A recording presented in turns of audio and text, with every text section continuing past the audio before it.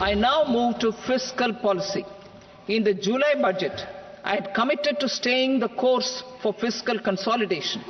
Our endeavour will be to keep the fiscal deficit each year such that central government debt remains on a declining path as a percentage of the GDP. The roadmap for the next 6 years has been detailed in the FRBM statement. Revised estimates for 2024-25. The revised estimate of the total receipts other than borrowings is 31.47 lakh crore rupees, of which the net tax receipts are 25.57 lakh crore rupees. The revised estimate of the total expenditure is 47.16 lakh crore rupees, of which the capital expenditure is about 10.18 lakh crore rupees. The revised estimate of the fiscal deficit is 4.8% of the GDP. Budget estimates for 25-26. Coming to 25-26, the total receipts other than borrowings and total expenditure are estimated at 34.96 lakh crore rupees and 50.65 lakh crore rupees respectively. The net tax receipts are estimated at 28.37 lakh crore rupees. The fiscal deficit is estimated to be 4.4% of GDP. To finance the fiscal deficit, the net market borrowings from dated securities are estimated at 11.54 lakh crore. The balance financing is expected to come from small savings and other sources. The gross market borrowings are estimated at 14.82 lakh crore rupees. I will now move to Part B. Indirect taxes. My proposals relating to customs aim to rationalize tariff structure and address duty inversion. These will also support domestic manufacturing and value addition, promote exports, facilitate trade, and provide relief to common people. Rationalization of customs tariff structure for industrial goods. As a part of comprehensive review of customs rate structure announced in July 2024 budget, I propose to 1. Remove 7 tariff rates. This is over and above the 7 tariff rates removed in 23-24 budget. After this, there will be only 8 remaining tariff rates, including 0 rate. 2. Apply appropriate cess to broadly maintain effective duty incidence, except on a few items where such incidence will reduce marginally. 3. Levy not more than 1 cess or surcharge. Therefore, I propose to exempt social welfare surcharge on 82 tariff lines that are subject to a cess. I shall now take up sector-specific proposals. To provide relief to patients, particularly those suffering from cancer, rare diseases, and other severe chronic diseases, I propose to add 36 life-saving drugs and medicines to the list of medicines fully exempted from basic custom duty.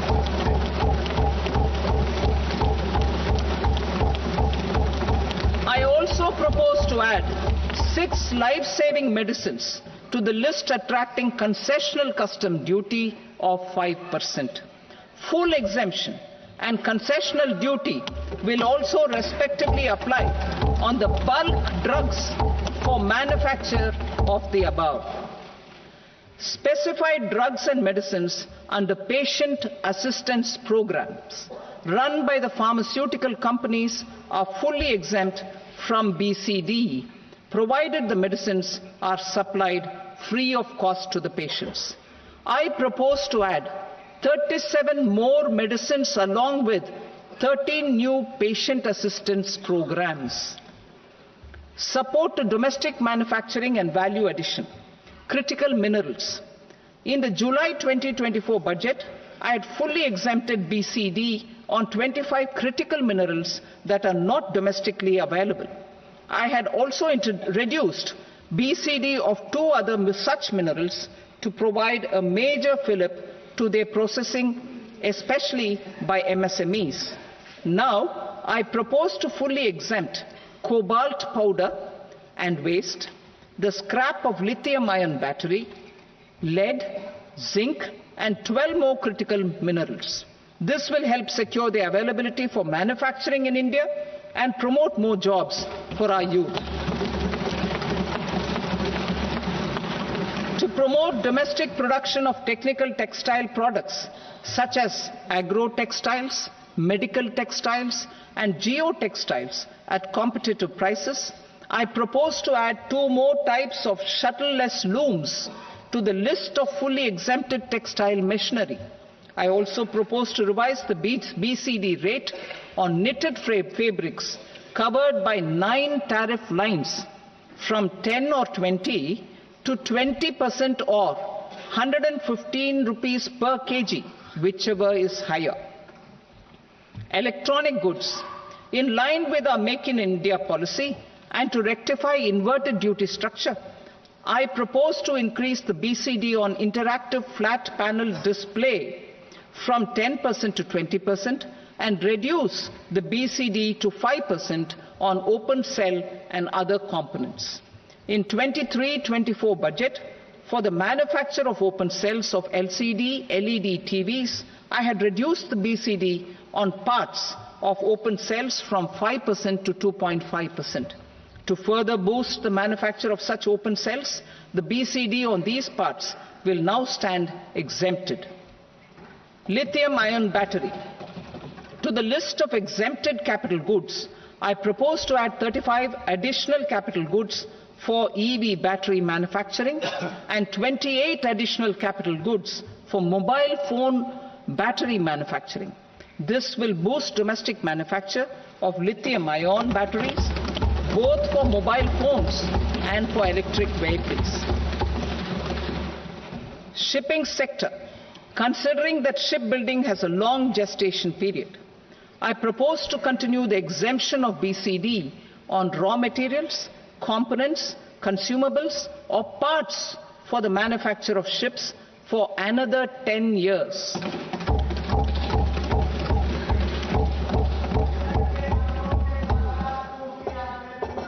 I also propose the same dispensation for shipbreaking to make it more competitive. Telecommunication. To prevent classification disputes, I propose to reduce the BCD from 20% to 10% on carrier-grade Ethernet switches to make it at par with non-carrier-grade Ethernet switches. Export promotion. To facilitate exports of handicrafts, I propose to extend the time period for export from 6 months to 1 year, further extendable by another 3 months if required.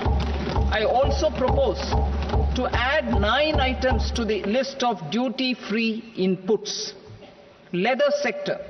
I propose to fully exempt BCD on wet blue leather to facilitate imports for domestic value addition and employment. I also propose to exempt crust leather from 20% export duty to facilitate exports by small tanners. Marine products. To enhance India's competitiveness in the global seafood market, I propose to reduce BCD from 30% to 5% on frozen fish paste, surimi, for manufacture and export of its analog products. I also propose to reduce BCD from 15% to 5% on fish hydrolysates for manufacture of fish and shrimp feed. In July 2024 budget, to promote development of domestic MROs for aircraft and ships, I had extended the time limit for export of foreign origin goods that were imported for repairs from 6 months to 1 year and further extendable by 1 year.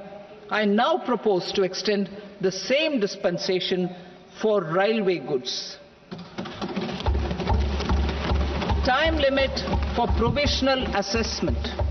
Presently, the Customs Act 1962 does not provide any time limit to finalize provisional assessments, leading to uncertainty and cost to trade. As a measure of promoting ease of doing business, I propose to fix a time limit of 2 years, extendable by a year, for finalizing the provisional assessment.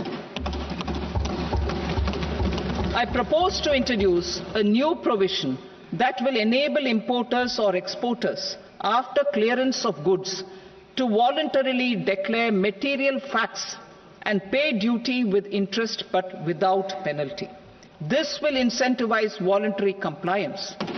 However, this will not apply in cases where department has already initiated audit or investigation proceedings. For industry to better plan their imports, I propose to extend the time limit for the end use of imported inputs in the relevant rules from 6 months to 1 year. This will provide operational flexibility in view of cost and uncertainty of supply. Further, such importers will now have to file only quarterly statements instead of a monthly statement.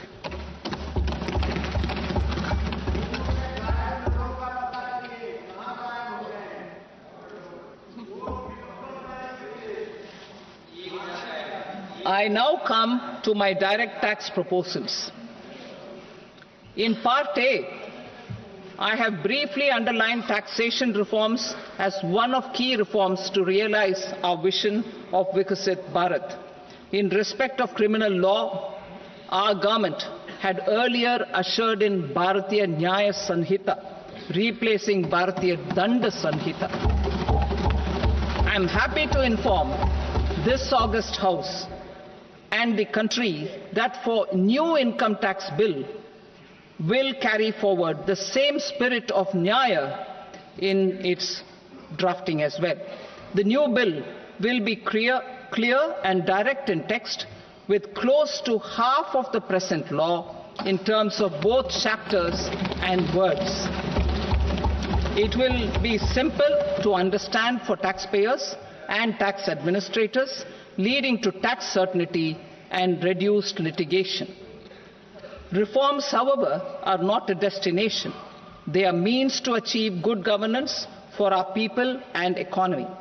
Providing good governance primarily involves being responsive.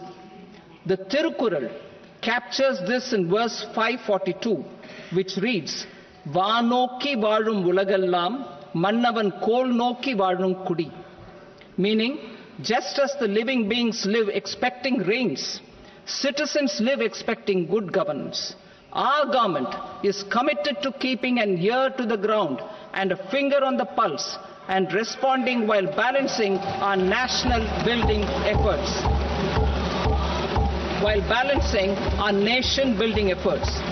The following measures will detail just how our government will, under the guidance of PM Modi, has taken steps to understand and address.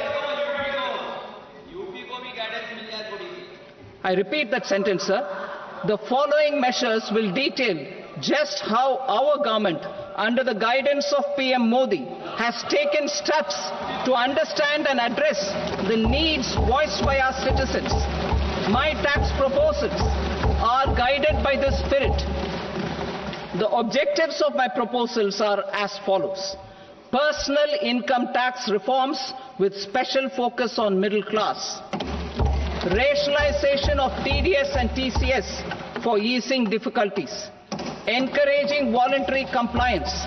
Reducing compliance burden. Ease of doing business. Employment and investment. I will come to my proposal on personal income tax towards the end. TDS and TCS, rationalization for easing difficulties. I propose to rationalize tax deduction at source, TDS, by reducing the number of rates and thresholds above which TDS is deducted. Further, threshold amounts for tax deduction will be increased for better clarity and uniformity. The limit for tax deduction on interest for senior citizens is being doubled from the present 50,000 rupees to 1 lakh rupees. Similarly, the annual limit of 2.40 lakh rupees for TDS on rent is being increased to 6 lakh rupees. This will reduce the number of transactions liable to TDS, thus benefiting small taxpayers receiving small payments. The threshold to collect tax at source, the TCS, on remittances under RBI's liberalized remittance scheme, the LRS, is proposed to be increased from 7 lakh to 10 lakhs. I also propose to remove TCS on remittances for education purposes, where such remittances is out of a loan taken from a specified financial institution. Both TDS and TCS are being applied on any transaction related to sale of goods. To prevent such compliance difficulties, I propose to omit the TCS. I also propose that the provisions of the higher TDS deduction will now apply only in non-PAN cases. In July 2024, the delay for payment of TDS up to the due date of filing statement was decriminalized. I propose to provide the same relaxation to TCS provisions as well. The government under the leadership of Prime Minister Modi believes in Sabka Saath, Sabka Vikas, Sabka Vishwas and Sabka Prayas. In line with this, we brought in updated return facility in 2022 for voluntary compliance by taxpayers who had omitted to report their correct income. Our trust in taxpayers was proved right. Nearly 90 lakh taxpayers voluntarily updated their incomes by paying additional tax. Taking this trust further, I now propose to extend the time limit to file updated returns for any assessment year from the current limit of 2 years to 4 years. I propose to reduce the compliance burden for small charitable trusts and institutions by increasing their period of registration from 5 years to 10 years. It is also proposed that disproportionate consequences do not arise for minor defaults such as incomplete applications filed by charitable entities. Presently, taxpayers can claim the annual value of self-occupied properties as nil only on the fulfillment of certain conditions. Considering the difficulties faced by taxpayers, it is proposed to allow the benefit of 2 such self-occupied properties without any condition. To streamline the process of transfer pricing and to provide an alternative to yearly examination, I propose to introduce a scheme for determining arm's length price of international transaction for a block period of 3 years. This will be in line with global best practices. With a view to reduce litigation and provide certainty in international taxation, the scope of safe harbor rules is being expanded. A number of senior and very senior citizens have very old national savings scheme accounts. As interest is no longer payable on such accounts, I propose to exempt withdrawals made from NSS by individuals on or after 29th August 2024. I am also proposing to allow similar treatment to NPS Vatsalya accounts as is available to normal NPS accounts subject to overall limits. In my speech in July 2024, I had promised that all processes, including giving effect to appellate orders, shall be digitalized and made paperless over the next 2 years. So I'm happy to announce that digitalization is being made operational now. In July 2024, we brought in the Vivad Se Vishwas scheme to resolve income tax disputes pending in appeal. The scheme has received a great response, with nearly 33,000 taxpayers having availed of the scheme to settle their disputes. I have a few proposals to promote investment and employment. It is proposed to provide a presumptive taxation regime for non-residents who provide services to a resident company that is establishing or operating an electronics manufacturing facility. I further propose to introduce a safe harbor for tax certainty for non-residents who store components for supply to specified electronics manufacturing units. Presently, the tonnage tax scheme is available only to sea-going ships. The benefits of existing tonnage tax scheme are proposed to be extended to inland vessels registered under the Indian Vessels Act 2021 to promote inland water transport in the country. Extension for incorporation of startups. We continue to support the Indian startup ecosystem. I propose to extend the period of incorporation by 5 years to allow the benefit available to startups which are incorporated before 1/4/2030. In order to attract and promote additional activities in the IFSC, I am inter alia proposing specific benefits to ship leasing units, insurance offices, and treasury centers of global companies which are set up in IFSC. Further, to claim benefits, the cut-off date for commencement in IFSC has also been extended by 5 years to 31/3/2030. Category 1 and Category 2 AIFs are undertaking investments in infrastructure and other such sectors. I propose to provide certainty of taxation to these entities on the gains from securities, to promote funding from sovereign wealth funds and pension funds to the infrastructure sector. I propose to extend the date of making an investment by 5 more years up to 31st March 2030.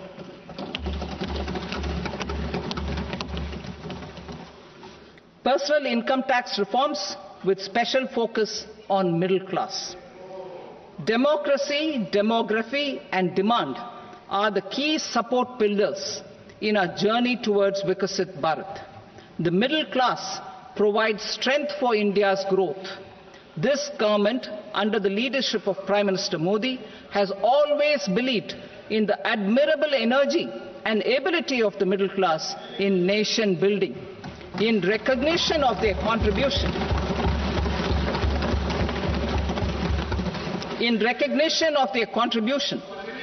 we have periodically reduced their tax burden. Right after 2014, the nil tax slab was raised to 2.5 lakhs of rupees, which was further raised to 5 lakh rupees in 2019 and to 7 lakh rupees in 2023. This is reflective of our government's trust on the middle class taxpayers.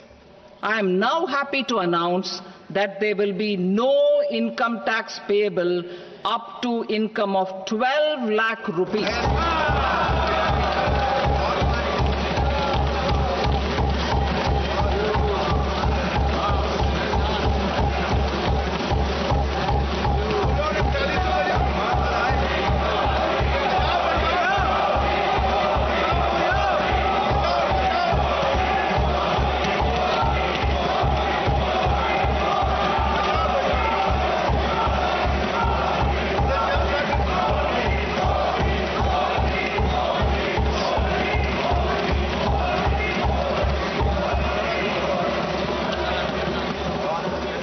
So, average income of 1 lakh per month other than the special rate income such as capital gains under the new regime. This limit will be 12.75 lakh for salaried taxpayers due to the standard deduction of 75,000. Slabs and rates are being changed across the board to benefit all taxpayers. The new structure will substantially reduce the taxes of the middle class and leave more money in their hands, boosting household consumption, savings and investment.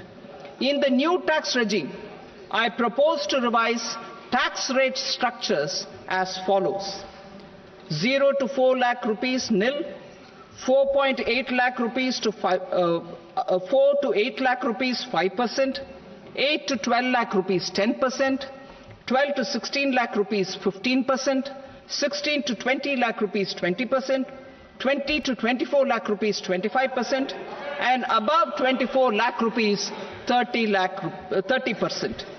To taxpayers up to 12 lakh of normal income other than special rate income such as capital gains. I read that again. To taxpayers up to 12 lakh of income other than special rate income such as capital gains, tax rebate is being provided in addition to the benefit due to slab rate reduction in such a manner that there is no tax payable by them. The total tax benefit of slab rate changes and rebate at different income levels can be illustrated with a few examples. A taxpayer in the new regime with an income of 12 lakh rupees will get a benefit of 80,000 rupees in tax, which is 100% of tax payable as per the existing rates. A person having income of 18 lakh rupees will get a benefit of 70,000 rupees in tax, that is 30% of tax payable as per existing rates. A person with an income of 25 lakh gets a benefit of 1,10,000 rupees, that is 25% of his tax payable as per existing rates. Details of my tax proposals are given in the annexure. As a result of these proposals, Honorable Speaker, sir, revenue of about 1 lakh crore in direct taxes and 2,600 crores in indirect taxes will be foregone. Mr. Speaker, sir, with this, I commend the budget to this august House.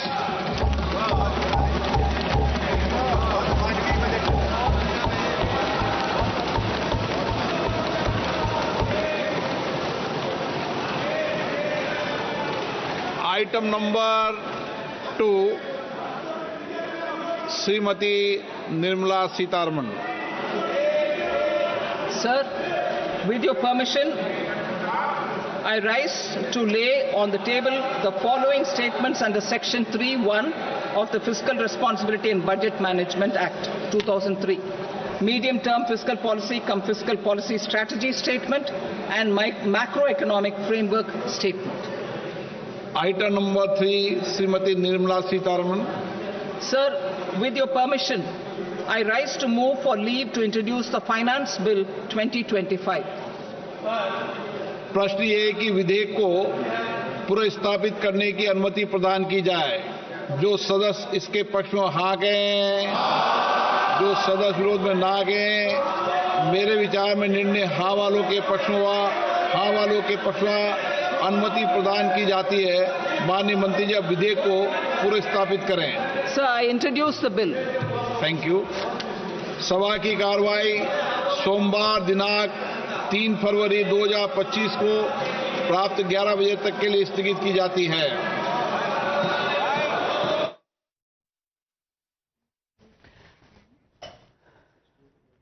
Welcome, ladies and gentlemen. That's a big bang budget that we heard from Nirmala Sitharaman, and the biggest news that we were waiting for, well, that's come true. Tax slabs have seen a major change. In fact, if you look at, there is going to be no income tax levied if you have an income of up to 12 lakh rupees. Above 12 lakh is where the income tax will kick in. And we have Sumit Singhania and Monica Hallan to break that down for us. Sumit Singhania, what does this really mean for the common man? How are the tax rates and tax slabs going to work now? So, Navika, in the pre-budget show that we were talking about, this is the most significant change that common man could have expected, right? And I would go ahead and say This is the best that they have ever seen in any budget in the last 30, 40 years. So having a tax exemption limit raised from 3 lakh to 12 lakhs is just massive. It's super big, right? Even for the taxpayer whose income is much above 12 lakhs, there is substantial decrease in the overall tax liability, right? If your income is... Sumit, if you can just put your mic in your pocket and come and explain. Right now, 4 to 8 lakh slab, there was a 5%. Now up to... No. The other way around. The other way. It's the opposite. So far, that is what it was. No, this is the current one, Navika. This is current. Okay, this is the previous. So now we come here. And 4 to 8 lakh slab. If you Navika, can I explain? Yes, please. Okay, so very simply, the regime... No, I'm fine here. The regime till now is that 0 to 3 for the new tax regime, it's zero tax. Should you have an income of 7 lakh and no more, you are zero tax. Okay. Okay, that is today. What they have done is this 7 is now 12. So if you're earning 12 lakh and no more, then you pay no tax. If you earn more than 12 lakh, then you are taxed in these. Yes, so that 3 lakh becomes 4. Okay. And at the top marginal rate, you were paying 30% tax at 15 lakh. Now you're paying at 24 lakh. So this is big. This is very, very big bang. It is really good for this middle class, which we've been talking about all this while. They have got something major in this budget. So this is for those people who are earning more than 12 lakhs. This is how the slabs will kick in. If you earn only 12 lakh rupees as your income, then there is zero tax. But if you earn more than 12 lakhs, that is more than 1 lakh rupee a month, then the first 4 to 8 lakhs will be at 5%. Up to 4, there is zero tax. Earlier on, this limit was at 3 lakhs. So you get relief here. You get relief in the slabs, because earlier above 15 lakhs you were paying 30%. Now you will pay only above 24 lakhs the 30% rate. So you get some relief in these slabs even here.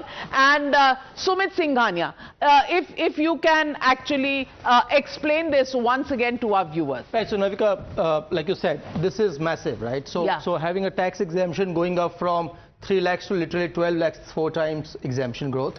Then if you look at even the people who are in studio or outside studio who are earning, let's say, even 1 crore rupees of income, having the 25% reduction in the tax liability up to 25 lakhs is massive, right? Okay. So it puts more money in the hands of everybody, not only the middle class. So even if you are earning 1 crore rupees a year, you get a tax relief. There is a substantial tax relief that happens because of the change in the tax. Superb. So that is where Lakshmi is smiling. Rohit Azad, are you smiling? Is this what you expected? And do you think you will today give a thumbs up to this budget? So in terms of the middle classes, definitely they are going to be happy. But we need to be clear in terms of what this represents. So it's not 3 to 12, it's 7 to 12 in terms of exemption. Yes. Those who had it earlier for 7, that has gone up to 12. Oh. Of course, it will benefit those people who are between 7 and 12. But beyond 12, there is a slab decrease which has taken place. So disposable income would rise. But I would just like to add to that, that is going to benefit the middle classes. If along with that, the fiscal deficit is coming down, then it effectively means expenditure is going to come down. So the money is going to go to the middle classes, but money is going to be taken away from the poor and the working classes. So that's where the contradiction would be. Let's see how this would play out. Navika, that this leaves more money in the hands of the common spender, and that's going to have a multiplier effect in the economy. Well, Anand Ranganathan. Okay, Tata khatam, bye-bye. For the next 10-15 years, as far as middle class grouse is concerned, they are pro-Modi now. But well, they needed to be, because for the last 10 years, sabka badla 10 saal mein le liya. People are saying in 40 years, in a one-time stroke, this kind of tax relief hasn't happened. Here is the catch. There is only one ghada from where you can pick up stuff and distribute. Now, if you've given so much to the middle class, where have you taken it from? That's the question. What's the answer there? And what's the answer there? Sorry. No, you please go. Single word answer. The answer is this will all show up in higher GST collections, because this money is going to be spent. Correct. It's not like they're going to put it all in the piggy bank and sit at home, right? All discretionary spends will go up because your disposable income comes. So it will easily show up substantially the loss in revenue here, will show up in a rise in indirect taxes. That is exactly what will happen. So which means it will become and not only that, I'll say one more point.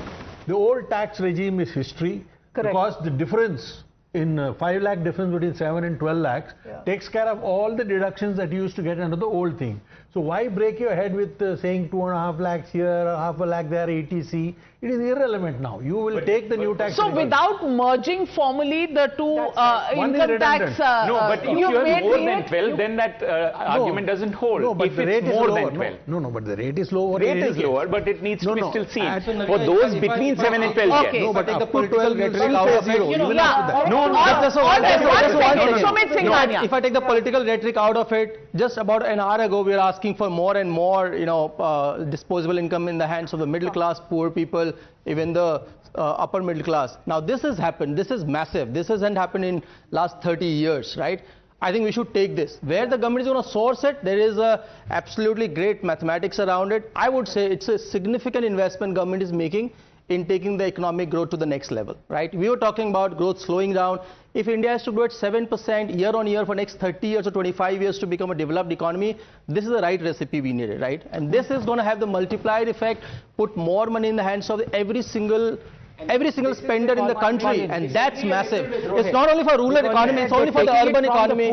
We'll have They're actually giving it to the poor. I will leave the political rhetoric to you, but just as a... No, can I make a point? Yeah, sure. I know this indirect tax thing will come, but can I just tell everyone, we have a progressive indirect tax system in India. GST is 0 for basic consumption goods. Right. For food, packaged food and all, it is 5%. As you go up the scale, your GST rate is very high for luxury goods.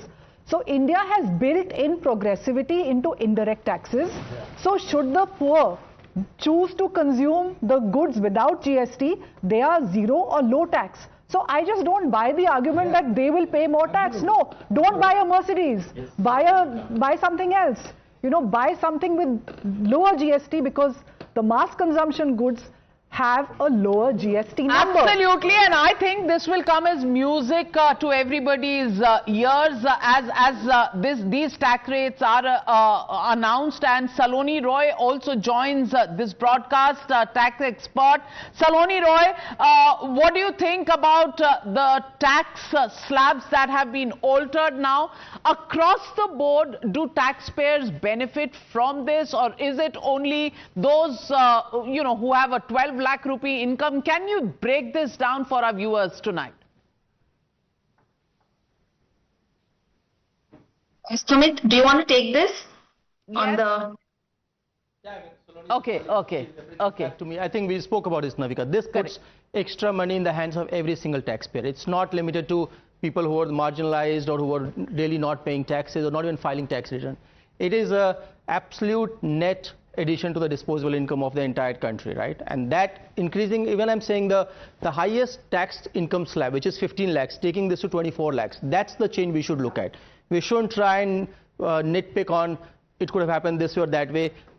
Remind me. Nobody is nitpicking. Yeah. I think all of us are ecstatic. And Mr. Mehrotra, your first reaction to the budget and, of course, the tax bonanza for the middle class. No, of course, there is a clear tax bonanza for the middle class, no question about it. I'd like to see the math behind it. We don't know what is the cuts in public expenditure that are likely to happen, because clearly this may lead to even further reductions in tax to GDP ratio. Tax to GDP ratio has been static. Okay. Personal income tax share in any... But will it push growth, consumption? It might increase. Of course, it will increase consumption in the middle class, but middle class accounts for no more than 15 to 20% of India's population. So we need to keep the facts in mind also. Please remember that the vast majority of people in rural areas, who are about nearly 50% of our workforce, they don't pay any income tax at all. So they're not impacted by this at all. So we've got to see how much we are actually going to see an increase in demand from... All right, fair point. Sanjay Jha, I want your first reactions. Clean, bold ho gaye ke nahi? Tax slabs get a major overhaul. Middle classes are loving it. Modi promised Lakshmi in everybody's pockets, and there the goddess Lakshmi is smiling on everyone. अब क्या कहेंगे parliament से बाहर निकल के? The walkout happened, the symbolic walkout and walk-in happened in parliament. How are you going to respond to this? Good for the Aam Aadmi? Navika, let me answer you very quickly with facts. If you look at data, to add to what Dr. Mehrotra was adding, the government of India's government expenditure is funded by tax revenues, account for almost 78 to 80% of government expenditure is funded out of tax revenues. So whether the government expenditure will be clipped or not is something to watch for. Point number two, very important. Is it coming in too little, too late? And I'll tell you why it's too little. The assumption that now demand by itself can trigger growth means that the government has acknowledged what we in the opposition have been saying for the last 10 years, which is that the answer does not lie in merely trying to invest in giving entrepreneurs production or tax cuts, but in giving spending and purchasing power in the hands of the common people. The middle class were truly truncated and devastated and needed relief. I'm glad they have got it. But the fundamental question remains that end of day, the middle class will probably in the initial time will need to recoup their lost savings. They will need to look at their investment. Will it result in a direct expenditure? Too early to say, because there is an alternative viewpoint, and I believe in that alternative viewpoint, that unless private investment goes up, unless you create jobs which will create income, which will create more demand, you are actually still going to be at the periphery of the growth story. So the growth is not necessarily going to be triggered by just an income tax cut, because this could be a very elementary exercise. Just cut income tax and hope for the economy. Sanjay Jha, you just proved the scientist right. Forget glass half full or half empty. It is actually na glass hai na pani hai. Anand Ranganathan. And how many income taxpayers are filing zero tax returns? 5 crore. 1 minute, Anand. There are 2 points here. First of all, this fact, as Monica was talking about, flat earth, thing about, what was it, 75% of the... Yeah, he said 75% is coming from direct taxes. It is not. What's the figure? So in corporation tax is 17% of the budget, 19% is income tax, GST is 18, customs is 4, excise is 5. This is last year 24. It will have marginally shifted this time. No, it cannot change by too much. So पहली बात तो facts पे गलत. उसके बाद से, this adage goes, there are 2 things that are certain in life, death and taxes. I think Narendra Modi has countered it. From now on, there is only one thing that is certain in life, death. Well, Jaggi. No, see, you have to see the fundamental thing that has changed here. Would I trust 1 rupee in the hands of government as taxes, 1 rupee in the hands of ordinary people who can spend more wisely and not waste its money? 1 rupee in the hands of government is a waste. 1 rupee in my hands is probably going to be effectively used, and that's a fundamental shift. You now trust people to take care of the growth story. You have created spending power. You have created discretionary spending. All this could result in investment. If those who say no investment happening, investment will happen. Now that demand is being created. Absolutely. And what do people think about it? The common man. 2024 में ये किया होता election से पहले? Well, better late than never. Well, तब 400 पार हो जाता. But joining me on the phone lines are our viewers, Raja, Ravi and Siddharth, all calling in from Bengaluru. Mr. Raja, what do you think about the tax slabs and the tax relief that common man has got, and how do you rate this budget? Madam, 3 cheers to Madam Nirmala Sitharaman. I haven't heard such a budget at any time giving more relief to middle class who are sincere taxpayers. And I feel that this government is really encouraging all sections of society. And I, as a senior citizen, I feel that the benefit of double of from 50,000 to 1 lakh is really great. And my only regret is that as a pensioner from the bank, Madam should listen to the pensioners and enhance it in the same way as central government pension. All right. I hope the finance minister will take note of your request. Thank you very much for joining us on Times Now. Mr. Ravi, how do you rate this budget, and do you think these tax reliefs really give a breather to the middle class? Navika, good afternoon, and I am truly delighted today. I have only one thing to say, Modi hai to mumkin hai. I think the India growth is on a right trajectory, and there's a lot of money which is going into the hands of the consumers. And I am sure, like your experts and pundits, some of them who are there in your panel, who said that 1 rupee put into my hand is always well spent, instead of giving 1 rupee to the government and asking them to spend it on me. So I am really thrilled. I am really delighted. Last but not the least, I would wish our Congress, probably the debarred or suspended Congress spokesperson, to get well, because he is looking, I think you should, this is not the day to pick up things. Sanjay Jha, would you want to tell Mr. Ravi that actually dil mein you agree with him, but what to do? Political compulsions make you criticize everything that Modi does. Navika, here is the simple thumb rule, and I would request anybody to contradict me here. What are the 4 components of growth? Consumption demand, investment demand, exports and government expenditure. Now you find that exports, we have been sluggish to negative.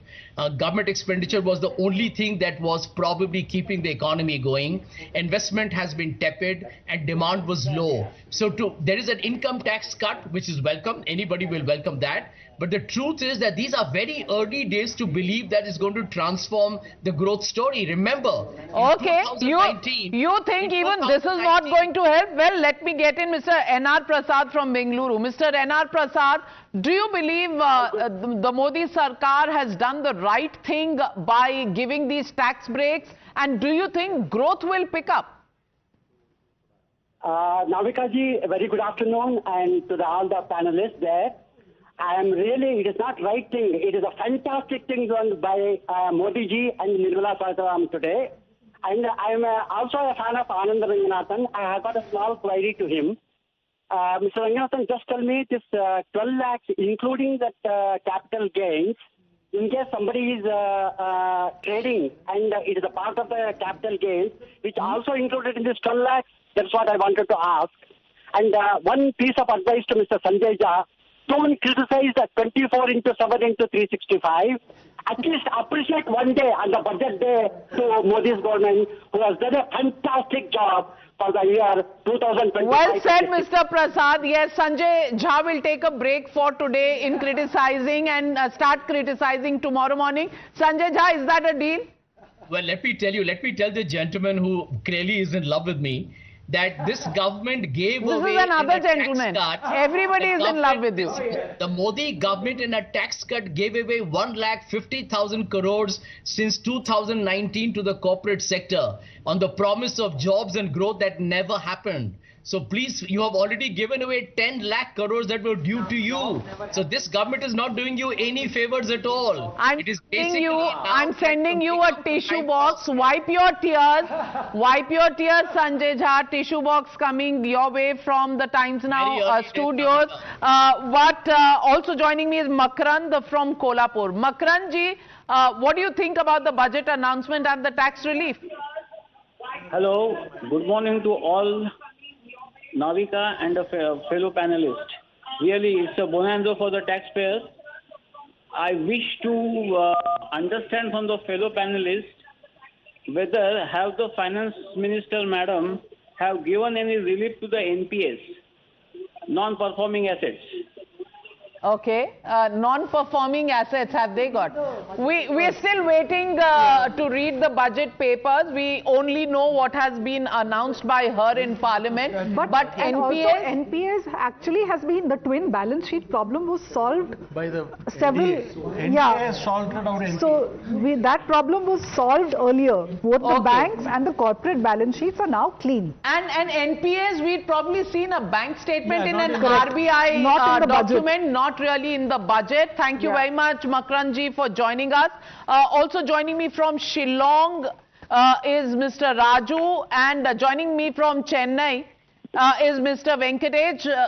Good afternoon, Mr. Raju from Shillong. Happy with Finance Minister Nirmala Sitharaman's budget and the tax breaks announced?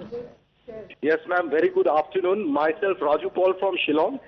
Ma'am, last budget I have given you a call, and I was very on the forefront. I told that the middle class required much relief from the government. I am thrilled. India is thrilled, because Modi government has delivered on the need of the middle class, because middle class were really in the need for the relief in the income tax slab. Do you think just done it? Do you think if he had delivered this earlier, 400 par ho jata? Yes. Yes. Ma'am, maybe, yes, it was much needed. Yes, everything was possible. Modi hai to mumkin hai. Yes, but nevertheless, if it has come this year also, 400 par abhi bhi baki hai, 29 is still left. We can hope for the best. Well, I hope the middle classes will remember this till 2029, because I don't see many income tax slab reductions happening between now and then. But joining me this afternoon is Sunil Kant Munjal. Thank you very much for joining me. And how do you rate this budget? While middle classes are ecstatic, is the industry going to give the regular 9 on 10 to Nirmala Sitharaman, Sunil Kant Munjal? Frankly, I've never given any number or rating, but I think it's a very comprehensive budget. She's covered all the way from agriculture to technology, to education, to skilling, to healthcare, with some support and some encouragement. Also on MSMEs, startups and export as an activity. I think overall there is a very well spread, comprehensive support to the overall economy. But as you're right, the one big announcement was the exemption up to 12 lakhs, which has 2 or 3 salutary impact. One, of course, it's a great support for a large section of the middle class of India, leaving more money in their hands, thereby potentially increasing consumption, which is something that we've been talking about for a while, that the investment from private sector has not been sufficient. Then the government infrastructure spend has primarily been supporting the growth in the economy. This availability of surplus in individual and families' hands should encourage their both spending and also saving, and the spending would therefore result in higher consumption and therefore higher production and potentially more investment in capex and creation of additional jobs. So all of it has a multiplier. So I think it's a wonderful welcome announcement. 2 other announcements I think which were very critical. One, the setting up of an empowered group to look at all non-financial regulations and rules to draw up a completely new set. Because for a long time now we've been talking of easing, creating better ease of living, ease of doing business by tinkering with the existing set of rules. And these rules have been very, very cumbersome, many of them designed over 100 years ago. So this is a very welcome move. I hope we can do something productive and quickly. And the second, of course, we look forward to the new direct tax bill, which should come in next week. It will get tabled next week. And from what she said, directionally it sounds like it will be good. If it's half the size of the present one, I hope she had said it would be even smaller. But half is a big welcome forward move. Well, let me also ask you, Mr. Munjal, let me also ask you the big question. Yeah. With this consumption growth that we are expecting coming in from tax breaks, is it enough to spur growth, in the economy where we see signs of cooling off, number one, and number two, the investment rating index for states? Do you think this is going to be a tool for, actually encouraging investments, or is it going to be a political tool which will be used more in elections rather than by the private sector in terms of pushing investments in states? How do you see these? See, for a leader or a politician to make this announcement, of course, very, very important. But the reality is, you have let go of 1 lakh crores of cash that was collected in direct taxes.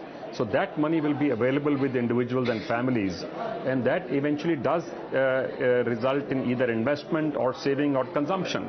That's the only three places you can actually, the only three things you can do with the money, and which is why. And the second one was encouraging states to also spend. She announced 2 or 3 different schemes where states will be part of the spend of infrastructure. She did not, however, announce an overall infrastructure spend by the government as she always does, she always has in previous years. But she scattered it in a number of different areas. So I've not been able to add up those numbers yet because I've not seen the details of the actual budget. I'm hoping it is significantly higher than last year because we still knew it, and to your point, consumption does not take off in one day. It will take a little bit of time for consumption to pick up, and this time the globe is in a very uncertain place, especially with the new leadership in the US talking of tariffs and a whole host of changes. There is nervousness across the globe.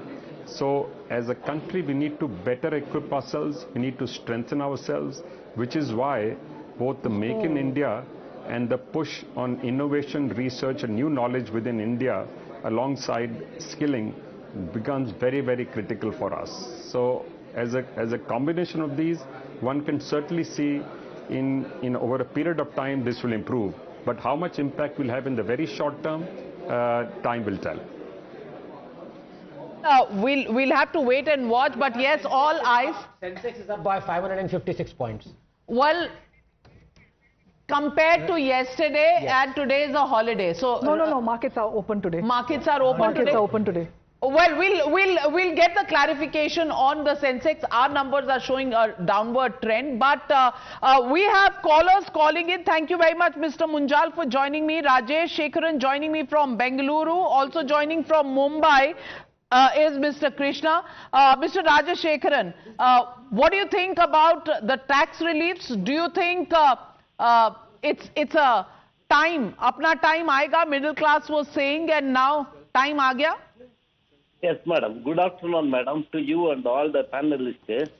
It is, according to me, it is a very good budget, madam. Thanks to Modi and thanks to Sitharaman. I would only politely request Sanjay Jha. He is always criticizing BJP government. That is not good. Maybe to some extent. I am also praising BJP for everything. It should not be like me. He should not do like that. But I generally appreciate Anand Ranganathan. Generally, his speeches are very good and I appreciate him.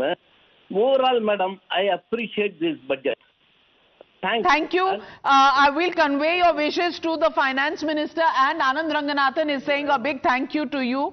Let's go across to a caller from Mumbai, Mr. Krishna. Mr. Krishna, how do you rate this budget?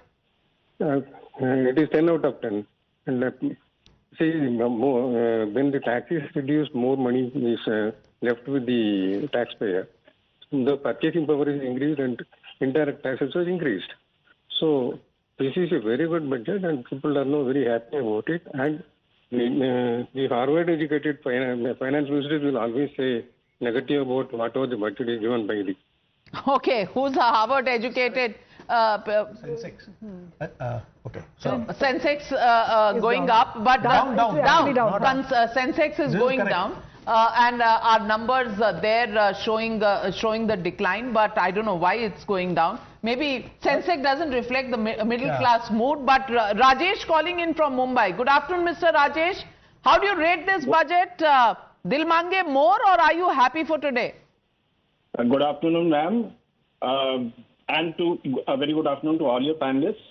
I would give 8 and 8.5, maybe 9 out of 10 to this budget. I am from the poor middle class, and for the first time in 10 or 11 years since this government has been in power, I really am a bit happy about the budget that has been given. So on that count, I think I would congratulate and say my thanks to the Prime Minister and to the Finance Minister. That's one. Second, ma'am, since the last 11 years, I have not had really any good things to say about this government, and so has Mr. Sanjay Jha. Sanjay Jha in the panel. So he still looks very glum. So maybe, for once I would request him to give the finance minister a pat on the back.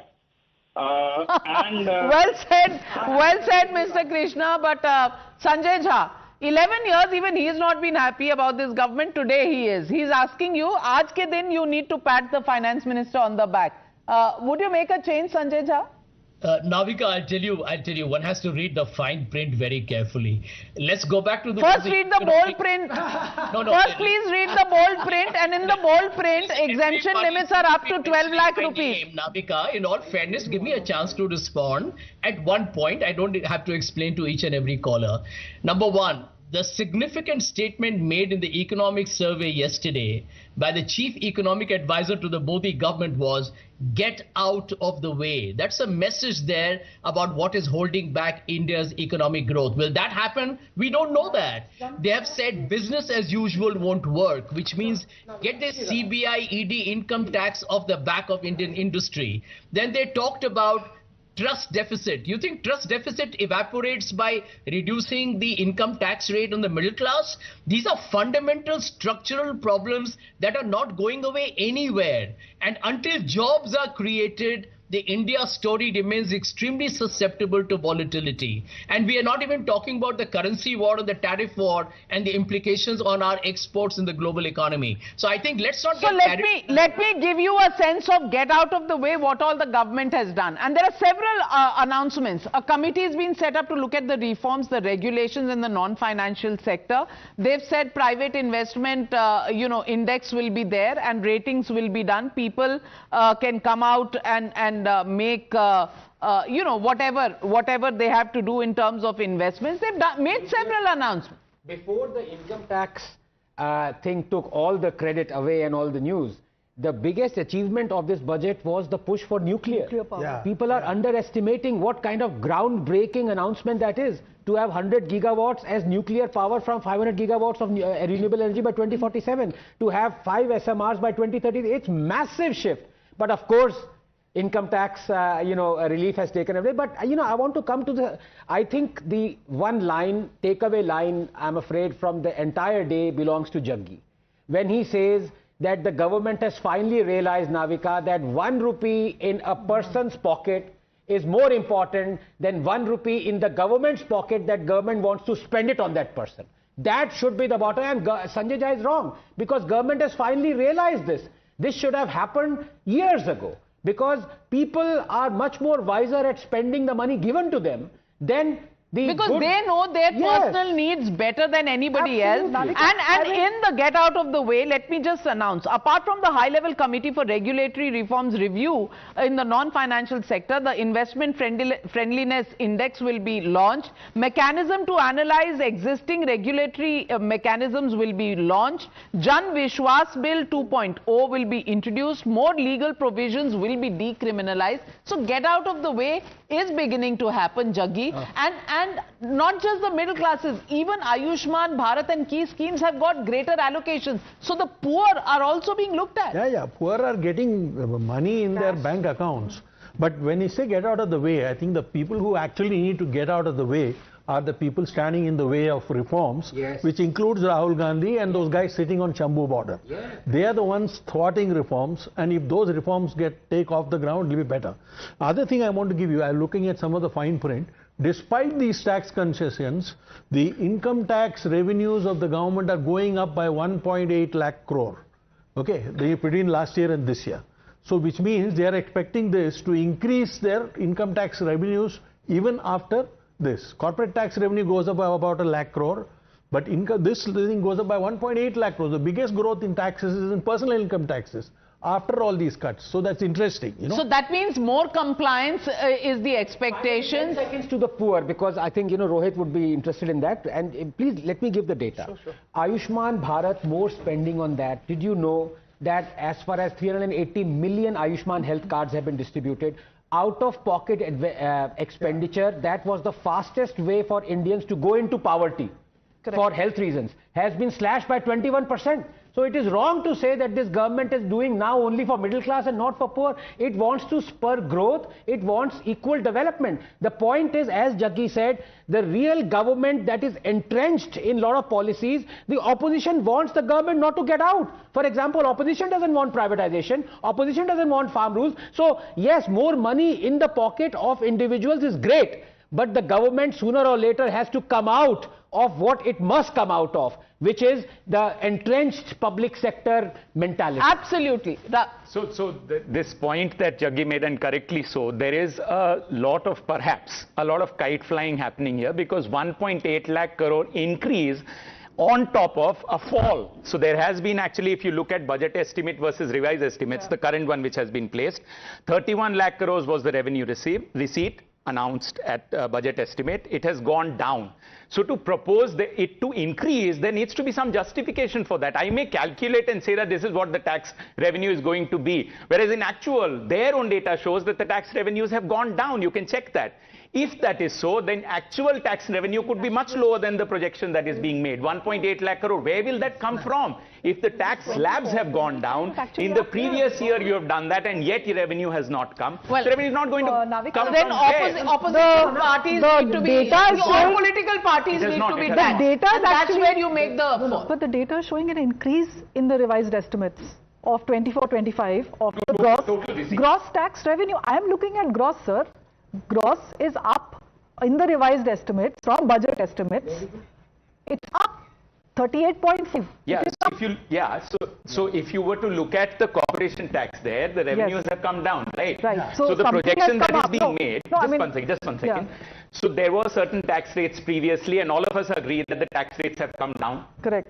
Right? Across the board, especially for the middle class.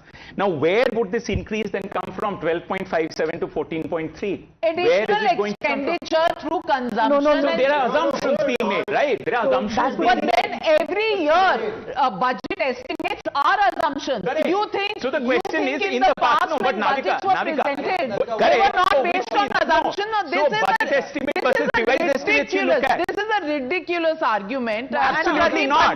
You can't call it a ridiculous argument. No, Pradeep Bhandari, our friend, the economist, Rohit Azad says that budget estimates are carrying a lot of assumptions. Of course, they always did. No? Correct. So then you look at the past of what they have done. We don't know about their assumptions, what they are. We don't know yet. And by the way, you should know, and all our listeners should know, that the total expenditure is down. The taxes may be up, but the total expenditure is consistently down all the way from 2021, I'm talking about revenue plus capital taken together as a proportion of GDP. Please note.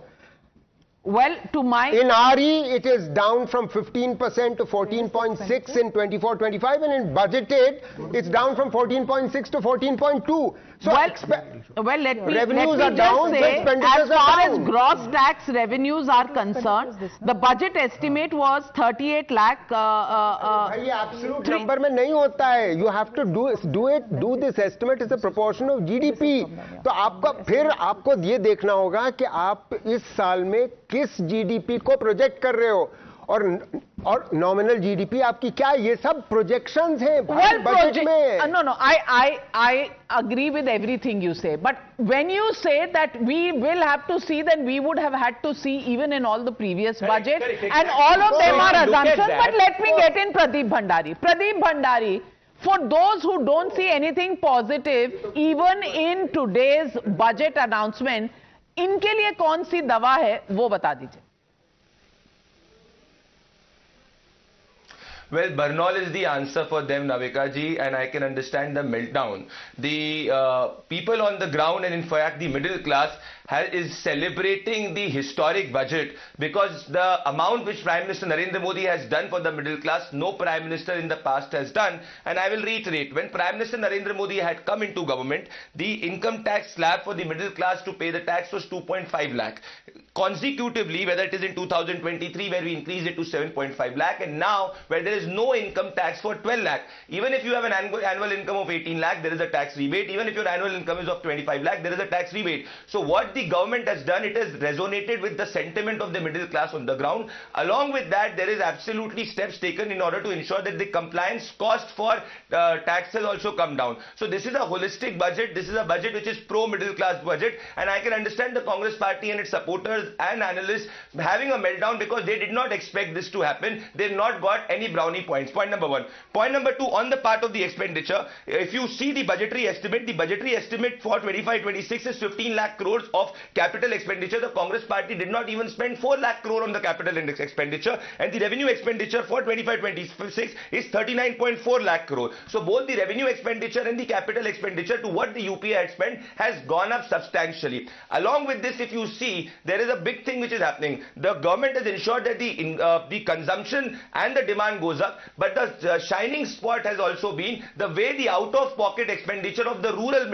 of the rural income of the rural household has gone down. So if you look at the economic survey which the gentleman was speaking about recently, the economic survey mentions that the Ayushman Bharat scheme has reduced the out-of-pocket expenditure from 62% to 39%. So this is a budget which takes care of the Garib, Yuva, Annadata and the Nari, but the larger focus, I would say the takeaway for me has been the middle class. This is the Economic Times headline in the of the morning, and it says that fundamentals are strong, time to unlock. So we've ensured that the demand goes up. We've ensured that as Anand was I have to read the fine print. I was hoping that Naris don't have to pay any taxes at all, but well, on that note, maybe Sanjay Jha and I are disappointed. But let me welcome Mr. Shardul Shroff, legal luminary as well as a man who looks at industry closely. Good afternoon, Mr. Shardul Shroff, and how do you look at this budget? The announcements are great for middle classes, but overall for the economy,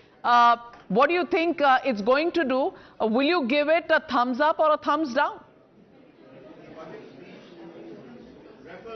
I would give it a thumbs up for the reason that the amount of tax which has been released by moving the tax exemption from 7 lakhs to 12 lakhs, which is almost 80% of the exemption given to the middle class. That amount of money being released is significant because it will go into the consumption industry, it will go into the capital products industry, and that will therefore kick off its own virtuous cycle of growth. The point which is also important in all this the discussions on the budget is that you have increased investments in insurance from 74% to 100%. If you see what is already happening between Alliance and Bajaj, they are exiting out from both the life company as well as the general insurance. And that will be an additionality of income. Now that they see such a change, perhaps they may set up the industry of their own. They may not tie up with Jio, and they may see the additional money that they need to invest for 100% venture in insurance. So there will be spin-off effects of this kind of growth. Now I also see one major effect, that when you speak of lowering the tax on the 12 lakh limit, 12.75, and you're also increasing the tax at the top end, where you're changing the 25 lakhs sum to 30 lakhs, the expenditure for a figure of 12 lakhs and the tax expenditure on that will become significant in comparison to the income that is earned. So what is lost in one round is gained on the other, and that is where the balancing of the budget is happening.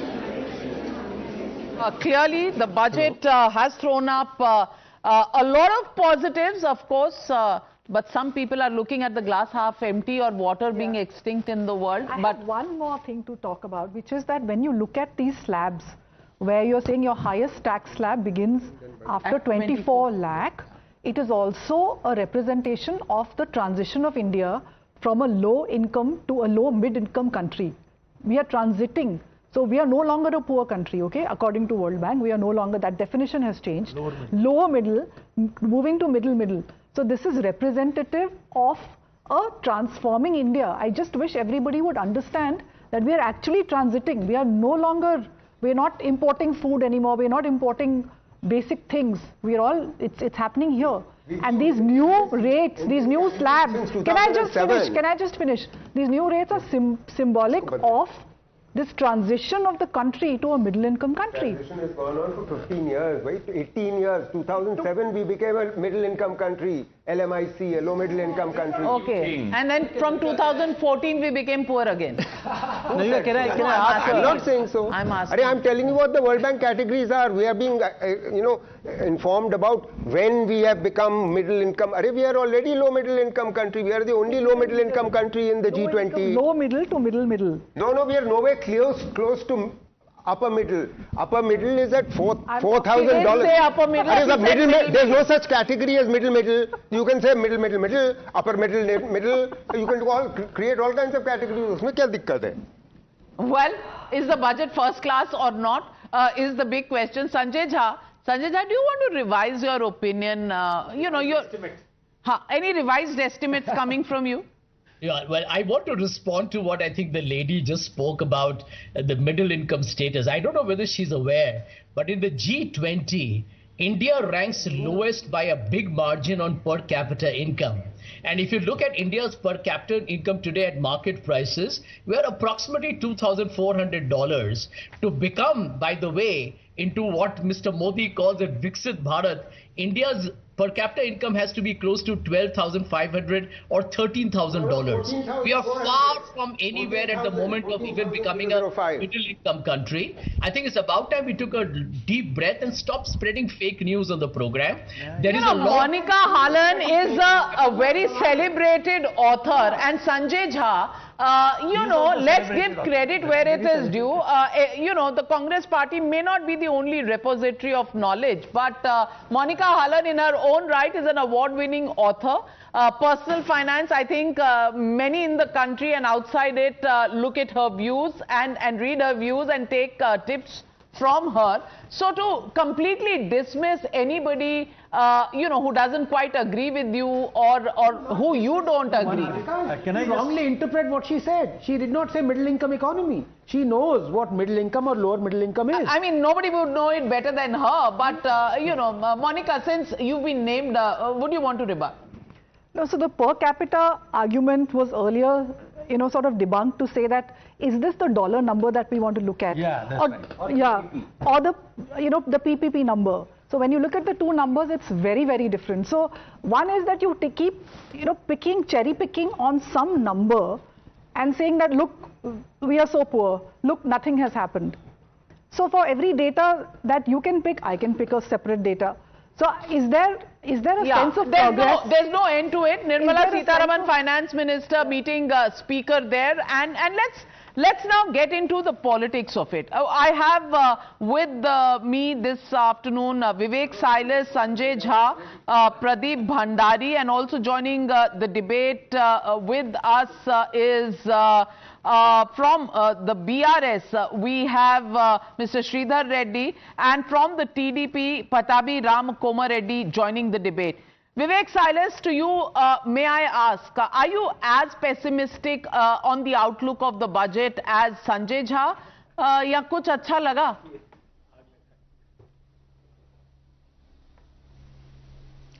क्या अच्छा लगा नाविका जी, सबसे पहले तो आपको प्रणाम कर रहा हूँ। क्या अच्छा लगा, क्या अच्छा लगेगा जब हमारे प्रधानमंत्री माननीय मोदी जी ने कह दिया कि हमारे जो गरीब हैं और मिडिल इनकम ग्रुप हैं उनके ऊपर माता लक्ष्मी की विशेष कृपा बनी रहे। जब वो प्रधानमंत्री खुद ही इस बात को एडमिट कर चुके हैं तो वो किस तरह का बजट प्रस्तुत करने जा रहे हैं हम सबको समझ में आ रहा हो। किस तरह के बजट उन्होंने प्रस्तुत किया है 4-5-6 सालों में, वो भी हमने देख लिया। लक्ष्मी जी प्रकट हो गई, आपको दिखी नहीं? लक्ष्मी जी आ गई हैं, माता लक्ष्मी हमारे पास तो नहीं प्रकट हुई नाविका जी, और कहीं अगर गरीबों पे या मिडिल इनकम पे कुछ अनुकंपा हुई होगी तो उसके बारे में मुझे जानकारी नहीं है। शायद तो विश्वास की कमी है, इसीलिए दिखता नहीं है। प्रकट हो चुकी है, लोगों को दिख चुकी है। Callers have called up and said they are very happy. आपको नहीं दिख रही है। प्रदीप भंडारी, इसका क्या उपाय है? जो टैक्स देता है उसको दिखी है। Navika ji, as I said, that the Indian opposition today is a meltdown mode because they also know deep inside their heart that this is a budget which is a huge transformative pro-middle class budget. Navika ji, the biggest point which I want to reiterate, 90% of the middle class which used to pay tax earlier now does not have to pay tax because 12 lakh annual income, if you tabulate it, 90% of the tax bracket of the middle class, tax-paying middle class, falls less than 12 lakh. So unofficially you can say, or indirectly, for 90% of the people there is zero tax who used to pay earlier. Along with that, even if your annual income is 20 lakh, the effective tax rate is only 10%. This is a transformative step which will have repercussions to boost demand and consumption, which my friend Vivek is not understanding, because clearly the Samajwadi Party understands politics less and economics even lesser. Well, clearly none of the politicians are paying taxes. The tax-paying janta are extremely happy. Politicians, especially in the opposition, don't pay taxes, and therefore tax terrorism का भी डर रहता है और लक्ष्मी माँ भी नहीं नजर आती. But let me ask Sridhar Reddy. Sridhar Reddy, would you like to congratulate the finance minister today for taking a historic step in terms of tax reliefs? Something that hasn't happened in the last 3 decades. Yeah, I mean, the measures taken in the income tax is certainly good news to the middle class. There is no doubt about it. But you need to get the clarity in it, because for up to 4 lakhs, absolutely there is zero. After that, we have to see the further clarity in it. Now, blatantly, straight away, we cannot say 100% zero tax and 12 lakhs. You will need more clarity, though she has specified on the floor of the House. We still need some more clarity on this. Except this good news, there is nothing much to be seen for the middle class also in this. Secondly, all non-BJP ruled states are ignored and completely out of it. For the last 10 years, Telangana, being a new state, we got a raw deal in many issues. Even this year, for some important projects, our state government, though Congress is in rule now, they too have proposed some projects to be taken up in the state at various levels, whether it is Metro Rail Phase 2 in Hyderabad, then flexibility in Mahatma Gandhi, NREGS, and Backward Regional Grants Fund and all. There are many things, close to 1.5 lakh crores they have proposed for various projects. Not even a single project have been considered. I have not seen anywhere in that. So as far as Telangana is considered, we are once again disappointed, and the stepmotherly treatment is being continued by the central government. This is a national budget. A lot of stuff is there in the fine print. Maybe we all need to read it. But first reaction coming in from Union Home Minister, Mr. Amit Shah. While he's praised the visionary budget and talked about everything for the Kisan, Garib, middle class, Mahila and children and the youth, he says middle class is always in the Prime Minister's heart. Zero income tax till 12 lakh income. The proposed tax exemption will go a long way in enhancing the financial well-being of the middle class. Well, so the middle classes, they're being applauded. Mr. Koma Reddy, Mr. Sridhar Reddy and Mr. Sanjay Jha, Vivek Silas, all very disappointed with the budget. How do you see the budget, and can you see any positive green shoots coming from it? Ki sab kuch, everything is dark and black. Navika, good afternoon. See, it is very much common for the opposition, to cut a sorry face, to express their disappointment. So that is not something which surprises me. But, keeping aside politics, if you look at the budget, it is a very progressive budget. It is a budget which will enhance the growth of this country. It is a budget which had addressed various sectors. For example, you take the PM Dhan Dhanya Krishi Yojana. which is a scheme which is going to cover 100 districts currently which have low productivity in agriculture and which is going to benefit 1.7 crore farmers. Will the opposition get disappointed with this scheme? Can Mr. Sanjay Jha say I'm extremely disappointed with the PM Dhandanya Krishi Yojana which is going to benefit 1.7 crore farmers? Sanjay Jha, respond. There is for the farmers welfare schemes. Will you oppose that as well? Navika, may I request everybody who's watching your program, kindly look at all the announcements made in the last year's budget and see which were accomplished. Barely few, and only a few of them reached around 70% of completion. So announcement of schemes mean nothing. It's about execution and delivery of those schemes. So I think, right now to get carried away is being extremely opportunistic. The bottom line is, where are the jobs? Tell me, where are the jobs? Because that is holding back the India growth story. Naukri kahan hai? Berozgari kab jayegi? Uska jawab pehle dijiye aap. Pradeep Bhandari, respond. 70% completion certificate given by Sanjay Jha on all schemes. Now, please respond to the rest. Well, I will just respond by a simple example. The number of tap water connections that Sanjay Jha's party Congress provided in 7 decades, we have provided in 10 years, which is 15 crore households. 80% rural households have got tap water connection, potable drinking water, which you could not do for 70 years. Read the budget, Sanjay Jha. I know you are having a meltdown because you know this is an absolutely transformative budget for the middle class and you want to divert. Now, coming on to the part, you do not talk about jobs. Read the RBI report and the SBI report. You created 2 crore jobs in UPA. We have created 17 crore jobs. We have created more than 1 lakh startups. We are unleashing newer potential in renewable energy. We are ensuring that our exports get incentives. Now you tell us, are you against middle class? Why are you against middle class? Are you saying that steps taken for middle class is rubbish? You have displayed your anti-middle class mindset on the show. Just because the middle class have got tax. No. Realize how you have hurt the middle class. You might be a rich man, Sanjay. And if you are responding, you're responding to opposition pressure. But do not say the steps taken for the Indian middle class are rubbish. This displays the Congress party's anti-middle class mindset. Yesterday you were anti-tribal, you displayed your anti-tribal mindset by the comment of Sonia Gandhi. Today you have said that the progressive steps for the Indian middle class is rubbish.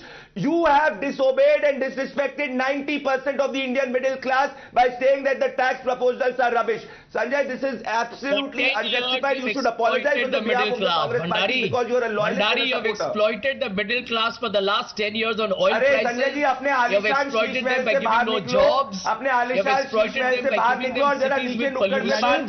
You have taken away their money in corruption and crony capitalism. You are anti-middle class and it has been established. And you have been forced to make the changes because we put the pressure on you. I ask you, that's it. Go down from your lavish apartment and ask 5 people. In fact, ask 5 people, why are you against the tax proposals of 12 lakh zero exemption? Why are you getting so rattled? You should celebrate because we are asking you, I hope you are not taking the money away from other expenditure. Sanjay Jha, you have demonstrated time and again that you are cut off from reality, and that really shows up in every election, at least for the Congress party. I'm not saying that only elections, give a report card on everything. But having said that, today not to look at the tax relief, not to look at some of the positive things in the union budget would be really existing like an ostrich. You can bury your head in the sand if you want to. It's a free country, democratic country. Please do that. Otherwise, wake up and smell the coffee because people are applauding the budget. There is a sense of jubilation, not just in the tax slab relief, but also in the, certain relief that comes in from tax, from housing rentals, where the tax slabs have also gone up. And that for the middle class is a huge relief. But joining me this afternoon is Shobna Kaminini, joining me live from CII. The health sector, and she of course looks at the Apollo hospitals. And Ms. Shobna Kaminini, I want to ask you, how do you rate this budget? The middle class is ecstatic, but how does India Inc. look at the budget? Does it have the makings of a growth-oriented budget, which is the need of the hour?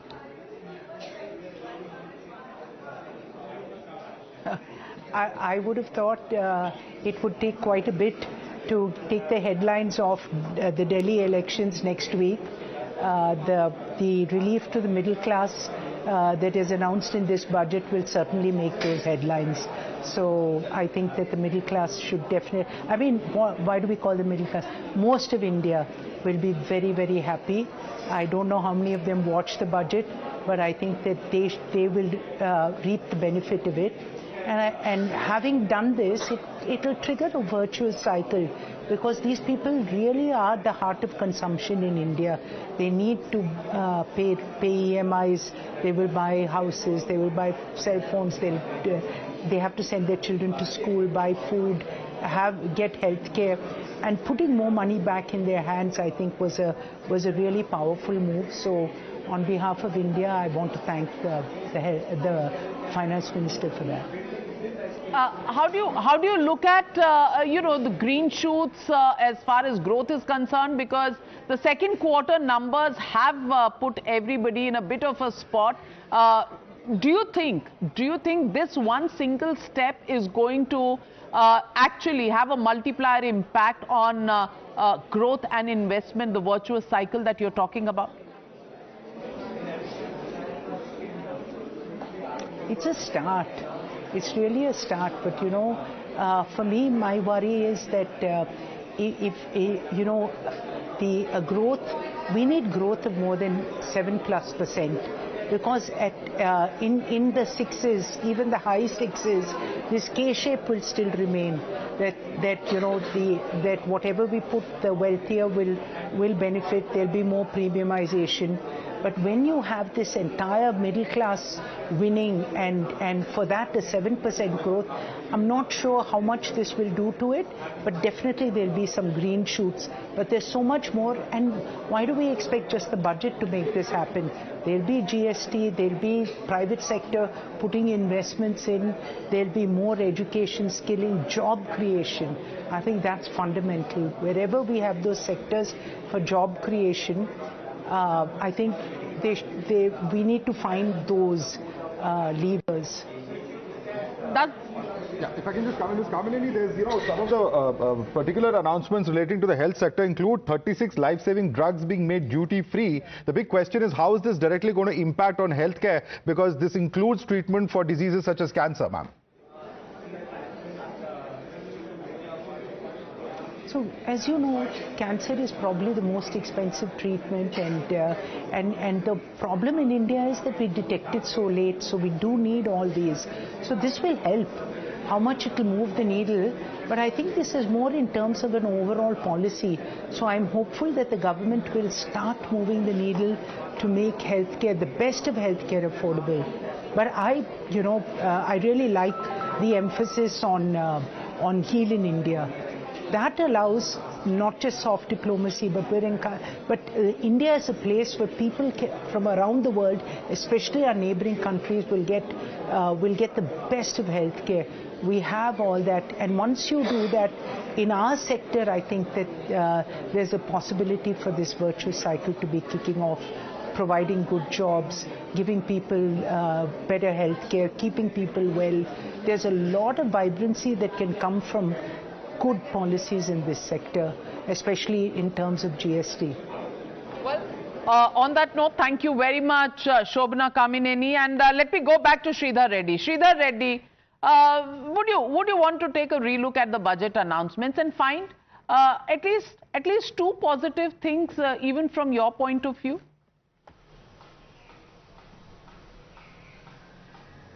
See, this announcement in the income tax definitely is a good thing, and as you are now speaking about the reduction of prices for the cancer and other treatment and all that, there are some things that are very, very regular that they have done even in the past also.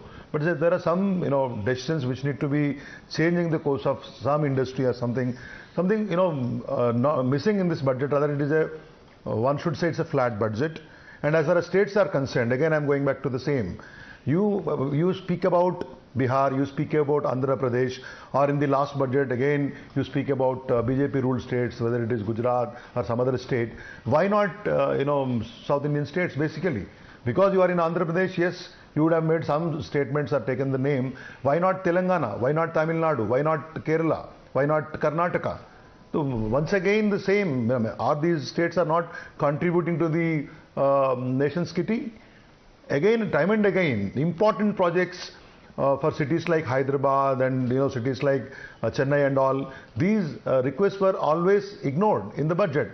And the answer is Pradeep Bhandari wants to counter you. There's something for every state, he says. Pradeep Bhandari, Telangana has got nothing, Kerala has got nothing. Would you want to counter Mr. Reddy?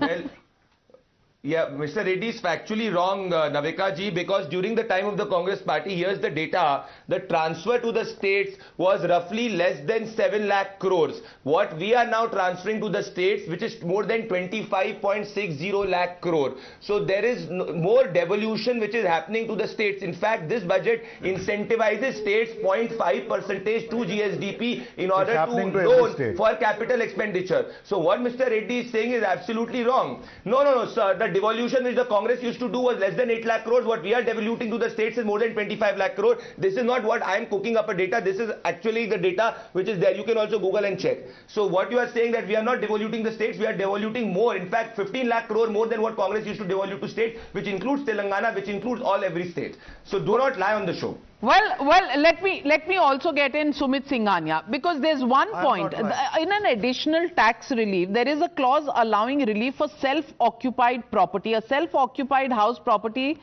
is used for one's own residential purposes. The other, you can claim 2 properties as self-occupied and the remaining house as a let-out for income tax purposes. How does this work, and will this give some relief? So this basically, if you look at the way the taxes will be calculated for if you got 2 houses, one is exempt, the other is in a concessional way, you compute the taxable income. On a net income basis, it's not a tax rate play, right? It's only about how the taxable income will be computed. So this ultimately will lead to the lower tax income. It doesn't sort of play out with the tax rate. The headline here is the rate cut. Headline is 4 to 6 lakhs. 4 to 6 lakhs, so in fact going all the way to 12 lakhs for the lower income category, right? For let's say somebody... No, in the property, there's a separate break. So I have not picked up that piece, Navika, but all I'm saying is this provision still exists even today, right? So you have the benefit of the 2 house properties, concessional income, etc.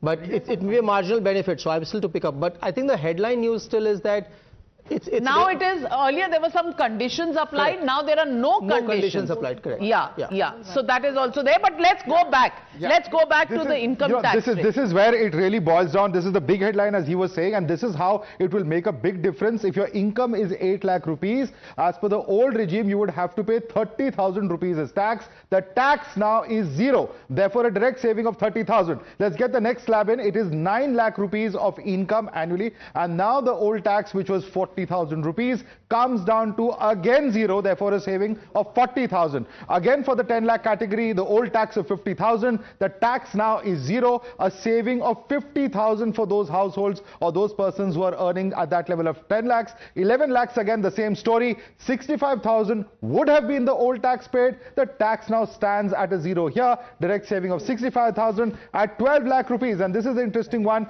80,000 rupees, close to a lakh, that is going to be saved by these persons as well. In fact, so that's a significant amount that we're talking about. Now, as far as 16 lakhs, this is where it gets interesting. The old tax was 1.7 lakhs. Here the tax, in fact, that is now going to be paid is 1.2 lakhs. The saving here is 50,000 as well. Income tax of 20 lakh rupees, the old tax would have been 2.9 lakhs. This comes down to 2 lakhs, almost a lakh here as well. That saved a saving of 90,000. Income tax of 24 lakhs, and this is of course the old tax of 4.1 lakh rupees. Tax now at 3 lakh, over a lakh saved at 1.1 lakhs over there. Now, if your income tax is 50 lakhs, the old tax is 11.9 lakhs. The tax now is 10.08 lakhs, and even at a 50 lakh, there is a saving of 1 lakh rupees. Very, very interesting set of statistics. And you know, if Mr. Singhal, you can come in on this. This is going to make a huge difference as far as all middle classes are concerned. We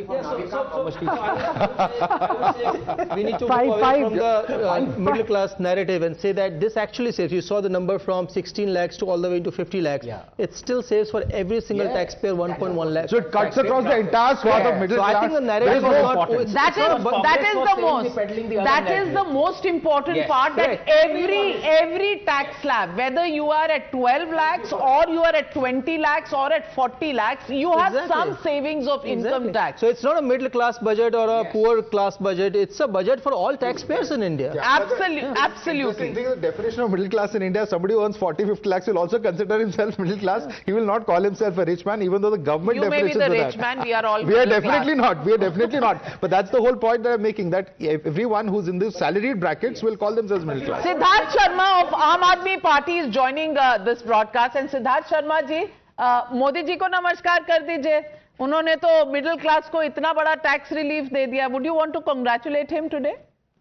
Yeah, obviously we would like to congratulate, because when the income tax slabs were brought down, if you remember, just a week ago Arvind Kejriwal had asked for that, and we feel that it is a vindication of Arvind Kejriwal's demand, and in fact he made six other demands. So vindicating one and not taking up all the six, it's a bit Mr. Siddharth Sharma, I want to ask you, कहीं BJP और आम आदमी party मिली तो नहीं हुई है? क्योंकि कांग्रेस तो यही कह रही है. हाँ, मैं आपको बताता हूँ कैसे ये आप दिखा रहे थे in your show. You were showing that different tax slabs, the minimum benefit somebody is getting is 30,000 and the maximum somebody is getting is 1 lakh. So between right now your graphics are showing that 30,000 saving, 50,000 saving. So in fact you are showing it's a good thing. That's what Arvind Kejriwal had demanded. Now just to juxtapose it, Aam Aadmi Party, voting for Aam Aadmi Party in Delhi means 25,000 rupees a month of saving. That works out to 3 lakh rupees, 3 lakh saving per year. So since it is everything is money and in thousands, I am saying that Modi ji is giving a benefit, just income tax benefits to the tune of thousands, whereas a vote to Aam Aadmi Party means a saving of nearly 3 lakh rupees. Now second thing, I think before me somebody from CII was speaking about healthcare. It's strange that 2% healthcare, we were asking for 10% healthcare. 2% healthcare, how can you expect a nation of 150 crore people to manage at 2% healthcare? The example here being that Delhi is spending... आप पहले आयुष्मान भारत तो apply कर दो दिल्ली में. हाँ, 13% आता हूँ ना नविका जी. आप कभी तो बुलाते हैं, बोलने का मौका देते हैं, बीच में आप काट देंगे तो फिर मैं कैसे बोल पाऊंगा. अरे छोटा बालक हो, थोड़ा सा मार्जिन दे दीजिए ना. छोटे बालक है तो तो देखिए, Delhi is giving 13% health, assigning 13% health care. The result is an average Delhi wala's life expectancy is 68 years. Next door Noida, it is 63 years. So you have to spend on people. The third very important thing that is coming up, due to Bihar elections, they are giving SOPs to Bihar, which is welcome. But strangely, Delhi is also going through an election. They are not giving any SOPs to Delhi. Imagine what they will deliver later. All middle classes have got exemptions. In Delhi, there is a 67% people in Delhi are middle class people. They are very happy, and that is why probably थोड़ा सा आपको चिंता हो रहा है. I will come back to you. Amitabh Kant, who's the G20 Sherpa, former Niti Aayog CEO, joins me on this broadcast. Amitabh Kant, good afternoon. Thank you very much for joining us. And good cheer budget for the middle classes. Most people worried about whether public expenditure will take a hit, infrastructure building will take a hit. What do you think about this budget? While it gives some relief to middle classes, do you think overall it is a growth-oriented budget? Well, Navika, let me say that this is a budget which aims to drive, take India into close to about an 8% plus growth story for India on the long run, because it gives a fillip to demand. It puts money in the hands of the consumer, which is very critical at this point of time. For a finance minister to put out about 1 lakh crores in the hands of the middle class and another 2,600 crore from indirect taxes is a big deal. but she's done this in a very fiscally responsible manner, because the fiscal deficit for this year was about 4.8%. She's targeting for 4.4% in the coming year, which shows that she's worried about, she's taken all aspects of macroeconomic stability into consideration, which is very important. Otherwise, you'll have the challenge of inflation. But the big beneficiary in this whole India story is, of course, the middle class of India. And secondly, this budget lays a lot of emphasis on job creation in certain labor-intensive sectors. I've never seen so much of emphasis on tourism, on textiles, on footwear, on leather, and these are critical sectors which are job creating in a very, very big way. I was also very delighted on emphasis on startup and saying that we'll replenish the 10,000 crore fund of funds, which will have a multiplier impact, because for every rupee that is put in, the venture capital will also put in money, and that will have a huge impact. And another 20,000 crore for innovation, in which she's talking about a separate fund of funds for the deep tech sector. So which requires patient capital. So these are very good moves. And I also feel that, this emphasis on clean tech manufacturing, because we are big importers of solar, of electric vehicles, of batteries, electrolyzers, many of these things. A national mission was really necessary to ensure Make in India. And many people, I mean, you're also emphasizing this aspect about infrastructure creation. Let me say that there's putting asset monetization pipeline of 10,000 crores, from 25 to 30 means that every ministry will have to do asset monetization. Private sector will come in, do better management, better operation. And she said that there'll be a private-public partnership, which every ministry will create projects for the next 3 years, which will be driven by the private sector. So these are big-ticket announcements. And in addition to this, my personal view is that there's a huge emphasis on doing away with regulatory cholesterol, ease of doing business, scrapping rules, regulations, having a committee which will come out with its final recommendations, because you need to take the states on board. Because my belief is that a lot of rules, regulation, procedures need to be scrapped in India, and that to that extent, this is a budget in the right direction. And in the long-term trajectory, this should take you to a higher rate of growth of 8% plus. Absolutely. And get out of the way was an indication in the economic survey, and the finance minister following up with a policy pill addressing some of those concerns. But Mr. Amitabh Kant, investments. Capital investments at the level of about 11 lakh crores last year has only gone up to from 11.1 lakh crores to 11.12 lakh crores. So are we seeing a plateauing of private capital, of public capital investments, number one? Number two, the issue of creating, investment friendly index. Is that going to improve federal relations, or are we going to have a further deterioration and confrontation between the center and what are called the non-BJP ruled states? So, Navika, the actual expenditure was about, on infrastructure was about 10 lakh crores. Taking it to 11.2 lakh crores is a good deal, but sending out this message that we are going to do asset monetization of 10 lakh crores and put out asset for private sector to manage and push for private-public partnership will bring in private capital into infrastructure sector. Those are very important measures to my mind. They will help you to drive this. And secondly, opening up the insurance sector will enable greater level of insurance penetration of insurance into rural areas, which again will be very good for the economy. economy. The regulatory cholesterol is largely in the,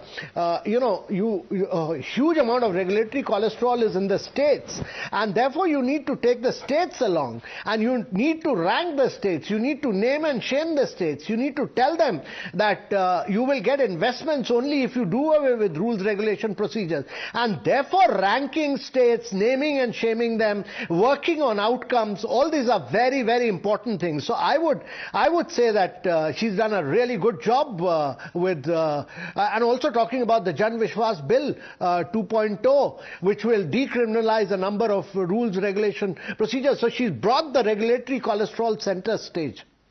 Well, clearly positive, looking budget for all sectors. Of course, the opposition can't see it. But will this help the economy to the higher growth trajectory from the last quarter, which has spooked everybody? The 5.4% in the second quarter this year is the big question. But for now, thank you very much, Mr. Amitabh Kant, for joining me on Times Now with your first take on Nirmala Sitharaman's budget 25-26. Going back to the political debate, Pradeep Bhandari, Siddharth Sharma कह रहे हैं कि आप सारी बातें अरविंद केजरीवाल जी की सुनकर आपने ये वाला बजट दिया है. Prime Minister Modi was waiting for the pearls of wisdom from the Aam Aadmi Party, and accordingly the budget has been prepared. Please respond.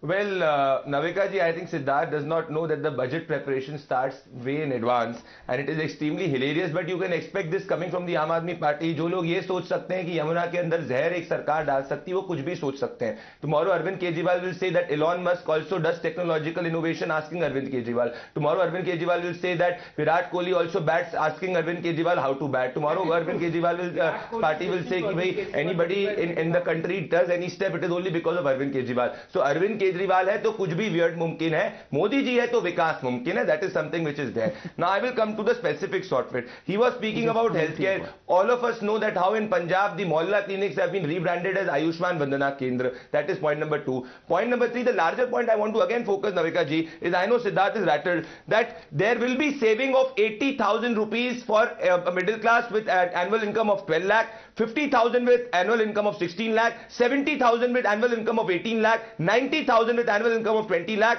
1 lakh 10,000 with annual income of 25 lakh. So Prime Minister Narendra Modi is putting more than 50,000 in the pocket of the middle class, whereas Arvind Kejriwal in Delhi is snatching more than 50,000 to 60,000 rupees away from the middle class by ensuring that there is no clean water, the garbage dumps are not clean, the roads are not there. So overall, if you go with Arvind Kejriwal, the middle class has to pay a price of more than 60,000 from its pocket. If you go with Prime Minister Narendra Modi, you will have a saving of more than 50,000. That's the difference. He is rattled, he is losing Delhi elections, and this is why Arvind Kejriwal is coming with one jumla to the other. Well, Siddharth Sharma, are you losing Delhi elections? I completely agree. When I think it's for Pradeep Bhai was saying that Modi ji is giving benefits to the tune of thousands. I completely agree with him. The only difference here is that Modi ji is giving a benefit of thousands, and a vote to Aam Aadmi Party means a net benefit of 3 lakh rupees per year per annum. आप vote खरीद रहे हैं लाखों देकर. Well, Anand Ranganathan, respond to Siddharth Sharma. Navika जी, प्रदीप बोल रहे थे, प्रदीप ने शुरू किया ना, प्रदीप 1000 की बात कर रहे हैं तो हम लाख की बात कर रहे हैं, तो शुरू तो उन्होंने किया था ना. Anyway, I think I'll come to a very substantive part, Navika ji. You were speaking about the economic survey. I think the economic survey of the BJP government presented in the parliament. Elections के बाद जाके आपको कुछ नहीं मिलेगा. अरे sir, मत कीजिए ना. आप बड़े भाई हो यार. जितना बड़ा पूरा देश का बजट बना रहे हो. मैं एक छोटे राज्य के आदमी हूँ. 2 मिनट के लिए बोलूंगा, चला जाऊंगा. इतना मत गरियाओ मेरे ऊपर. आज बजट का दिन है. सबके लिए अच्छा है. सबके घर में रसगुल्ले बटेंगे. अच्छी बात है. I think, Navika ji, what you said about the economic survey of India, it revealed 2 very important things. One is that food has become expensive. The second is that the salary of the common man still is the same as before COVID, while corporate earnings have increased 15%. Both of these show that the policies of Modi government are helping the rich move at the speed of an aeroplane, while the average middle class is moving at the speed of a scooty. No, I think that's why per capita income of the middle class, why not introduce subsidies for higher education, no, you are again wrong to on make data, it accessible to middle class? Why No, isn't my health dear budget friend, increased to the 10%? per capita income of the And middle remove class tax at on health PPP terms insurance. has doubled Why in the not last remove 10 years. GST on The essential disposable commodity? income of the poor Why has not gone up. introduce a That pension is why they are plan for spending senior less citizens? on cereals Why and not spending provide more on 50% fruits and concession vegetables. for थोड़ा senior पढ़ के citizens आइए. in railways? भाई ग्रामीण Sir, लोगों सीधी की सी बात है. disposable income बढ़ आप रही लोग है और साथ में मिडिल क्लास की per capita income बढ़ रही है. I think the Delhi Dangal results are going to come today over the budget only. But Anand Ranganathan, you wanted to come in. From the politics, because that will go on between the two parties, I wanted to make a substantive point on the cancer point. I think it's great that the government has removed the duties on the essential drugs, but this is the vagary of the Indian state. It was a crime that the duties were put on the first place. Body parts are not car parts. You know, you can have an Indian car, and if you want to drive a foreign-made car, then yes, legitimately you pay duty on it.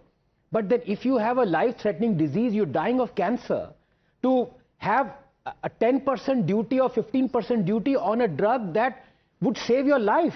It was criminal for people who did that. So I think, yes, it is, I must thank the government that they've corrected this step, but the government must find out who are the people who had actually put this step in the first place, and heads must roll for this. All right. Point well made. The elephant in the room, which is not there on the chart anymore, is why is the stock market down? And I think the stock market, I would wager, has actually taken into account a little bit of kite flying that has happened in this budget. I'll just quote one figure. Despite all the benefits that you've correctly made here about the middle class, the tax expectation of the government is up by 1.8 lakh crores. Where is that going to come from? Compliance? With this kind of a fall? Simple maths. It's not. Unfortunately, it won't. If it doesn't, 1.8 lakh crores. Where? I'm coming to you. I just think compliance will be better because the the rates have gone down, the slab rates have increased. I just think compliance will be better, and there is the pressure on increasing the tax net. I would imagine that they will push the pedal very hard because we've got numbers to show how many are outside of the tax net. And that's a huge number. Sumit Singhania. I would say the BSE this is probably yesterday's from BSEindia.com. No, so I would not go by it's down. So Navika, It's down. It's down.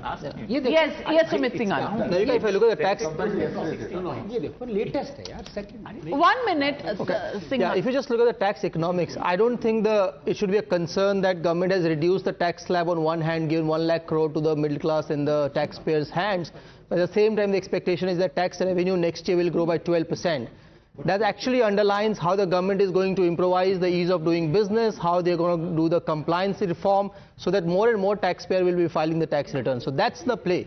I don't think. Yeah. Well, let's look at the stock market numbers. It's a little down and it's a little up. These are live numbers. I don't know if you're looking at the live data, but it's in the range of +5 to -10. That's the range. So pretty much flat stock market. But maybe it's a Saturday and there of the budget success or the growth plan. Absolutely, right? The stock markets cannot be seen, and suddenly it's up 10 points. So Anand Ranganathan, it's in the green now. With but if you compare it to where it was, it has actually fallen. That's true. But anyway, the point is. Well, the point at the end of the day is it a budget that brings cheer? Well, public investment in capital has remained same. As Amitabh Kant said, 11.1 was the budget estimate. Actual expenditure was at 10 lakh crores. Now it's 11 lakh crores again this year. No, so it's a repeat. It's more than 11. It's in the region of 13. 11.1. No, 13. 11.11 was the budget estimate. And it's not got to that level, but another 11.2 lakh crores has been put aside for capital investment in the current year. So jobs, infrastructure, investments all that is on track. For farmers, for the poor, there is enough that has been rolled out. For the middle class, there is a bonanza. There is the recognition of the fact that the middle class, and it was clear in the voting patterns, the middle class had not come out in big cities, had not voted, and they were a little jaded. They have voted Modi back to power, but there was a little bit lesser support than the earlier two elections, and that has been recognized, and Modi has responded in equal measure, maybe more, to say, "Aap hamare dil mein hai," and the middle class today applauding that effort. Will that now result in higher consumption? Will that result in higher demand? Will that rev up the economy? Will we see a higher growth rate? These are issues that we will have to wait and watch out for. But for now, to begin to think that this budget actually solves every problems from 5,000 years BC till maybe 5,000 AD would be rather unfair. For the moment, what an annual budget can do, does this budget give you the vision and the roadmap for that? Many people today are saying yes, it does. Well, the naysayers will always be the naysayers. But are they people who people of India believe in? That question hangs out for you, the viewer, because you are the final judge. For now, we'll take a short break. Thank you very much, viewers, and thank you to our panelists. More news, more analysis comes up after this break. Don't go anywhere just yet.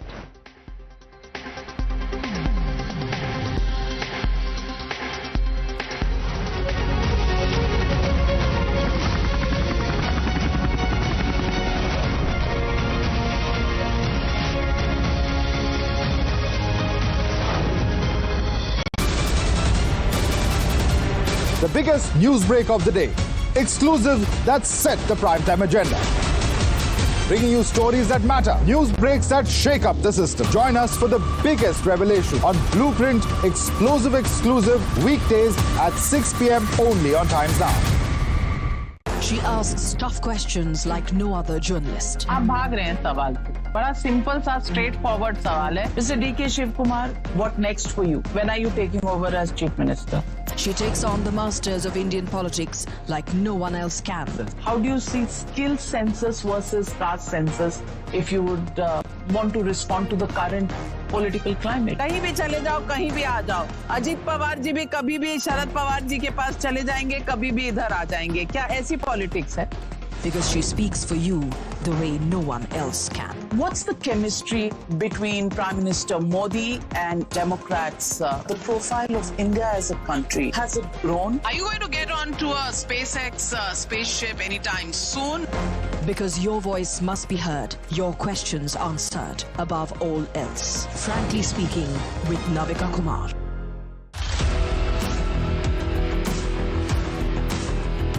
There's always that story that the nation wants to know. There are always questions that we want answers to. They can run, they can dodge, they can even ignore us. But we will repeatedly keep asking those questions and bring out the real facts. Because the nation will always want to know. Weekdays at 7 p.m.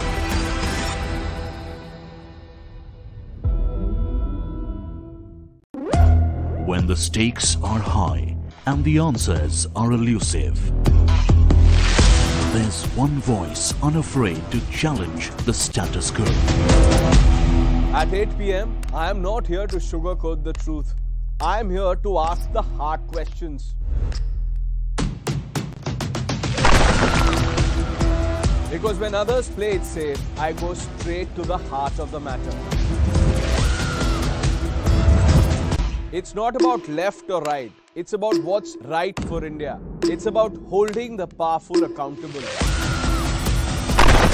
India Upfront with Pranesh Roy. Weeknights at 8 p.m. only on Times Now. No spin, no compromise, just the truth. For over 30 years, my journalism has been relentless, fearless, and uncompromising.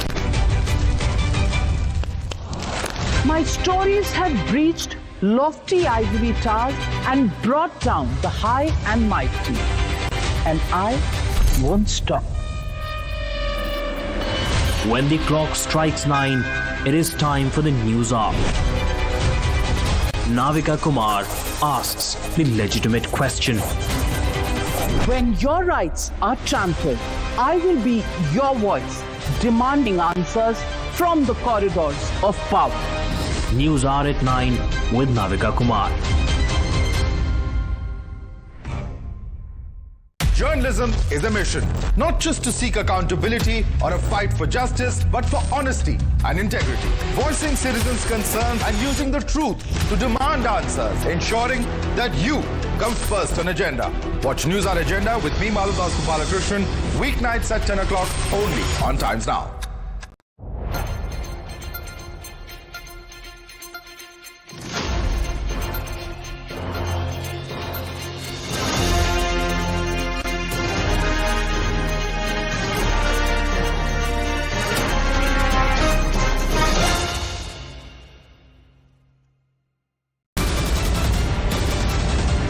The biggest news break of the day. Exclusive that set the primetime agenda. Bringing you stories that matter. News breaks that shake up the system. Join us for the biggest revelation on Blueprint Exclusive weekdays at 6 p.m. only on Times Now. She asks tough questions like no other journalist. आप भाग रहे हैं सवाल से। बड़ा simple सा straight forward सवाल है। Mr. D.K. Shiv Kumar, what next for you? When are you taking over as Chief Minister? She takes on the masters of Indian politics like no one else can. How do you see skill census versus caste census if you would want to respond to the current political climate? कहीं भी चले जाओ, कहीं भी आ जाओ। अजीत पवार जी भी कभी भी शरद पवार जी के पास चले जाएंगे, कभी भी इधर आ जाएंगे। क्या ऐसी पॉलिटिक्स है? Because she speaks for you the way no one else can. What's the chemistry between Prime Minister Modi and Democrats? The profile of India as a country, has it grown? Are you going to get onto a SpaceX spaceship anytime soon? Because your voice must be heard, your questions answered above all else. Frankly Speaking with Navika Kumar.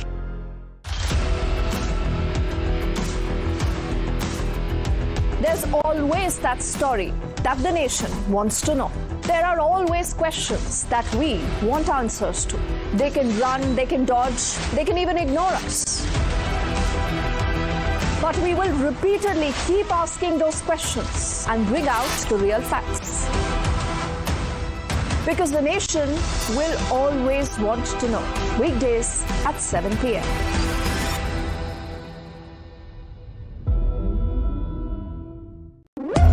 When the stakes are high and the answers are elusive, there's one voice unafraid to challenge the status quo. At 8 p.m., I am not here to sugarcoat the truth. I am here to ask the hard questions. Because when others play it safe, I go straight to the heart of the matter. It's not about left or right. It's about what's right for India. It's about holding the powerful accountable. India Upfront with Pranesh Roy. Weeknights at 8 p.m. only on Times Now. No spin, no compromise, just the truth.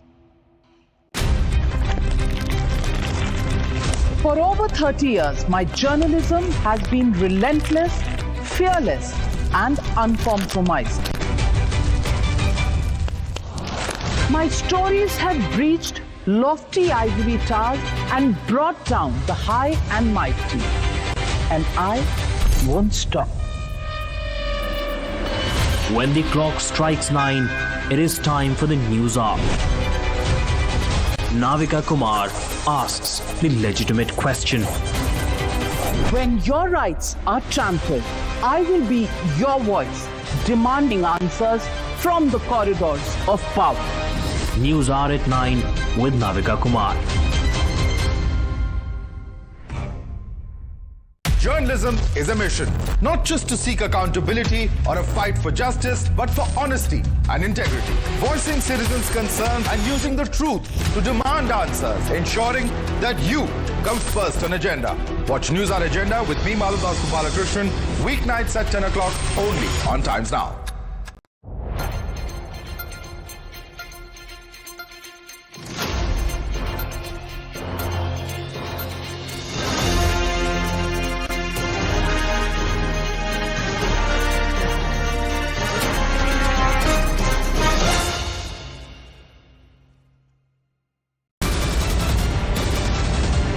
The biggest news break of the day.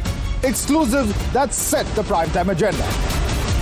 Bringing you stories that matter. News breaks that shake up the system. Join us for the biggest revelation on Blueprint Exclusive weekdays at 6 p.m. only on Times Now. She asks tough questions like no other journalist. आप भाग रहे हैं सवाल से। बड़ा simple सा straight forward सवाल है। Mr. D.K. Shiv Kumar, what next for you? When are you taking over? With Google Gemini.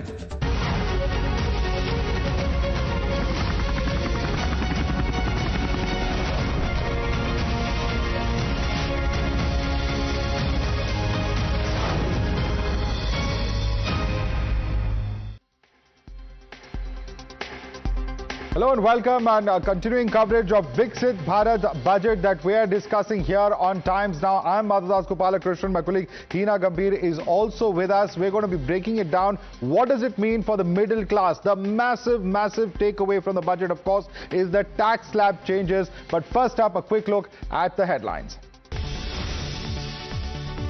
Finally, the prayers of middle class answered. Mega budget announcement. Taxpayers with salaries up to 12 lakh rupees won't have to pay tax under the new tax regime. It's a big push to strengthen the MSME sector. Credit guarantee cover for micro enterprises has been raised from 5 crore rupees to 10 crore rupees.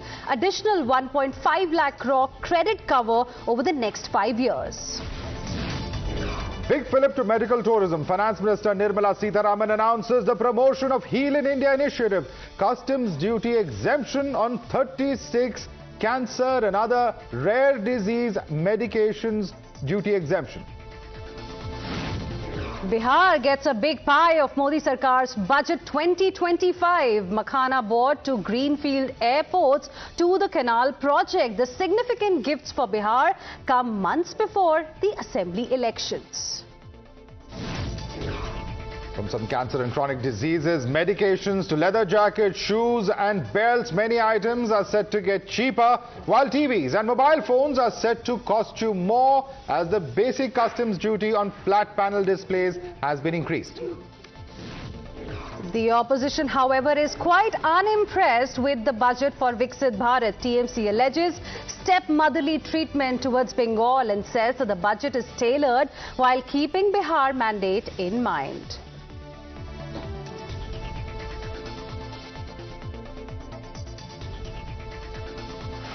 The biggest takeaway from this budget, any which way you look at it, is the major tax relief that has been announced for the middle class. The biggest since the year 2005. So if you earn up to 12 lakh rupees a year or approximately 1 lakh rupee per month, you will have to pay no tax. Finance Minister Nirmala Sitharaman has made the big bang announcement during her budget speech, where she said that income slabs and rates are being changed across the board to benefit all taxpayers. What does this essentially mean? This means the middle class will have more money in their hands. This will help them save more and even spend more, and will also spur household consumption. Hina. Well, absolutely, Madhav, and let's now take a look at the tax slabs. In fact, income up to 4 lakh rupees per annum, there is going to be no tax. So this threshold limit has actually been increased to 4 lakh. It was 0 to 3 lakhs earlier. Apart from that, from 4 to 8 lakh rupees, there's going to be a tax of about 5%. Now, this is under the new tax regime. Between 8 to 12 lakh rupees, now it's going to be, around 10% as far as the tax is concerned. Between 12 to 16 lakh rupees, 15% tax, and between 16 to 20 lakh rupees, 20% tax rate, and between 20 to 24 lakh rupees, 25% tax rate, and above 24 lakh rupees, 30%. But this 12 lakh exemption, in fact, one can say that has come for people earning up to 12 lakh rupees. It's actually going to benefit almost all tax slabs, not just those who are earning 12 lakh rupees annually. So about a lakh rupees is perhaps the amount that could be saved across the various slabs. We'll break that down. We'll also look at what it means in terms of standard deduction, what it means for those who are the salaried class. But first up, let's get a sense from the ground. What's the response to this budget? We have our reporters across the country who are in fact joining us at the moment. Let me begin with Chennai. Varshini is joining us. Varshini, I believe you have some taxpayers, some citizens with you. What's the response to the Viksit Bharat budget, as we're calling it here on Times Now?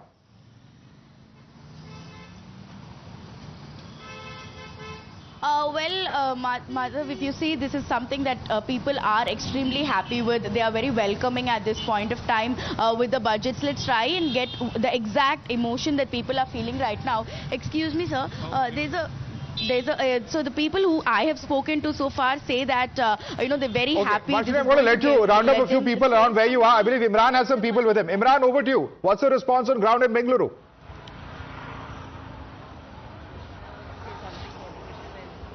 Well, absolutely, Madhav. It's been a fantastic budget, especially for the middle class, and we have two people here. If you are in Bangalore and if there's no techie in your bites, and it's a possibility, we have who's from IT industry, and she's a YouTuber. She runs a music YouTube channel there. So first, coming to you, 12 lakh rupees, no tax. What do you think about it? I have to check though what is my current CTC so that I will know how much is saving I'm going to get it. But definitely 12 lakh is it's a good amount. Maybe okay, I must have crossed the bridge, but there are many people they are aspiring to get into the industry, and all the new people, whichever the industry they are. So I hope it will be beneficial for all of them. A lot of memes were there, a lot of criticism from the IT guys, especially on internet about finance minister before earlier. But now you are happy with the budget? I have to see that one the fine print because yes, definitely I'm happy on the very top level, but as I say that one only at the end how much exactly I'm going to get saved. So that is going to really give me whether I have to meme myself or I have to meme whomsoever it is. Details, fine prints, what you're saying. You run a YouTube channel, a successful YouTube channel about music. What do you think about the budget? What is your take on it now? Yes, this should be a good breather for all of us. Right. So I have started this channel in 2020. So I'm yet to get this monetized. So I will not be able to give the after effect of this. But definitely it's a good move by the government. Thumbs up to the finance minister from Bangalore, both from the IT sector, people in the entrepreneur, for the finance for the budget, Madhav. Interesting, and in fact for gig workers also, Madhav, there was an announcement that came in. We'll talk about that in just a bit. Thank you, Imran, for that. But let's quickly now go across to Ritik as well, who's joining us live from Kolkata. Ritik, over to you. Tell us what is it that the people of Kolkata have to say. At least the TMC is not very happy. They are calling it stepmotherly treatment. But what about the people from Kolkata? Well, what we are getting that, however, the political dispensation here in Kolkata, they are not quite happy. But we are currently bringing this live broadcast from the busiest, gully of North Kolkata. We are currently at Kolkata's Hathi Bagan area. We have many Vadroloks over here. We keep, chatting with them, and they are quite happy. The kind of tax rebate they are getting. Dada, please tell us this year. This tax rebate, what is your take on this? How you are seeing this? Yes, after a long years, middle class got a huge tax relief, and we are really happy about that. It was a long pending demand of our middle class section that we are not getting earlier. But as a senior citizen and as a pensioner, I also expect some relief from the pension part that would be exempted, but that was not announced. Anyway, I am very much happy. All eyes were fixed today's budget. What is your take on this? The kind of middle class will be benefited by today's, budget. It is no doubt to that this type of budget, this type of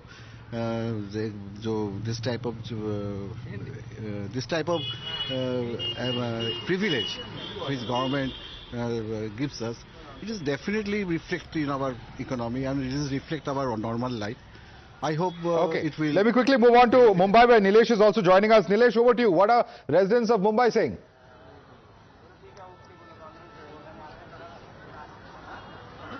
Well, yes, it was a historic budget presented by Nirmala Sitharaman, the 8th budget presented by her.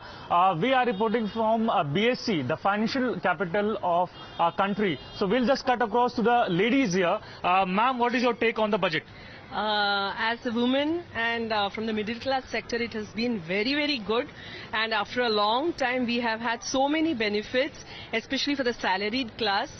So we are hoping that this will be the budget in the years to come also. And because of this budget, we have a lot of cash at disposal to run our household and for other purposes also. So we are very, very happy about it, and a great budget for us. A great budget. Ma'am, what is your take? Middle class for long have been waiting for tax exemption. Finally, your demand has been met. Yeah, it's a great budget as a significant benefit for a middle class family. The increase in the limit of the exemption is 12 lakh. So it is a great budget for the middle class people to save their money and consume in other sectors. So it was a great budget by the PM and Nirmala Sitharaman, who has think about the middle class people and gave a great relief to them. Sir, your take on the budget? I am happy with the budget. This is a budget for salaried person, I will say. Especially lower middle and middle class people are benefited, and the benefit goes from few thousand to few lakhs. And my expectation was that there will be some relief in LTCG and STCG, as most of the people are coming for investment in stock market and mutual funds. So that expectation, I hope the finance minister will consider. Will soon be met. Yeah. What is your take on to... All right, thanks so much for those ground reports there. Let's cut across live to Mr. N.K. Singh, a man who wears many hats and has, of course, very closely been associated with our entire financial system. Mr. N.K. Singh, thank you so much for joining us, sir. Your response to this massive tax slab reform that we are seeing, how do you see this impacting on India's economy? Well, I certainly see it very positively, but I think that I'd like to make three very brief comments. First and foremost, that no doubt our focus is on this huge, massive tax relief, on recalibrating the tax slab, but I think that we must also recognize that she has achieved this remarkable feat of a major restructuring on the tax slabs, along with the adherence to the commitments on the fiscal consolidation roadmap. If you look at the macroeconomic statement which has been presented, she adheres not only to the target of 4.5% for next year, but going beyond that, I think that in terms of the debt trajectory, expecting India to really reach around 51% of the debt, which will have a very positive impact on the rating agencies and the ability of India to garner private investment, both domestic and capital. So that was the first comment.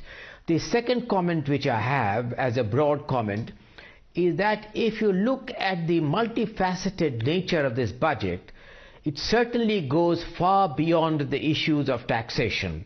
I think that to mention a few, on agriculture, the emphasis on various agricultural initiatives, particularly on achieving self-sufficiency on pulses, on incentivizing the changing consumer taste to fruits and vegetables and to fisheries and animal protein, will be a major change in terms of the consonance of what healthy agricultural practices would require, while increasing disposable income to agriculture. The third broad comment which I have, and I'll stop there, is that for enabling India to accept the cutting edge of technology, we recognize that we will have to look to new sources of energy. So I think that the most important initiative in being able to catalyze nuclear power, in terms having modular nuclear power, this is a very major change in the law which is proposed to be brought about in making renewable power available and affordable, enabling India both to meet the requirements of the new technology and move quickly towards an era of renewable energy. Okay, interesting. Mr. Singh, just one more question before we let you go. Any one thing or one idea perhaps whose time had come, something that the finance minister could have announced in this budget, given the kind of economic situation we are in right now?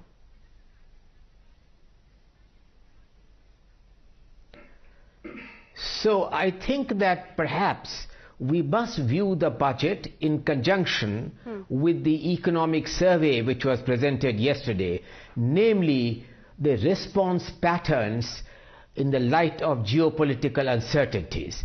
Namely, although it is impossible to predict the uncertainties, what should be India's policy response to the higher tariff increase and to other kinds of announcements being made by some important centers, what could have been the response pattern to mitigate and minimize the risk perhaps could have deserved some mention by the finance minister, even though I must say, and I will end with that, is that Trump may have thought of making America great again by tariffs. Modi had thought of it earlier by the clarion call for Atmanirbhar Bharat in multiple ways. So in a certain sense, we had thought of this before Trump or the United States could. All right. Thank you so much, Mr. N.K. Singh, for joining us and sharing with us your views. Let me quickly open this out to our panelists who are joining us. Monica Hallan, let me bring you in as far as the entire issue of tax is concerned. Interesting that the tax slabs that are at 12 lakh, if you actually look at it, including the standard deduction, there will be absolutely no tax or zero tax until 12.75 lakhs, because there's also the standard deduction of 75,000 that will have to be included, particularly for the salaried class. And that's an overwhelming majority of those who pay taxes. Can you break that down for us, please? No, absolutely. Look, the increase in the slab is something which, because of the way inflation has been for the, it's an annual thing, these slabs hadn't really substantially changed. So I think the relief to every tax slab, every part of that population who's paying taxes has been substantial. So, so somebody who's earning 12.75 lakh only and not a rupee more will pay no tax because of the standard deduction. And then somebody who's that earlier limit of 3 lakh is now at 4 lakh. So the slabs have also increased, and I think the tax saving is there for every income level. Right? So even somebody who's earning, say, 24 lakh, that tax saving is 1.1 lakh a year. It's, these are substantial numbers. And the important thing for me is that it actually is putting reasonable purchasing power in the hands of a middle class family in India, while even the upper middle and the rich. Right? So that spending power is going, and how they react to it. And the third thing is that there is something called animal spirits, even within the households. If you feel sad about what's happening to you, you see the cash transferred by every political party, you see your tax burden, you begin to feel sad about your life because you're the one caught in this net. This makes you feel a little happy, and when you're happy, you might go and spend. So whether it is split between savings and spending, the impact is positive on the overall economy, definitely. Okay, so it's going to be a bullish response. Hina, absolutely. And it's going to cost the government, by the way, about 1,000 odd crore rupees. Correct. That's what they have mentioned in the budget document. I'm going to come to my other guests as well in the studio in just a bit. We have to quickly go across to Adil Shetty of bankbazaar.com, who's also live with us right now. Good afternoon, Mr. Shetty. Thank you for joining us here on Times Now. From the world of corporates, how will you rate this budget of Finance Minister Nirmala Sitharaman? The middle class definitely is giving it a thumbs up. What about the corporate sector? So I think on the MSME side, right, and that's obviously been very important because it creates jobs. It's 36% of India's manufacturing. There have been some significant benefits. So number one, the credit guarantee scheme, it used to be 5 crores for MSMEs. That's been doubled to 10 crores. And that is expected to increase the credit delivery of about 1.5 lakh crores to MSMEs. So I think MSMEs are very happy about this point. This started during COVID. Now the credit guarantee limit is doubled, and getting 10 crores in total from 5 crores today is a big deal. As far as startups go, the first fund of funds was a 10,000 crore allocation from the government. The FM said 97,000 crores or 10x that has flowed to the startups via private sector, putting in its share via the fund of funds. Now she said there is a second fund of funds with another 10,000 crores, and this again will be multiplied 10x with the private sector. So I think the startups are liking what they hear. There was obviously no cut in corporate tax rate. However, we also were happy to hear about the investment in digital public infra. So last budget speech, FM spoke about DigiLocker and improving DigiLocker. This year she spoke about central KYC and investing and improving central KYC. We want to see the same focus on digital infra that we've seen on physical infra. So that was also heartening to see from the innovation side. All right, Adil, but net from the budget, of course, there are, of course, a number of expectations that you had. But in terms of its actual impact, because a large number of our panelists have been saying that in terms of spending, in terms of the economy, this is going to have a huge factor. In fact, Monica Hallan just mentioning the animal spirits, which really would increase spending. Do you see all of that kicking off from here on? No, I do, right? Because, you know, when we were talking pre-budget, we said,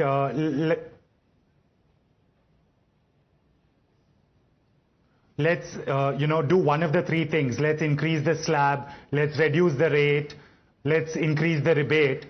And all three happened. So I think that's what everyone is excited about. The slabs went up by inflation, the rates have effectively gone down, and the rebates have increased. Now 1.1 lakh in my hand on a 25 lakh salary is a 5% increment. That's great. The government of India has given us 5% more in our pockets, which is a big deal. Thank you so much, Adil, for joining us. Let's also cut across live to Mr. Chandrajit Banerjee, who's the DG of CII. Mr. Banerjee, thank you so much for joining us. Massive impact of this huge tax slab change that's going to be felt. What are your first takeaways from this? Because that's clearly the biggest announcement in this budget. Yes, indeed, and that was also the biggest expectation, and I would think that the expectation has been more than fulfilled when we look at the bolstering of consumption,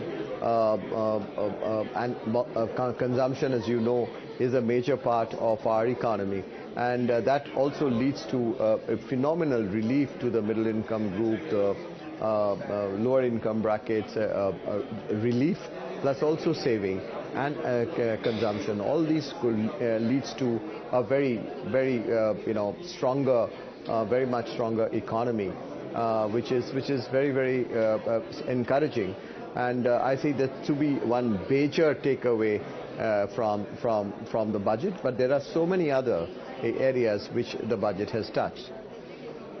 Okay, interesting. Mr. Banerjee, like you started by saying expectations have been more than fulfilled. So I want to ask you, as the Eco Survey also suggested, that, when it comes to infrastructure development, which is very important for us to meet this goal of Viksit Bharat by 2047, the funding from the government side alone is not going to be enough. It needs support from the private sector. So with the announcements coming in today, especially this boost for the middle class as well, do you think the private sector will also begin losing its purse strings and will also start looking at expanding their capacities?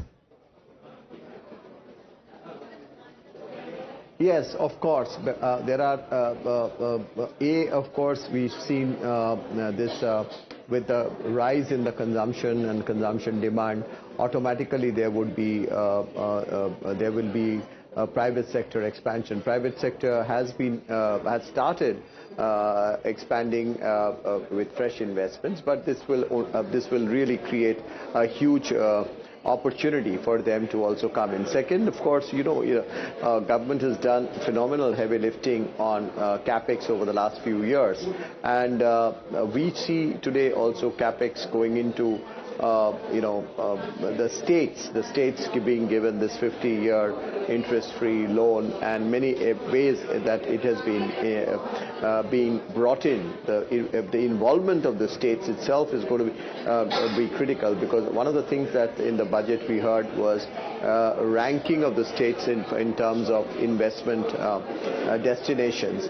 All of these promote a healthy competition and makes it easier for business to come in. The entire focus on ease of doing business and decriminalization, which is being continued and re-emphasized in the budget itself, makes it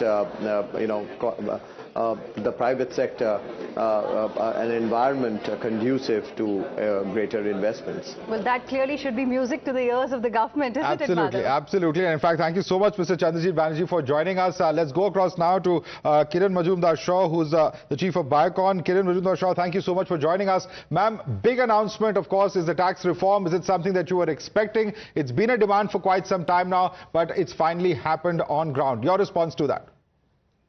Yeah, I think, there are a lot of positives in the budget. One, of course, was the tax relief that the middle class has got. I think that was very, very welcome. I think I was very, taken with the announcement of the 20,000 crores budgetary allocation for innovation. And I'm keenly looking forward to seeing the details of how that money is going to be deployed, because I think the finance minister very correctly pointed out that, innovation has to be the path forward, where private sector has to basically invest more in innovation. So I really think that was welcome news. I think the exemption of customs duty on many life-saving medicines was welcome. But having said that, I hope it extends to GST relief also, because if patients have to benefit from cancer medicines and rare disease medicines and chronic disease medications, then it shouldn't just stop at customs duty. It has to also extend to indigenously manufactured drugs. But overall, I think the budget was very reassuring, but I think we also have to look at the budget in context of the geopolitics and geoeconomics of our time. And that's where we will have to read this budget in conjunction with the proposed regulatory reforms and the, the new income tax bill, which of course everyone is keenly awaiting. So I think that is something which I think we should be very pragmatic about, because there is a global slowdown, economic slowdown. Yes. And India has to be very competitive. India has to be very compelling. And I think ease of doing business and getting more investor-friendly and investment-friendly policies is going to be very key for us to keep, progressing towards our strong economic aspirations of Viksit Bharat. Okay. Ma'am, you've called the budget and the announcements reassuring. Did it evoke tariff pe tariff? Well, I think some parts of it were. But I think we need to ask ourselves the question, have we done enough in the global context? One thing perhaps that you felt was missed by the finance minister in her speech today that could have been announced?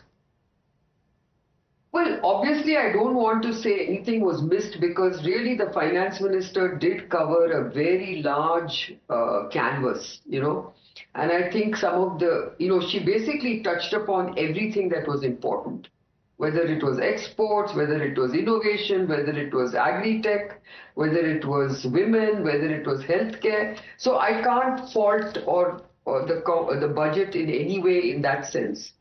But as I said, the devil is in the detail. Now, I would like to see what does that 20,000 crore investment in innovation mean?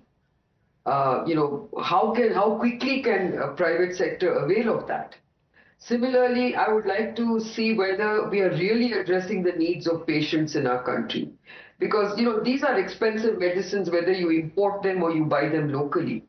So, has GST on those on these kind of medicines been missed? I have to read the fine print. So I think that's the way I look at it, but I welcome many aspects.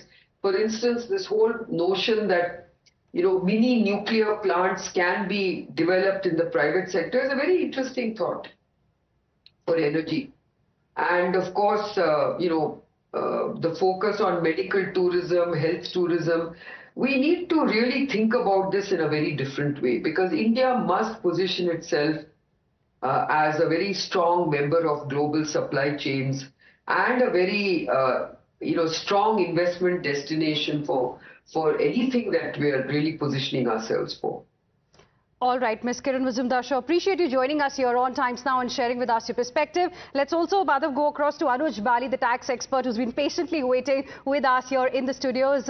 What is your first reaction to the announcements that were made by the Finance Minister? One thing you liked and one thing you perhaps didn't like?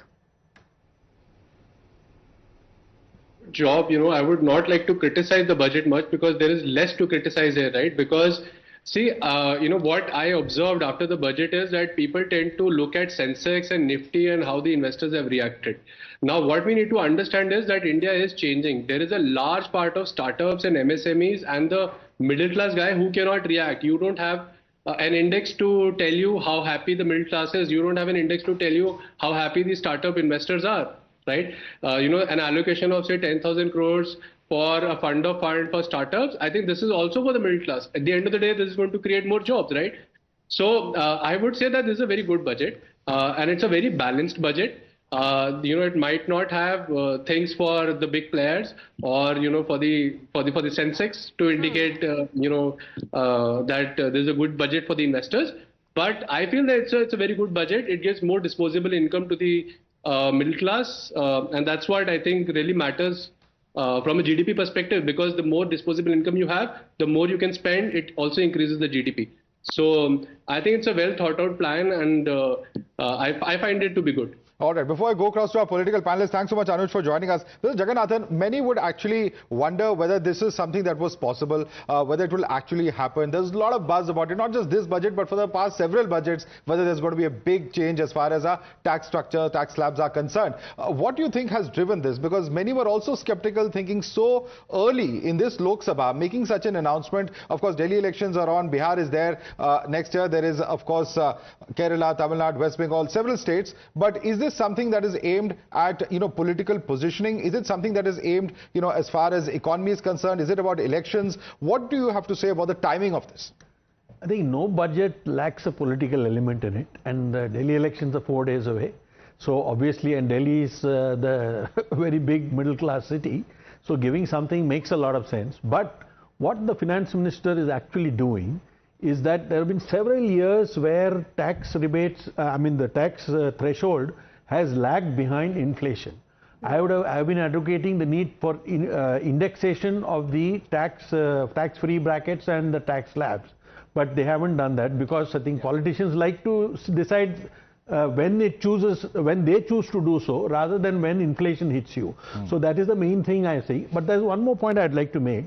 This is a very good thing for the economy for one simple reason. This is a 100,000 crore benefit to the middle class, right? So what it means is, assuming if you are going to save 15 to 20% of your income from additional income, 80,000 crore is the stimulus in the economy because the rest is going to be spent. And it is going to help the markets. I don't know why the markets are shying away from the problem. SIPs are going to increase. Do you think maybe they were expecting something about the capital gains tax? No, but they have not been hit at all. The capital gains is just as they wanted something down maybe. But in fact, even though the fiscal deficit target has been revised downwards, exactly. We are all so they should be happy actually. Yeah. So anyway, I think on Monday probably they'll wake up. Today they are not sure what it is. All right, let me bring in Ajay Alok as well of the BJP. Thanks so much for joining us, Ajay Alok. What do you have to make of what Mr. Jagannathan is saying? He's saying that no budget can be taken away in terms of the political impact that it will have. Is this aimed as a timing of it, politically speaking? Is it significant according to you? Ajay Alok. Well, if you say the political impact, we are doing it after the Lok Sabha elections, and the next Lok Sabha election is on 29th. And if you say that Delhi elections are around near, so the middle class relief, no. That's not the case. It has been in the pipeline. See, whenever the government makes a budget, we are always focused on how to create a Viksit Bharat by 2047. And the three most important components were demography, democracy and the demand. And you have to incorporate all these three components together. And this budget is a complete reflection of the need for our demography, for strengthening our democracy, and of course to increase the demand, because the more the demand is, the more the GDP goes, the more the economy grows, and that's how come the Viksit Bharat. There are different components altogether. If you see the defense component, the very alarming thing about defense component, in spite of increasing 40,000 crores only in the defense, we are increasing the internal production for defense, and we'll be generating revenue from defense, and the target of the revenue is almost 75,000 crores, which is a significant improvement, because for the last 70 years we have been importing only defense, we have not been selling. So this is the sign of strengthening of the Indian democracy and Indian pillars. In terms of infrastructure growth, now there is the next 3 years dedicated corridor for every ministry to formulate a plan and incorporate private sector into infrastructure development into PPP mode. So automatically the capex inflation of the country grows by many folds if we have kept it last year at 12.5 lakh crore. By doing this, we aim that with the help of the private sector, we can increase it up to maybe 20 lakhs crores. So these are all signs where we want to take India in 2047. Okay, let me bring in Tehseen on that note. Tehseen, the big tax slab announcement, capex is going to continue to be high, says the BJP spokesperson. It's a budget that is for a Viksit Bharat. Your response? Naturally, friends from the BJP and all middle-class Indians are cheering the tax cuts, something I've been talking regularly on Times Now. So congratulations to the Honorable Finance Minister on that. That will put money in the common man's hand. But I am slightly right of the economy. I'm the only opposition guy who's slightly right. I would have wanted more tax cuts. I'm disappointed the corporate tax has not been cut. If you actually want manufacturing to go up, you actually want investment. The investment climate in India is not that good. In fact, you're seeing money leaving India. If you want Indians to invest in India, you should actually have a corporate tax cut. So your highest income tax slab should be in line with your many corporate head tax. shaking over there. Now, Vivek Srivastava doesn't agree with you. Vivek Srivastava? If they are relegated to JNU, I'm not going to let him. I'm not left. I am right to the Quick response from Vivek Srivastava. Quick response before we toss across to Navika. Vivek. All right, Navika Kumar is joining us. I believe she has a union minister with her. Over to you, Navika. Thank you very much. And joining me this afternoon is Union Minister Mr. Hardeep Singh Puri. Mr. Hardeep Singh Puri, finally middle classes are saying apna time aayega se apna time aa gaya hai. To what do we owe this tax bonanza? In the elections of Lok Sabha, there was high expectation that there would be some tax cut. Didn't quite happen. Delhi elections, so very important for the BJP that the middle class gets an across-the-board bonanza.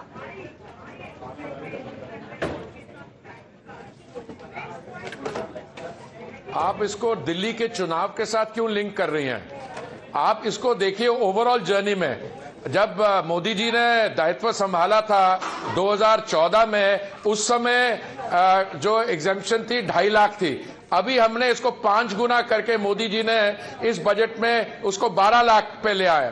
तो मैं समझता हूं दिल्ली के चुनाव के साथ link करना is not entirely fair. The fact is Delhi चुनाव हो रहा है, पर उसमें दिल्ली के चुनाव में देख रहा हूं पे कमीशन भी अपॉइंट हुई है। अभी कैबिनेट ने पे कमीशन को अपॉइंट करने का निर्णय लिया था।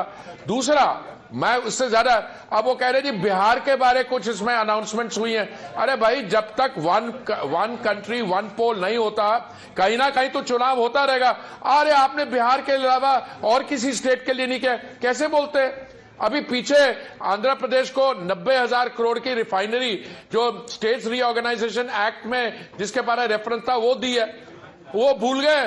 बाकी जगह भी हम भूल गए। अब ऐसा है, ये एक बहुत शानदार बजट है। शानदार बजट में इसमें हर एक वर्ग के लिए आप मिडिल क्लास की कर रहे हैं। मेरे को लगता है कि मैं तो मिडिल क्लास हूं, आपके बारे तो नहीं पता। आप तो पत्रकार बहुत वेल पेड होते हैं, पर सैलरीड लोग जो होते हैं, 40 साल में अधिकारी रहा हूं और मैं समझता हूं। देखिए, बाकी स्लैब्स के साथ जो एडजस्टमेंट हुई है, कितना फायदा हुआ है।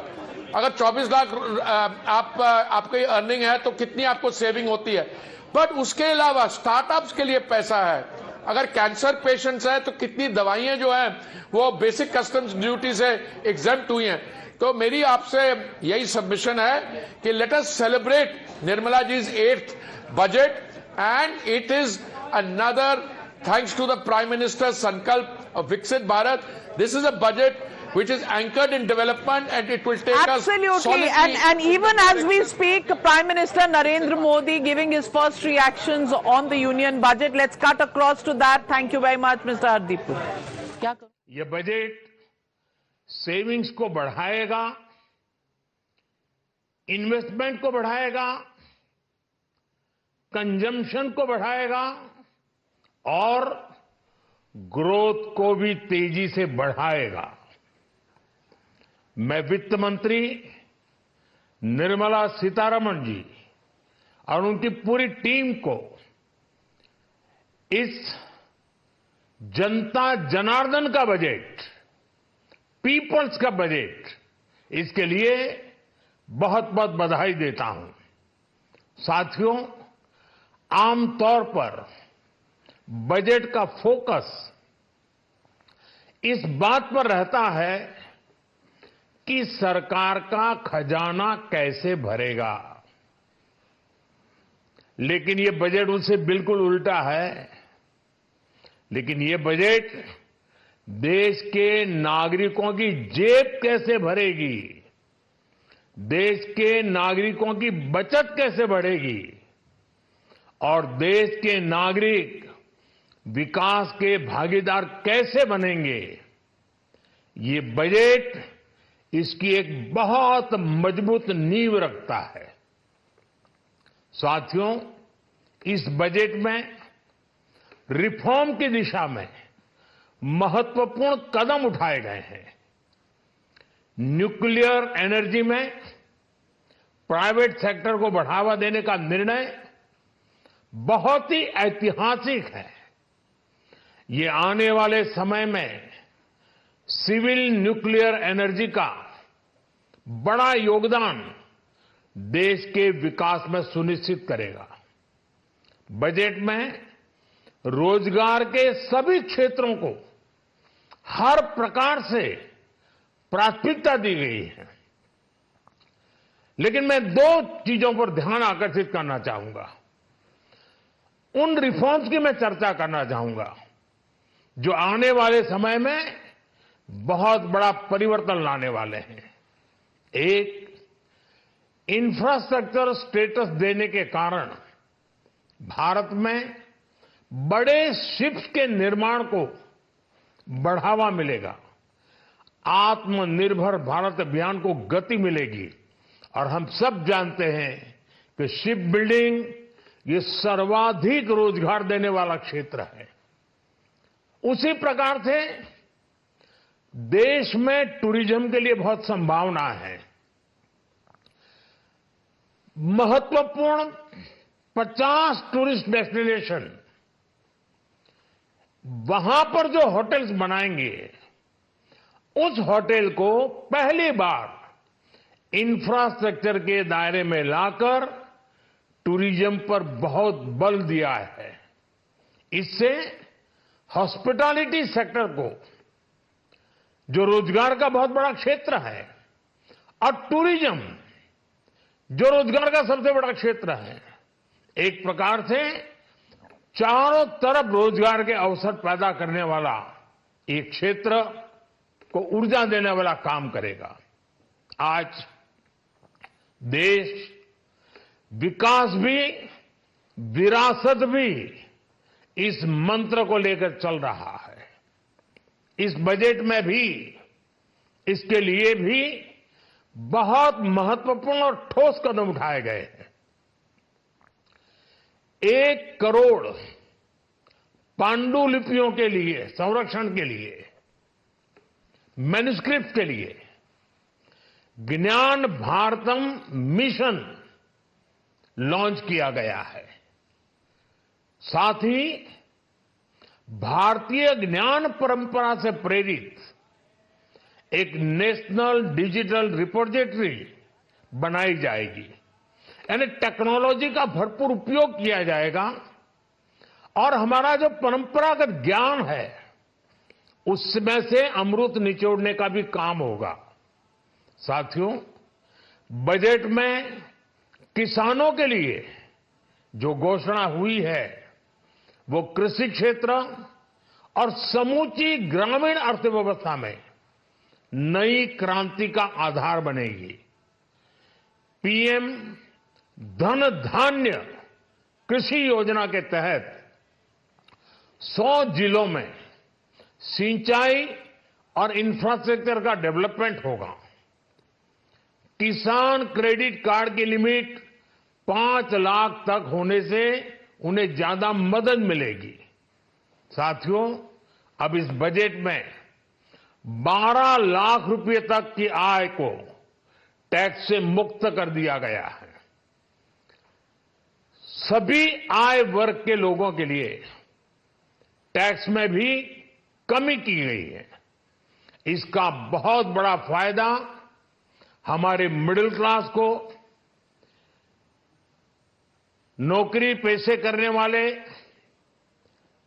जिनकी आय बंधी हुई है, ऐसे लोगों को, मिडिल क्लास को इससे बहुत बड़ा लाभ होने वाला है। उसी प्रकार से जो नए नए प्रोफेशन में आए हैं, जिनको नए नए जॉब मिले हैं, इनकम टैक्स की ये मुक्ति उनके लिए एक बहुत बड़ा अवसर बन जाएगी। साथियों, इस बजट में मैन्युफैक्चरिंग पर 360 डिग्री फोकस है, ताकि एंटरप्रेन्योर्स को, एमएसएमईज को, छोटे उद्यमियों को मजबूती मिले और नई जॉब पैदा हो।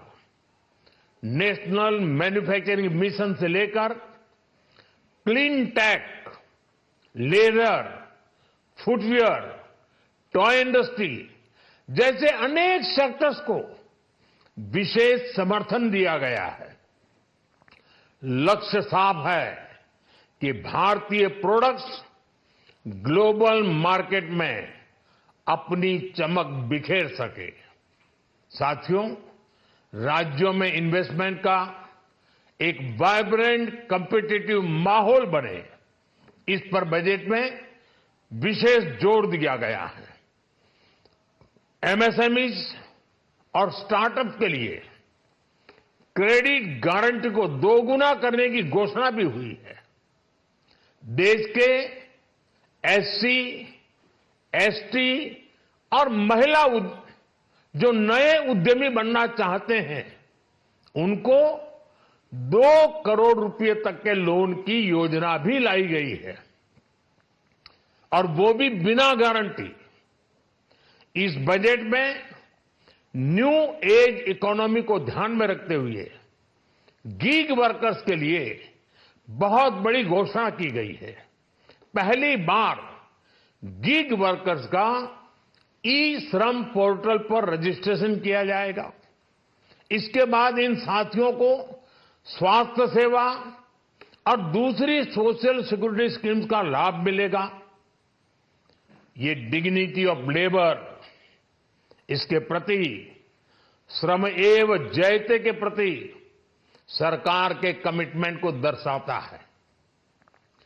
रेगुलेटरी रिफॉर्म से लेकर फाइनेंशियल रिफॉर्म्स, जन विश्वास 2.0 जैसे कदमों से मिनिमम गवर्नमेंट और ट्रस्ट बेस्ड गवर्नेंस के हमारे कमिटमेंट को और बल मिलेगा।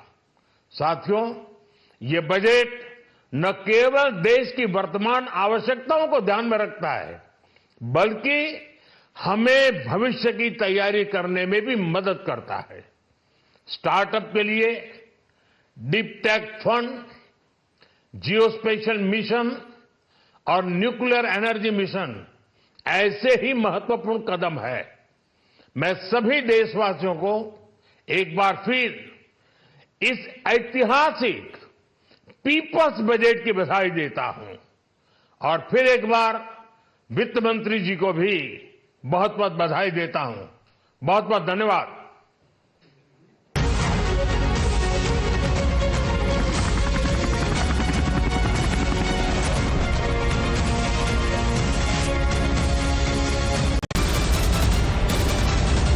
The biggest news break of the day.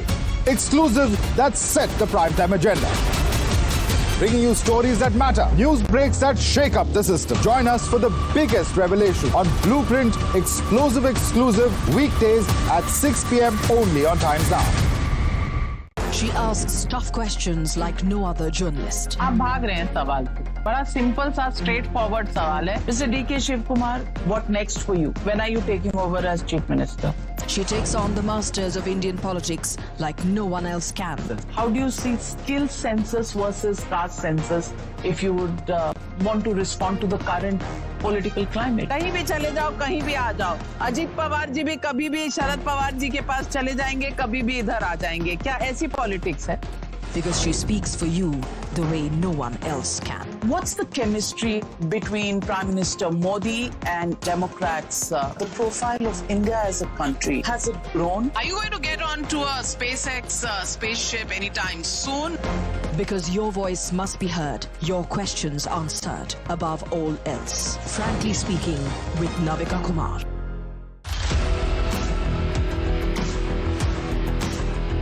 There's always that story that the nation wants to know.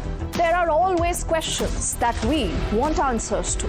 They can run, they can dodge, they can even ignore us. But we will repeatedly keep asking those questions and bring out the real facts. Because the nation will always want to know. Weekdays at 7 p.m.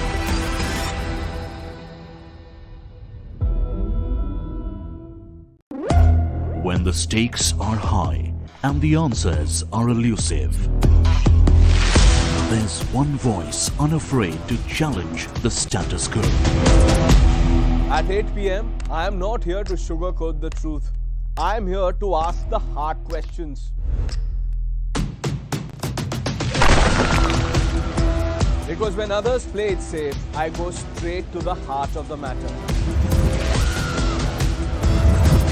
It's not about left or right. It's about what's right for India. It's about holding the powerful accountable. India Upfront with Pranesh Roy. Weeknights at 8 p.m. only on Times Now. No spin, no compromise, just the truth. For over 30 years, my journalism has been relentless, fearless, and uncompromised. My stories have breached lofty ivory towers and brought down the high and mighty. And I won't stop. When the clock strikes 9, it is time for the news hour. Navika Kumar asks the legitimate question. When your rights are trampled, I will be your voice, demanding answers from the corridors of power. News Hour at 9 with Navika Kumar. Journalism is a mission, not just to seek accountability or a fight for justice, but for honesty and integrity. Voicing citizens' concerns and using the truth to demand answers, ensuring that you come first on agenda. Watch News Hour Agenda with me, Maludas Gopalakrishnan, weeknights at 10 o'clock only on Times Now.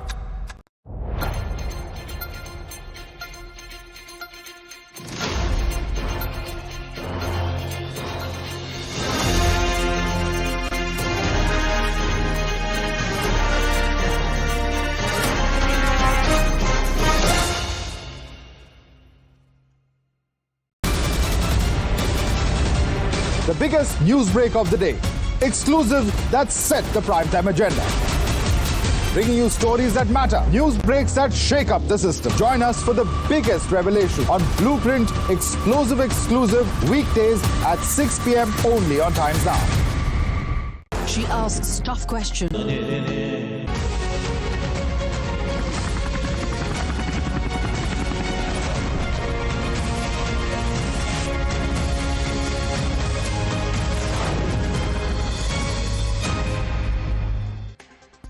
Welcome back here with us on Times Now, and joining us on the broadcast right now is Salem Dharanidharan, who is National Spokesperson of the DMK. We also have with us Professor Jyotsna, National Spokesperson of the TDP. Good afternoon to both of you and to my guests in the studio here. Salem Dharanidharan, to you first. Many are appreciating the bonanza that the middle class has got. Do you also give this government a thumbs up for biting the bullet and giving this kind of a tax relief to the middle class? I think it's very funny. Do you think that I really don't know numbers, or they don't know numbers, or they think people don't understand the numbers? The fact of the matter is, who is middle class?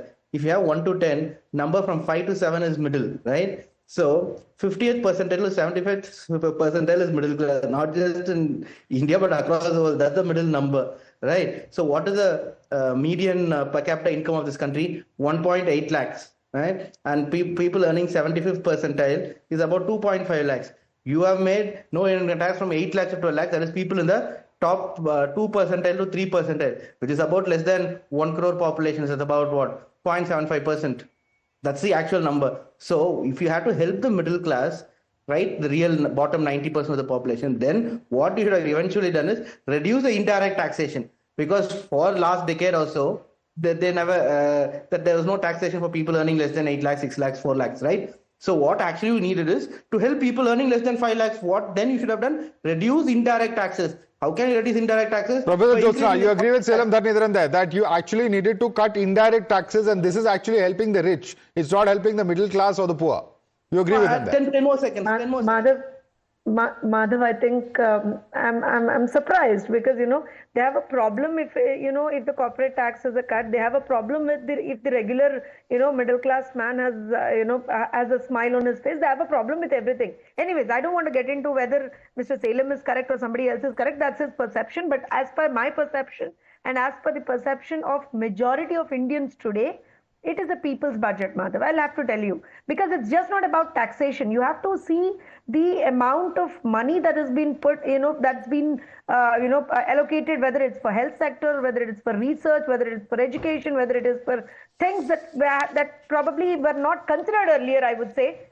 Probably, I think 2014 se pehle, ya uske baad bhi thode bahut saal. But now, Madhav, my point again is, 6 sectors, because we all have to talk about this. And again, I'm not just limiting myself to taxation, because all of us know, yes, majority of the Indians, whether Mr. Salem accepts it or not, but all of them are happy, because obviously most of them fall in the criteria up to 10 to 12, which is important, which is very important, Madhav, I'll tell you. But there are 6 sectors, very important 6 sectors that actually, today we see transformative reforms in those sectors.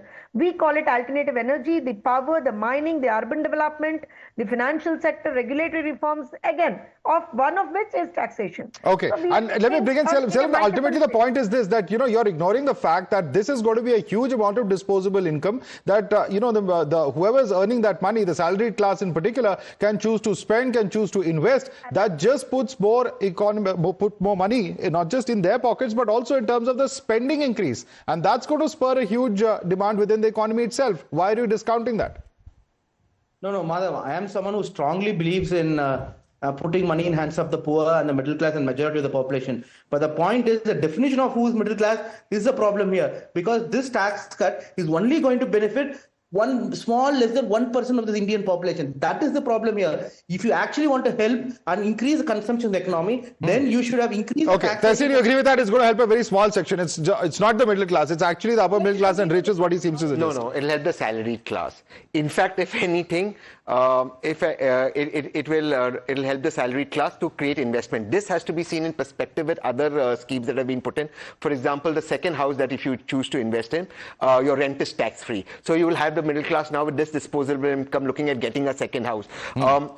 In particular, what I'm disappointed with, and I do agree with Mr. Salem on one thing, which now you have to push. If you want comprehensive investment in India, which is all our aim, then you have to have GST reforms right away. But for that you have GST Council. Yeah, but BJP has a major weightage in that, so you have to have that. GST should be only 2. Sumit, quick response from Sumit on that as well, because you're a tax expert. Do you agree with what Tessin said? I will spare the GST thought because that sounds more politically rhetoric. But just coming back on the middle class, I think the benefit is aimed at different sections of the society. One is a gig economy worker who are earning, let's say, from 30,000 rupees to going all the way to 1 lakh rupees a month. That, and in fact, just few minutes ago, Prime Minister Modi also said that that's also the target section of the beneficiary, right? The second is look at the salaried class people, right? This provision, this change is going to put a lot more money in the hands of the young professional entering the job market. Yes. And that's where the consumption demand will get affected. All right. We'll have to leave it there. Just property change that has happened, that is also a significant change. You come to think of it, the moment you allow the 2 house properties to be tax exempt, it's giving a lot more disposable income. All right. Sumit Singhania, Tehseen Poonawala, Mr. R. Jagannathan, as well as Professor Jyotsna and Silam Dharnidharan. I'd like to thank all of you for joining us and breaking this down for our viewers. We're going to continue with our coverage of the Viksit Bharat budget, as we're calling it here on Times Now. For the woman from Hina and me, it's a wrap.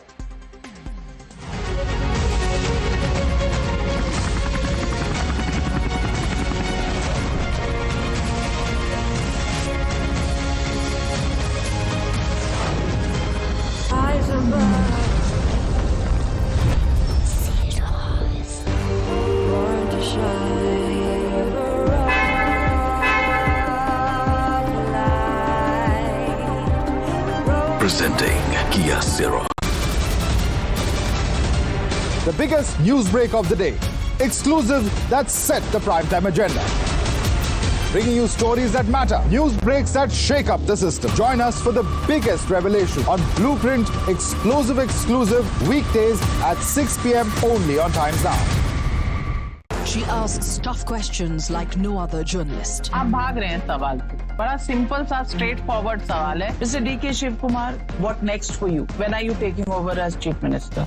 She takes on the masters of Indian politics like no one else can. How do you see skill census versus caste census if you would want to respond to the current political climate? कहीं भी चले जाओ, कहीं भी आ जाओ. अजीत पवार जी भी कभी भी शरद पवार जी के पास चले जाएंगे, कभी भी इधर आ जाएंगे. क्या ऐसी पॉलिटिक्स है? Because she speaks for you the way no one else can. What's the chemistry between Prime Minister Modi and Democrats? The profile of India as a country, has it grown? Are you going to get onto a SpaceX spaceship anytime soon? Because your voice must be heard, your questions answered above all else. Frankly speaking, with Navika Kumar.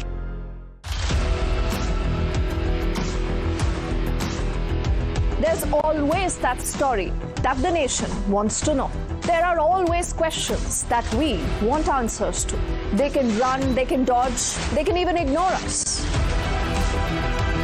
But we will repeatedly keep asking those questions and bring out the real facts. Because the nation will always want to know. Weekdays at 7 p.m.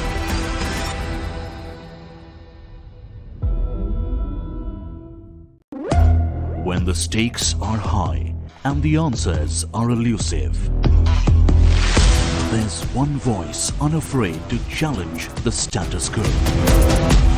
At 8 p.m., I am not here to sugarcoat the truth. I am here to ask the hard questions. Because when others play it safe, I go straight to the heart of the matter. It's not about left or right. It's about what's right for India. It's about holding the powerful accountable. India Upfront with Pranesh Roy. Weeknights at 8 p.m. only on Times Now. No spin, no compromise, just the truth. For over 30 years, my journalism has been relentless, fearless, and uncompromised. My stories have breached lofty ivory towers and brought down the high and mighty. And I won't stop. When the clock strikes 9, it is time for the news hour. Navika Kumar asks the legitimate question. When your rights are trampled, I will be your voice, demanding answers from the corridors of power. News Hour at 9 with Navika Kumar. Journalism is a mission, not just to seek accountability or a fight for justice, but for honesty and integrity. Voicing citizens' concerns and using the truth to demand answers, ensuring that you come first on agenda. Watch News Hour Agenda with me, Madhav Balakrishnan, weeknights at 10 o'clock only on Times Now.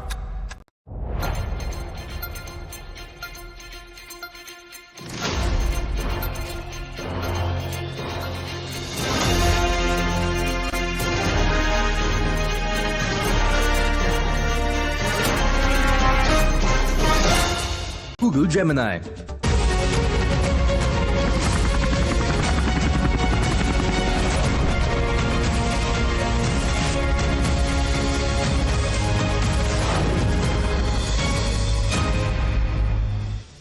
I am now happy to announce that there will be no income tax payable up to income of 12 lakh rupees. Finally, the prayers of the middle class answered. Mega budget announcement. Taxpayers with salaries up to 12 lakh rupees won't have to pay tax under the new tax regime. Big push to strengthen the MSME sector. Credit guarantee cover for micro enterprises raised from 5 crore rupees to 10 crore. Additional 1.5 lakh crore credit cover over the next 5 years. Flip to medical tourism. Finance Minister Nirmala Sitharaman announces the promotion of the Heal in India initiative. Customs duty exemption on 36 cancer and rare disease medications. Bihar gets a big pie of Modi Sarkar's budget. Makhana boat to greenfield airports to the canal project. The significant gifts for Bihar comes months before the assembly election. From some cancer and chronic diseases, medicines to leather jacket, shoes and belts, many items are set to get cheaper, while TVs and mobile phones are set to cost you more as the basic custom duty on flat panel displays has been increased. Centre makes a big push for artificial intelligence in education. Finance Minister Nirmala Sitharaman announces the setting up for an AI Centre of Excellence for Education with 500 crore rupees outlay in a bid to prepare a future-ready workforce. While the opposition remains unimpressed with the budget, BJP leaders, including the Home Minister Amit Shah, hailed budget for the Aam Aadmi, saying that the middle class is always in Prime Minister Narendra Modi's heart. The opposition is unimpressed with the budget for Vikasit Bharat. TMC, BRS, DMK alleged stepmotherly treatment towards Bengal and says the budget is tailored while keeping Bihar mandate in mind. Namaskar, good afternoon. I'm Swati Joshi, and it's nothing short of an budget for the middle class, with the Modi government giving it a mega tax exemption, the biggest since the year 2005. So if you earn up to 12 lakh rupees a year or approximately 1 lakh per month, you will have to pay no tax. Finance Minister Nirmala Sitharaman made the big bang announcement during a budget speech where she said that income slabs and rates are being changed across the board to benefit all taxpayers. So what does this essentially mean? Now, this means that the middle class will have more money in their hands. This will help them save more and spend more, and will also spur household consumption, which has been, in fact, the focus of the government. So the biggest talking point of the Modi government's first full budget after 2024 general elections is that a nil tax slab will apply for those with annual income up to 12 lakh rupees, which will help one save up to 80,000 a year. Prime Minister Modi, in his post-budget address, hailed this. He called this a major relaxation, primarily for the middle class, and called it people's budget. Listen in. जनता जनार्दन का budget, peoples का budget, इसके लिए बहुत बहुत बधाई देता हूं। साथियों, आमतौर पर बजट का फोकस इस बात पर रहता है कि सरकार का खजाना कैसे भरेगा, लेकिन ये बजट उससे बिल्कुल उल्टा है। लेकिन ये बजट देश के नागरिकों की जेब कैसे भरेगी, देश के नागरिकों की बचत कैसे बढ़ेगी और देश के नागरिक विकास के भागीदार कैसे बनेंगे, ये बजट इसकी एक बहुत मजबूत नींव रखता है। Let's take a look at the current versus previous tax slab. Income up to 4 lakh rupees, it's going to be nil as far as the income tax is concerned. Between rupees 4 lakh and 8 lakh, 5%. Between rupees 8 and 12 lakh, 10%. Between rupees 12 and 16, it's going to be 15%. And between 16 to 20 lakh, it's going to be 20%. For those who earn between 20 to 24 lakhs, the income tax that they'll have to pay is going to be 25%. And for all of those who earn above 24 lakh rupees, they'll fall in the 30% tax slab. Why does the middle class matter? Because as per data from 2020-2021, the middle class made 31% of the total population. Reports suggest that the size of India's middle class will nearly double to 61% of its total population by 2047. It's also important to note that Delhi, which goes to polls in less than 5 days from now, as per reports, has 45% middle-class population. So all in all, this is a pro-people and pragmatic budget ahead of polls. Here's what the finance minister said while announcing the overhaul in the tax slabs for middle class. We have periodically reduced the tax burden. Right after 2014, the nil tax slab was raised to 2.5 lakhs of rupees, which was further raised to 5 lakh rupees in 2019 and to 7 lakh rupees in 2023. This is reflective of our government's trust on the middle class taxpayers. I am now happy to announce that there will be no income tax payable up to income of 12 lakh rupees. All right, let's break down the details now, and this is how it is going to impact the taxpayers. Income of 8 lakh, according to the old tax, 30,000, and now it is going to be nil. So the savings is going to be actually 30,000. For those who are earning 9 lakh, according to the old tax, they were paying 40,000. Now that's going to be nil. So the savings is going to be that of 40,000 that they'll be able to save now. For 10 lakh, the old tax was 50,000. The new declaration after the announcement is going to be nil. Savings is going to be of 50,000. For those earning 11 lakh, as per the old tax, they were paying 65,000. Now they don't have to pay anything. Savings 65,000. For those with income 12 lakh, old tax 80,000. Now it's nil. So savings is going to be 80,000. For those who are earning 16 lakh, as per the old tax slab, 1.70 is the income tax for them. Now they'll have to pay only 1.2 lakh. So the savings is going to be around 50,000. For those earning 20 lakh, as per old tax slab, 2.9 lakh is their tax. Now that is going to be 2 lakh rupees. So 90,000 is what they are going to save. For those earning 24 lakh rupees per annum, according to the old slab, 4.10, that's 4.10 is the tax that they were paying. Now it's going to be 3 lakh. So the savings is going to be that of 1.1 lakh. And for those who are earning 50 lakh per annum, as per the old tax slab, 11.9 is what they paid in terms of tax. Now that has been reduced to 10.8. So the savings is that again of 1.1 lakh. The tax-paying Janata is ecstatic. For years, they have been waiting with bated breath for this kind of a relief. Even some leaders of the opposition who earlier accused the Modi government of crushing people under the tyranny of tax terrorism are forced to admit that this is a welcome step for the Aam Aadmi. वो तो अच्छी बात है, इसलिए भाजपा के लोग बहुत ताली बजाएं, लेकिन ये भी जानिए कि अगर आपके पास तनख्वाह है तो आप कम टैक्स देंगे, लेकिन जिनके पास रोजगार नहीं है उनके पास तनख्वाह कहाँ से है? और बेरोजगारी के बारे में कुछ नहीं सुना। फाइनेंस मिनिस्टर की भाषण में कहाँ थे बेरोजगारी, कहाँ थे हमारे युवाओं के रिकॉर्ड, वर्ल्ड रिकॉर्ड अनएम्प्लॉयमेंट जो है हमारे देश में, बेरोजगारी। मैं कहूंगी ये आम जनता और खास करके मिडिल क्लास की जीत है, जो उनकी लगातार मांग रही है पिछले 10 साल से, और उनकी सुनवाई नहीं हो रही थी कि वो लोग टैक्स देते हैं, इतना भारी टैक्स भरते हैं, ना सेविंग हो पाती है, ना महंगाई कम हो रही है और कोई इन्वेस्टमेंट नहीं हो पाता है, उनका खर्चा बढ़ता जा रहा है, आमदनी दुगनी अधूरी रहती है और महंगाई दुगनी होती है। तो आज उनको वो राहत की सांस मिली है, उसको तो मैं वेलकम करूंगी क्योंकि आज जनता की जीत है। Now, top leaders of the NDA are calling this a dream budget for the Aam Aadmi. Listen to the reactions. हमारी फाइनेंस मिनिस्टर निर्मला सीतारमन जी ने एक बहुत ही जबरदस्त इस प्रकार का बजट पेश किया है। विशेष रूप से इसको हमारे मध्यम वर्ग के लिए ड्रीम बजट कहा जा सकता है। ऐसा बजट उन्होंने पेश किया है, इसलिए मैं उन्हें बहुत बहुत बधाई देता हूं।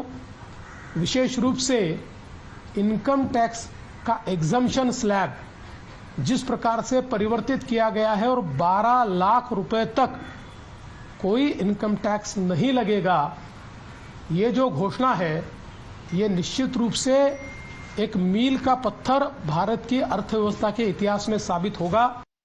वित्तीय वर्ष 2025-26 के बजट में डिफेंस मिनिस्ट्री को 6,81,000 करोड़ से अधिक का एलोकेशन किया गया है, जो पिछले साल के बजट एलोकेशन से लगभग 9.5% अधिक है।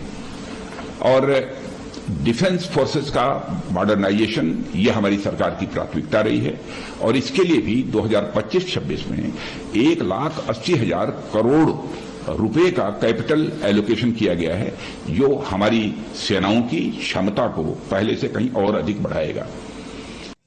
All right, let's open this up and go across to our guests. We're joined by Manish Bariyar, political analyst, Tehseen Poonawalla, also political analyst, Vivek Srivastav, political analyst, joins us on the broadcast, along with Virendra Singh, MP of the Samajwadi Party. We have CA Kapil Mittal, personal tax expert, and Sunil Mathur, managing director and CEO of Siemens India. Thank you very much, gentlemen, for joining us. Let me first go across to Mr. Mathur. Your first comments on the relief that has been given to the middle class.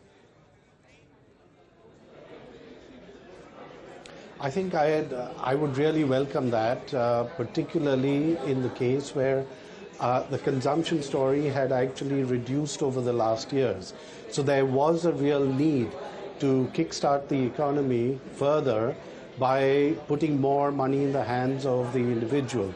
That in turn will have an impact on increasing the demand, which in turn will have an impact on adding capacities and in capital expenditure.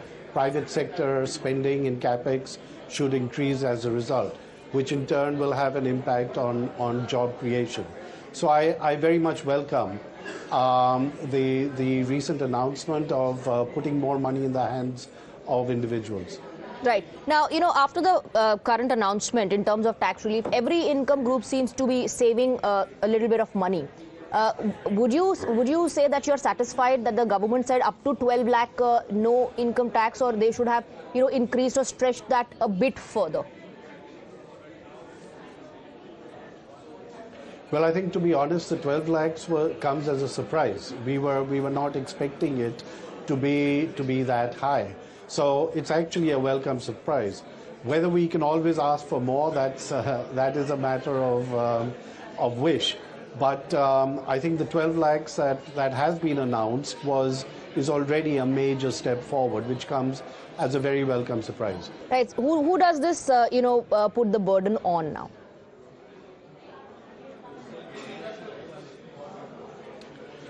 Well, I think the impact of all this, as the finance minister mentioned, is there is 1 lakh crore rupees that the government is foregone over here.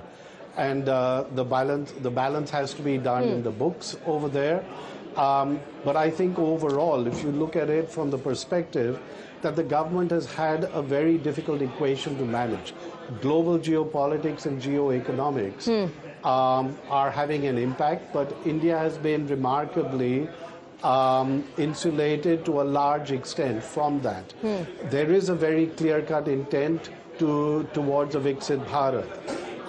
And finally, there is an intent to speeden up that pathway towards Viksit Bharat.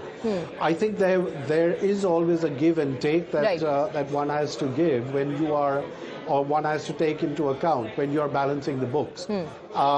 It's not an easy discussion, but overall, with the capex spending, which I would have liked to be a little bit more. On the one hand, that leads to a demand-led spending, balanced on the other hand by the 1 lakh by the announcement on consumption increase over there.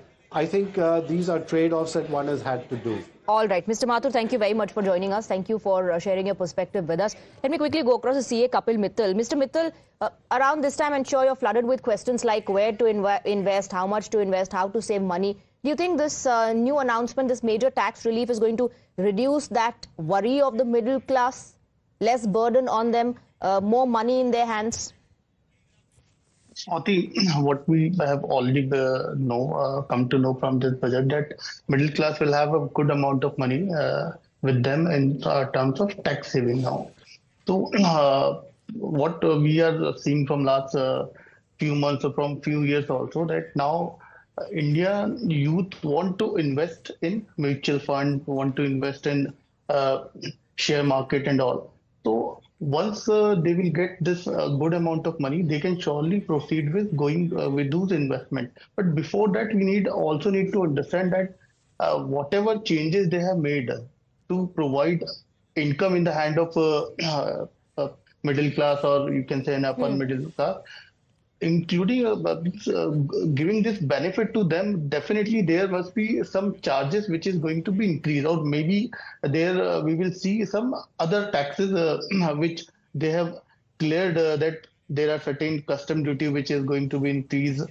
Apart from this, there are, because whenever an individual gets some income in their hand, they are going to spend it. Whenever they are going to spend it, they have to pay some indirect taxes in the form of GST. And those will go in the kitty of government only. But with respect to this, that they have not made any change with respect to old tax regime, which shows somewhere government has in their back of their mind that they want to abolish the old tax regime, which is more or less clear. Currently, last year, around 72% of the return was filed under the new tax regime.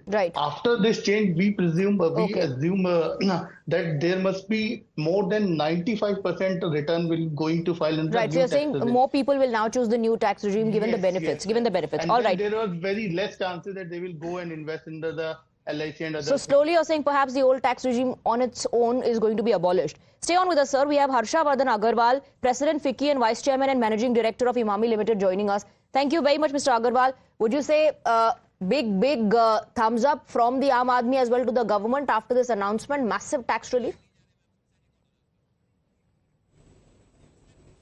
Absolutely, I think it has been a welcoming budget. We all were expecting, and we had recommended to the government, to the FM, that for increasing the consumption, we need to leave more money in the hand of the middle class, and for that, if there can be some relief in the income tax. But I think, we were not expecting something like this, and it's a really big bang step that they have taken. You can imagine 1 lakh crore kind of amount coming in the hand of middle class. Certainly, that's a big thing, and a big thumbs up, for consumption. Whatever money they save ultimately will be invested or, will be spent on consumption. So the money comes back into the system. Would you say this is a budget that is leaning more towards being a populist budget, or given the other measures that have been taken, it's a pragmatic budget still? I think this is a budget, which takes care of the need of the hour. The need of the hour was, that we need to look at how do we increase the GDP growth, right? So from that perspective, for that, how do we grow the consumption? And that is what they have done.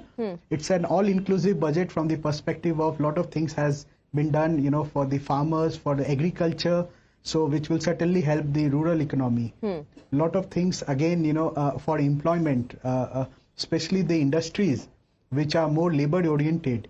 The government is focusing on that, especially the toys, the leather, the footwear industries, which is very labor-intensive. So overall, it is a well-balanced budget, I would say, which is pro-industry and also well-balanced budget, pro-poor and middle pro-poor and pro-industry as well. Thank you very much, Mr. Agarwal, for joining us on the broadcast. We're taking a very short break, but on the other side, we will bring in our political analyst, because the opposition, many in the opposition are not impressed with the relief given to the middle class.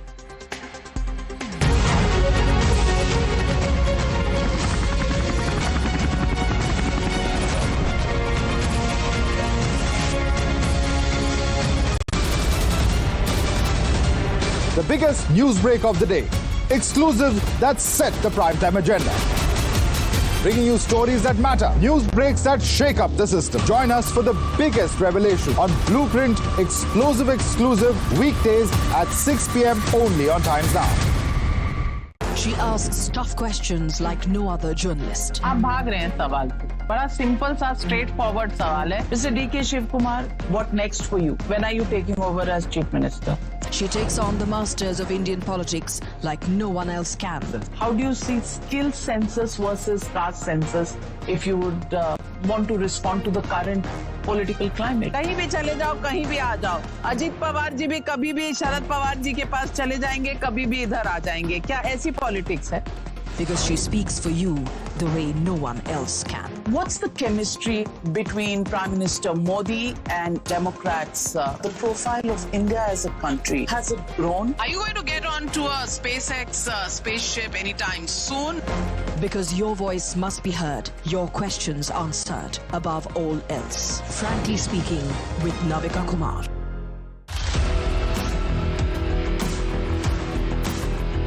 There's always that story that the nation wants to know. There are always questions that we want answers to. They can run, they can dodge, they can even ignore us. But we will repeatedly keep asking those questions and bring out the real facts. Because the nation will always want to know. Weekdays at 7 p.m.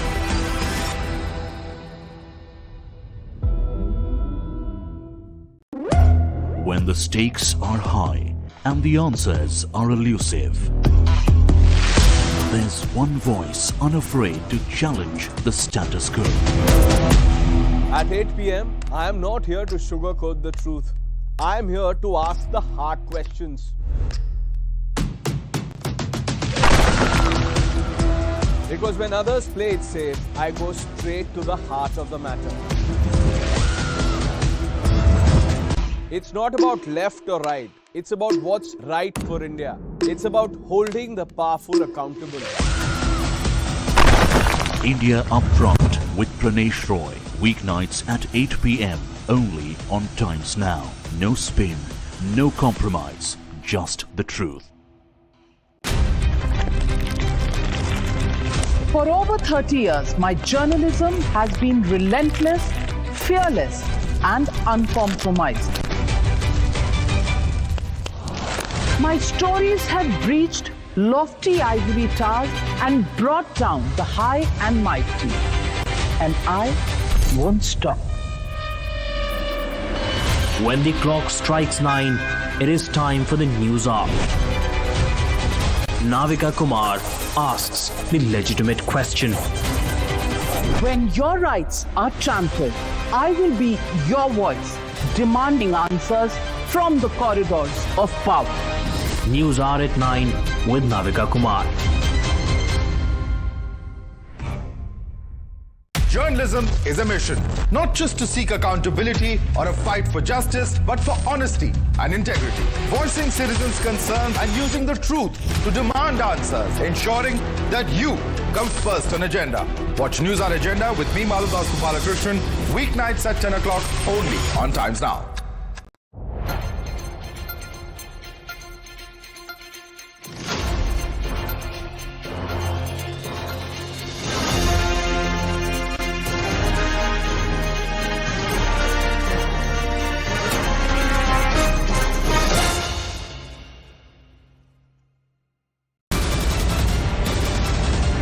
The biggest news break of the day. Exclusives that set the primetime agenda. Bringing you stories that matter. News breaks that shake up the system. Join us for the biggest revelation on Blueprint Explosive Exclusive weekdays at 6 p.m. only on Times Now. She asks tough questions like no other journalist. आप भाग रहे हैं सवाल पे. बड़ा simple सा straight forward सवाल है. Mr. D.K. Shiv Kumar, what next for you? When are you taking over as Chief Minister? She takes on the masters of Indian politics like no one else can. How do you see skill census versus caste census if you would want to respond to the current political climate? कहीं भी चले जाओ, कहीं भी आ जाओ. अजीत पवार जी भी कभी भी शरद पवार जी के पास चले जाएंगे, कभी भी इधर आ जाएंगे. क्या ऐसी पॉलिटिक्स है?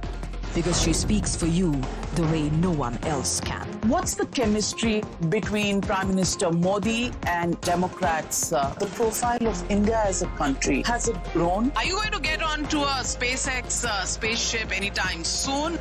Because your voice must be heard, your questions answered above all else. Frankly Speaking with Navika Kumar.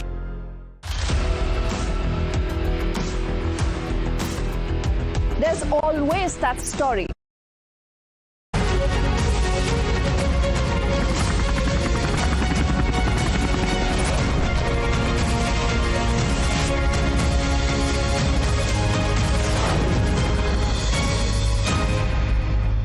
The Viksit Bharat budget has been presented with a massive relief for the middle class, the taxpayers.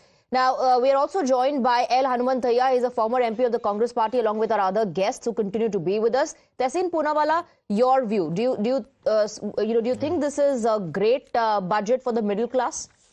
At the onset, I would like to congratulate the Honorable Finance Minister for the tax relief and recalibrating the tax slabs To that extent, I do believe this was one needed. I've been leading this fight on social media, etc., that tax terrorism needs to end. So to that extent, I think it's good.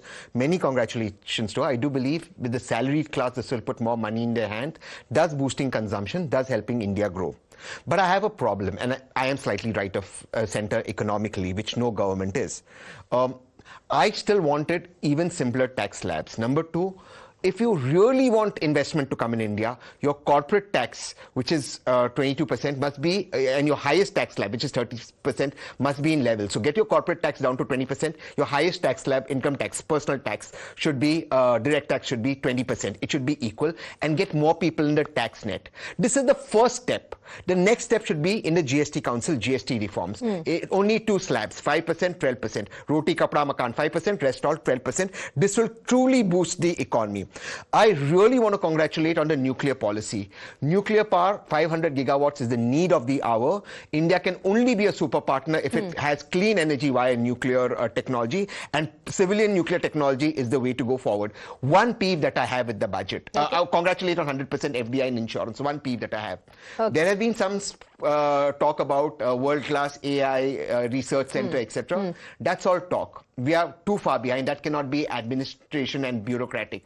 The future is AI fintech. If you truly want to democratize finance, AI fintech is the way, and AI fintech is moving to Dubai. If you want to do this, have a clear AI fintech policy, clear crypto policy, clear blockchain policy, and allow investors to invest in India. Vivek Srivastava does not agree with you. To sum up what you've said, you're saying congratulations, but it's not enough. I'll open up the debate. Much more should be done. Much more should be done. Especially for the middle class. All right. I'll take reactions on that. Vivek Srivastava will take a very short break before that.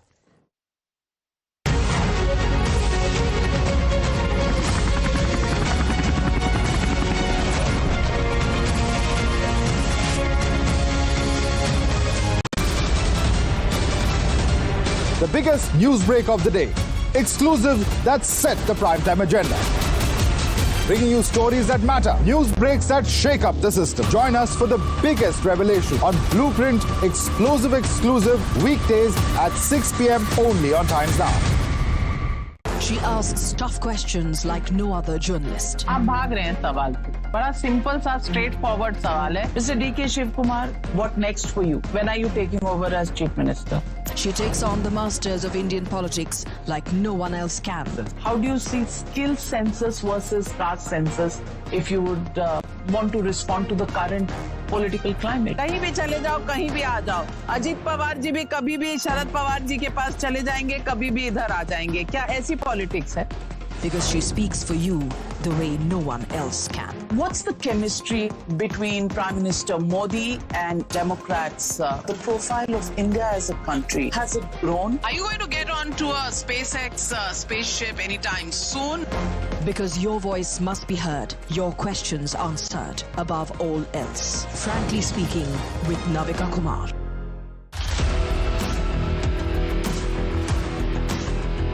There's always that story that the nation wants to know. There are always questions that we want answers to. They can run, they can dodge, they can even ignore us. But we will repeatedly keep asking those questions and bring out the real facts. Because the nation will always want to know. Weekdays at 7 p.m.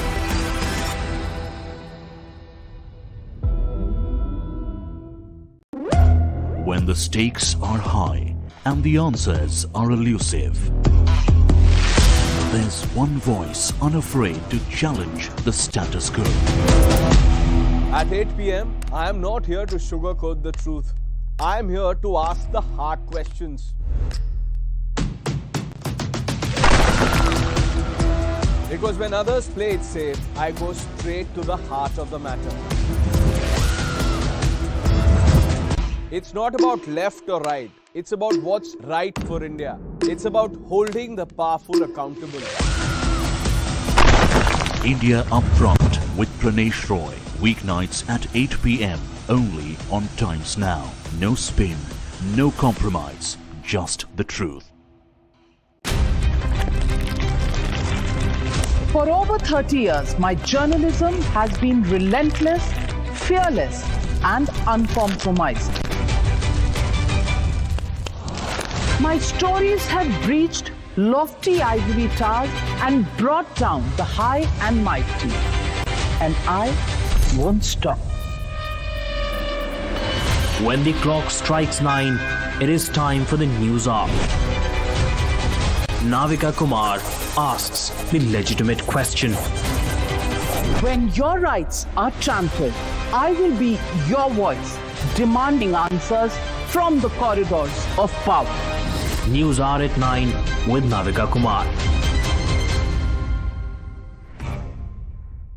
Journalism is a mission, not just to seek accountability or a fight for justice, but for honesty and integrity. Voicing citizens' concerns and using the truth to demand answers, ensuring that you comes first on agenda. Watch News Hour Agenda with me, Maludas Gopalakrishnan, weeknights at 10 o'clock only on Times Now.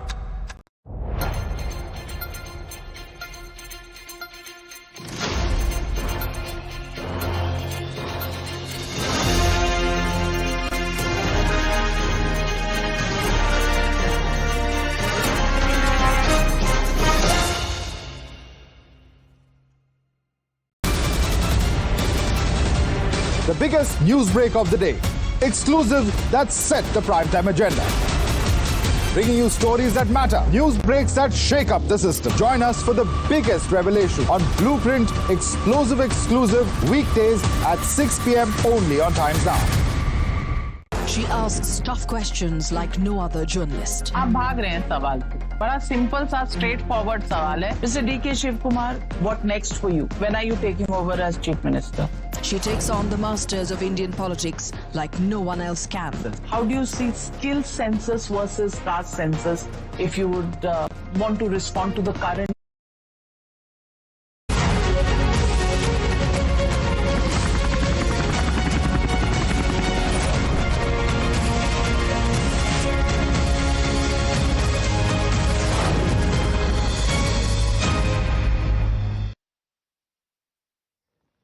Welcome back. Let's focus a little bit on Bihar, a state that goes to polls in November this year, and today it got a big pie of Nirmala Sitharaman's budget. It was clear that Bihar will be the center of attention the moment Nirmala Sitharaman turned up in parliament wearing a Madhubani art print sari. Now, Madhubani art has origins in Bihar's Mithila region, and the sari was gifted by Padma Shri Dulari Devi to Sitharaman during her last visit to Bihar. And the Bihar imprint was visible in her Bahi Khata as well.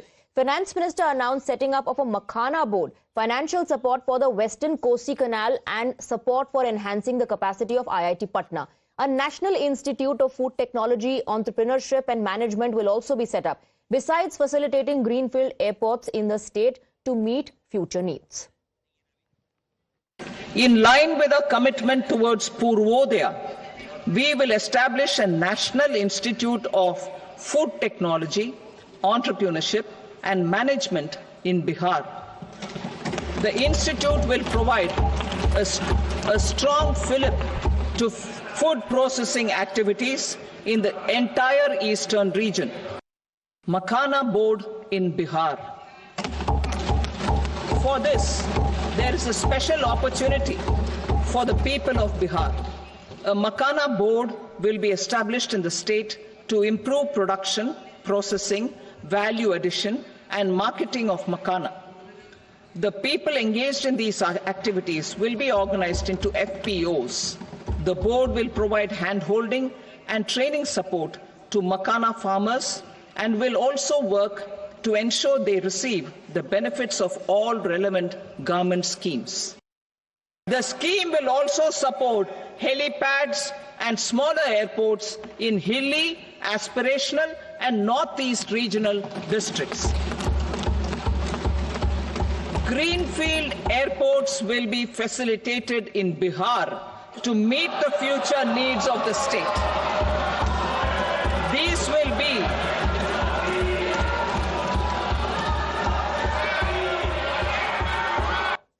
Nitish Kumar's JDU along with Chandrababu Naidu's TDP played a key role in NDA forming the government as the BJP failed to get a majority on its own in the Lok Sabha polls. Weeks later, Bihar got a bonanza with the centre announcing 26,000 crores in the 2024 budget for various road projects in the state. With the latest spree of allocations 9 months before assembly polls, opposition parties have been quick to call it a biased budget aimed at reaping political dividends. कि अगर आपके पास तनख्वाह है तो आप कम tax देंगे, लेकिन जिनके पास रोजगार नहीं है उनके पास तनख्वाह कहाँ से है? और बेरोजगारी के बारे में कुछ नहीं सुना। बिहार को भी बहुत कुछ मिला है। हाँ, बिहार को बहुत कुछ मिला है, क्योंकि बिहार में चुनाव आने वाला, चुनावी बजट बन गया। तो ये भी आप सोच लीजिए कि जिस पार्टी कह रहे हैं कि वन नेशन वन इलेक्शन, वो लोग ऐसे दिखा रहे हैं कि अगर हर स्टेट में हर अलग अलग साल पे इलेक्शन हो तो उनके लिए अच्छा है, क्योंकि ज्यादा पैसे मिल जाएंगे उनके बजट। मुझे ये समझ नहीं आ रहा कि ये भारत सरकार का बजट है कि बिहार सरकार का बजट है। आपने बिहार के अलावा किसी और प्रदेश का नाम सुना वित्त मंत्री जी के पूरे बजट भाषण में? तो जब आप देश के बजट की बात करते हैं तो सारे देश के लिए उसमें कुछ ना कुछ होना चाहिए। बिहार को हमेशा से मोदी सरकार ने ठगने का काम किया है, डबल इंजन की सरकार ने ठगने का काम किया है। विशेष पैकेज की बात तो कहीं नहीं, विशेष राज्य का दर्जा पता नहीं अब मिलेगा कि नहीं मिलेगा, इन्होंने तो पहले ही मना कर दिया। लेकिन चुनाव में तो बहुत ऊंची ऊंची बातें की जाती है, बड़ी बड़ी बातें की जाती है, जुमलेबाजी होती है। जो आज का बजट है, बिहार के साथ कहीं ना कहीं से खिलवाड़ किया जा रहा है, सौतेला व्यवहार किया जा रहा है। और जो पिछले बजट में जो बात आई थी उसी को दोहराने की बात इन लोगों ने किया है। So the opposition believes it's a chunavi budget, and Tehseen Poonawalla, you earlier said congratulations, but that's not enough. Lot more needs to be done. I want to go across to Virendra Singh for more on that. Virendra Singh ji, तहसीन पूनावाला यहाँ panel पर हैं जो अमूमन Congress party की ideology और उनके political stand को support करते हैं, लेकिन आज वो कह रहे हैं कि वो मुबारकबाद देना चाहेंगे फाइनेंस मिनिस्टर को, और ये भी कह रहे हैं साथ साथ में बहुत कुछ होना चाहिए था। आपकी क्या प्रतिक्रिया?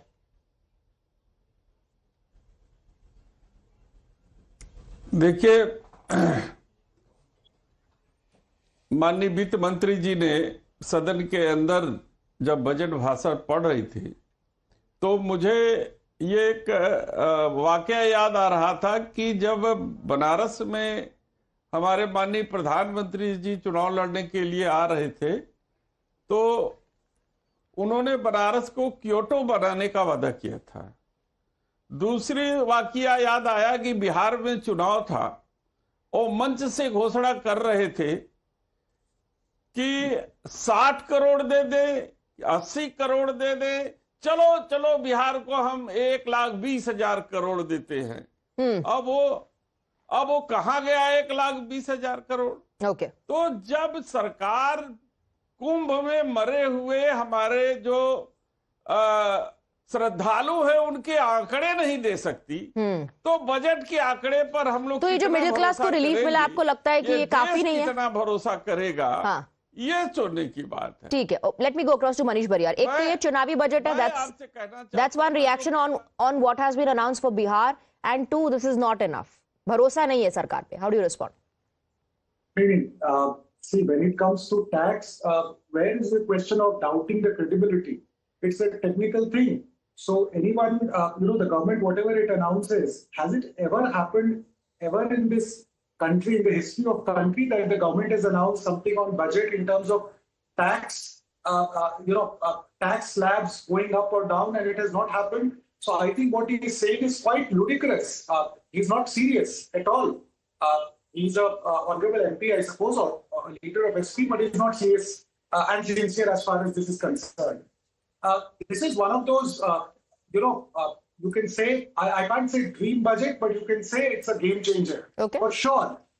One remembers Dr. Manmohan Singh's budget, or Mr. P. Chidambaram's budget was also hailed at one time. Right? I think, we've been talking a lot about relief to middle class. That, of course, is the talking point today and is a highlighter.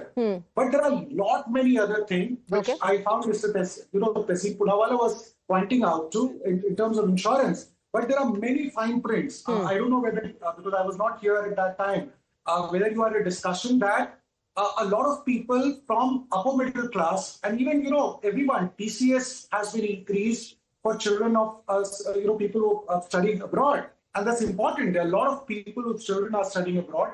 TCS has gone up from 7 lakhs to 10 lakhs. Okay. Farmers, why are we excluding farmers? Somebody was saying that nothing has happened to farmers. But look at Kisan Credit Card. There the slab has gone up. now interest subvention scheme is there from 3 lakhs to 5 lakhs, right? And not only farmers, but also fishermen and people who are doing business of milk. For them, it has gone up. So if you look at the fine prints, there is much more to this budget beyond this tax. Tax, of course, would get discussed. But if you really start leading... Also, it was something that the middle class was expecting for a really long time. And it's a big relief. So that has also become a talking point. Stay on with us. Now, there's a defense coming in from the government on the criticism that this is a Chunavi budget. Listen in. अगर मखाना उद्योग के लिए मखाना board की बात कहा है, मखाना की खेती कहाँ होती? बिहार में होती। तो क्या मखाना बोर्ड बिहार में नहीं बनेगा तो कहाँ बनेगा? ये तो कोई बता दे। विपक्ष को तो तालियां, क्या विपक्ष को बिहार से कोई संबंध नहीं है? क्या विपक्ष को बिहार के लोगों के विकास से ऐतराज है? नरेंद्र मोदी ने जो कहा सबका साथ, सबका विकास, सबका प्रयास, उसी में पूरे देश को लिया। Of course, I mean, this is what the opposition will say, and if they have so much of issues with Bihar and election, then they might as well support one nation and one election. You know, this is why we want that the election should take place once in the country, because next time also when the budget will come, elections will be happening in some state or the other. Then again they'll say that it's keeping in mind elections in that state, the budget has been announced. Let me go across to Vivek Srivastava. Vivek Srivastava, so that's the argument, the defense to the criticism that it's a Chunavi budget. And Giriraj Singh पूछ रहे हैं, opposition को बिहार के development से problem है क्या? How do you respond? ना, मुझे बहुत सारी problems हैं. कृपा करके थोड़ा time दे दीजिएगा. I've been waiting for 40 odd minutes now, right? Criticism number one: the Congress Party, the left, and the India Alliance feels that this budget is an eyewash. Shri Rahul Gandhi has called it, he has compared it to a band-aid. Kumari Shailaja says that this is one of the worst. Iski jo nuclear power plants ki planning hai, that is one of the worst possible. Selective BJP states are being preferred. States like Haryana are not getting a benefit at all. There is no mention of Manrega. There is no mention of MSP. There is no mention of corporate taxes, what it is going to be. Pehle from 30%, they had reduced it to 22%. Delhi के elections में middle class के लिए एक shop आपने announce कर दिया कि साहब हम टैक्स के डिडक्शंस कर रहे हैं चुनाव को देखते हुए। कॉर्पोरेट्स को आप क्या टैक्स करेंगे? आपने उसके बारे में बोला भी नहीं। And here the entire cabal is अरे भाई टैक्स में छूट मिल गई, टैक्स में छूट मिल गई। There is more to budget than just simply the tax reduction in the personal life. You have to understand it. Where is Manrega? Why has it not been mentioned? Are they going to scrap it? Okay. There is no policy clear. Okay. Manish Bariyar wants to come in and counter that, and L. Almantaya also wants to. Yes, but after a break. After a very quick break.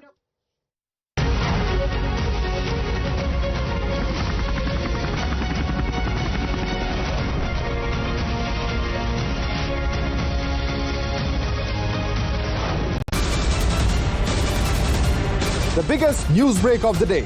Exclusive that set the primetime agenda. Bringing you stories that matter. News breaks that shake up the system. Join us for the biggest revelation on Blueprint Exclusive weekdays at 6 p.m. only on Times Now.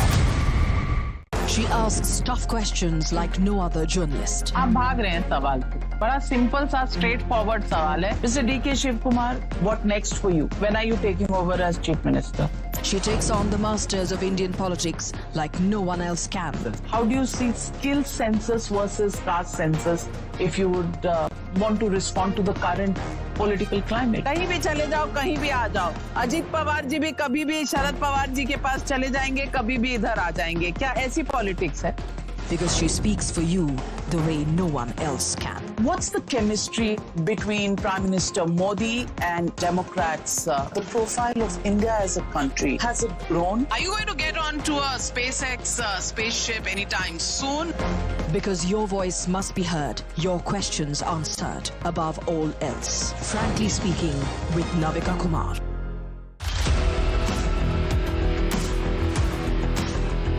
There's always that story that the nation wants to know. There are always questions that we want answers to.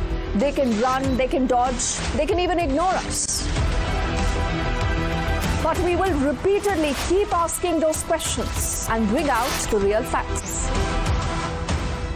Because the nation will always want to know. Weekdays at 7 p.m.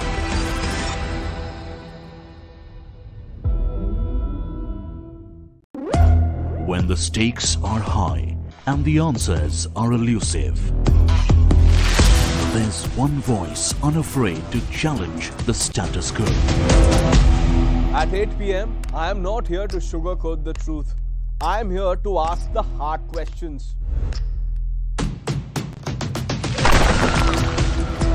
Because when others play it safe, I go straight to the heart of the matter. It's not about left or right. It's about what's right for India. It's about holding the powerful accountable. India Upfront with Pranesh Roy. Weeknights at 8 p.m. only on Times Now. No spin, no compromise, just the truth.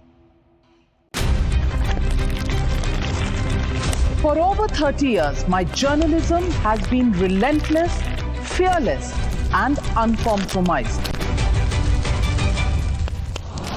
My stories have reached lofty ivory towers and brought down the high and mighty. And I won't stop. When the clock strikes 9, it is time for the news hour.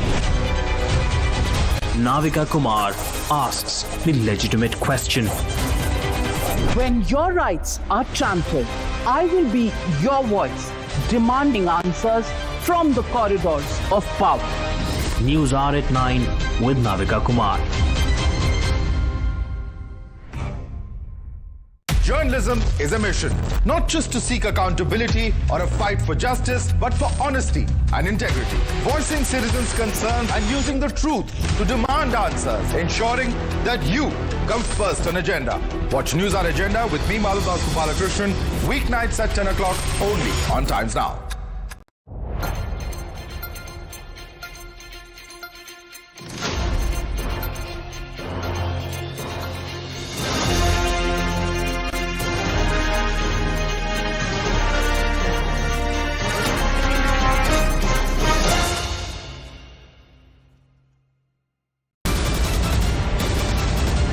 The biggest news break of the day.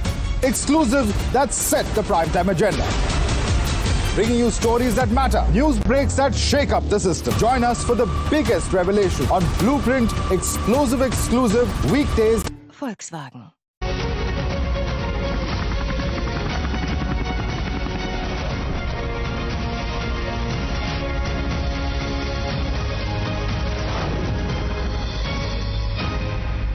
Let's directly go across to our guests. Quick counter, Manish Pariyar. Yeah, so I was not privy to what was being, discussed, but where I left it off, what I can tell you is that opposition has a habit of crying. They keep crying. I don't know whether they are for the people of this country or against it. This is something really huge in terms of what has happened, right? No, Vivek Srivastava is saying Manrega was not mentioned. Why was Manrega not mentioned? You're only talking and hyping the tax relief. He has not read it. He needs to read it. Only talking in our tax will not do. What is the corporate tax today? Read this budget. Can you tell me the rate of corporate tax today? Go and look at, there has been an increase in allocation to Manrega. Tax mentioned. And what he was talking is absolutely rubbish. I'm sorry to use that word. Right? You cannot come to the studio without reading the fine prints of the budget. You can't just. I have read every point. You don't have answer. Okay, let me bring in Mr. Hanumantaiah as well. Mr. Hanumantaiah, do you one second.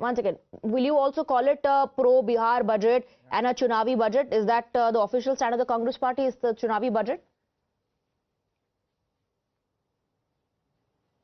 It is the pro-Bihar budget. There is no doubt about it. And I am worried about the majority of the section has not been addressed by this budget.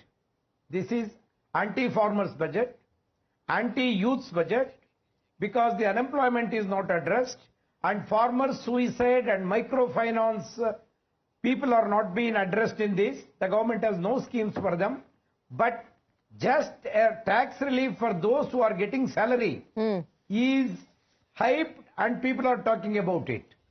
My concern is the majority of the BPL families which are living in this country with a meager earning even today, what are the measures taken by this budget to upgrade their life and living? Nothing has been done regarding that. See, they have said we are increasing the IITs and IIMs. We are getting 65,000 graduates to 1,35,000 graduates. But out of which 38% are still searching for jobs. Okay. What are the remedy and what are Majority the has been, the majority has not been taken into account. Tehseen Poonawalla. Job. Tehseen Poonawalla, how do you respond? You know, I am the opposition and I don't like the BJP. I think the BJP did too less. You see, but the problem also with the opposition is, and I think Manish is right to an extent, that the opposition doesn't attack on points that you can attack in. For example, a majority of the salaried people, while they are celebrating the relief, still are stuck right out there and haven't got the kind of relief they were hoping to get. Now I'm again repeating my point. When you get corporate taxes down, what happens is then investments go up, as a result of which your production goes up, as a result of which the poorest of the poor that Sir was just speaking about get employment, get jobs, etc., etc., etc. So you have to have a trickle-down effect. That's the only way economies can be created. Thirdly, look, the days of microfinance are gone. You see, you have that NGO running Bangladesh. That NGO wala who's running Bangladesh in microfinance at 24% or 36% a year. How will a poor ever get out of poverty? Manish understands economy. At 36% a year, can you escape poverty? You can't escape poverty if you're paying 36% a year interest in microfinance. You have to move away towards what? Towards digitization of payments. Right. That will democratize money. That will allow money to come into the hands of the poor. So the dignity of money, whether it's Manish paying the 100 rupees, Swati paying it, Tehseen paying it, or a cobbler paying it, or a barber paying it, is exactly the same. We have to move towards that. Now, we are not talking about those reforms at all, and that's where we've got to get the. So you're demanding uniformity in that. You're demanding uniformity in that. Bring every. Just one last point. There was a leader from Bihar, youngster, son of a powerful father. His allegation actually on the government was that Bihar is being neglected. Whereas the entire political discourse is that Bihar got too much. Give him some time. Give him some time to go through the budget. You see what is happening? This is a golden opportunity to have pinned the government. Yes. Golden opportunity. You could have pinned them for not doing enough. But he has not read the budget. What can we do? He has not heard the budget. Somebody gave him a paper. He believes Bihar ko kuch nahi mila hai. All right, but you know, Vivek Srivastava, I have to wrap up, but I can just give you a few seconds, I believe. Vivek Srivastava. No, see, I mean, you have to, it all depends on what is the idea of India. Rahul Gandhi came with the Bhumi Adhikaran Bill, the Land Acquisition Act, and that was totally anti-corporate and very pro-people and pro-farmer. So what is your vision? Our vision is not a very pro-corporate country. We stand for the common man and the poor people. That is what the Congress stands for. That is what the left stands for. Okay. I mean, that is what Nehruvian economics is all about. Okay, all right. You know, I am completely out of time, gentlemen. I can't give you any more time. I know Manish Bariyar and Tehseen Poonawalla want to come in, but I have to wrap up. Thank you very much. Thank you for joining us.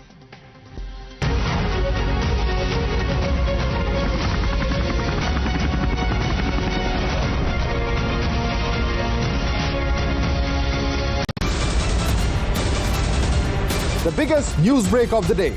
Exclusive that set the primetime agenda.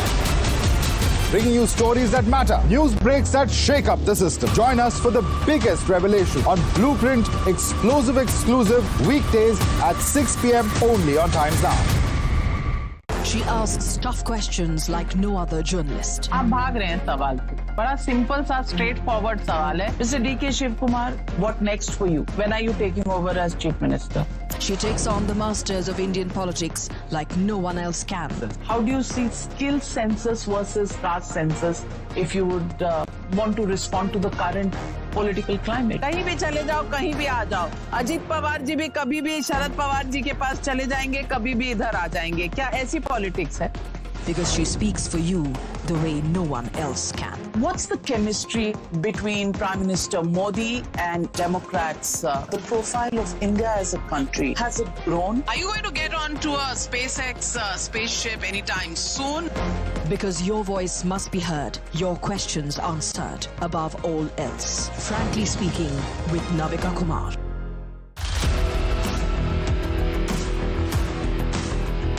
There's always that story that the nation wants to know.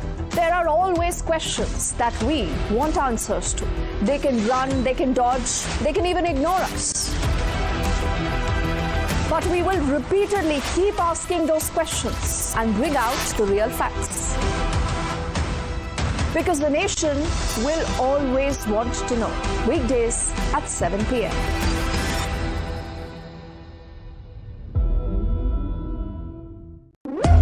When the stakes are high and the answers are elusive, there's one voice unafraid to challenge the status quo.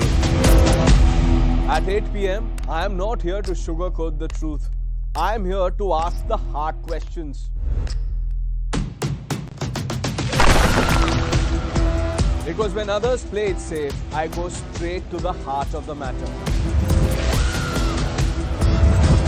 It's not about left or right. It's about what's right for India. It's about holding the powerful accountable. India Upfront with Pranesh Roy. Weeknights at 8 p.m. only on Times Now. No spin, no compromise, just the truth.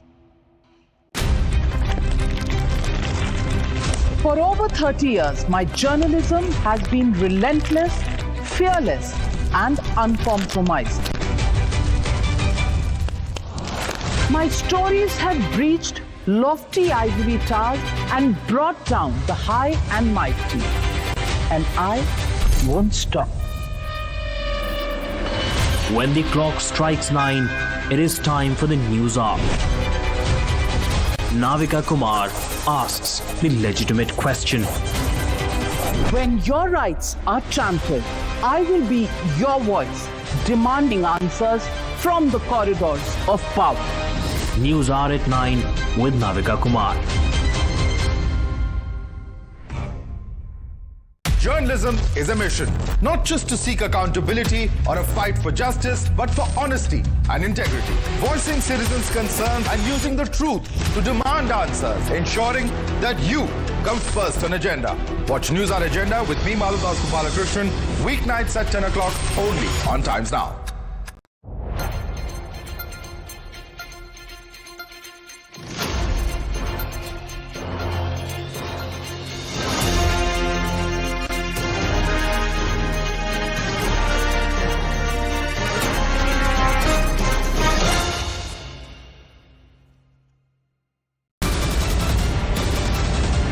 The biggest news break of the day. Exclusive that set the primetime agenda. Bringing you stories that matter. News breaks that shake up the system. Join us for the biggest revelation on Blueprint Explosive Exclusive weekdays at 6 p.m. only on Times Now.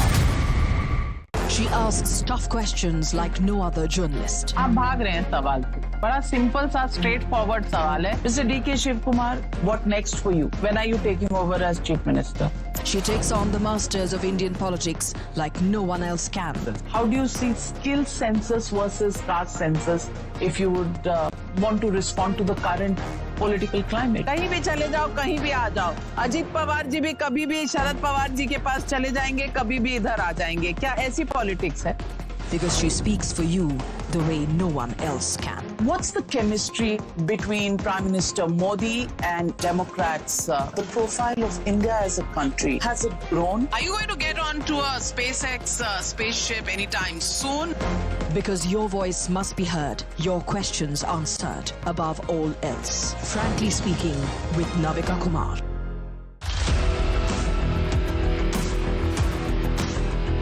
There's always that story that the nation wants to know. There are always questions that we want answers to. They can run, they can dodge, they can even ignore us. With Google Gemini.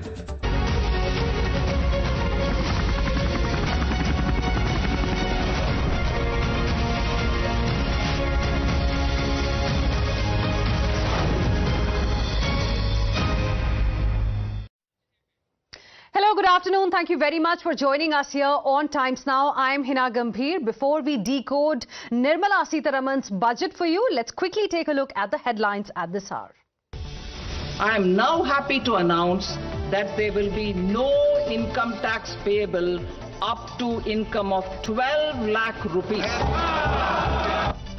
Finally, the prayers of middle class have been answered. Mega budget announcement. Taxpayers with salaries up to 12 lakh rupees will not have to pay tax under the new tax regime.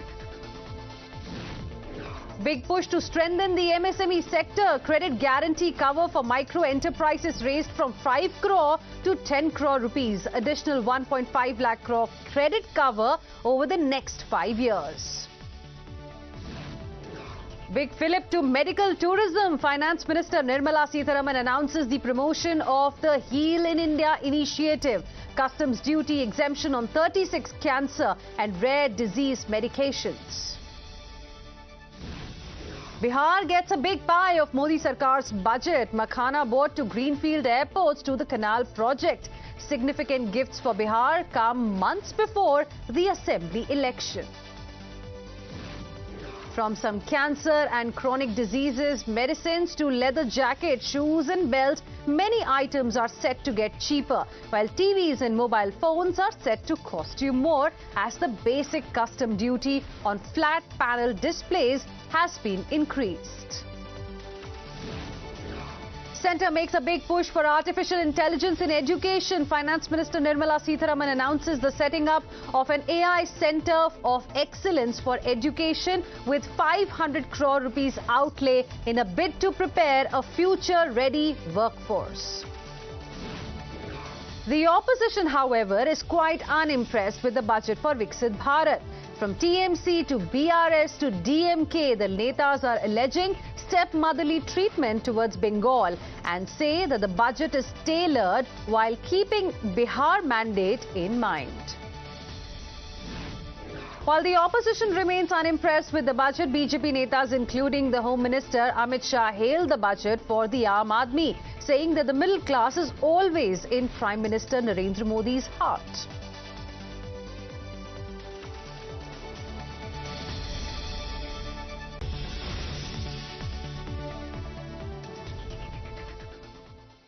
Viewers, it's nothing short of a bonanza budget for the middle class, with Modi government giving it a mega tax exemption, the biggest since the year 2005.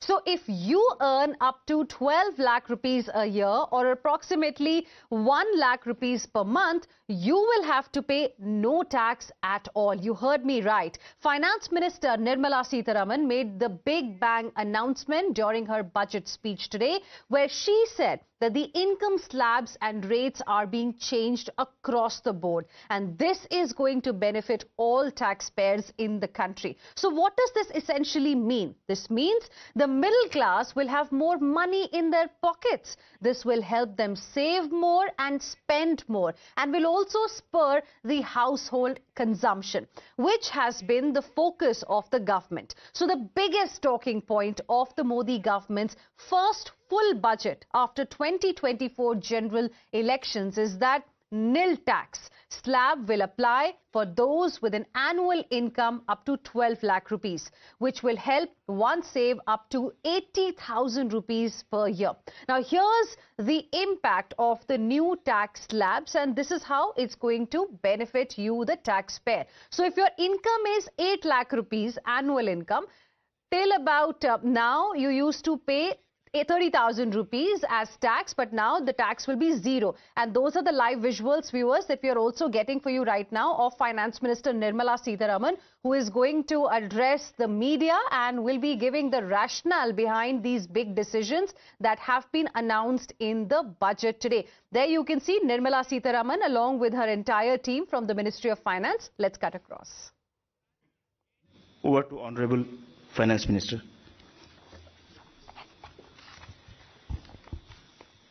Thank you, and good evening to all of you all. I'm happy to be here. Our path towards Viksit Bharat. The budget actually says several things about our path towards Viksit Bharat. It has invested in agriculture. It has certainly looked at rural prosperity, focuses on urban development, particularly looking at urban workers, and continues to lay emphasis on reforms.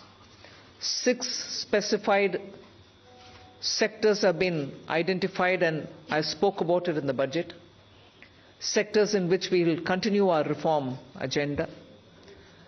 All this, even as we have continuously been engaged with the stakeholders, and interest of education and health has been prioritized. When we're talking about education, from a child in a daycare center, portion for women, lactating mothers, till the level of getting skilling done, and also for artificial intelligence and digital reading material for students in school and colleges. Every aspect of education, and bringing in that dimension which is so critical for health. Daycare, cancer centers, and making sure more medical seats are available. These are kind of things with which I'm trying to highlight. The approach in this budget has been pointed on areas which definitely need immediate intervention, outlays, and action along with the states. So Vikasit Bharat is not just being described. I've given you also what we mean by Vikasit Bharat, or what is it that we expect to achieve for Vikasit Bharat. So this budget actually has given you several things on which you can understand how this economy is being planned to take forward a route towards Vikasit Bharat. Secretaries have joined me. All of them would also come in to explain or answer and give clarity and so on. But one thing which I certainly would like to highlight is responding to the voice of the people, which is what Prime Minister Modi is known for in his administration. It's a very responsive government. And as a result, the income tax simplification, which I announced in July, is already completed in its works, and we shall bring the bill in the next week. So the income tax simplification, about which in July budget I haven't gone in detail to say, the work is completed within 6 months is what I said. Within 6 months we've brought the bill. It will be coming into the parliament next week.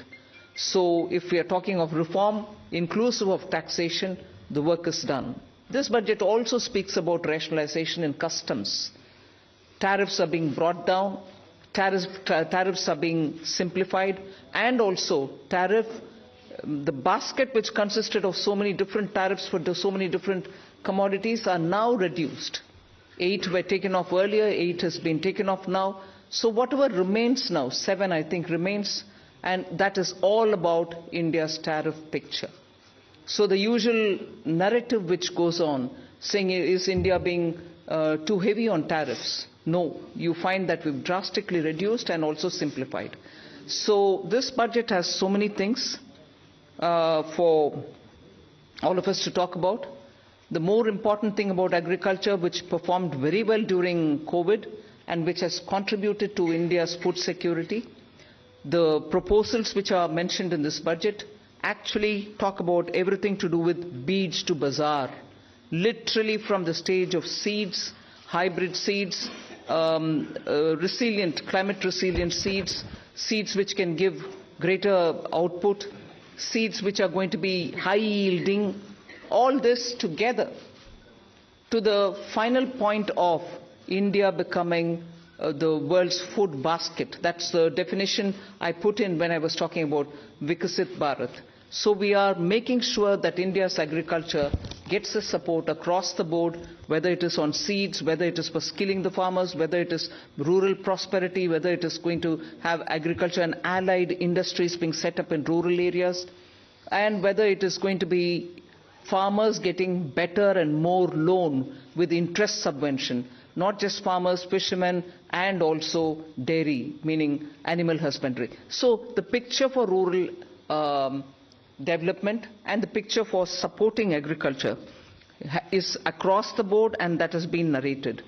The second thing which I would want to highlight is the continued emphasis that we're giving since vote on account budget July budget and now on the MSMEs, whether it is giving them sovereign guaranteed loan, whether it is support during COVID, whether the definition being changed now for better, more inclusive growth in MSMEs, access to bank credit.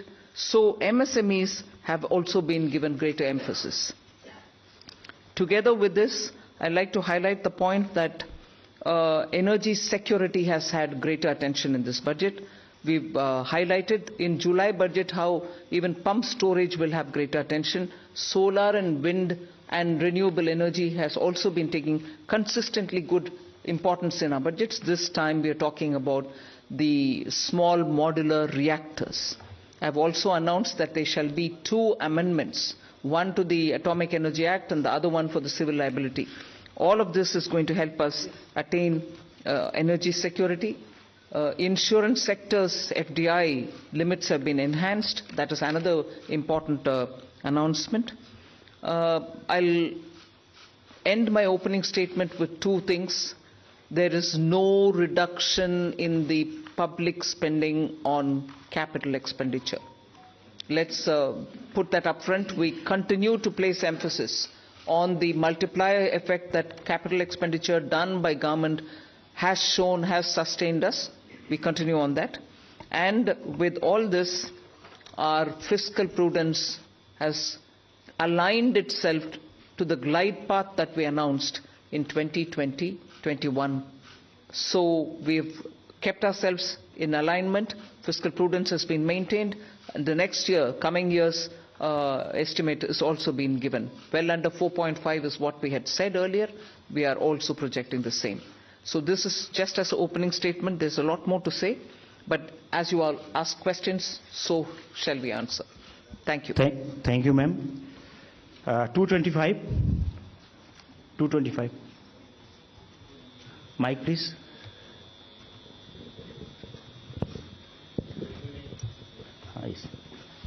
Ma'am, this is Shrimi Chaudhary from NDTV Profit. I just wanted to understand, ma'am, here. Ma'am, you said the new income tax bill will come next week.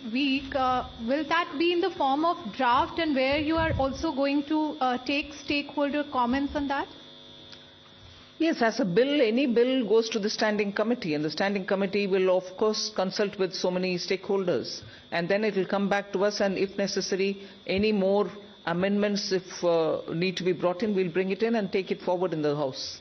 So do we expect implementation in this in the fiscal year in FY26? Do you expect what? Do we expect the implementation of? Well, let it get passed. I hope it will get passed without much of a difficulty, but it is only after its passing. Sure. Thank you. 35. Front.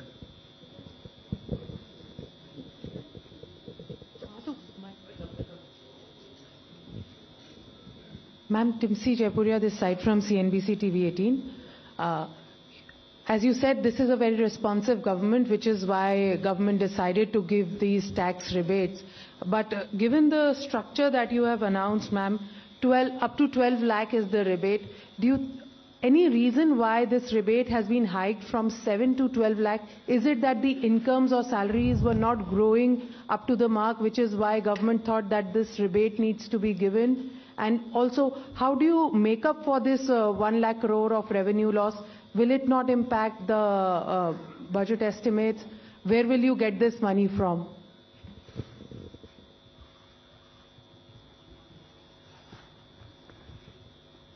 Gypsy, I think the first question is, you said that this, when the incomes are not growing. This is an income tax. Only when there is an income, then we are talking of the tax. So income has to grow to the level to discuss about the tax. Now, why from 7 to 12 lakh? It is something like, it was earlier 2.2 lakhs. When 2014, it became 2.5 lakh, nobody is going to pay tax. Then there was a 2019 that, we said 5 lakhs, nobody is going to pay tax. Then we said it was raised to 7 lakhs.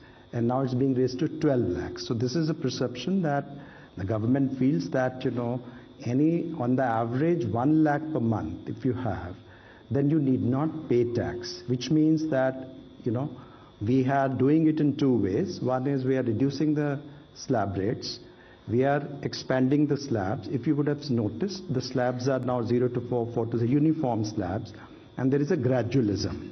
There was a thing when we had earlier 20%, then it was jumping to 30%. Now it is 20, we have introduced 25 also. So it's the gradual thing which has been done. Now this benefits every one of the taxpayers, because whatever benefits which has come from the slabs gets transmitted across. So therefore everyone gets a benefit. Now the second part, FM decided that, well, some people should get a little more benefit than merely slab rate reduction could have given. And so therefore an extra rebate. So slab rate reduction for everyone, and extra rebate for 7 lakhs were already getting it, now 7 to 5 lakhs more people have been added. So this is the philosophy behind it. And as you said, why you do it, I think we expect that all that money which they gave, it comes back to the economy in either consumption, savings or investments, in whatever way they choose to do. I just want to add to that. If you compare what we've done today with what prevailed in 2014 under the Congress government, what we are, most often the narrative is we should put money back in the hands of the people. I want to please give this comparison for your consideration. If you compare it with the 2014 tax rates under the Congress, for somebody who's earning 8 lakhs, nearly 1 lakh more money is in their pockets today because of the amendments that we brought in. Meaning, 1 lakh income tax in 2014 is 0 income tax now. So that money is going back to the people in their hands for those who are earning 8 lakhs. For those earning 12 lakhs, 2 lakh was the income tax in 2014 versus today 0 which is proposed. Meaning nearly 2 lakh more money in the pockets of people who are earning 12 lakh. All right, did I stop it there? As Finance Secretary rightly said, across the board everybody is getting benefit because the rates have also been brought down. Not just the rebates being given to up to 12 lakhs. Rates for everybody is being brought down. As a result, take somebody who earns 24 lakhs in a year. The income tax on them in 2014 was 5.6 lakhs. 2014. For them, now it is only 3 lakhs. The rate change has benefited somebody who earns 24 lakh as well. So 2.6 lakh rupees more in the pocket of people who are earning 24 lakh. So it is not just those who are up to 12 lakh because they are not paying any tax at all, because rebate is given to make up for the tax amount which they have to pay.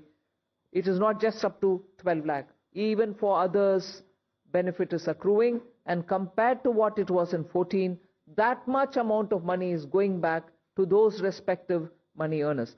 Just compare it with 24 tax rates, which is prevailing now and what is being proposed. I would like to draw the comparison. 8 lakh people, meaning those who are earning 8 lakhs. 30,000 rupees more is being put back into their pockets, meaning they would be paying 30,000 in the prevailing tax, 8 lakh salaried wale. Now they pay 0 in the new proposal. Similarly, 12 lakh salary or income wale would have 80,000 rupees tax to pay in the current prevailing taxation rates. They would have 80,000 rupees now go back to their pockets. They don't have to pay that tax. Go to the 24 lakh and compare with the present rates. Present prevailing rate, they have to pay 4.1 lakh rupees as tax. We are saying now they will have 1.10 lakh in their pockets, which they don't have to pay as tax. So we have put good substantial amounts into the pockets of people who deserve to get that. And I would want that to be highlighted compared to what prevailed in 14 and what prevails just this year. 3. Yeah, 3 number.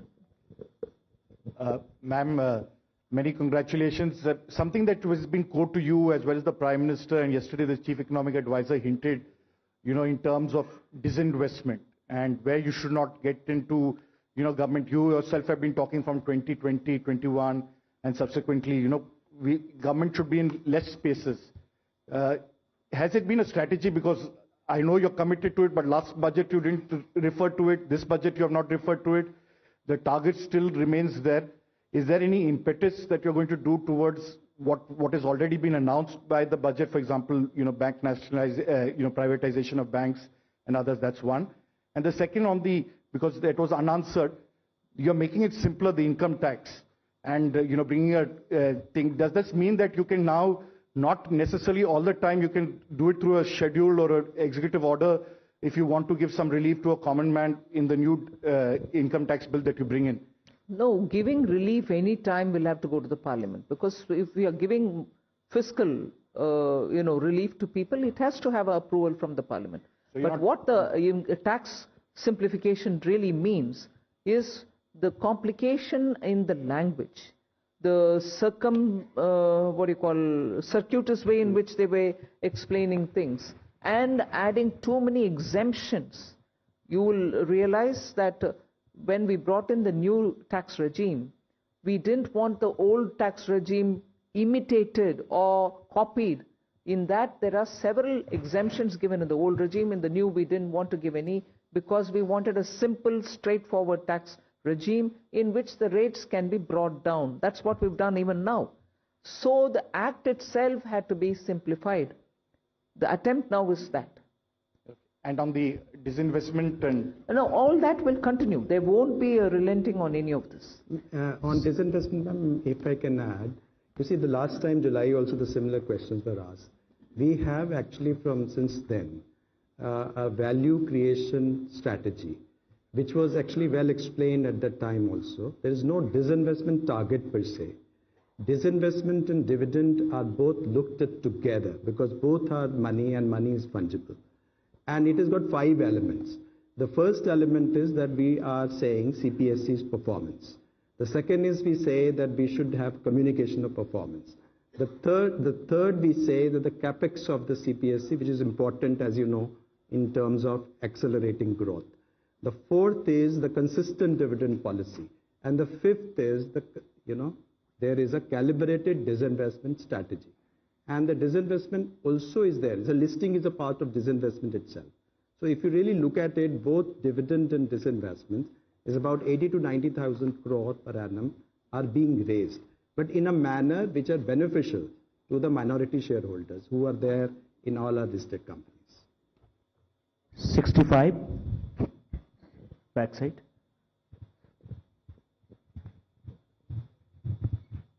Good afternoon, ma'am. This is Ruchi Bhatia from Bloomberg News. I have a question for the Revenue Secretary and a question for you. If the Revenue Secretary can give us details on the benefits, the number of people who will benefit from the slab, from the rebates going up from 7 lakhs to 12 lakhs. And the question for you, Madam Finance Minister, a lot of people say that while the absolute number for CAPEX has gone up, the pace of spending has gone down as compared to a few years ago.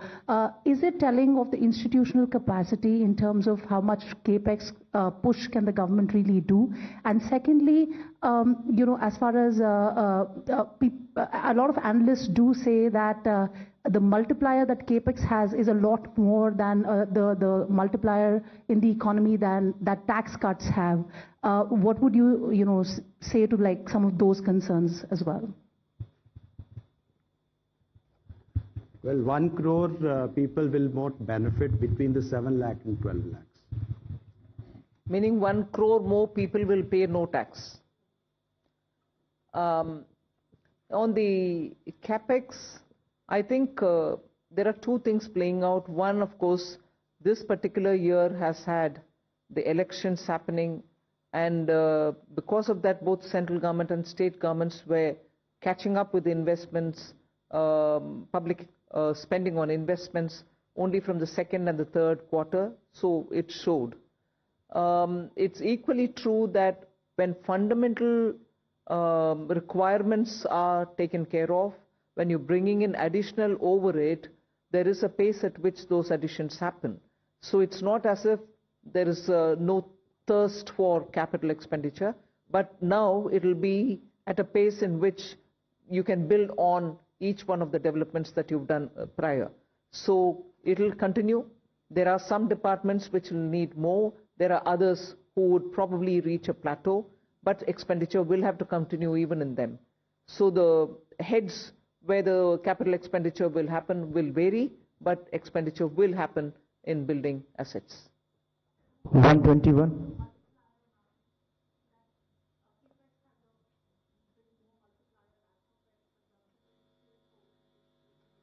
No, capex is also continuing. I have not foregone capex to give for revenue expenditure or consumption expenditure. So both continue. Ajay. Look at what the overall numbers are. Even in the coming year, the next year, effective capital expenditure, including what Government of India provides the state for their capital expenditure, is 4.3% of the GDP, one of the highest. It is not just what Government of India departments spend, it is the total money which goes for the capital expenditure. And if you look at that compared with this year's RE, there will be 20% increase. If you look B to B, still there will be a 10% increase. And it is not a capacity issue, it is a new sectors coming up. For example, if you notice, urban sector, the allocations are increasing. That's one area which requires a renewed focus. 121. On the capex, because this point can come up later also. So one is the capex that we give directly, that is we do as central government directly. Other is that grants that we give to the state governments, for the state governments to do capex. For example, for Pradhan Mantri Gram Sadak Yojana, for example, Pradhan Mantri Awas Yojana, and so on and so forth. So if you also include the grants and aid for creation of capital assets, the amount, total amount has gone up to 15.48 crores in the budget estimate for the next year, which is more than 15% increase over the current year's RE. So that is a substantial increase, whereas you consider that the overall expenditure, that is revenue plus capital, has grown by around 7% in the next financial year as compared to this year's RE. So this is almost twice the aggregate growth in the expenditure. Yes.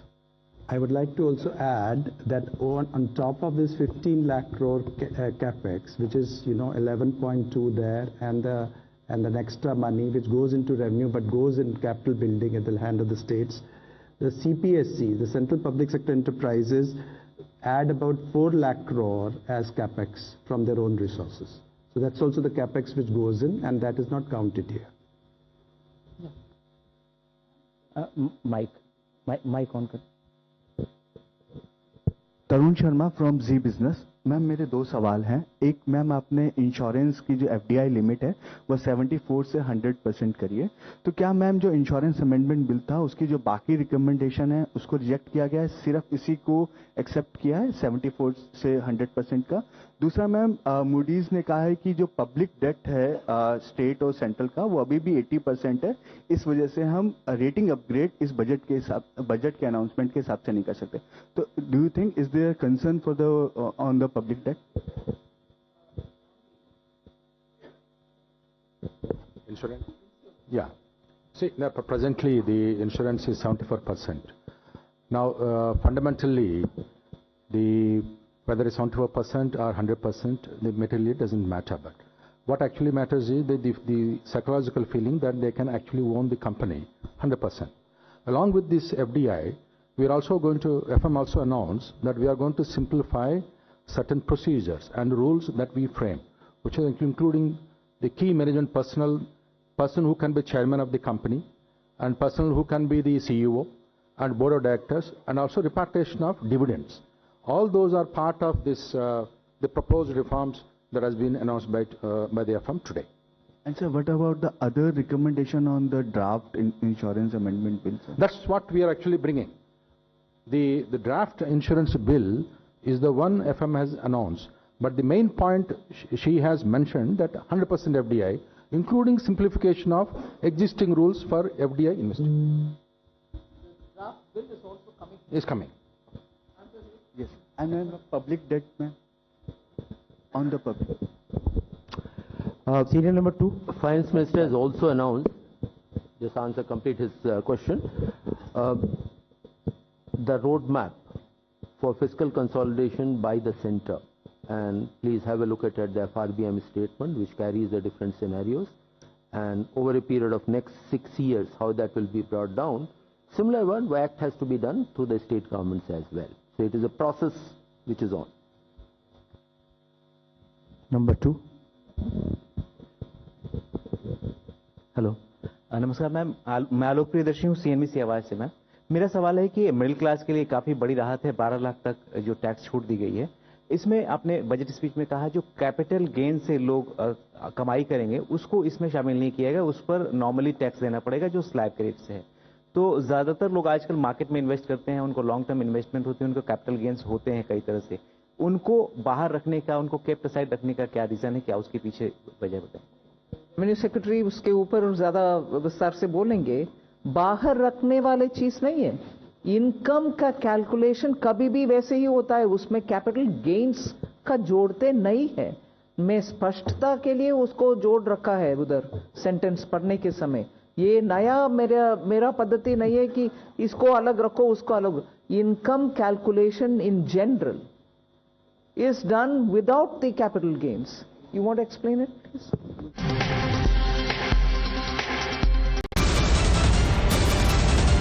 The biggest news break of the day. Exclusives that set the primetime agenda.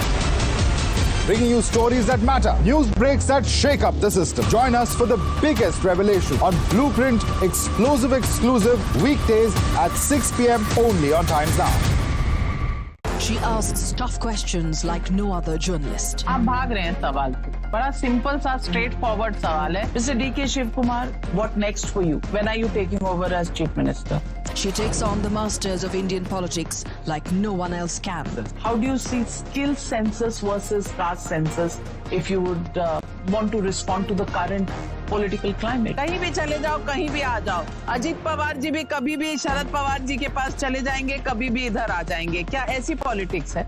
Because she speaks for you the way no one else can. What's the chemistry between Prime Minister Modi and Democrats? The profile of India as a country, has it grown? Are you going to get on to a SpaceX spaceship anytime soon? Because your voice must be heard, your questions answered above all else. Frankly speaking with Navika Kumar.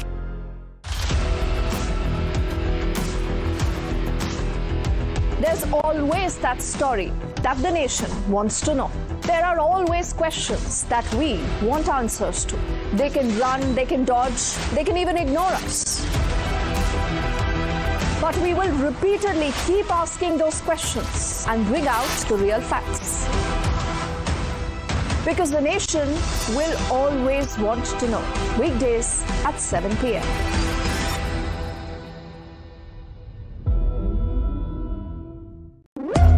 When the stakes are high and the answers are elusive, there's one voice unafraid to challenge the status quo.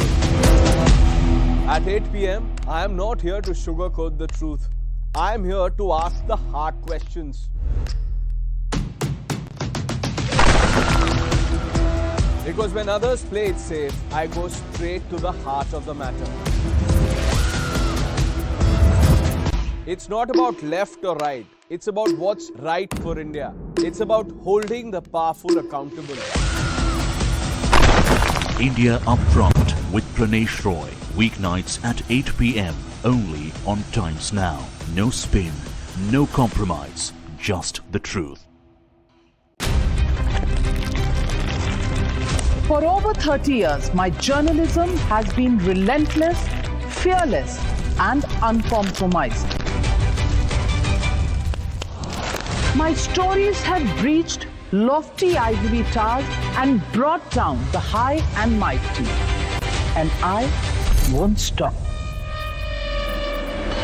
When the clock strikes 9, it is time for the news hour. Navika Kumar asks the legitimate question. When your rights are trampled, I will be your voice, demanding answers from the corridors of power. News hour at 9 with Navika Kumar. Journalism is a mission, not just to seek accountability or a fight for justice, but for honesty and integrity. Voicing citizens' concerns and using the truth to demand answers, ensuring that you come first on agenda. Watch News on Agenda with me, Maludas Gopalakrishnan, weeknights at 10 o'clock only on Times Now.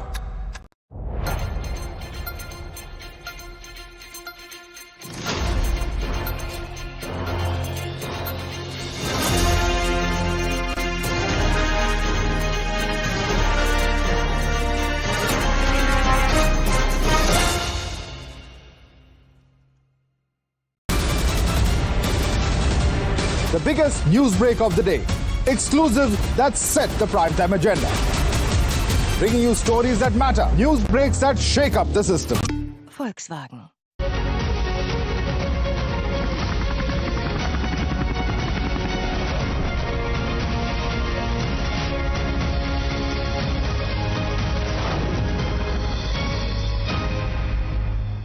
Rate and highest level consolidation can go as low as 47.5%.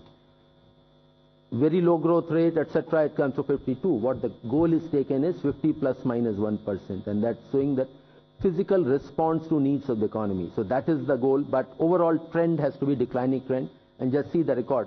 2021, Finance Minister announced will come down to 4.5 next year. This year we are 4.8, next year is 4.4. This is a track record, that's what we follow. Your next question? Small saving, borrowing from small savings. Here the interest rate, if you notice in the last 2 to 2.5 years, are being set in a manner so that there's neither an incentive nor a disincentive to come to small savings. These are the numbers where we see the trend, and based on the trend we project it. What is being overall is being monitored and watched or set is the overall fiscal deficit, overall borrowings. If more is coming in small savings, less from the market. If less is coming from the small savings, more will be from the market. So our assessment, numbers are slightly lesser than this year, and to that extent market borrowings we have indicated which will be slightly less than the current year numbers, marginally lower are there, but if there were to be more inflow of small savings, to that extent market borrowings will go down, and as you are aware we do set the calendar every half year.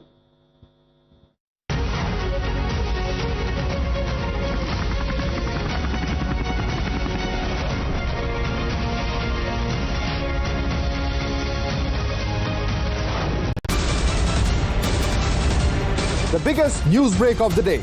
Exclusive that set the primetime agenda.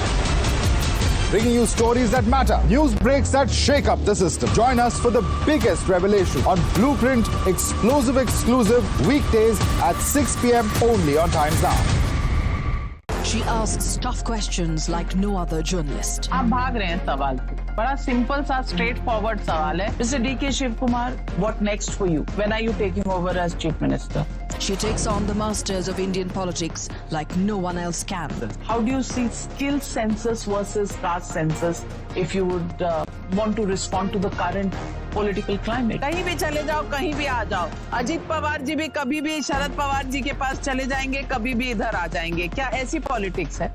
Because she speaks for you the way no one else can. What's the chemistry between Prime Minister Modi and Democrats? The profile of India as a country, has it grown? Are you going to get onto a SpaceX spaceship anytime soon? Because your voice must be heard, your questions answered above all else. Frankly Speaking with Navika Kumar.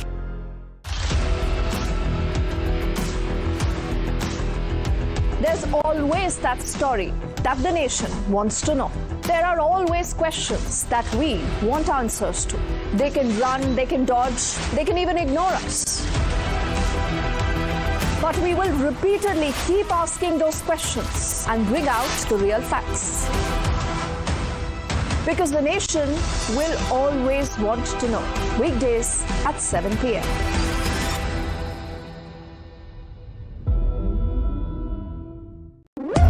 When the stakes are high and the answers are elusive, there's one voice unafraid to challenge the status quo. At 8 p.m., I am not here to sugarcoat the truth. I am here to ask the hard questions. It Because when others play it safe, I go straight to the heart of the matter. It's not about left or right. It's about what's right for India. It's about holding the powerful accountable. India Upfront with Pranesh Roy. Weeknights at 8 p.m. only on Times Now. No spin, no compromise, just the truth. For over 30 years, my journalism has been relentless, fearless, and uncompromised. My stories have breached lofty ivory towers and brought down the high and mighty. And I won't stop. When the clock strikes 9, it is time for the news hour. Navika Kumar asks the legitimate question. When your rights are trampled, I will be your voice, demanding answers from the corridors of power. News hour at 9 with Navika Kumar. Journalism is a mission, not just to seek accountability or a fight for justice, but for honesty and integrity. Voicing citizens' concerns and using the truth to demand answers, ensuring that you come first on agenda. Watch News Hour Agenda with me, Maludas Gopalakrishnan, weeknights at 10 o'clock only on Times Now.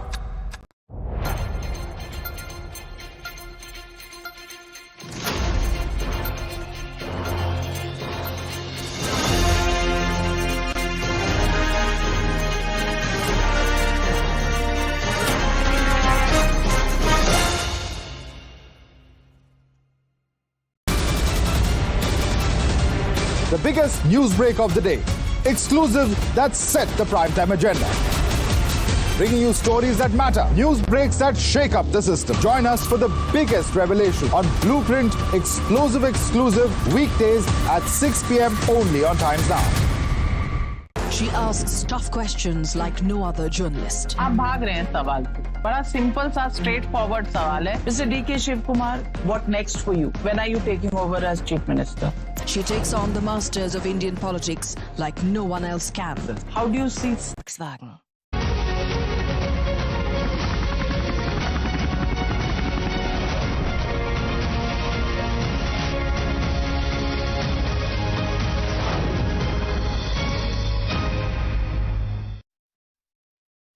To give you a data point, direct taxes are supposed to increase by 12.7% next year. Indirect tax, which is on the, say, when people buy goods and services, is expected to increase by 8%. So that should answer your question. Yes. Yes. हमारी central amount शामिल है। एक इसी point पे और यदि हम देखें डायरेक्ट टैक्स और इनडायरेक्ट टैक्स का रेशियो, तो वर्तमान साल में आरई में ये 1.39 है। मतलब डायरेक्ट टैक्स लगभग 139% है इनडायरेक्ट टैक्स का। अगले साल ये 145% है।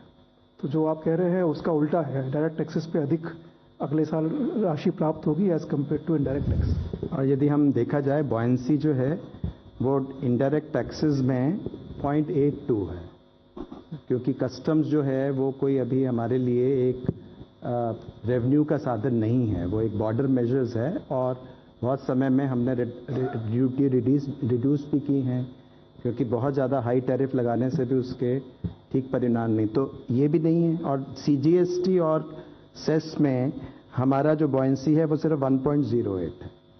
तो आप देखेंगे कि वो उसमें कोई एक्स्ट्रा हमारा करने का विचार नहीं है। Ma'am, Prakash Predarshi from ET now. Yes, yeah. The KCC limit has been enhanced to 5 lakh. So, any assessment on how this decision will boost rural consumption?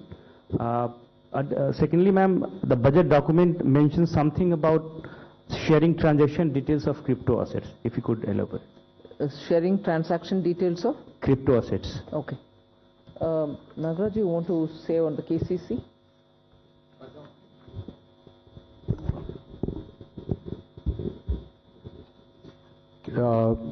Increase in the KCC. Yeah. This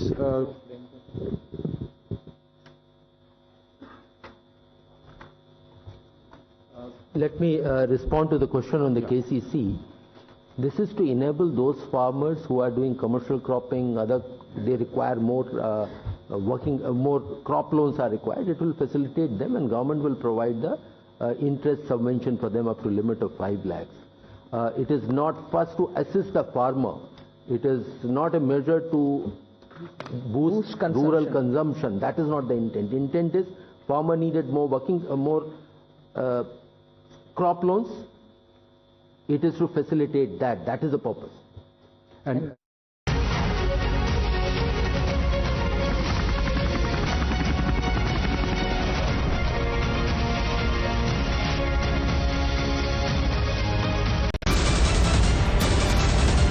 the biggest news break of the day. Exclusive that set the primetime agenda. Bringing you stories that matter. News breaks that shake up the system. Join us for the biggest revelation on Blueprint Exclusive weekdays at 6 p.m. only on Times Now. She asks tough questions like no other journalist. आप भाग रहे हैं सवाल से. बड़ा simple सा straight forward सवाल है. Mr. D.K. Shiv Kumar, what next for you? When are you taking over as Chief Minister?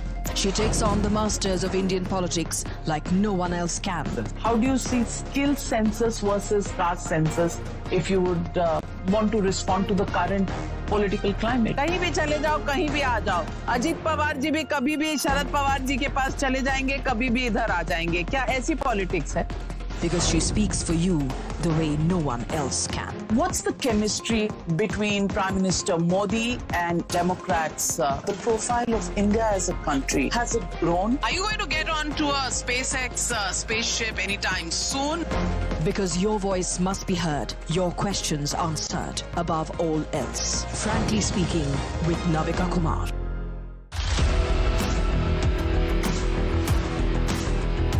There's always that story that the nation wants to know. There are always questions that we want answers to. They can run, they can dodge, they can even ignore us. But we will repeatedly keep asking those questions and bring out the real facts. Because the nation will always want to know.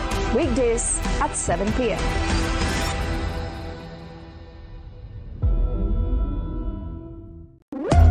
When the stakes are high and the answers are elusive, there's one voice unafraid to challenge the status quo.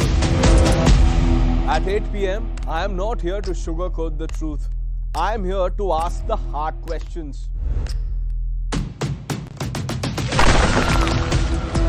Because when others play it safe, I go straight to the heart of the matter. It's not about left or right. It's about what's right for India. It's about holding the powerful accountable. India Upfront with Pranesh Roy. Weeknights at 8 p.m. only on Times Now. No spin, no compromise, just the truth. For over 30 years, my journalism has been relentless, fearless, and uncompromised. My stories have breached lofty ivory towers and brought down the high and mighty. And I won't stop. When the clock strikes 9, it is time for the news hour. Navika Kumar asks the legitimate question. When your rights are trampled, I will be your voice, demanding answers from the corridors of power. News hour at 9 with Navika Kumar. Journalism is a mission, not just to seek accountability or a fight for justice, but for honesty and integrity. Voicing citizens' concerns and using the truth to demand answers, ensuring that you come first on agenda. Watch News Hour Agenda with me, Maludas Gopalakrishnan, weeknights at 10 o'clock only on Times Now.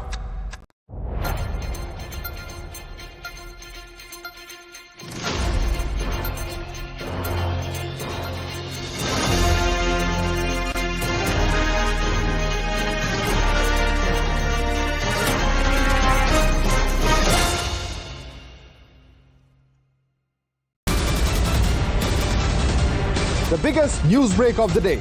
Exclusive that set the primetime agenda. Bringing you stories that matter, news breaks that shake up the system. Join us for the biggest revelation on Blueprint exclusive weekdays at 6 p.m. only on Times Now. She asks tough questions like no other journalist. आप भाग रहे हैं सवाल से. बड़ा simple सा straight forward सवाल है. Mr. D.K. Shiv Kumar, what next for you? When are you taking over as chief minister? कुछ तुम्हारा.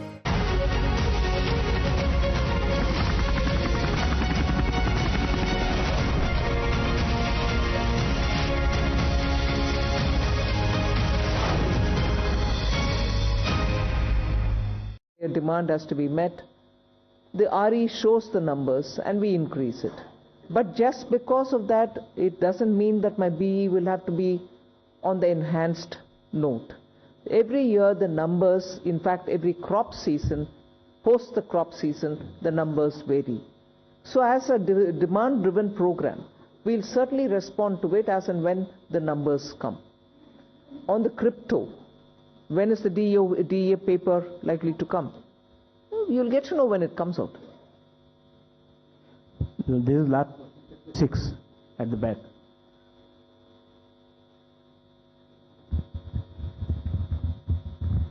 Ma'am, I'm Banikinka Patnaik from the Economic Times. In your speech, you have said that there would be a light touch regulatory framework and that a committee will be set up to review all non-financial sector rules and regulations. So, ma'am, is there, any possibility that it will also include financial sector regulations? But even as I read the speech, there were two different things. One for the non-financial and another for the financial. The financial is still being looked through the FSDC, whereas the non-financial is where we have appointed, or we are asking for an appointment of a high-level committee which will look at the regulations, particularly for compliance, for inspection, for certification. There are ever so many overlaps, friction points, pain points. So to sort that out, our approach is this: one through the FSDC for the financial, and for the non-financial, several of them which are non-financial, the high-level committee.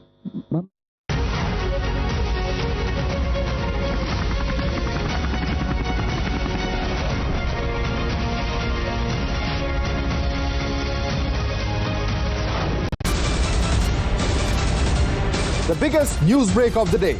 Exclusive that set the primetime agenda. Bringing you stories that matter, news breaks that shake up the system. Join us for the biggest revelation on Blueprint exclusive weekdays at 6 p.m. only on Times Now. She asks tough questions like no other journalist. आप भाग रहे हैं सवाल से. बड़ा simple सा straight forward सवाल है. Mr. D.K. Shiv Kumar, what next for you? When are you taking over as chief minister? She takes on the masters of Indian politics like no one else can. How do you see skill census versus caste census if you would want to respond to the current political climate? कहीं भी चले जाओ, कहीं भी आ जाओ. अजीत पवार जी भी कभी भी शरद पवार जी के पास चले जाएंगे, कभी भी इधर आ जाएंगे. क्या ऐसी पॉलिटिक्स है? Because she speaks for you the way no one else can. What's the chemistry between Prime Minister Modi and Democrats? The profile of India as a country, has it grown? Are you going to get onto a SpaceX spaceship anytime soon? Because your voice must be heard, your questions answered above all else. Frankly Speaking with Navika Kumar.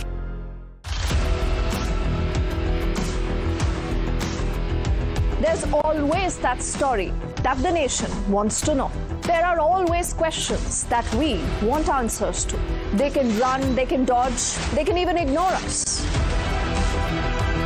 But we will repeatedly keep asking those questions and bring out the real facts. Because the nation will always want to know. Weekdays at 7 p.m.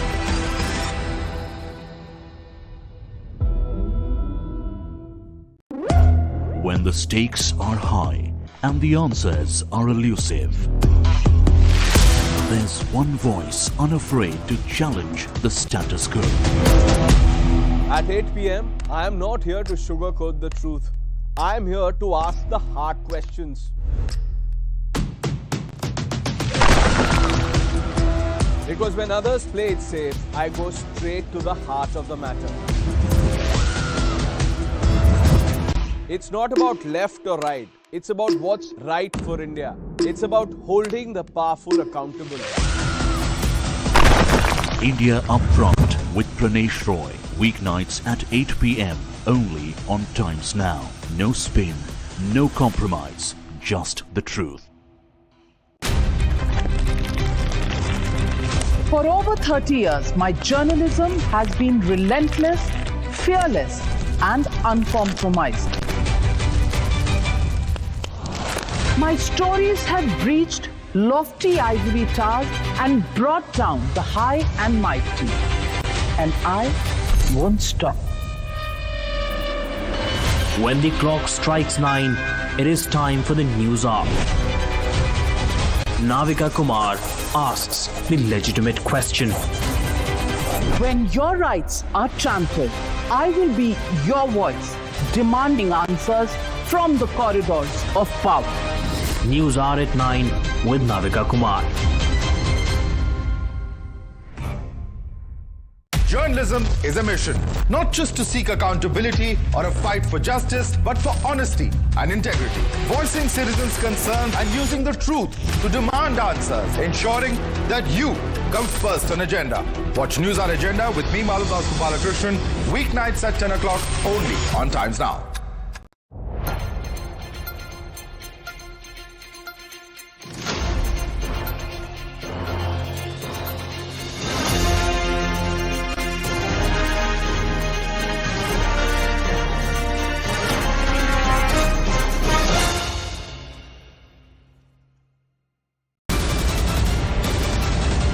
The biggest news break of the day.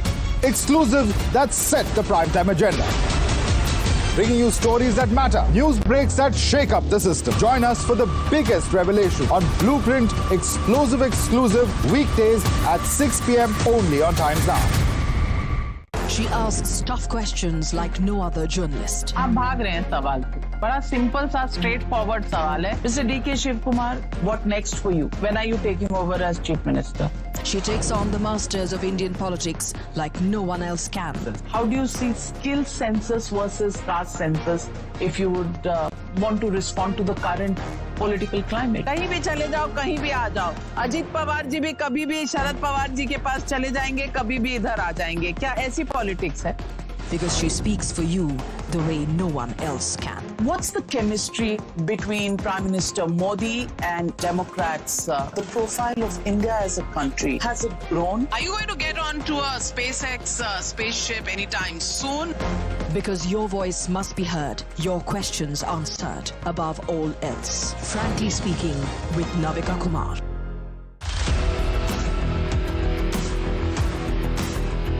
There's always that story that the nation wants to know. There are always questions that we want answers to. They can run, they can dodge, they can even ignore us. But we will repeatedly keep asking those questions and bring out the real facts. Because the nation will always want to know. Weekdays at 7 p.m.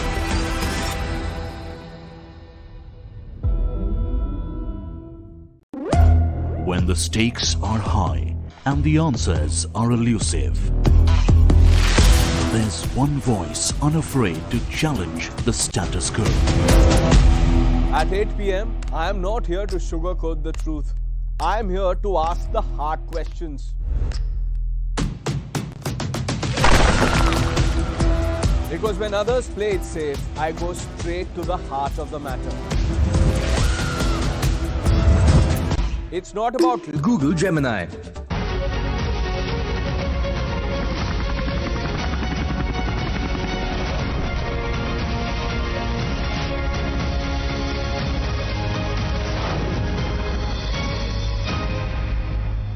ये 140 करोड़ भारतीयों की आकांक्षाओं का budget है.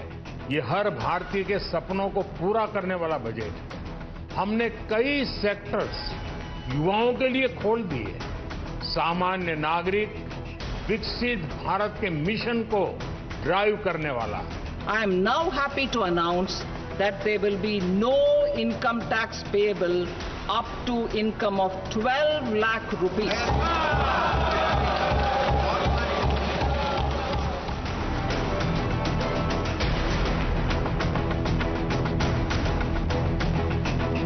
मायूस किया है budget ने और किसानों को कुछ नहीं मिला। अगर आपके पास तनख्वाह है तो आप कम टैक्स देंगे, लेकिन जिनके पास रोजगार नहीं है उनके पास तनख्वाह कहाँ से है? It is an election budget for Delhi as well as the development of the Bihar.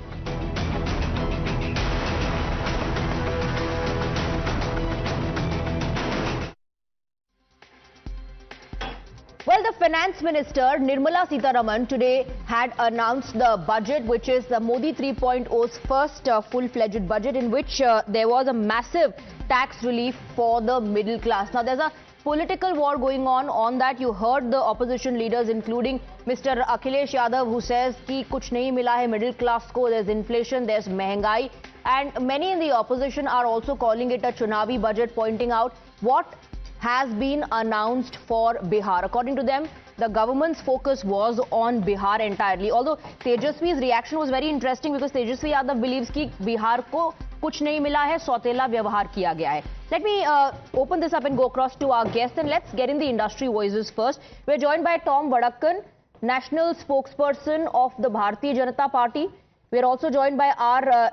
Jagannathan, editorial director, Swaraj. We have Dr. Nikul Patel, leader of the Congress on the broadcast. Professor Bhuvan Bhaskar, national spokesperson of the Samajwadi Party, joins us. Rakesh Nangia, chairman, Nangia Anderson India Private Limited, is joining us in the studio. Rajat Chopra, economist and CEO, Bankers Club. Gyanesh Chaudhary, MD, Vikram Solar, is also joining us in the broadcast, along with Rajat Dhar, economist and tax expert. Let me begin with Mr. Nangia. Mr. Nangia, has the industry's expectations been met through this budget? See, the government has catered to a lot of industry, but you said does it require intervention for every industry? It is very difficult to say that. But the government has tried to touch on the pain areas of a lot of industries. And just to give me some classical case, take the case of a startup, and a very beautiful analogy. Government said we are going to commit fund of 10,000 crores. And you won't believe it, this is the second series of it. The first series which the investment was made a few years back, that has become 90,000 crores today. See the value of the money that go be, and see, unfortunately it's not in the public domain, but I'm talking to startup people today, and today after my morning session, it has gone up by 9x the investment. So there's the power reforms. There's a massive power reforms. So infrastructure doesn't need too much of reforms, because infrastructure needs money. Government has contributed 12 lakhs crore for this budget. Yes, there has not been an incremental increase this year as compared to the previous years, but I think this government is clear. If the money is required for infrastructure, government is willing to spend it. Take the case of air traffic. Take the case of Uran scheme, actually. They have touched it very well. They opened so many sectors. Do you know that, I must tell you very interesting thing, every 5th day, Indigo imports one airport in the country. Every 6th day, Tata imports one aircraft in the country. India may construct one airport, close to one airport per month. Can you believe this figure, basically? You are talking about 200 airports in 20 years. It comes to 10, in 1 year you make 10 airports. See, they have touched the aircraft also. They have touched the airport industry. They have touched the aircraft is there. They have touched startups. They have touched it.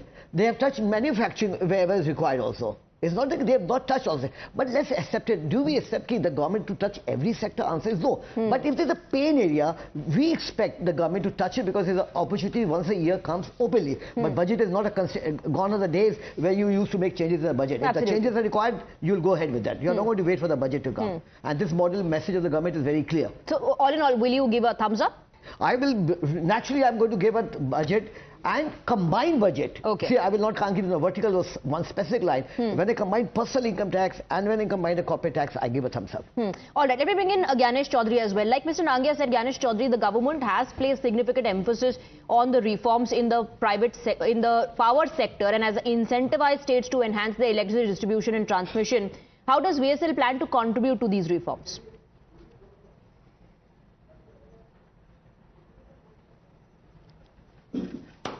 Mr. Chaudhary, can you hear me?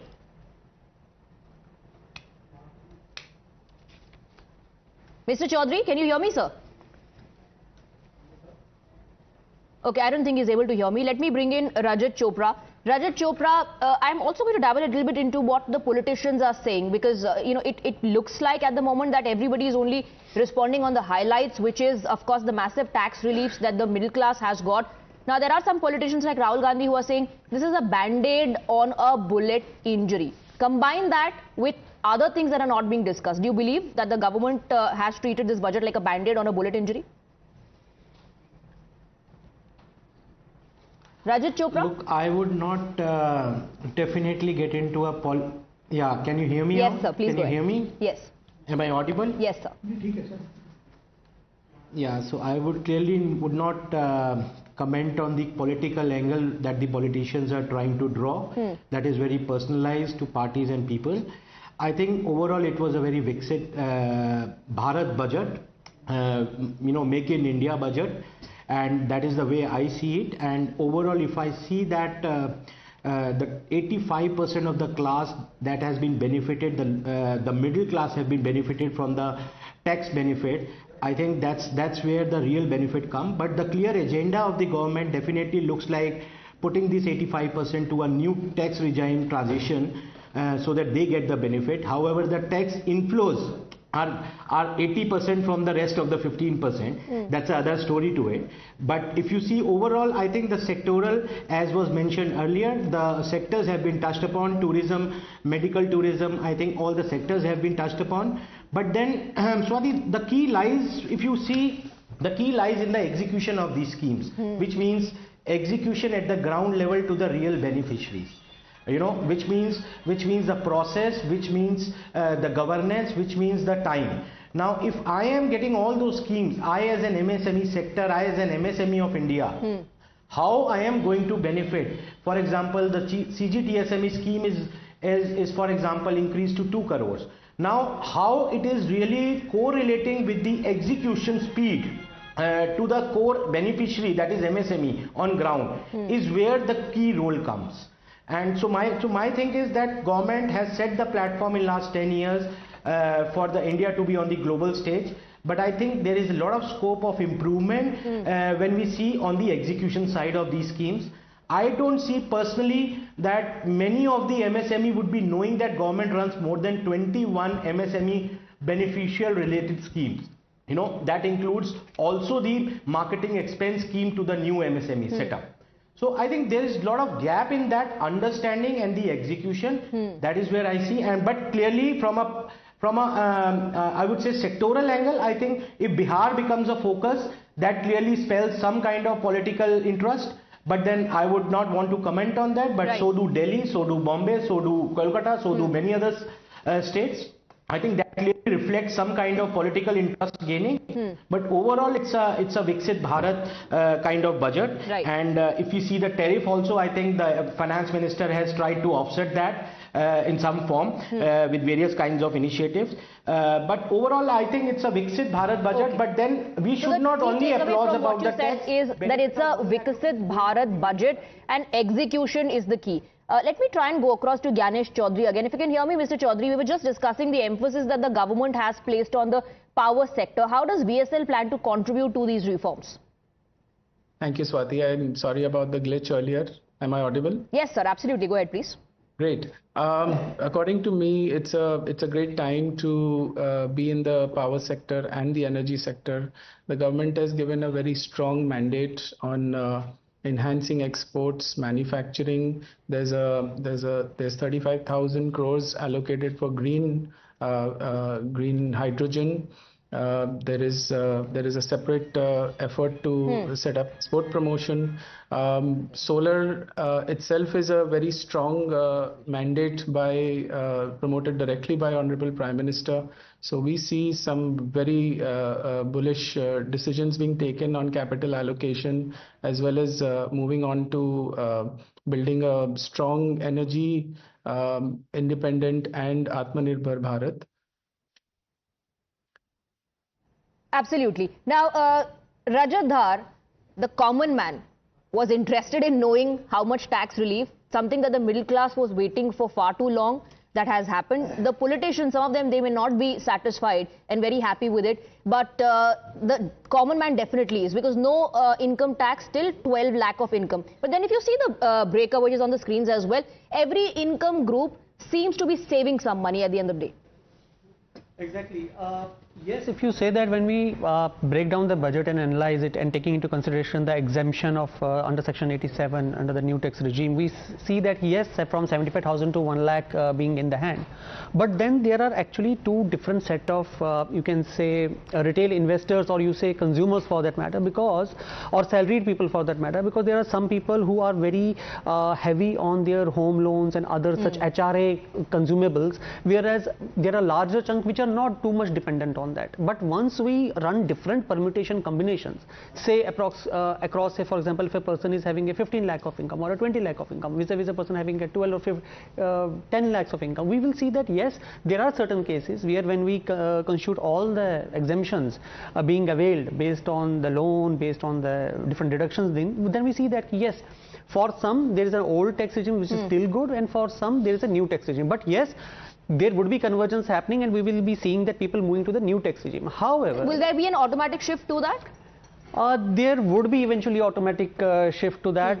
And slowly and steadily more and more people will switch to, because we have already known that more than 70% are already to new tax regime, and the objective of the government is to move that. And obviously, as is anticipated, the HUF will be next under the hammer in next 1 or 2 budgets that we foresee. But having said that, this is just one aspect of it. Like just before, there was a session by our Honorable Finance Minister, and she said to one of the queries that the tax is on the income. Now, whether you have an income from your earned sources or from the capital gains, it is to be taxed. Yes, it is to be taxed, but you can't have LTCG, SCGG and STT also clubbed into the taxes in between, because there are many countries where when you are already paying an STT, the LTCG or the shorter, there is not dual or multiple taxation. So then that is also a disadvantage, because this also questions our comfort in our government that they are not profiteering out of it just because the regulations have not come up. There's a multiple taxations going on there. You know, there are direct taxes, indirect taxes. On top of everything, you're paying some cess as well, because ultimately the middle class that is strengthening the economy is also bearing the brunt of the subsidies or the freebies that are announced by the government. It all goes from the pocket ultimately of the Aam Aadmi itself. And any sort of relief, Rajat, is welcome, but it's never enough. So one more thing, like when we're talking about the Viksit Bharat, the main irony of the fact is the government is saying that we have not, they are boosting it that we have not curtailed our capital expenditure and it is going to remain same. Now the point, let me put a simple factor. Your inflation is growing at say 4.1 or 5% or 6%. Your earlier capex expenditure has not been covered fully. You have not spent that money. And this year you're already saying, okay, we are not reducing the capital expenditure. So technically you are not growing the capital expenditure. Your earlier one is unspent, this is not spent, and the irony is that they are saying that we are setting up AI and 5 to 10% of the educational budget will be gone to that. Educational budget increase has been just 4.1%, which is less than the inflation. So when you are not even contributing to the leverage of information or a knowledge at the AI level itself, that within the ambit of the education itself, how would you compete to China or whatsoever that Vietnam and Thailand in the competitive landscape and then increase the GDP and I would like a comment from R. Jagannathan on that. See, I think this is the stage where I think there's a limit to how much government can do in any sector. Okay? The government is going to cede space partly to the private sector, and one of the ways to do that is to put more money in the hands of people, which is what it has done with the middle class and the other salaried class. Right? Once the driver of spending shifts partly to individuals and the retail customers, that will create demand. We have been saying what consumption is not growing as much, people are not doing discretionary, they are not buying enough TVs or whatever it is that they normally buy. Now once you put money in the hands of people, then the investment for increasing capacity will come from the But tell me something, now there's no tax till 12 lakhs, so you're saving some amount. Like I said, every income group is saving something. But when these things that the Aam Aadmi is going to spend on, when they become expensive, ultimately you are spending that amount that should have been like a good saving when everything else around you is becoming expensive. Perhaps that's what the opposition is trying to point out. The inflation, the Mehngai should have been the focus. Yeah, but inflation is largely at this point food driven. The opposition says, oh, yeah, but that food is benefiting your farmers. They're nothing farmers. The higher prices are going to farmers. It may be going some to middlemen, but substantial some part of it will be going to farmers, so which is good for farmers. So my point is, inflation is about 5.5% now. It's coming down, and over the next 2-3 quarters it will be at 4%, right? Which is excellent performance, given the kind of supply side disruptions that have taken place after COVID, and also now that if Trump brings in more uncertainties, I think it's an excellent performance. You know, don't forget 2 years back America had higher inflation than us. You know, so we are just catching up because all those supplies that are being brought in are coming down. So my point is this, that putting more money in the hands of people is always better than trying for the government to do the same thing. And if this marks a long-term shift where tax rates come steadily down for everybody, then I think we are seeing a fundamental shift in the way. Purchasing power, of course, increases consumption. This will boost consumption. I know, Mr. Nange, you want to come in, but this is a good mix of political analysts, politicians, and the industry voices. I'll take in those voices as well. After a very short break, I'll try and come across to you as well.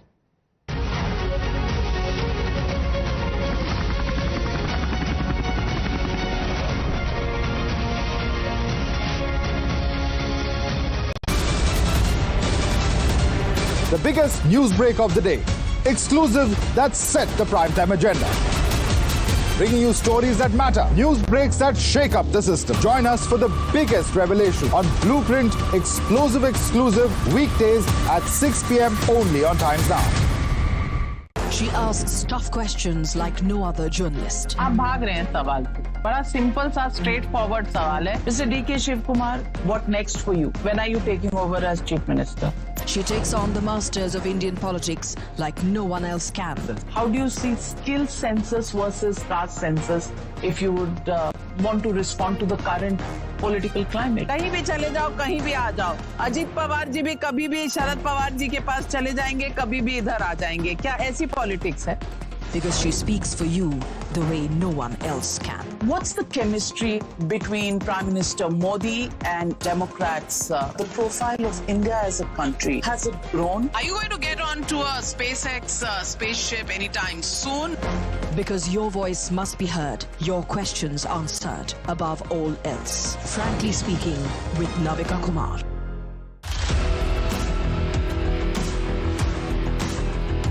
There's always that story that the nation wants to know. There are always questions that we want answers to. They can run, they can dodge, they can even ignore us. But we will repeatedly keep asking those questions and bring out the real facts. Because the nation will always want to know. Weekdays at 7 p.m.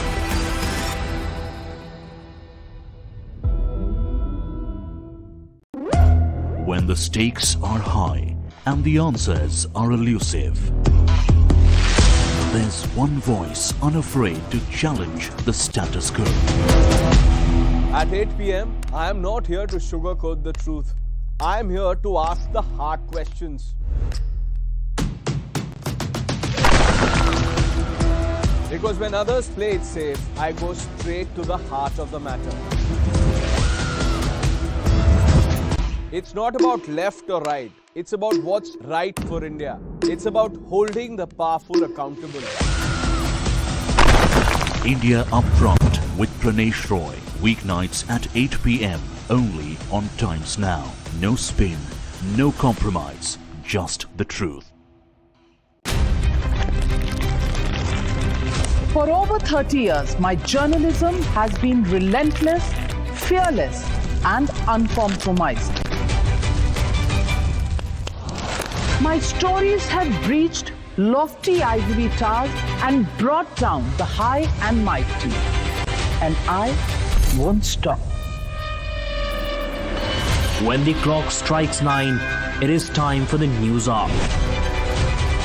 Navika Kumar asks the legitimate question. When your rights are trampled, I will be your voice, demanding answers from the corridors of power. News hour at 9 with Navika Kumar.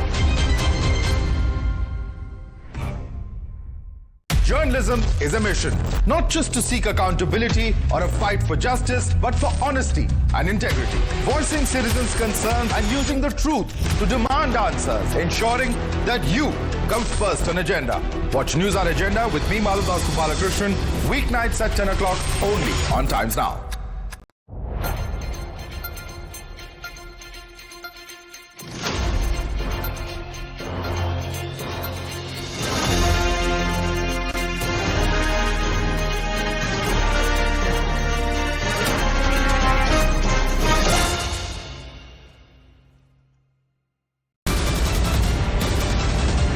The biggest news break of the day. Exclusive that set the primetime agenda. Bringing you stories that matter. News breaks that shake up the system. Join us for the biggest revelation on Blueprint exclusive weekdays at 6 p.m. only on Times Now. She asks tough questions like no other journalist. आप भाग रहे हैं सवाल से. बड़ा simple सा straight forward सवाल है. Mr. D.K. Shivkumar, what next for you? When are you taking over as Chief Minister? She takes on the masters of Indian politics like no one else can. How do you see Volkswagen?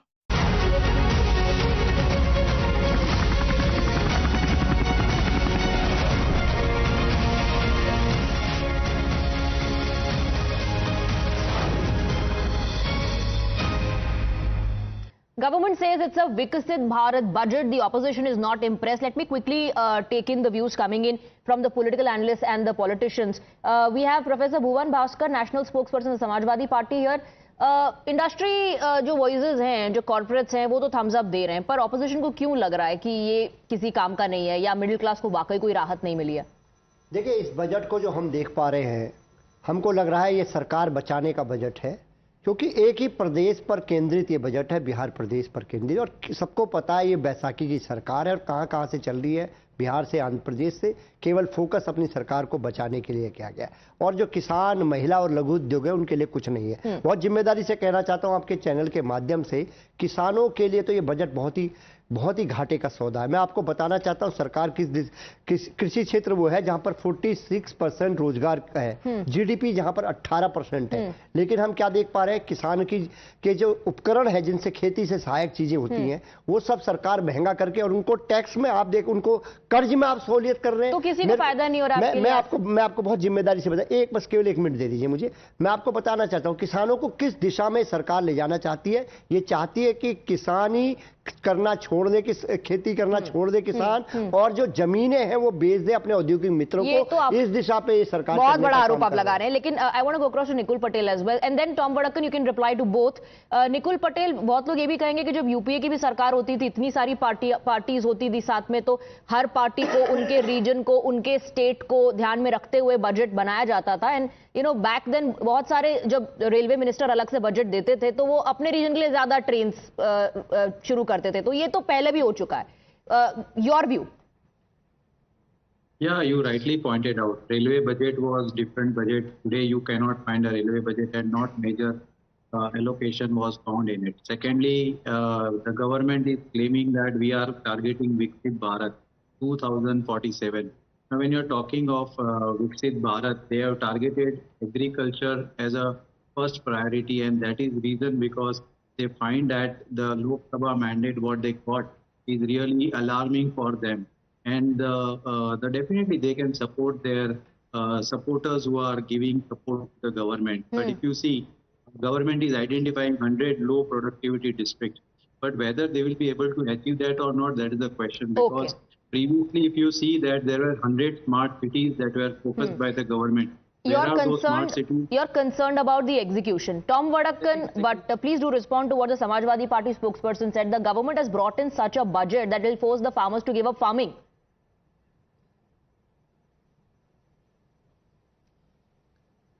Well, there is much to be said about this budget, which I think the opposition parties want to see it in the red. The fact of the matter is, this is probably a dream budget. We had a briefing and discussion with the finance minister where she explained the nitty-gritties of this budget, the background of which it worked. India's economy is the fastest growing economy among the major global economies. The transformation work during the government's first 2 terms serves as a guiding light, enabling this government to move forward with determination. All right. In this budget, the proposed development measures span across sectors focusing on Garib Yuva, Annadata, Nari, that is poor youth, farmers and women. What are they talking about? This is a broad canvas. This is not, each of the state has been invested through the departments. So the funds that will go to the department will be allocated to the state. All right. Now, on a broader perspective, what is happening in the power sector is going to be, I think, one of the biggest game changer. The nuclear factor is coming in, and you have smaller nuclear power stations to be established, which will mean that power will be generated clean and neat. For this, there will be an amendment in the atomic energy rules and regulations. And that is a game changer. Now, these are things the opposition doesn't see. Opposition does not want to see it. Let me also invite Ganesh Chaudhary for a quick reaction on what Mr. Tom Vadakan just said, specifically talking about the power sector. Please, if you could place your views on the panel about the export promotion mission of the government as well. Thank you, Swati. I want to talk about one fact that any developed or developing nation, the amount of energy consumed per capita is a very big indicator of how developed we are or where we are headed. India is growing. India is still sitting at the 3rd quadrant of the per capita energy consumption, and this needs to go up. Today's budget talks a little bit about that, takes us through the big changes that it's doing with respect to promoting manufacturing and thus creating an export powerhouse as far as India is concerned. Looking at where China is globally today, we keep comparing India with China, but to give the industries a safe place to grow, deploy large capital and give competition globally. I think that is what this budget is providing, providing duty exemptions for imports as well as other export incentives. This is going to be a game changer for industry. It's going to be a game changer. I don't have much time left. I have to wrap up. But Mr. Nangia, earlier you were saying something about the tax relief and how this has been the first time that people, yes. First of all, we need to be clear that the maximum saving which is there is 1,10,000 if your income is 25 lakhs. In the old regime, you were paying 4.4 lakhs rupees. In the new regime, you are paying 3.30. A very big change. This relief, I was saying, since independence, I don't recall any time when the government has given such a massive exemption. Let me add here. If you get a relief of 10,000, 15,000, we used to rejoice that government is ko exemption de di hai. Now you are talking about 1,10,000, never. And see the boost it will bring on production, on consumption. This has not happened since independence, you're saying. So that's a massive relief for the taxpayers, for the middle class. Government says this is Viksit Bharat budget. The opposition says nothing but a Chunavi budget. I have to wrap up the debate on that. Thank you very much, gentlemen, for joining us.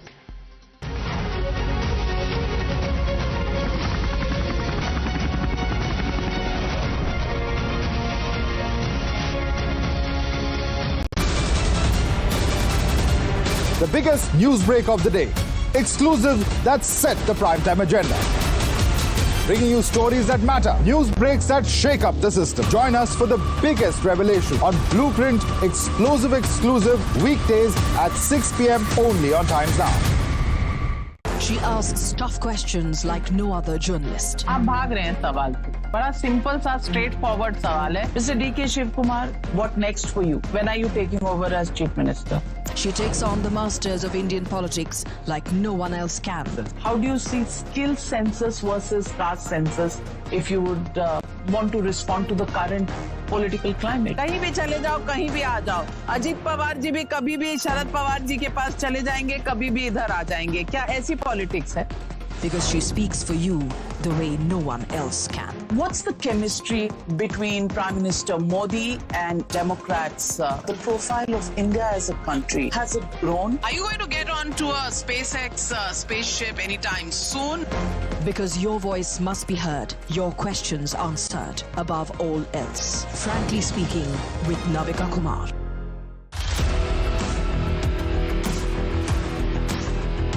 There's always that story that the nation wants to know. There are always questions that we want answers to. They can run, they can dodge, they can even ignore us. But we will repeatedly keep asking those questions and bring out the real facts. Because the nation will always want to know. Weekdays at 7 p.m.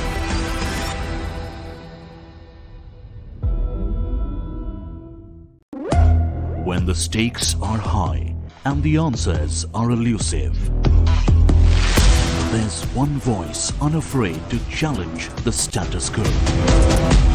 At 8 p.m., I am not here to sugarcoat the truth. I am here to ask the hard questions. Because when others play it safe, I go straight to the heart of the matter. It's not about left or right. It's about what's right for India. It's about holding the powerful accountable. India Upfront with Pranesh Roy. Weeknights at 8 p.m. only on Times Now. No spin, no compromise, just the truth.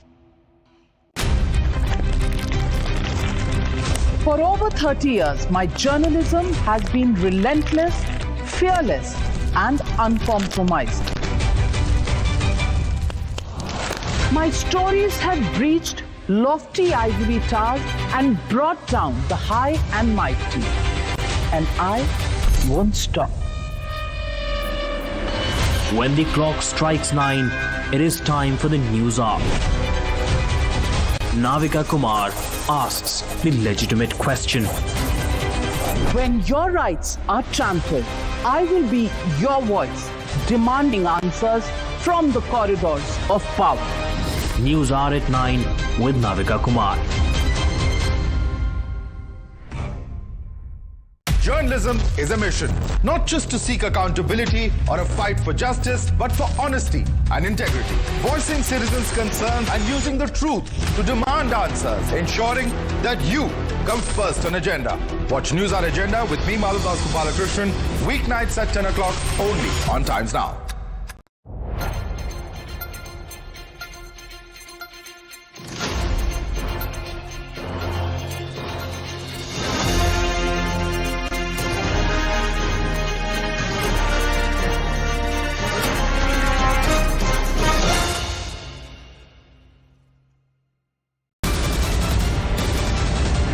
The biggest news break of the day. Exclusive that set the primetime agenda. Bringing you stories that matter. News breaks that shake up the system. Join us for the biggest revelation on Blueprint exclusive weekdays at 6 p.m. only on Times Now. She asks tough questions like no other journalist. आप भाग रहे हैं सवाल पे. बड़ा simple सा straight forward सवाल है. Mr. D.K. Shiv Kumar, what next for you? When are you taking over as Chief Minister? She takes on the masters of Indian politics like no one else can. How do you see skill census versus caste census if you would want to respond to the current political climate? कहीं भी चले जाओ, कहीं भी आ जाओ. अजीत पवार जी भी कभी भी शरद पवार जी के पास चले जाएंगे, कभी भी इधर आ जाएंगे. क्या ऐसी पॉलिटिक्स है? Because she speaks for you the way no one else can. What's the chemistry between Prime Minister Modi and Democrats? The profile of India as a country, has it grown? Are you going to get onto a SpaceX spaceship anytime soon? Because your voice must be heard, your questions answered above all else. Frankly speaking, with Navika Kumar.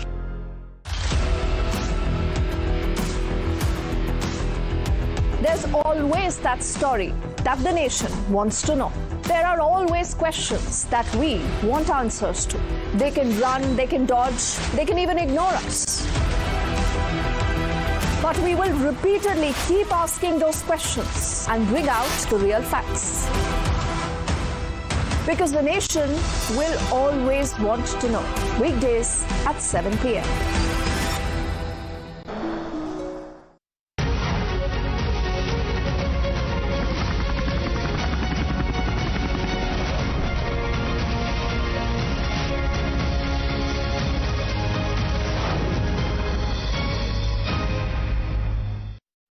Good evening, ladies and gentlemen. From zero income tax for income groups up to 12 lakh rupees to public-private partnership in infrastructure to support to MSMEs to a national manufacturing mission to digital public infrastructure.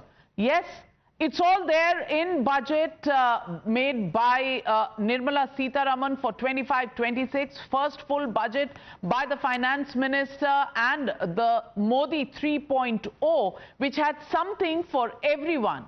The government's message also was it has done the heavy lifting and it's time now for the corporates and the private sector to loosen their purse strings and rev up investments. Is India Inc. ready to become a bhagidar with the government to help the country fulfill its dream of becoming a developed nation or Viksit Bharat by 2047? Let's find out.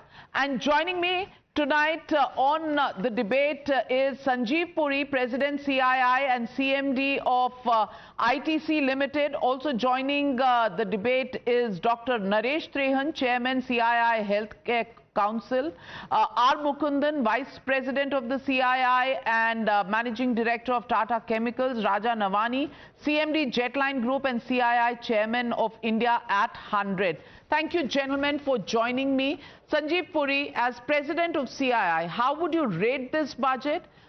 There is a bit of worry about the GDP growth rate that was down to 5.4% in the second quarter this year. Do you think this budget actually addresses the elephant in the room? Well, I think it's a good budget. It's a very, very fine budget. It is very clearly a growth-oriented budget. It is reformist, and at the same time, it's fiscally prudent, which is very much required. Now, as far as the slowdown is concerned, what you referred to, these were also to do with certain transient factors. And since then, we have seen the government spending has picked up. So some of these transient factors are over. Now, the question we have to really ask is that, although the chief economic advisors, the economic survey suggests next year 6.3 to 6.8, but what is required really to take it to 7 and beyond and to 8? I think those pillars for economic progress are very much there in this budget. It focuses very clearly on sectors that have high labor intensity. And the biggest ask in the economy, of course, is to create 8 million jobs. And if we can create that, I think we're going to be very successful. So it addresses many such sectors: agriculture, MSMEs, toys, footwear, leather. It also is looking at export industries. Again, these are labor intensive sectors. It's looking at tourism. So very important steps have been taken there. I think the Integrated Council for Exports is a very welcome step. And the second area to draw more private investment is around ease and cost of doing business and the next generation of reforms. And the methods of doing that have been clearly articulated. There is a mention very clearly of collaboration between center and state, and to incentivize states towards these reforms. There is also a high-level committee that is being set up to create the blueprint. So very, very strong steps again there. And also, the whole issue of boosting consumption. Of course, all of what I've said is also going to boost consumption over time, but in a shorter period of time, what will boost consumption is more money in the hands of people.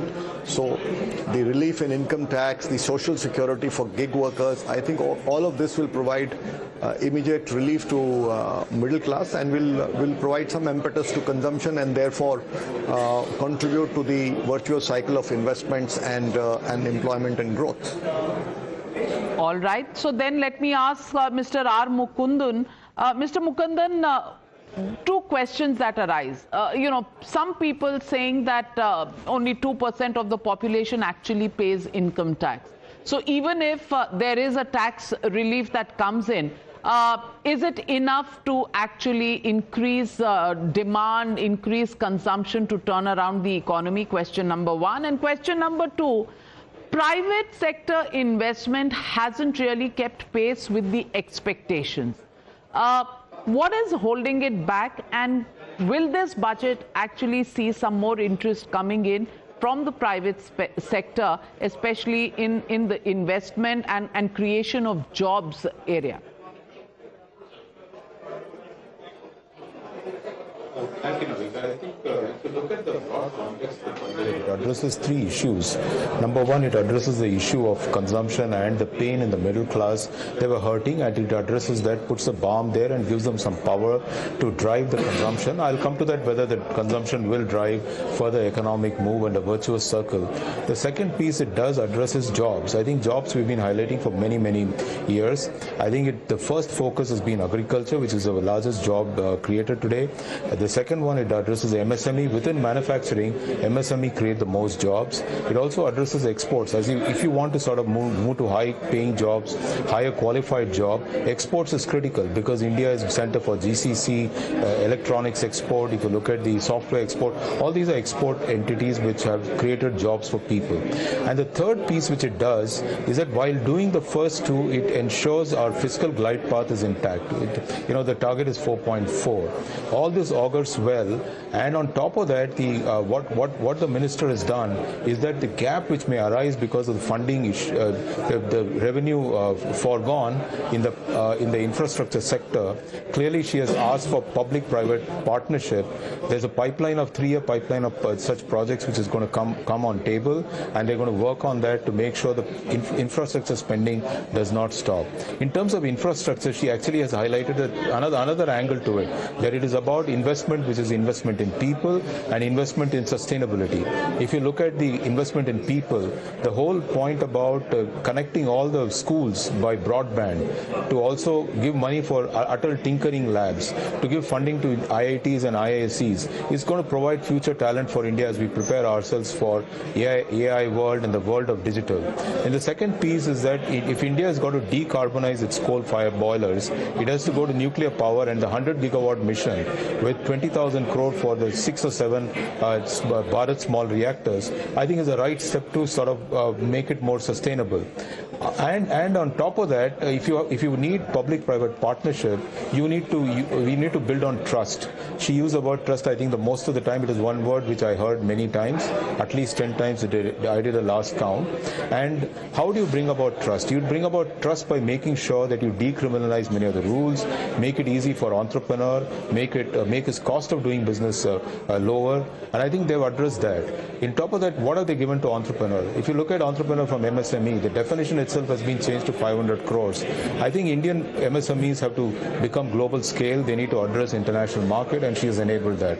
On top of that, she has also created this whole fund of funds, 10,000 crore. What many people don't realize it, this fund of fund actually created a 90,000 crore investment in startups. And the new one is obviously going to accelerate that further, making sure that our momentum in startups is continued. So clearly, I think this is a budget which is not just focused on addressing immediate term, medium term, and also it is putting on, as Sanjeev highlighted, certain levers which will help us in the long term. Well said. If all of what you are saying comes true, then clearly it seems to be the medicine that the economy really required. And talking about medicines, let me go to the healthcare big man, Dr. Naresh Trehan. Healthcare sector. 36 drugs becoming absolutely duty-free, among those cancer drugs. I want to ask the question, is there enough spending on healthcare, number one, especially primary healthcare, which seems to be an area of neglect as far as state governments are concerned? Secondly, are we doing enough excuse me, because jobs and the service sector as far as health is concerned can be a huge employer given the kind of skilled workforce that we have. Do you think enough is happening in this budget to address some of your concerns?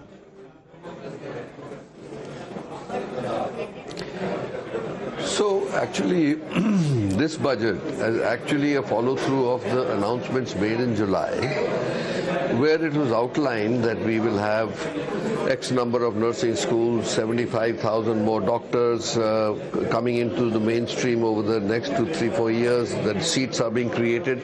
So if you see that, the announcement today was that 10,000 additional seats will be allocated to medical colleges to increase the output on medical students.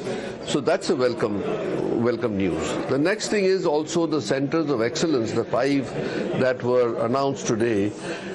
They are actually going to contribute hugely to the training of paramedical personnel, technicians and all that, because you were right when you said that the healthcare industry actually employs 6-7 employees per bed created. Now we have to make, the minimum requirement for India is to multiply the number of beds today into 2. That means we need to create 1.5 million beds more in the next 5 years. So if that be the case, and you multiply that for each bed, at least 5 people are going to get employment, it becomes a large number, 7.5 million. So what we really need to do is to push the health sector. Fortunately, there is a healthy public sector health system functioning, and also parallelly the private sector health system. When they work together, they can create a huge benefit for the country, like you saw in the COVID times. Right now, we are actually not recognizing the value of PPP with the government and private sector that can create this movement much faster than we are going right now. So, 2 things. One, your leading question was, is there enough that is being done at the primary healthcare level? The answer is, the government has announced the Ayushman scheme, where there is the wellness centers, 150,000 wellness centers to be created. I think more than half have already in existence. That's a big relief at the bottom of the pyramid. But how well they get linked with district hospitals and other tertiary care hospitals is yet to be seen. So there is a lot of effort, but the schemes of Swachh Bharat, Swasth Bharat, all these need to be coordinated with the PMJY scheme, and I think that we will have a much better system in the coming years at the basic level, at the rural level also. Also, there is a lot of investment going in from the private sector into tier 2, tier 3 cities, which will also help. So I think there are many models that can be put into place where we can accelerate the healthcare delivery system along with the huge employment opportunity that it offers. In the coming 5 years, we could make a big contribution to the economy of India, to the health of India, and ultimately go towards our goal of Viksit Bharat in 47. Well, let me ask you, Mr. Rajan Navani. There is euphoria that comes in after every single budget. Every budget, India Inc. says is a great growth-oriented budget, but somewhere midway through the year, we see a few disappointments coming in, and growth not really happening at the rate we would want it to, especially if we have to become a 5 trillion economy, a number 3 economy in the world. Do you think this budget actually takes that step? Because many people say that structural problems in the Indian economy still remain. How do you think those can be addressed, and does this budget actually address them? It's interesting you raise this point, Navika, because I think when you heard the Honorable Finance Minister start, that is exactly what she said. This has to happen through a collaborative process, because we are looking at a 23-year, long journey, towards a Viksit Bharat, and that cannot be built with multiple stakeholders who are going to contribute to build that India, working in different directions. So I think the fact that a trust-based regulatory framework, built with industry can be a very defining factor in this process as we move forward. So to me, this budget was really a foundational budget, which has set the direction in which a lot of the things that will happen over the next 2 decades will unfold. Prioritizing different things that are needed at different points in time. So I think in that light, it does address, a large part of that. And it has truly begun with, the save the best for last kind of a statement by putting money into the hands of, the middle class. And, also the middle class is a rising middle class. India for the next 20 years is going to see wealth creation where, different people will move up the economic ladder, and they know today directionally that they will have a large amount of their money to be able to spend, to be able to actually boost consumption in this country. Also, I think the fact that, she spoke about investing in people, economy and innovation is to me a big driver of, what is the larger thinking, because our biggest asset is our people, and that has been addressed, in many ways. And there are very new, different ways in which livelihoods will be earned. The gig economy needs a social security system which has come up. Through our group company Jet Synthesis, we are working with all new age creators, influencers, esports athletes. This is a generation that is going to derive its livelihoods very differently from the way the past generations have. It's not a lifetime, of one career. It's a career of lifetimes, and, different kinds of things that they will do. So for a government to say that we understand that, we appreciate that, and we are trying to create a framework that will enable that generation to really unlock, because these 25 years are the 25 to 50-year-olds who will not only build the greatest, value creators, but also the high consumers and drive India to its future. So I think many aspects about that, of reskilling them, enabling them to look at new age skills, because there's going to be tremendous amount of disruption that's going to happen with technology. While, we did get 10,000 crore additional for a fund of funds and an announcement of an additional 500 crore for an artificial center in education, a COE, but, an artificial intelligence of 500 crores and 10,000 crores across frontier tech, is that really, sending enough messaging? Because just 2 days ago, we saw $600 billion of market cap get eroded through one statement in one day in one company in one country. So this Gen AI is definitely there for real. It is going to be a big game changer in the way the world is going to play out over the next, maybe already happening. And how are we as a country aligning priorities towards some of these things? So I think there are many aspects of this budget that have touched upon many of these areas. It is now to sustain them beyond the budget and actually create an environment where this execution in a trusted manner between state and center, between industry and government and multiple stakeholders invested in this actually, unlock together. So I think from that angle, definitely one budget that, will hopefully set that direction. Well, you talk a lot about trust, but does really trust exist? Because, when you talk about the central government, you also have to talk about many of these policy measures actually being transformed on the ground by state governments, the coordination there. Well, if it is the party at the center, which is the party at the state, maybe things work out. Does it work otherwise? These are some of the issues that remain to be addressed. But as far as the budget goes, clearly it cannot address all of these problems. At the moment, I think there's euphoria in the middle classes, the tax-paying segments who are breathing a sigh of relief. Will it convert into consumption that leads growth to a higher trajectory? Well, that's the hope and the prayer. But for the moment, the jury is out on that one. Thank you very much, gentlemen, for joining me. On the first analysis of the budget 2025-26, how it plays out, well, we'll keep you, the viewer, informed and abreast of all the developments. Thank you very much, gentlemen.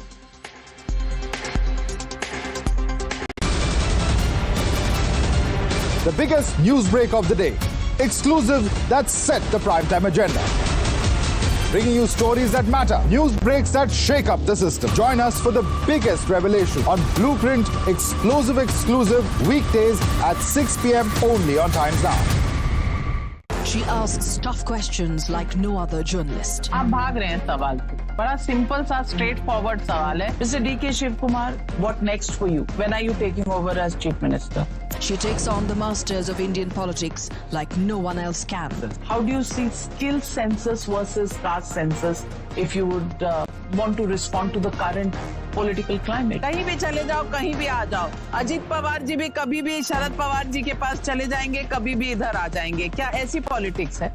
Because she speaks for you the way no one else can. What's the chemistry between Prime Minister Modi and Democrats? The profile of India as a country, has it grown? Are you going to get onto a SpaceX spaceship anytime soon? Because your voice must be heard, your questions answered above all else.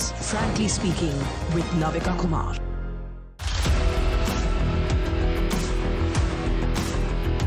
There's always that story that the nation wants to know. There are always questions that we want answers to. They can run, they can dodge, they can even ignore us. But we will repeatedly keep asking those questions and bring out the real facts. Because the nation will always want to know. Weekdays at 7 p.m.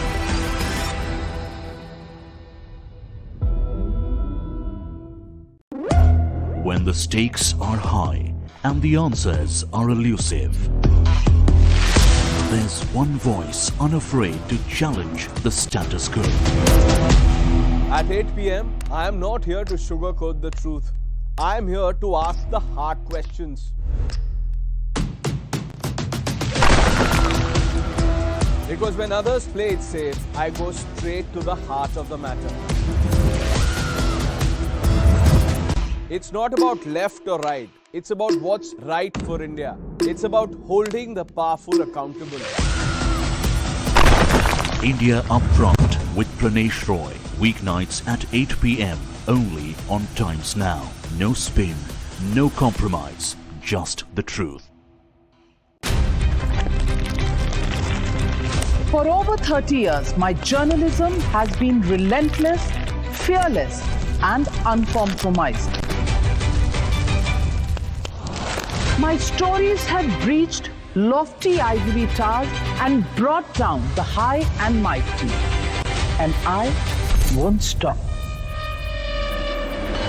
When the clock strikes 9, it is time for the news hour. Navika Kumar asks the legitimate question. When your rights are trampled, I will be your voice, demanding answers from the corridors of power. News Hour at 9 with Navika Kumar.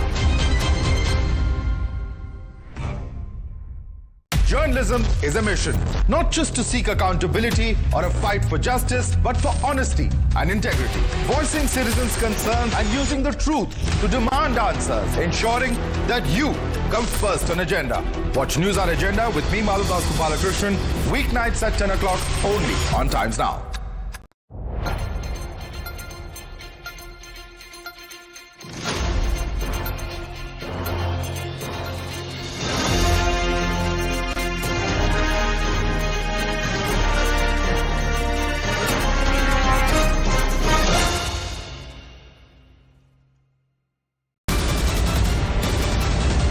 The biggest news break of the day. Exclusive that set the primetime agenda. Bringing you stories that matter. News breaks that shake up the system. Join us for the biggest revelation on Blueprint exclusive weekdays at 6 p.m. only on Times Now. She asks tough questions like no other journalist. आप भाग रहे हैं सवाल से. बड़ा simple सा straight forward सवाल है. Mr. D.K. Shivkumar, what next for you? When are you taking over as Chief Minister? She takes on the masters of Indian politics like no one else can. How do you see skill census versus caste census if you would want to respond to the current political climate? कहीं भी चले जाओ, कहीं भी आ जाओ. अजीत पवार जी भी कभी भी शरद पवार जी के पास चले जाएंगे, कभी भी इधर आ जाएंगे. क्या ऐसी पॉलिटिक्स है? Because she speaks for you the way no one else can. What's the chemistry between Prime Minister Modi and Democrats? The profile of India as a country, has it grown? Are you going to get onto a SpaceX spaceship anytime soon? Because your voice must be heard, your questions answered, above all else. Frankly Speaking with Navika Kumar.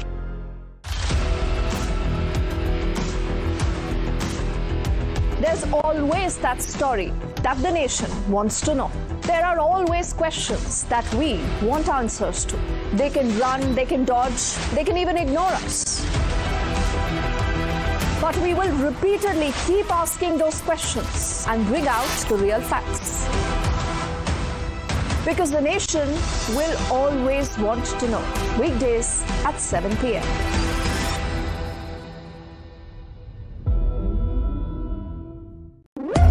When the stakes are high and the answers are elusive, there's one voice unafraid to challenge the status quo. At 8 p.m., I am not here to sugarcoat the truth. I am here to ask the hard questions. Because when others play it safe, I go straight to the heart of the matter. It's not about left or right. It's about what's right for India. It's about holding the powerful accountable. India Upfront with Pranesh Roy. Weeknights at 8 p.m. only on Times Now. No spin, no compromise, just the truth. For over 30 years, my journalism has been relentless, fearless, and uncompromised. Try with Google Gemini.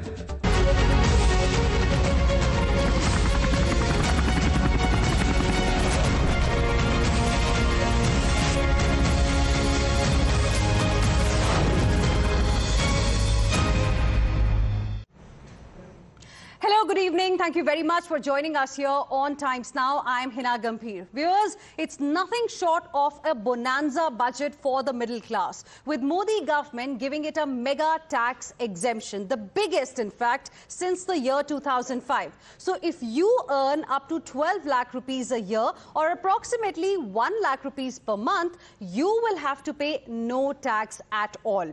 In fact, Finance Minister Nirmala Sitharaman made the big bang announcement during her budget speech today, where she said that the income slabs and the rates are being changed across the board to benefit all taxpayers. In fact, she mentioned that in total, about 1 crore taxpayers are going to benefit with this rejig. So what does this essentially mean? This means that the middle class will have more money in their pockets. This will help them save more and spend more the way they want, and will also spur household consumption, which has been the focus of the government. Now, viewers, here's what the impact really is going to be of the tax slab overhaul, and here's how it is going to look like for the taxpayers. So, for example, if your salary is around 8 lakh rupees annually, then, with the existing tax regime, you would have to pay about 30,000 rupees as tax, but now the tax is going to be zero.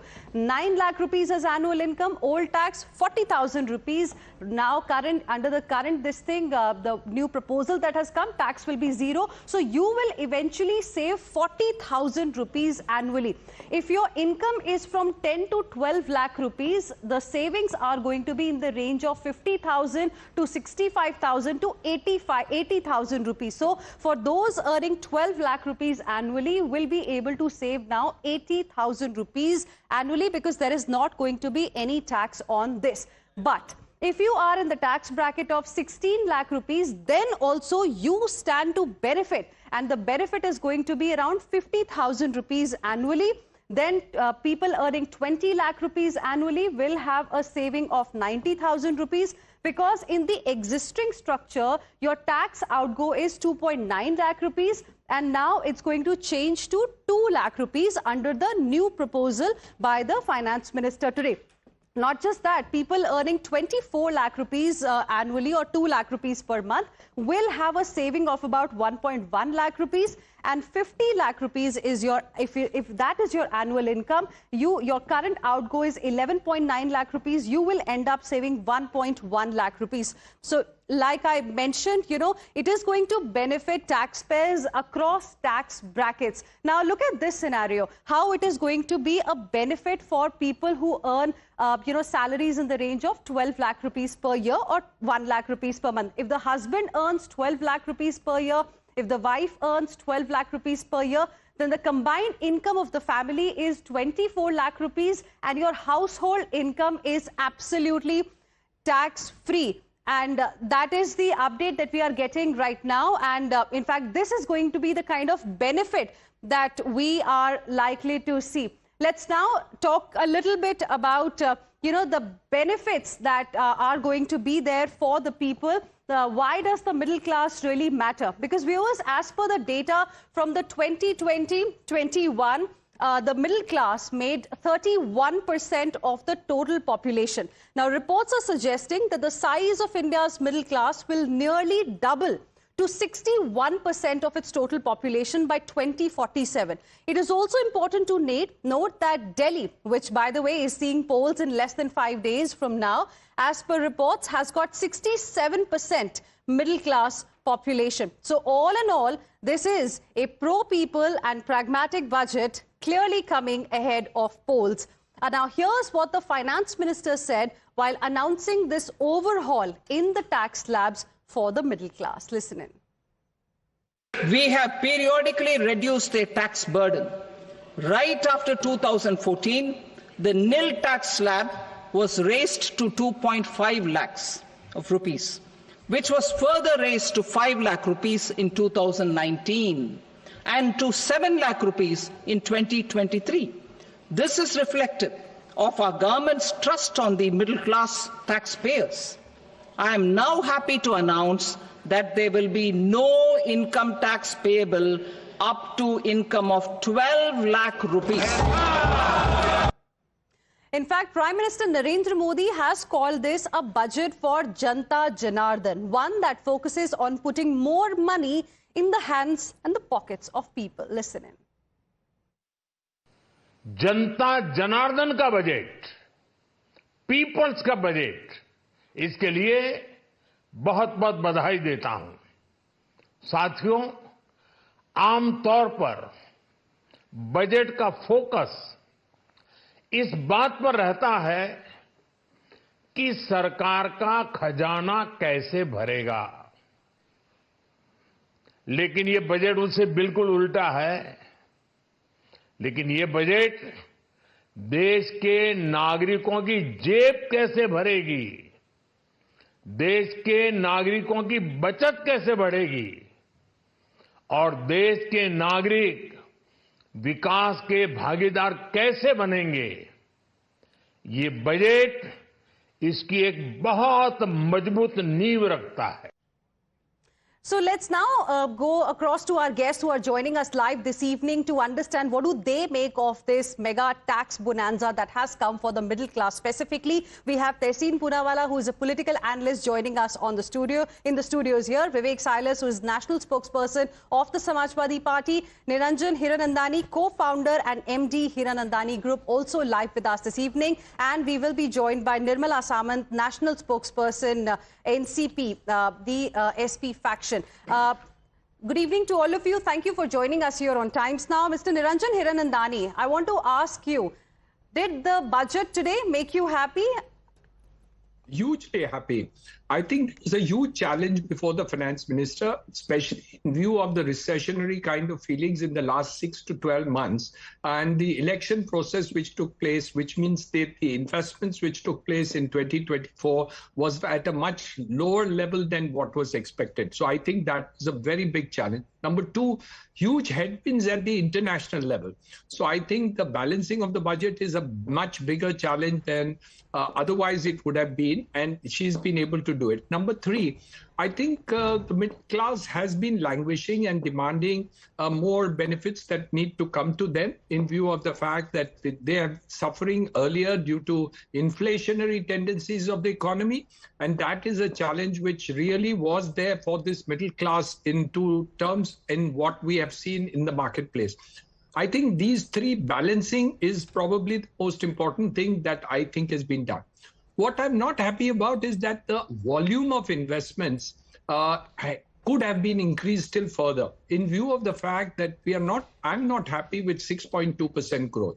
I know it is the highest in the world, but I still think our target should be 8%. And for that, investments in terms of the government need to be increased. Yes, the private sector also needs to increase the investments. I'm not saying that we shouldn't, but I think more investment coming from the government needed to be done. And I think that was probably not done because they wanted the fiscal target to be a 4.2 or 4.7 that is over there. So I think balancing the budget has been quite a challenge in terms of it. But overall, being able to take this sector to the whole thing. And I think we could dil mange more. I think we all want much more to come out of every budget that is there. But I think these two issues which they have been able to do is quite far-reaching commitment, which I thought the finance minister was able to achieve. Okay, interesting. Dil mange more. I mean, that's, I think, what the corporate sector says every time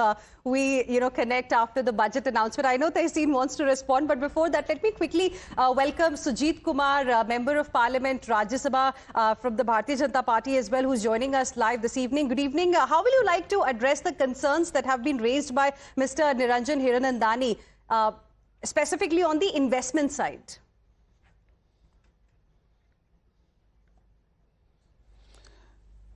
Is it for me? Yes, Mr. Sujit Kumar. Yeah, thank you. Well, first of all, I would like to compliment the Honorable FM for this futuristic and bold and inclusive budget. This is not a budget of politics, it's a budget for the people of India and for Bharat. And she has brilliantly been able to balance the challenges of fiscal prudence, more consumption-led growth because of tax cut, and also has been able to secure inclusive development. Now, as far as the concern about investment is concerned, last year the capital allocation for capital expenditure was over 11 lakh crore. And that will be maintained.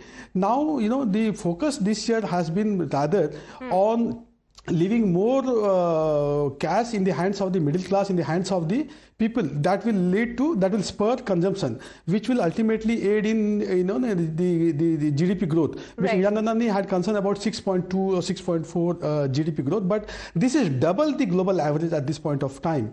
And fiscal deficit, post-COVID, we had a situation where the entire globe was having massive fiscal deficit, but we have been able to reduce fiscal deficit over the years, and we are well on the target of reaching 3% of our GDP, which is the FRBM. So I think the concern about the capital investment is not really justified. Okay. The Honorable PM has time and again said that we are focusing on not only infrastructure but also on physical infrastructure but also on social infrastructure. Interesting. Tehseen Poonawalla, budget for Bharat, do you agree? Because a lot of people who are in this middle class category are in fact going to benefit. Finance Minister gave a number also about 1 crore people. Yeah. At the onset, I would like to take this opportunity to congratulate the Honorable Finance Minister and the Honorable MP on your show. As somebody who's leading one of the protests on Twitter against tax terrorism, this is a good first start. A good start, congratulations for that, and kudos for that. But there is still many miles to go. What I would have expected, as the saying goes, ye dil mange more, to eliminate poverty out of India, we do need 8% growth from where Mr. Hiranandani left. So first, what we needed to do for the middle class actually, reduce the tax slabs from 6 to 3. This is something I've been advocating time again. That will widen your tax base. The lesser you have, reduce your compliances, reduce the surcharge. The surcharge is killing you. Long-term capital gains, short-term capital gains. Once I pay my tax, let me do what I want with my money. Then the highest tax slab should be only 20%. Bring your corporate tax down to 20%. That will again allow people, that will again boost the investment confidence into India. And the next step that needs to be done, which is not an income tax or direct tax issue, is your rationalization in the GST Council, which is now GST has become an extortion tax. So GST should be 2 rates, 5% and 12%. Roti, kapda, makan, 5%, everything else 12%. Please keep it as simple as that. And that is the only way to take forward. What I do want to compliment the government, despite being opposition, is 100% FDI and income tax. Well done, guys. And the nuclear, 500 gigawatts of nuclear power, civilian nuclear power. Congratulations. The BJP had opposed the nuclear deal. Today, the chicken has come home to roost. Congratulations, it's a budget for Bharat on those two fronts. Vivek Silas, is there anything that you will like to congratulate the finance minister for in this budget?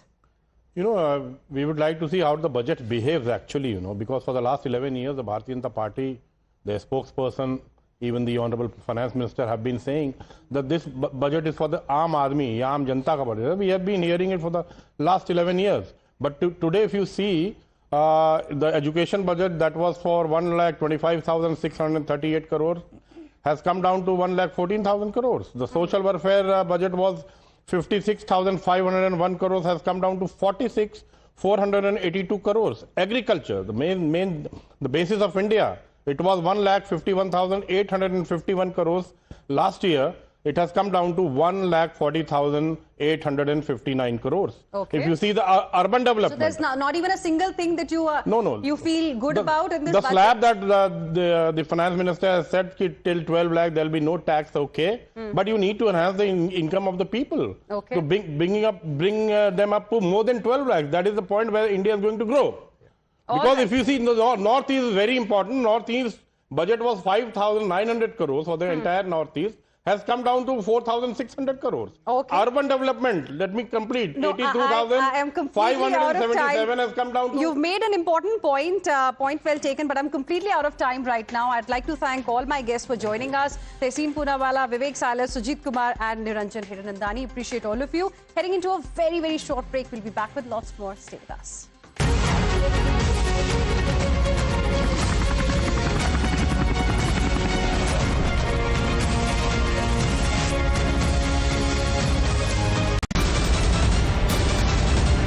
The biggest news break of the day.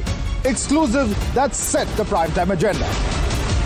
Bringing you stories that matter. News breaks that shake up the system. Join us for the biggest revelation on Blueprint exclusive weekdays at 6 p.m. only on Times Now. She asks tough questions like no other journalist. आप भाग रहे हैं सवाल से. बड़ा simple सा straight forward सवाल है. Mr. D.K. Shivkumar, what next for you? When are you taking over as Chief Minister? She takes on the masters of Indian politics like no one else can.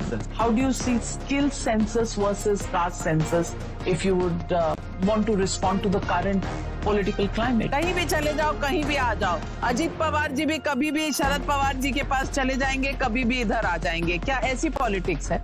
Because she speaks for you the way no one else can. What's the chemistry between Prime Minister Modi and Democrats? The profile of India as a country, has it grown? Are you going to get onto a SpaceX spaceship anytime soon?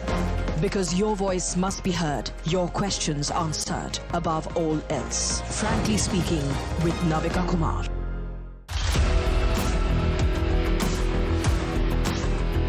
There's always that story that the nation wants to know. There are always questions that we want answers to. They can run, they can dodge, they can even ignore us. But we will repeatedly keep asking those questions and bring out the real facts. Because the nation will always want to know. Weekdays at 7 p.m.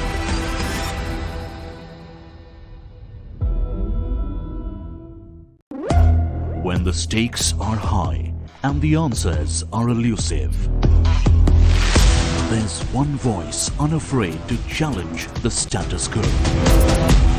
At 8 p.m., I am not here to sugarcoat the truth. I am here to ask the hard questions. Because when others play it safe, I go straight to the heart of the matter. It's not about left or right. It's about what's right for India. It's about holding the powerful accountable. India Upfront with Pranesh Roy. Weeknights at 8 p.m. only on Times Now. No spin, no compromise, just the truth. For over 30 years, my journalism has been relentless, fearless, and uncompromised. My stories have breached lofty ivory towers and brought down the high and mighty. And I won't stop. When the clock strikes 9, it is time for the news hour. Navika Kumar asks the legitimate question. When your rights are trampled, I will be your voice, demanding answers from the corridors of power. News Hour at 9 with Navika Kumar. Journalism is a mission, not just to seek accountability or a fight for justice, but for honesty and integrity. Voicing citizens' concerns and using the truth to demand answers, ensuring that you come first on agenda. Watch News Hour Agenda with me, Maludas Gopalakrishnan, weeknights at 10 o'clock only on Times Now.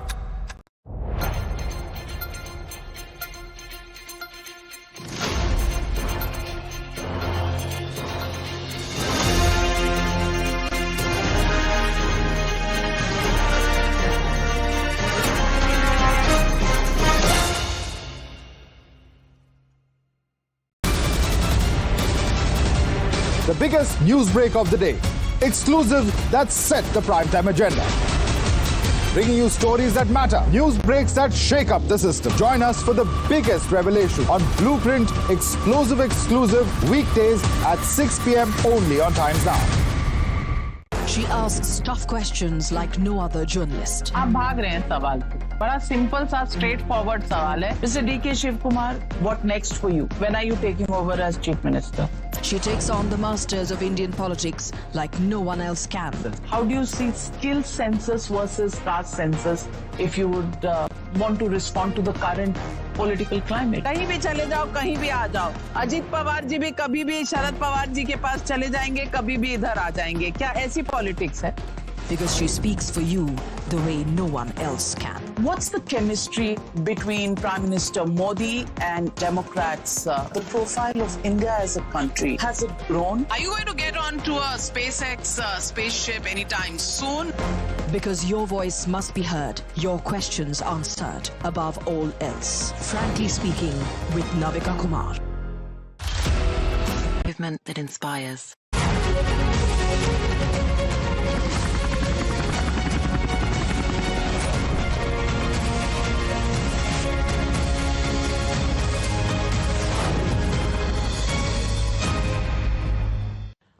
Joining me this evening on Budget Day is Union Commerce and Industry Minister, Mr. Piyush Goyal. And Mr. Piyush Goyal, while the middle classes are rejoicing tonight because they've got huge tax reliefs, the question many are asking is, देर क्यों कर दी हुजूर आते आते? ये तो 400 पार वाला budget should have come last year. Why has it come this year?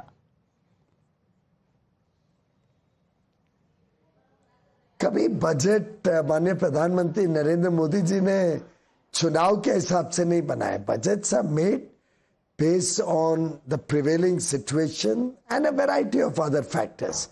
So while for those, some people it may be an election issue, for us it's a matter of conviction that we have to serve the people of India, we have to serve every section of India. And last year different benefits were given to the middle class. Different tax reliefs were given in a different form. This year it's more direct in terms of massive tax cuts. So I think Prime Minister Narendra Modi has consistently ensured the welfare of every section of society. Well, Mr. Piyush Goyal, let me ask you very directly. Rahul Gandhi says for bullet wounds, this announcement is merely just a band-aid. Shashi Tharoor goes a step further and says that great income tax relief for those who have salaries, but what about the jobless who have no salaries? How would you respond to them? Well, I think first of all, Mr. Rahul Gandhi has never done any work in his life, so he will never understand how great a tax relief that Prime Minister Modi and Nirmala ji have given today is to the middle class. For Mr. Rahul Gandhi, probably it doesn't matter, and for him it may be a very small thing or a band-aid. But I'm sure the people of India, the people of Delhi, the common man, the middle class, who's almost relieved of their tax burden with 12 lakhs, 12.75 lakhs for salary earners being now nil tax. It's a great benefit and everybody is welcoming it. As regards Mr. Shashi Tharoor's comment, I think he has not understood the budget only. This budget is so holistically well designed. It looks after jobs in a variety of ways. It addresses sector-specific ideas, toys, footwear and leather items, what needs to be done to make it easier to do business, how startups will be promoted with startup fund of funds too.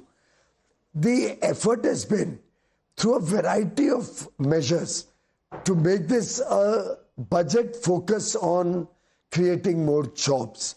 Now take tourism for example. We all recognize tourism is the largest job creator in the world. 50 destinations with a focus on marketing those destinations, improving their infrastructure, ensuring even basic things like security and sanitation. I think it's a very well-designed, comprehensive budget which will have a transformative impact on creating jobs, either through manufacturing thrust, either through tourism, either through infrastructure creation or food processing, fisheries. It has a multi-dimensional job creation possibility. Well, let me ask you, Mr. Piyush Goyal, you're the Commerce and Industries Minister. There is a huge dependence on the private sector to pick up the investment sentiment and go for it. That was the reason for the cut in corporate taxes several years ago that your government really brought in. Private sector investment hasn't really come up to the expectations that the government might have had. What are the reasons this investment is still lagging will this piece actually deliver after the announcements in the budget along with the export sector on which great emphasis has been put in this budget as well? Will these two pieces be able to address the slowdown in growth that we saw in the second quarter this year? Navika ji, first of all, I do not think that we have not seen the level of private sector investments that was envisaged. Look at all the PLI schemes. Look at the semiconductor support scheme. Look at the amount of FDI that's been coming into the country. Despite COVID, despite two global wars, India has fared quite reasonably well. We continue to be the fastest growing large economy in the world. And even this year, the first 9 months, FDI numbers are very robust. So to my mind, the variety of schemes, the variety of initiatives, the effort to have sectoral promotion, as well as to focus on infrastructure and ease of doing business is giving very good results. I'm sure this budget will also give a great impetus to private sector investment, to manufacturing, monetization of assets. About 10 lakh crores has also been talked about in this budget, which will be plowed back into the economy. Fiscal prudence is evident in the numbers. The government's debt to GDP ratio is continuously falling. Fiscal deficit, even in the current year, is only 4.8 against 4.9 envisaged. Next year will be 4.4 against 4.4 planned earlier. I think in every respect, this is a government that has delivered multidimensionally, and through that delivery has helped the industry and manufacturing sector, has helped exports, thereby creating job and business opportunities. Mr. Goyal, let me also ask you, there are many memes that are doing the rounds, which make a cartoon of Donald Trump and Indians as understanding कि वो तारीफ कर रहे हैं India की. Actually, he's talking about tariffs. On a serious note, are we worried about the tariff regime that US might announce? They've already begun to announce this against Canada, Mexico, other countries. Is that something that is making markets as well as the Indian economy nervous? Well, I think every country has a right to determine their tariffs. and the United States has determined certain tariffs on many countries, but not increase any tariffs on India. Prime Minister Narendra Modi and President Donald Trump share a very, very good equation and friendship. It has been reported that Prime Minister Modi will soon be visiting the US. Logistics and dates are being worked out. So I think we will continue to strengthen and build upon this wonderful relationship and the growing strategic partnership between the US and India. Things will only get better and a plethora of opportunities will open up for India. Let me also ask you, opening up the insurance sector for foreign investments up to 100%, how much of the liquidity issue will get resolved as foreign companies, insurance companies, bring in more money into the Indian system?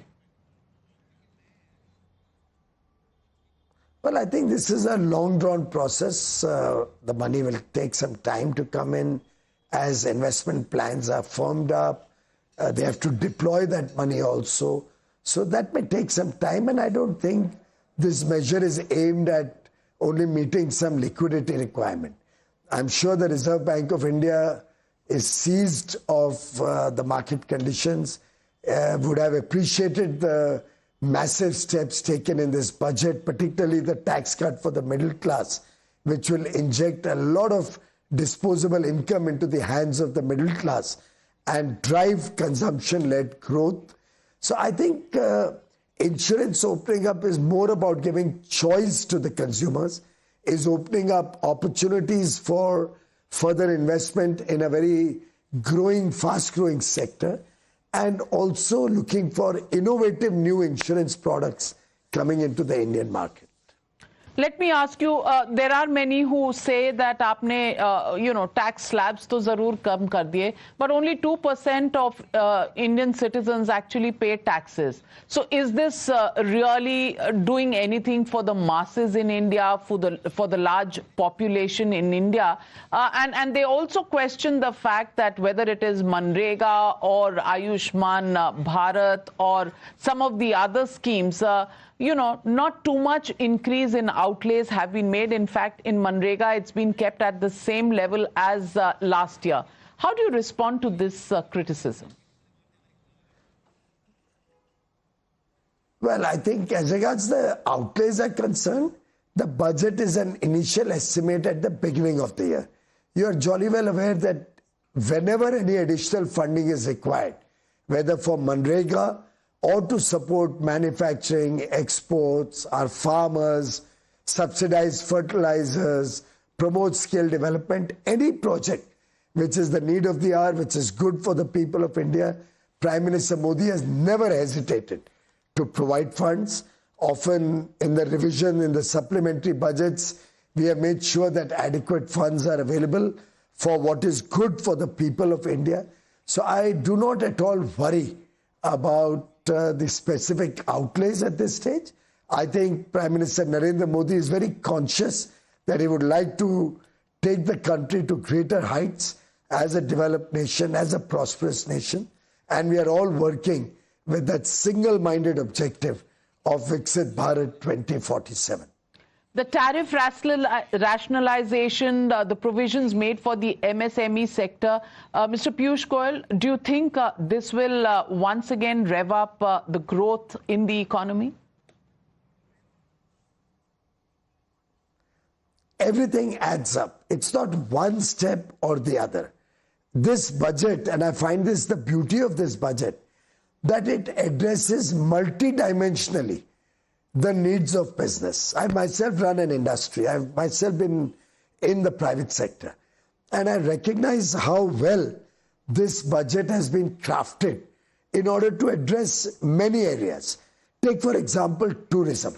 Now, the focus on 50 destinations, working closely with the state governments as collaborative effort, cooperative federalism at its best, strengthening security, strengthening infrastructure, access, strengthening sanitation, making those places tourist friendly, is supplemented with mudra loans for homestays, is supplemented with an effort to promote setting up of new hotels, is supplemented with the Udan scheme 2, by which 4 crore passengers and 120 new airport destinations will be opened up and new connectivity medium will be created. Now, when you look at combine all of these together, you recognize that this is a great growth story and this is a great job story in the future. So that is how Prime Minister Modi thinks. He's not unilateral. He's multilateral in his dimension. Well, in the end, I want to ask you your love for Bihar with all kinds of announcements, including a Makhana board coming up. Is this really posturing ahead of elections? Because you made a Freudian slip when you talked about the tax rates going down. You said across India, middle classes will celebrate, and in Delhi. Eyes on the Delhi and Bihar elections this year, Mr. Goyal? No, my eyes were on you, Navika ji. You are in Delhi and you pay your taxes in Delhi. Therefore, I made it a point to mention about people like you. You yourself told me your newsroom is ecstatic about the tax cuts. तो मेरे तो आँख के सामने आज मैं जिधर भी जा रहा हूँ दिल्ली के लोग दिख रहे हैं. तो स्वाभाविक है मैं दिल्ली की बात करूंगा. दिल्ली हमारे दिल में है, माननीय प्रधानमंत्री जी के दिल में है और माननीय प्रधानमंत्री जी दिल्ली वालों के दिल में है. तो स्वाभाविक है दिल्ली की बात होगी. And as far as Bihar is concerned, have you not heard Prime Minister Modi right from 2014 speak about the Act East policy? He has always believed that unless Eastern India and Northeast India develops, the country cannot develop. And therefore, it's a continuous effort. Budget after budget, whether it's the Northeast, whether it's Bihar, Andhra Pradesh, Odisha, Jharkhand, Chhattisgarh, Bengal, these have been our areas of focus. If those states don't cooperate and they don't take the benefit of central government schemes, it is to their own disadvantage.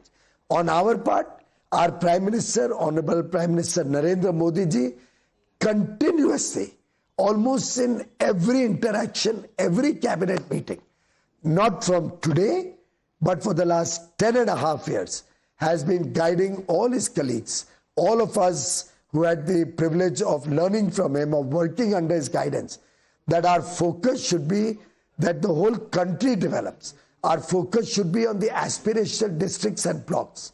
Our focus should be in those regions which are left behind. Our focus should be on those who are at the bottom of the pyramid. And I think an extra effort to support Bihar or Assam or any of those states should be welcomed by all. I would like to ask the opposition friends who are criticizing that, are you opposed to Makhana board? Why don't you go and say this in Patna? Are you opposed to setting up a center of excellence or a skill university or developing infrastructure or developing the irrigation for lakhs of farmers of Bihar? If you're opposed to that, please go and tell the people of Bihar that you do not want to see development in Bihar. I abhor and deplore the behavior of the opposition who always speaks with a double fork or a very unholy manner, an anti-development approach of the opposition. Well, Mr. Piyush Goyal, the opposition will say what it has to say. But if there were two boxes that needed to be ticked, growth, this budget, is it about growth bhi or popularity bhi? Well, then it ticks both those boxes. Middle class is happy and growth, incentives seem to be there. How it pans out over the next 12 months is something we'll all wait and watch out for. But for now, Dil Mange More, it's a happy middle class, and probably, as you say, Delhi election will determine which way this budget has gone as the first litmus test. Well, I can assure you the country will go in a positive direction.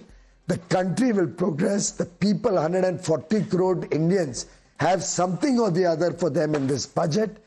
Every farmer is happy. The youth are happy. Our sisters will get much more opportunity. We have focused our effort to make sure that the middle class will get higher disposable income, which will help industry, trade. So in a way, this is a budget which promotes growth, which strengthens the economy and makes the people of India happy.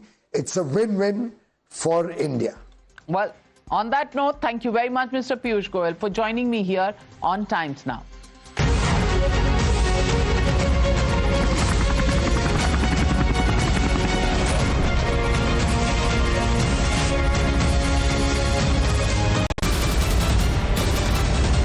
The biggest news break of the day. Exclusive that set the primetime agenda.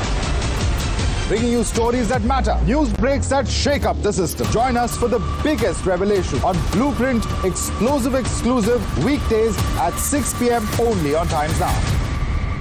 She asks tough questions like no other journalist. आप भाग रहे हैं सवाल पे. बड़ा simple सा straightforward सवाल है. Mr. D.K. Shivkumar, what next for you? When are you taking over as Chief Minister? She takes on the masters of Indian politics like no one else can. How do you see skill census versus caste census if you would want to respond to the current political climate? कहीं भी चले जाओ, कहीं भी आ जाओ. अजीत पवार जी भी कभी भी शरद पवार जी के पास चले जाएंगे, कभी भी इधर आ जाएंगे. क्या ऐसी politics है? Because she speaks for you the way no one else can. What's the chemistry between Prime Minister Modi and Democrats? The profile of India as a country, has it grown? Are you going to get onto a SpaceX spaceship anytime soon? Because your voice must be heard, your questions answered above all else. Frankly Speaking with Navika Kumar.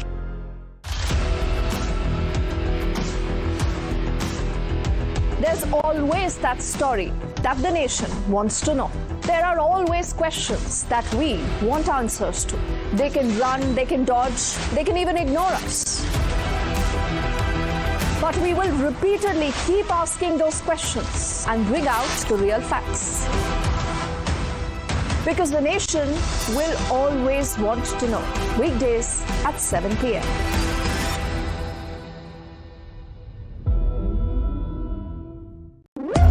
When the stakes are high and the answers are elusive, there's one voice unafraid to challenge the status quo. At 8 p.m., I am not here to sugarcoat the truth. I am here to ask the hard questions. Because when others play it safe, I go straight to the heart of the matter. It's not about left or right. It's about what's right for India. It's about holding the powerful accountable. India Upfront with Pranesh Roy. Weeknights at 8 p.m. only on Times Now. No spin, no compromise, just the truth. For over 30 years, my journalism has been relentless, fearless, and uncompromised. My stories have breached lofty ivory towers and brought down the high and mighty. And I won't stop. When the clock strikes 9, it is time for the news hour. Navika Kumar asks the legitimate question. When your rights are trampled, I will be your voice, demanding answers from the corridors of power. News Hour at 9 with Navika Kumar. Journalism is a mission, not just to seek accountability or a fight for justice, but for honesty and integrity. Voicing citizens' concerns and using the truth to demand answers, ensuring that you come first on agenda. Watch News Hour Agenda with me, Maludas Gopalakrishnan, weeknights at 10 o'clock only on Times Now.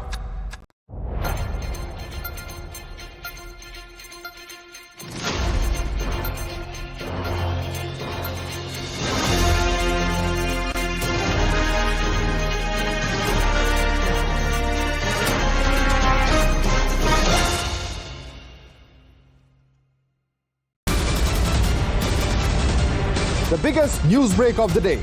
Exclusive that set the primetime agenda. bringing you stories that matter, news breaks that shake up the system. Join us for the biggest revelation on Blueprint exclusive weekdays at 6 p.m. only on Times Now. She asks tough questions like no other journalist. आप भाग रहे हैं सवाल पे। बड़ा simple सा straight forward सवाल है। Mr. D.K. Shivkumar, what next for you? When are you taking over as Chief Minister? She takes on the masters of Indian politics like no one else can. How do you see skill census versus caste census if you would want to respond to the current political climate? कहीं भी चले जाओ, कहीं भी आ जाओ। अजीत पवार जी भी कभी भी शरद पवार जी के पास चले जाएंगे, कभी भी इधर आ जाएंगे। क्या ऐसी पॉलिटिक्स है? Because she speaks for you the way no one else can. What's the chemistry between Prime Minister Modi and Democrats? The profile of India as a country, has it grown? Are you going to get onto a SpaceX spaceship anytime soon? Because your voice must be heard, your questions answered above all else. Frankly speaking, with Navika Kumar.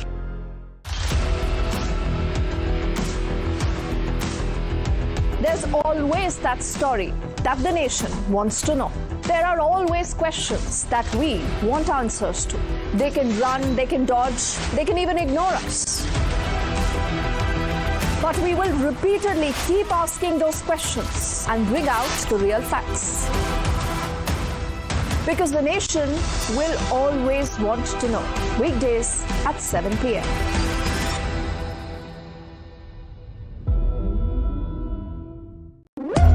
When the stakes are high and the answers are elusive, there's one voice unafraid to challenge the status quo.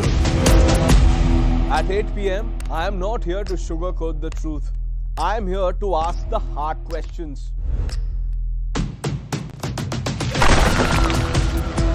Because when others play it safe, I go straight to the heart of the matter.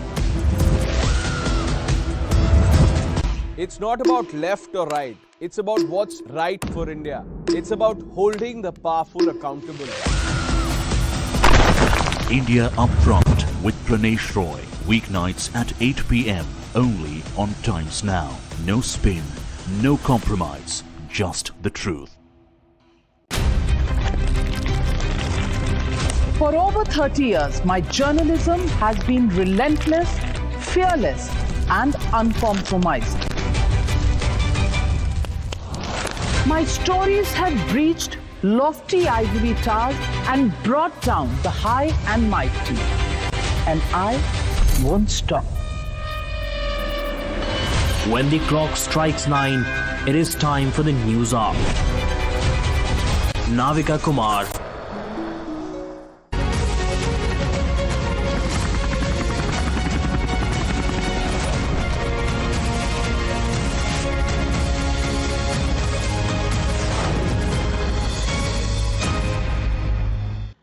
Thank you very much for joining us here on Times Now. Mr. Ashwini Vaishnav, Union Information and Broadcasting and IT Minister. Mr. Ashwini Vaishnav, the budget has announced significant capital expenditure for railway infrastructure as well. That's a portfolio that you've held very, very close to your heart. Can you provide the specifics on how this investment will improve passenger experience, freight efficiency, and overall railway modernization and safety? I would like to thank Honorable Prime Minister and Honorable Finance Minister for giving a huge capital allocation for railways, 2,52,000 crore, and this is going to really make a very big difference in the lives of all our passengers. New Namo Bharat trains 50, new Amrit Bharat trains 100, new Vande Bharat sleeper and chair car combined 200 trains, 1,000 new flyovers and underpasses, 1,300 stations already under construction. This year the entire electrification program will be reaching almost 100%. So all these things combined are going to make a very big difference in people's lives. Last year, in the current financial year, we are investing 1,14,000 crore rupees on safety. The budget has allocated 1,16,000 crore rupees for safety. On the whole, about 4,60,000 crore rupees worth new projects have been approved in the budget, which will mean huge amount of emphasis on new tracks, on renewal of the older tracks, on getting better safety practices, better trains, better stations. This will really improve the lives of our passengers. We are also going to cross a major milestone this year. We will be crossing 1.6 billion ton, 1,600 million tons of cargo carrying this year. So this is phenomenal. Well, the concern will really always be passenger experiences, and in recent times railways have provided that. But let me ask you, you wear another hat, that of the IT minister. Digital infrastructure is a key pillar of economic growth, as we've seen in recent times. What are the major allocations or initiatives in this budget to improve 5G rollout, AI, artificial intelligence research, and India's overall digital transformation, because a large part of our economy depends on this? Honorable Prime Minister has kept a huge focus on making sure that the technological base for our country is well established. That's why there is so much focus on 5G rollout, which has now reached about 99% of all the districts. There is huge focus on the India semiconductor mission. The entire program is progressing very well. 5 units construction is going on, and 2025 will see the first Made in India chip rollout. The huge focus on AI mission. Within next few months, we will get India's own foundational model. Huge focus on quantum missions, national supercomputing mission. In a sense, the overall focus on getting the deep technology in place, getting that foundation right, is progressing very well, and I thank Honorable Finance Minister for continuously supporting this focus on technology, and I thank Honorable Prime Minister for guiding us in this path. Well, India has also now launched an AI mission.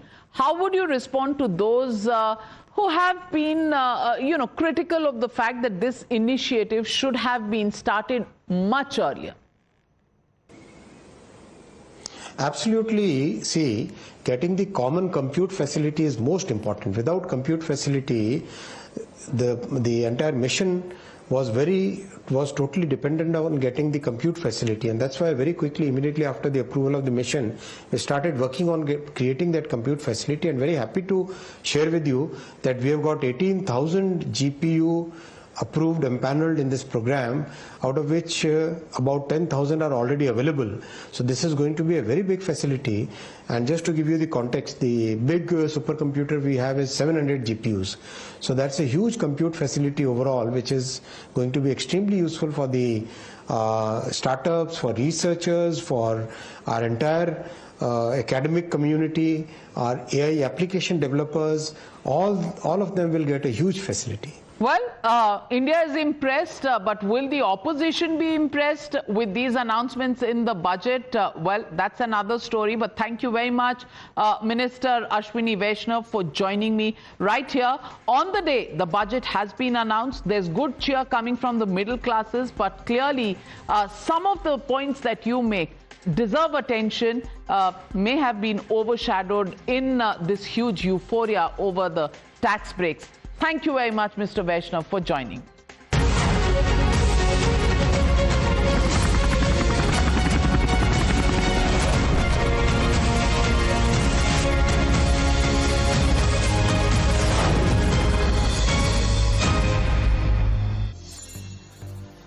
तुम्हारी bike में भी जब best मिले सही value में, then why compromise? Valvoline full synthetic engine oil है perfect choice हर engine के लिए। प्रधानमंत्री नरेंद्र मोदी ने नदियों को जोड़ने वाले उस सपने को साकार करने का बीड़ा उठाया है जिसे पूर्व प्रधानमंत्री अटल बिहारी वाजपेयी ने देखा था। उन्होंने अटल जी के 100वें जन्मदिन के मौके पर दोदन बांध की आधारशिला रखकर देश की पहली नदी जोड़ो योजना केन बेतवा प्रोजेक्ट का शुभारंभ किया। केन बेतवा लिंक प्रोजेक्ट से मध्य प्रदेश के 10 जिलों को सिंचाई सुविधा का लाभ मिलेगा। केन बेतवा नदी जोड़ो परियोजना से मध्य प्रदेश के 10 जिलों पन्ना, टीकमगढ़, छतरपुर, सागर, निवाड़ी, दमोह, दतिया, विदिशा, शिवपुरी और रायसेन में 8,11,000 हेक्टेयर क्षेत्र को सिंचाई की सुविधा मिलेगी। इससे 44 लाख किसान परिवार लाभान्वित होंगे। केन बेतवा नदी योजना जो विश्व की सबसे पहली नदी जोड़ो योजना है, इसके शुभारंभ के बाद वाकई में ये पूरा क्षेत्र एक अलग दुनिया में जाएगा, एक अलग प्रकार से विकास का रास्ता तय करेगा। केन बेतवा प्रोजेक्ट से उत्तर प्रदेश के बांदा, महोबा, झांसी और ललितपुर जिलों की 1,92,000 हेक्टेयर जमीन सिंचित बनेगी। इससे 21 लाख लोगों का पेयजल संकट खत्म होगा। नदी में पानी लिंक योजना के बाद निरंतर बहता रहेगा, तो मुझे उम्मीद है कि हमारे विदिशा वासियों को। The biggest news break of the day, exclusive that set the prime time agenda. Bringing you stories that matter, news breaks that shake up the system. Join us for the biggest revelation on Blueprint, exclusive weekdays at 6 p.m. only on Times Now.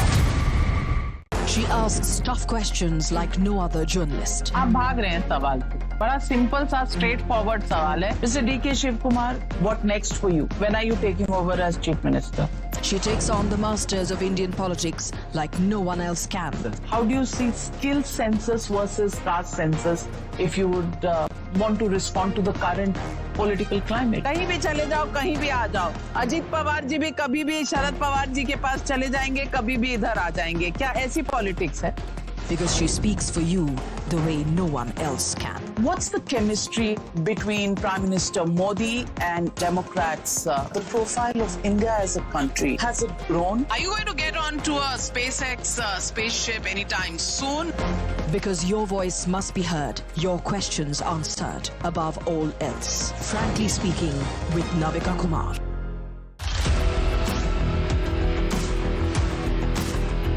There's always that story that the nation wants to know. There are always questions that we want answers to. They can run, they can dodge, they can even ignore us. But we will repeatedly keep asking those questions and bring out the real facts. Because the nation will always want to know. Weekdays at 7 p.m.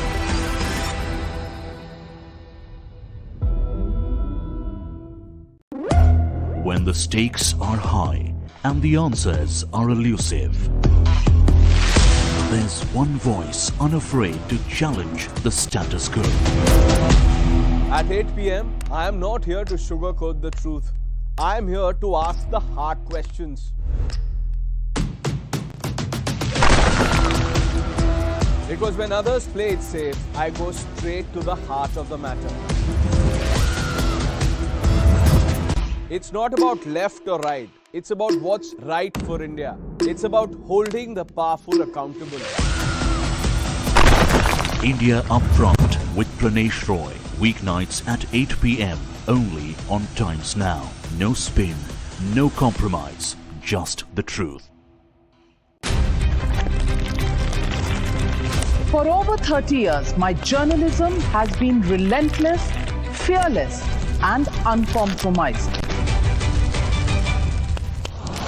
My stories have breached lofty ivory towers and brought down the high and mighty. And I won't stop. When the clock strikes 9, it is time for the news hour. Navika Kumar asks the legitimate question. When your rights are trampled, I will be your voice, demanding answers from the corridors of power. News hour at 9 with Navika Kumar. Journalism is a mission, not just to seek accountability or a fight for justice, but for honesty and integrity. Voicing citizens' concerns and using the truth to demand answers, ensuring that you comes first on agenda. Watch News Hour Agenda with me, Madhudas Gopalakrishnan, weeknights at 10 o'clock only on Times Now.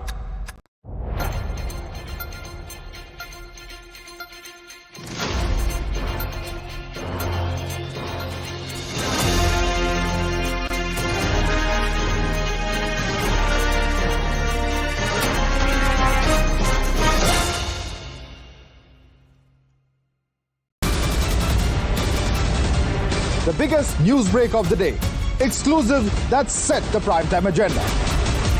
bringing you stories that matter, news breaks that shake up the system. Join us for the biggest revelation on Blueprint Explosive Exclusive weekdays at 6 p.m. only on Times Now. She asks tough questions like no other journalist. आप भाग रहे हैं सवाल पे. बड़ा simple सा straight forward सवाल है. Mr. D.K. Shiv Kumar, what next for you? When are you taking over as Chief Minister? She takes on the masters of Indian politics like no one else can. How do you see skill census versus caste census if you would want to respond to the current political climate? कहीं भी चले जाओ, कहीं भी आ जाओ. अजीत पवार जी भी कभी भी शरद पवार जी के पास चले जाएंगे, कभी भी इधर आ जाएंगे. क्या ऐसी पॉलिटिक्स है? Because she speaks for you the way no one else can. What's the chemistry between Prime Minister Modi and Democrats? The profile of India as a country, has it grown? Are you going to get onto a SpaceX spaceship anytime soon? Because your voice must be heard, your questions answered above all else. Frankly speaking, with Navika Kumar.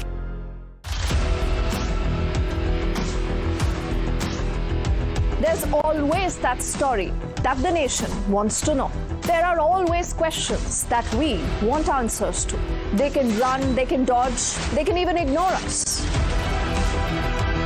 But we will repeatedly keep asking those questions and bring out the real facts. Because the nation will always want to know. Weekdays at 7 p.m.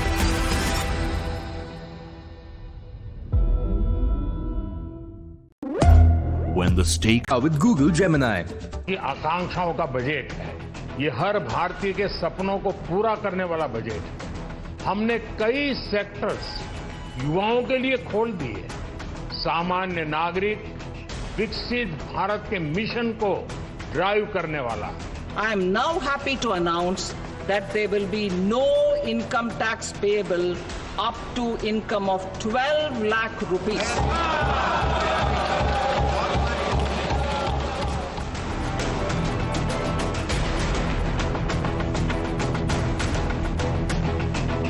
मायूस किया है budget ने और किसानों को कुछ नहीं मिला. अगर आपके पास तनख्वाह है तो आप कम टैक्स देंगे, लेकिन जिनके पास रोजगार नहीं है उनके पास तनख्वाह कहाँ से है? It is an election budget for Delhi as well as the development of the Bihar.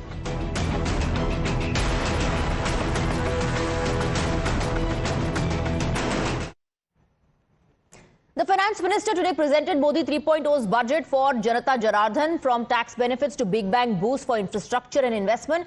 The government focused on Gharib, youth, Annadata and Nari. But the opposition led by Rahul Gandhi has dismissed it. They are calling it a band-aid for bullet wounds. It's nothing short of a bonanza budget for the middle class, with Modi government giving it a mega tax exemption. The Modi government, in fact, is calling it a dream budget, the biggest since the year 2005. The finance minister declared that under the new tax system, those earning up to 12 lakh would not be obliged to pay taxes, while also rehauling the tax slabs to significantly lower middle class taxes. Another key feature was focus on infra growth, which propels economic activity and leads to job creation in the long run. The finance minister announced an outlay of 1.5 lakh crore in 50-year interest-free loans to the states. The government also made several announcements for Bihar, including setting up of a Makhana board, financial support for the Western Kosi Canal, and support for enhancing the capacity of IIT Patna. Centre will also be setting up a National Institute of Food Technology, Entrepreneurship and Management in Bihar, besides facilitating greenfield airports in the state to meet future needs. But opposition has dismissed the budget as disappointing. Rahul Gandhi alleged that the government is bankrupt of ideas, while allied DMK dismisses it as just an election budget that has ignored the South. Let's open up the debate and let's go across to our guests. We're joined by Syed Zafar Islam, BJP spokesperson. We have Krishna Hegde with us, Shiv Sena spokesperson. Vivek Bansal, Congress leader, joins us, along with Brijesh Kalappa, lawyer and political analyst. Anish Gawande, NCP SP spokesperson. Akhil Chandra, partner, Direct Taxes, Grant Thornton, Bharat. Thank you very much for joining us. Syed Zafar Islam, let me begin with you, because the opposition is not impressed. Opposition says this is a Chunavi budget focusing on Bihar because of the elections that are going to take place in the state. And as far as the relief for the middle class is concerned in terms of taxes, a lot more could have been done. And nobody's talking about the unemployed. That's the criticism.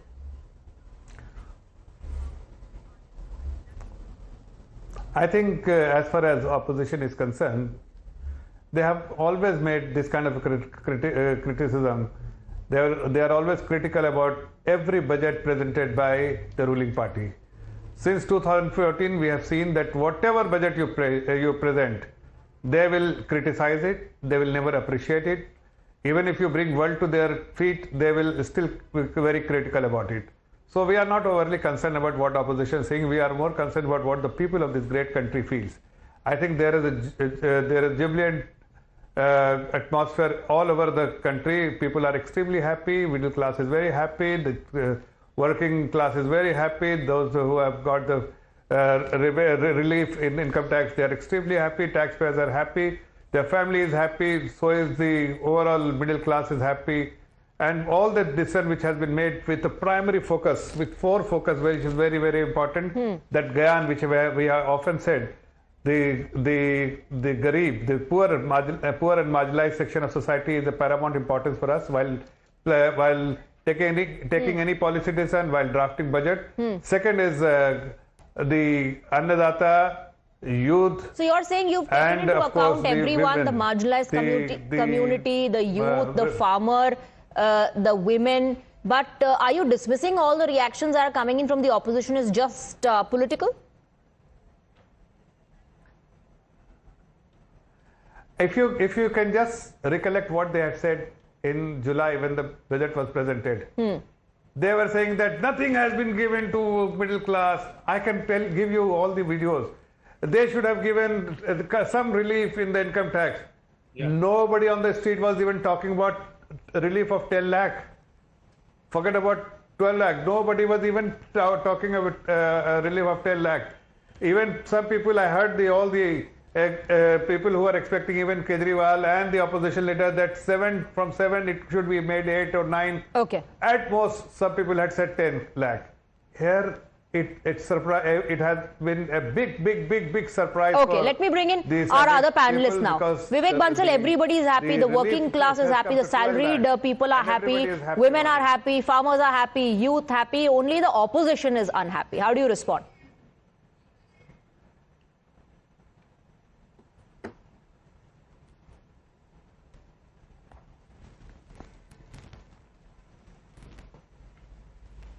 Mr. Vivek Bansal, can you hear me? Okay, all right. Let me take that across to Brijesh Kalappa. Brijesh Kalappa, how do you respond to what you just heard from Syed Zafar Islam, that everybody is happy except for the opposition? Opposition's job is to criticize, but one can't say that, look, the opposition is making a statement without any basis, because let's look at the facts as they are. Now, as you know, there is a falling GDP, and even the deficits have been increasing. What was projected, about 4 or 5 years ago, that the deficit should be somewhere in the region of about 3%, is today being touted. Well, it is 4.8% as being something which is extraordinary. So I think this is something which the government must look deep within itself as to why this is happening. When Mr. Jaitley was saying that, look, 3% is the kind of deficit that we are looking at. But today they are grappling with a deficit of 4.8%, and 1 and 2, what is the relationship with the dollar? The dollar's value is increasing while the rupee's value is falling. What had the Prime Minister said with regard to that? What are the steps being taken to ensure that the stability of the rupee is protected? Now, these are the important questions. Now, of course, Dr. Manmohan Singh has just passed away. And then there was a huge, some kind of memory for him and memorial for him, and people across the board were speaking very highly of Dr. Manmohan Singh. So, perforce the government has said, okay, let's do something extraordinary to, somehow lure back the middle class to the BJP fold, and they have today expanded the area during which, people are to pay taxes, and therefore 12 lakh is today the upper limit. So that is of course a salutary thing, and it's good. But what alongside, where is the job creation? Because the Prime Minister in the very first election, he said that we'll create 2 crore jobs. If 2 crore jobs had been created by the Prime Minister for the last 11 years, how many jobs would have been created? Okay. So these Chunavi kind of things, to say that, look, and you've seen the focus on Bihar today. The focus on Bihar is extraordinary. Why is so much focus on Bihar being given? Because there is an election. Okay. Now, if the Prime Minister is very serious or the Finance Minister is very serious about improving the lot of the budget of the economy, then surely these kind of freebies, which he's been speaking about, gravities and so on and so forth. Okay, let me go across to our other panelists as well. Let me take the first reaction and then I'll come back to you. So Krishna Hegde, is the government only hiding behind the massive tax reliefs given? Because Brijesh Kalappa believes that one should talk about the deficit, one should talk about the changing situation in terms of the dollar and most importantly unemployment.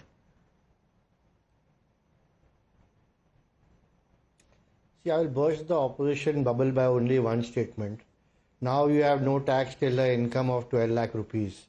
And in 2005, during the Congress regime, it was 1 lakh rupees.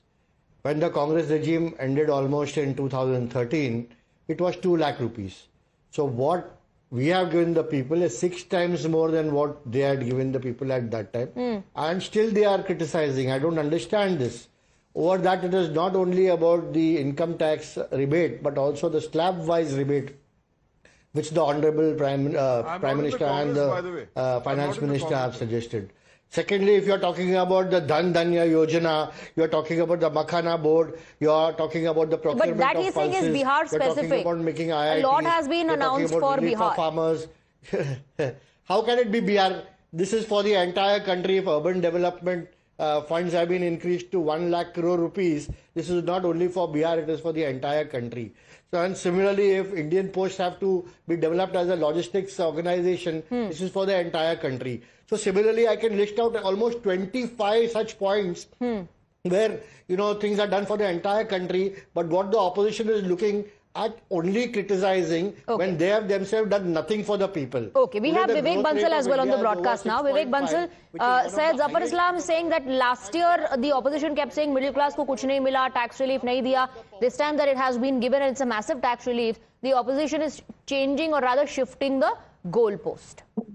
We are not shifting the goal. We are just, there are so many issues need to be addressed which have been left unaddressed. We are talking about unemployment. We are talking about minimum price for the farmers produce. That has not been addressed. Mr. Jagdish Singh Dadwal is there on Anshan on the border. That issue is also unaddressed.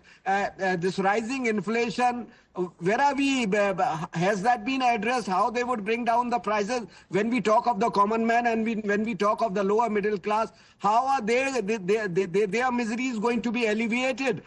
Thirdly, then the capital expenditure has not been increased. We are having a target of Viksit Bharat. We are having a target, and economic growth is just targeted at an average growth rate of 6.3 or 6.4, whereas the target should be, if we at all really mean business in this, that we have to make our country into a developed country. The target should be barely by any means not less than 8.5. So that is economy is stagnant. Dollar value of rupee per se dollar is coming down every day. Okay. And you remember what our Honorable Prime Minister used to say in 2014, that he used to just lampoon the UPA government and being so critical about it that our international economic heft is coming down. Okay. What is happening? No. Okay, Syed Zafar Islam, please counter that. It's a band-aid. It's a band-aid for the bullet wound. Well, let me give me some 2-3 minutes to respond to everyone's question. First of all, those who are saying that it is a political move and it is for Bihar or for that matter for any other state, Delhi or any other state, they must remember we had the opportunity in January to make this kind of announcement. We didn't, because everybody said that despite the election, the Honorable Prime Minister didn't do anything to lure the voters. We didn't do that. We had the opportunity in July, full-fledged budget We could have presented there. We could have given this relief there, but we didn't. Even though Maharashtra, another election was there. All I'm trying to tell you that it is only the opposition which make this kind of claim and criticism. They know the reality that it is the Bharatiya Janata Party's government. This NDA government. We prioritize what is important for the nation. When we say that Viksit Bharat, what does Viksit Bharat mean? What is the intention of the Prime Minister to make our country a developed nation? For developed nation, what is important? To have a poverty-free country. That is what the Honorable Prime Minister is saying, that everyone should have a disposable income in their hand. They are providing every possible facilities to the poor and marginalized section of the society, be it gas connection, be it electricity connection, be it the water connection, be it food delivery in their home, and then many other benefits they are getting purely because it is important for a Viksit. There is a country, a developed nation. Okay. So let me take a reaction from Anish and then Brijesh Kalappa. Anish, Mr. Islam is saying, there's election happening all the time in the country. It's not right to link it to elections in Bihar and call it a Chunavi budget. There's something for everyone in the budget. So what I'd like to start off by saying is that this has been a better budget than many that we've seen in the recent past. So this is truly a good budget, and it's an NDA budget. So I'd really like to thank Krishna Hegdeji and all the NDA allies for ensuring that Nirmala Sitharaman ji has put a smile on the faces of millions across the country in a very long time, after a very long time today. I want to highlight a few things right over here. The first is that in many ways, this is not a budget that goes that extra mile. Although it has all the ingredients necessary to ensure that the budget takes care of every single situation, the income tax cut should have come after, or rather should have come before the capital gains tax cut or the cut in corporate taxes. You're seeing a reversal, right? So today when you put more disposable income in the hands of people, where are they going to spend that disposable income? On Meesho, on Amazon, on products that are not made in India. And what are the ways in which we're going to ensure that manufacturing, which has seen a major slump in the country, is going to actually pick up? What are the ways in which we're actually going to rethink the global tailwinds that we're seeing? We're looking at a global recession. I was really expecting a big ideas budget this year. I was really hoping that the economic survey set the tone. It emphasized that this is not just India's problem, but a global problem. And we thought we would see more decisive action.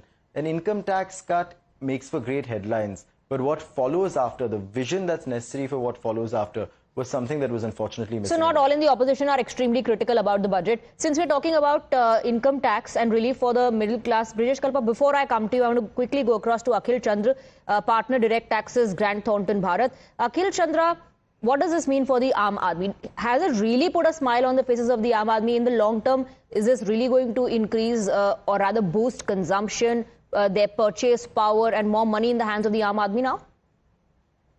I think surely this will have long-term impact and will have a lot of disposable income. Let me share some facts with you, the numbers with you. The people who have income up to 12,75,000 now they don't need to pay the taxes. And if you ask me how many people are there of such kind, 85% of the individual taxpayers are tax-free now. I think that's a bold. This is my 17th year in my profession where I've been analyzing the budgets. This is the government has taken such a bold step, and the purpose of taking that step is to give more disposable income in the hands of the people, so that the increase, domestic consumption will happen, which is a requirement as we've seen in the yesterday's economic survey. Liquidity. Domestic consumption is a need of an hour, and the government has given a lot of disposable income in the hands of the people. Just to give you a perspective, the people earning 12,75,000, they're saving 83,200 rupees every year, which is 7,000 per month in the hands of the people, more in the hands of the people. And the people earning to 30 lakh rupees, and if they're following new tax regime, they're saving 1,14,400. Again, a big chunk of money coming to them, which will give a lot of impetus to the economic growth. And there are many steps which government has taken, not on these, but on the simplicity, inclusivity, and sustainability, while fostering the economic growth. I think that's a theme they followed, and that was what the people are looking for. And the bigger fears which people had where the government did not touch. There's no talk about inheritance tax. There's no talk about wealth tax. There's no talk about, super rich tax, which we have been, hearing for last few years. Right. But the government not even touched that. So this is a very welcoming budget, I can tell you, and has actually given. So, but are you giving it a thumbs up only from the perspective of the relief given to the middle class, or are you taking into consideration the other parameters that the panelists were also highlighting? I think obviously it's a middle class, focus budget. It's a pragmatic approach the government has taken. But overall, if you ask me, not touching these inherent tax or there's no change in the capital gains, no wealth tax, and there's a lot of policy impetus which government has come out with. There's a lot of simplicity in the tax provisions. TCS, if you talk about TCS, they've increased the limit from on remittance under LRS, which is liberalized revenue scheme, from 7 lakh to 10 lakhs. And for education purpose, if you are remitting the money for higher education of your children or whatever, there's no TCS. So I think government has come forward and wants to give a lot of liquidity in the hands of the people. And done away with this, TCS on some goods. Let me go across to Brijesh Kalap on that. A bold move. Government has ensured more money in the hands of the people. Isn't that what people were waiting for the past couple of years in terms of relief? No. Let me again state that this is, I think, overestimating what is likely to happen. Because we have been seeing that, the people, the kind of people who have been exempted from income tax have been increasing over the last few budgets. And what started off, I think, in the UPA time, I think at 5 lakh has now been enhanced and it has gone up to 12 lakh. Yes. So this is a continuing feature, and I can assure you that in times to come, there will be an occasion where, people up to the extent of 20 lakh will be exempted. And this is something which has to happen, because if America today has exempted income tax completely, then I think this is the way forward. But after having said that, I just heard my dear friend, Mr. Zafar Islam saying that, this is not a Chunavi issue and so on and so forth. See, in 24, there was the issue that the budget was mainly an Andhra budget. This year, it is a Bihar budget.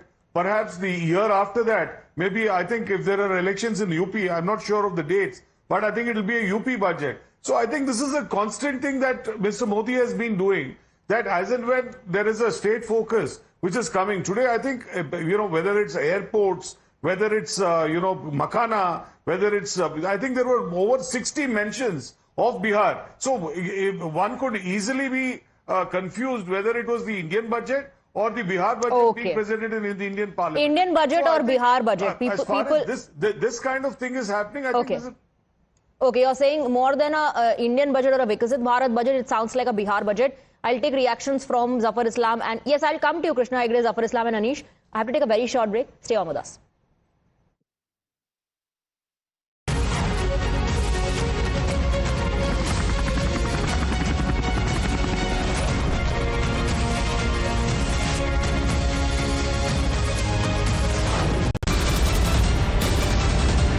The biggest news break of the day. Exclusive that set the primetime agenda. Bringing you stories that matter. News breaks that shake up the system. Join us for the biggest revelation on Blueprint exclusive weekdays at 6 p.m. only on Times Now.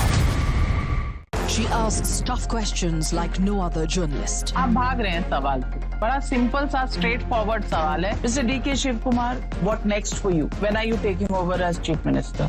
She takes on the masters of Indian politics like no one else can. How do you see skill census versus caste census if you would want to respond to the current political climate? कहीं भी चले जाओ, कहीं भी आ जाओ. अजीत पवार जी भी कभी भी शरद पवार जी के पास चले जाएंगे, कभी भी इधर आ जाएंगे. क्या ऐसी पॉलिटिक्स है? Because she speaks for you the way no one else can. What's the chemistry between Prime Minister Modi and Democrats? The profile of India as a country, has it grown? Are you going to get onto a SpaceX spaceship anytime soon? Because your voice must be heard, your questions answered above all else. Frankly Speaking with Navika Kumar.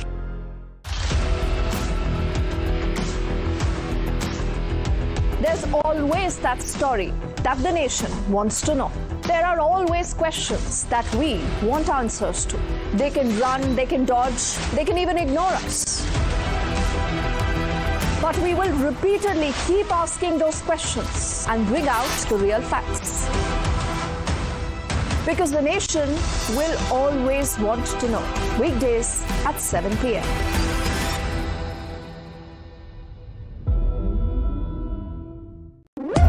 When the stakes are high and the answers are elusive, there's one voice unafraid to challenge the status quo. At 8 p.m., I am not here to sugarcoat the truth. I am here to ask the hard questions. Because when others play it safe, I go straight to the heart of the matter. It's not about left or right. It's about what's right for India. It's about holding the powerful accountable. India Upfront with Pranesh Roy. Weeknights at 8 p.m. only on Times Now. No spin, no compromise, just the truth. For over 30 years, my journalism has been relentless, fearless, and uncompromising. My stories have breached lofty ivory towers and brought down the high and mighty. And I won't stop. When the clock strikes 9, it is time for the news hour. Navika Kumar asks the legitimate question. When your rights are trampled, I will be your voice, demanding answers from the corridors of power. News Hour at 9 with Navika Kumar.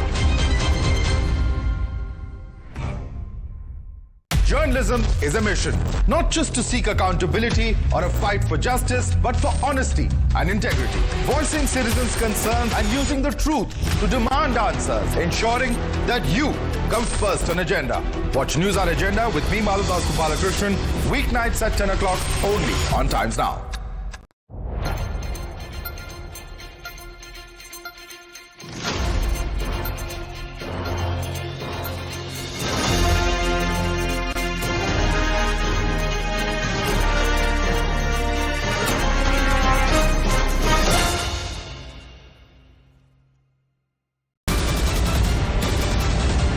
The biggest news break of the day.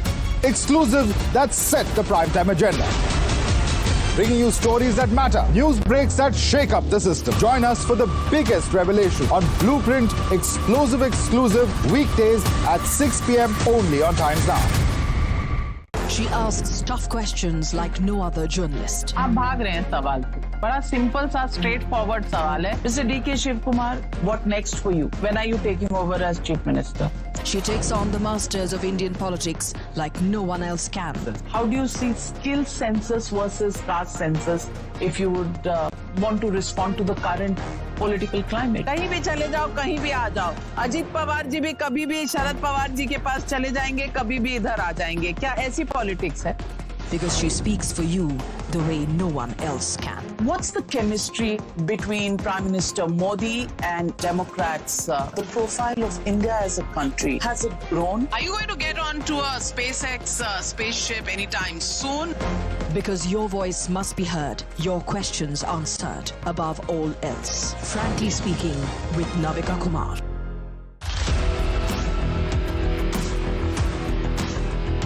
There's always that story that the nation wants to know. There are always questions that we want answers to. They can run, they can dodge, they can even ignore us. But we will repeatedly keep asking those questions and bring out the real facts. Because the nation will always want to know. Weekdays at 7 p.m.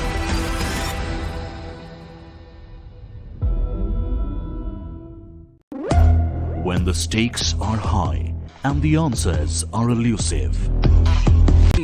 Hello, Moto.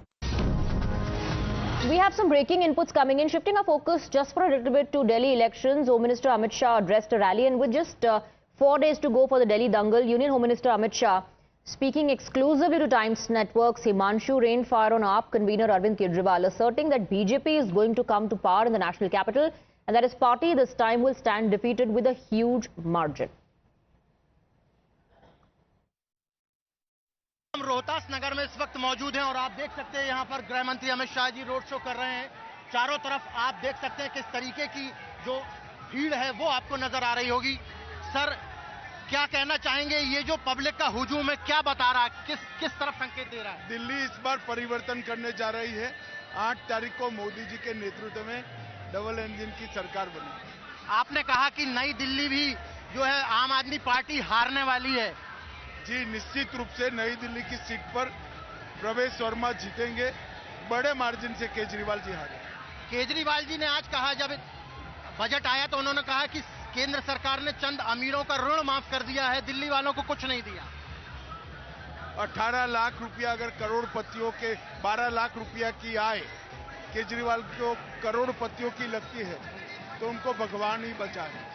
मध्यम वर्ग के 12 लाख तक की आय के सभी लोगों का income tax माफ किया है।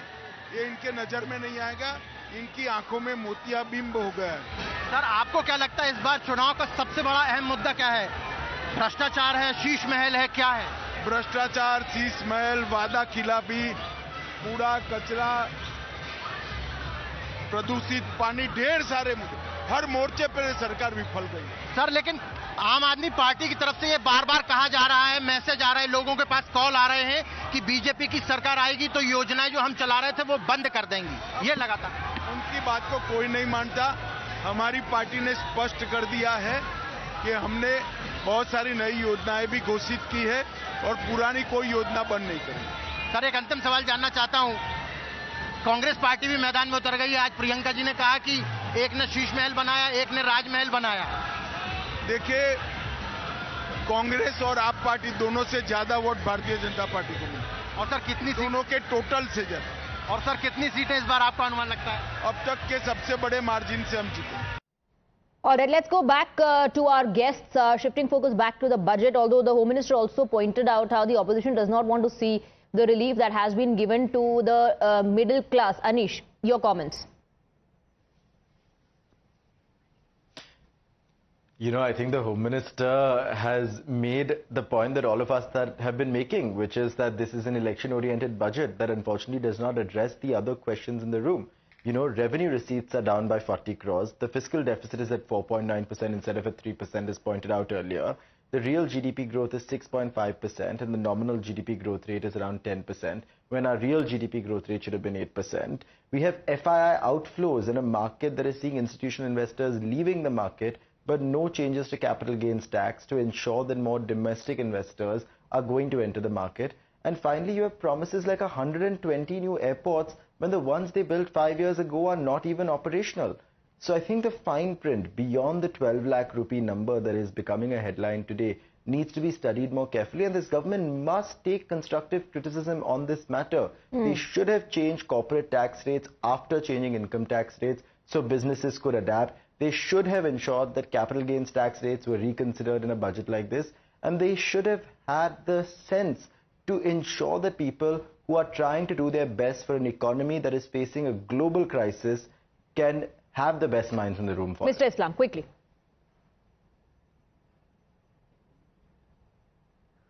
See, I'm really surprised. Who told him that the government was targeting 3% fiscal deficit? And it was 4.9%, and we actually, the revised estimate suggests that the fiscal deficit is 4.8% as against the budget estimates of 4.9%. Even then, the street was not expecting even 4.4% what the budget estimate suggests. The street was expecting 4.5%, and we have gone beyond that. It's to maintain the fiscal discipline, fiscal prudence, and even then we given bonanza to the common man on the street. So if somebody is making this kind of statement, they must also understand from there they are getting those kind of information which nobody is talking, except with the exception of this gentleman, Anish Ji. I have not heard from anyone that the government was targeting 3% in this budget. No, so we are talking about pre-COVID period and now is the post-COVID period. You have to differentiate between these two periods, my dear friend. COVID is something which is exceptional. period which once in a century which any government has faced. So it is very unfair to make this kind of statement and put the government in the dock. Having said that, we have done, you have to understand the government objective. Government objective is to bring inclusive development. Government objective is to bring the accelerated growth. Government objective is to bring, to empower people on the street, common man on the street. Government's objective is to bring rationalization income tax. Your government objective is to reforms like tax reforms which they announced, urban development reforms, then many other reforms which they have listed in the budget. So there are many important reforms which has been undertaken, and these all will culminate in what? They will all spur growth, which all of us are aspiring. If there is a growth momentum, definitely we will have more income, disposable income in the hands of the people, and you will have better. What is the ultimate objective of Viksit Bharat, that should not be any poverty and everybody should be. Okay, now before I take a counter from Brijesh Kalapa, I want to quickly go across to Mr. Hegde. This massive relief for the taxpayers is not something that the opposition is opposing, but the opposition is also highlighting other parameters that they think should have been included or talked about, which is not happening, and the government is only gloating and talking about the massive relief for the taxpayers. Hiding behind that is what the opposition is saying. Also, do respond to what Brijesh Kalapa earlier said, that this is a Chunavi budget.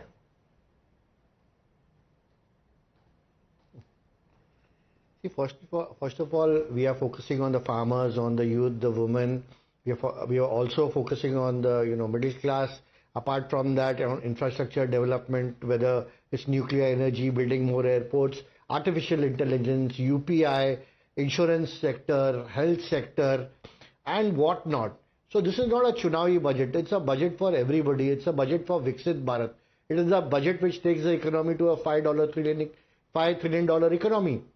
And I think the opposition here is missing the point. It's not about only the middle class, but the entire country, and taking the country forward to 2047, which is the dream of the Honorable Prime Minister. And I think this is a budget of continuity, a budget of change, a budget for India to look forward to. Right.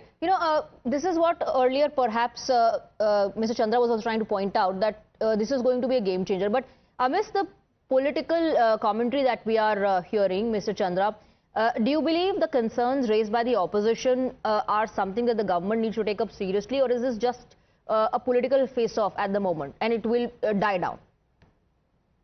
See, I will not get into the political. Yeah, not the statements, the suggestions. So my suggestion is, everything happens, in a phased manner. This is the much needed, step which is required to get more liquidity in the hands of the people. Domestic consumption was very much required.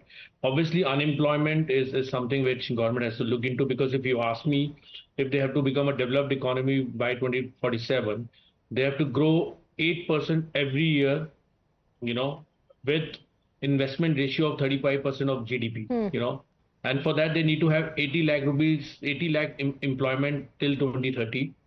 Lot of investment need to happen on the emerging technologies like AI, biotechnology, and they need to, MSME they've come out with lot of again benefits, and there's a package which government has announced. The focus is there.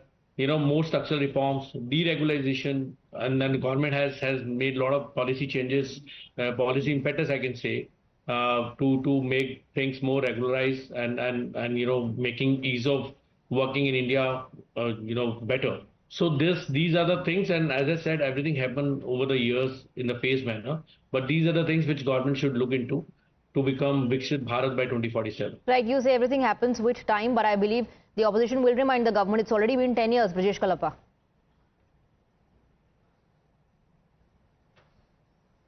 Yeah, see, the point is this, that if exports are to be pushed forward, and given the fact that the rupee is very much weak as against the dollar, what are the tangible steps taken to improve exports?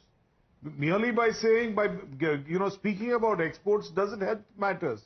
For instance, now there is now going to be a Makhana board, right? Now, is Makhana the only thing? Across the country, sericulture is now suffering. What has the government done with regard to sericulture? For instance, I come from Karnataka. And Karnataka produces the largest amount of silk. And today we are being cannibalized by China. Now, steps like this, how to protect silk industry in Karnataka or in India, you know, these are the things one would have thought about given the larger scenario. And the fact is that the government throughout in the budget, before the budget, even after the budget, is not addressing the elephant in the room, which is why are so many HNIs, high net worth individuals, leaving the shores of the country and leaving India. 22 lakh at last count, and this is something which the government has been speaking about. What are the steps being taken to contain this drift from India? How do you bring back these people? How do you ensure that the HNIs remain in India? You can't now say, I don't think you can afford to call the HNIs Pakistanis and go to Pakistan. Okay. Because this is now, I think, overused. So please address the elephant in the room. Okay, address the elephant in the room. Zafar Islam also, just adding to what Brijesh Kalappa was saying earlier about Karnataka, another reaction that has come in from the DMK is that South has been ignored in the budget, but also do respond to the point of HNIs made by Mr. Kalappa.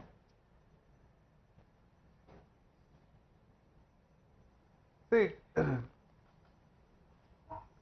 I mean, it's very difficult to make this kind of statement, and it's very unfair to make this kind of statement that if people have disposable income and they are looking for a different country for education, for something worthy for family consideration, and a small fraction of the society is actually fraction of the population is going there, then that should not should not become a concern for any government. Yes, if it is a concern, we have always made things easy for the people of India so that they remain here and work and be productive here. But you will always have people going from one country to another. I mean, a very small population, if it's going, then you can't stop them from going, because at the end of the day, they have aspiration, and if their aspiration is getting met somewhere else, they should pursue it. We are not becoming a bottleneck for them. Having said that, it's very, very small fraction of the population which is going. We're not even in 0.00000 kind of a population, and Congress parties and right. You know, some reports also suggest that it is not there has been a significant decrease if you compare it to previous years. We have some restrictive measures like TCS. No, I'm saying that they have also put some restrictive measures like TCS to discourage people from going abroad. Okay. But still, you can't stop them from going abroad. If they are willing to go, then they are happy to be allowed. Having said that, let me again, there are a lot of emphasis. In fact, there are 4 growth engines which the government has spoken about today. All right. The agriculture, the second growth engine is export. The third engine is there are 3-4 engines the government has spoken, and agriculture happens to be one of them, besides innovation, investments, etc. So it is very unfair again on part of Kalappa ji to say that we have not focused on export. All right. I'm running out of time, Zafar Islam, so I'll wrap up the debate. It was a great detailed discussion. Gentlemen, thank you very much for joining us.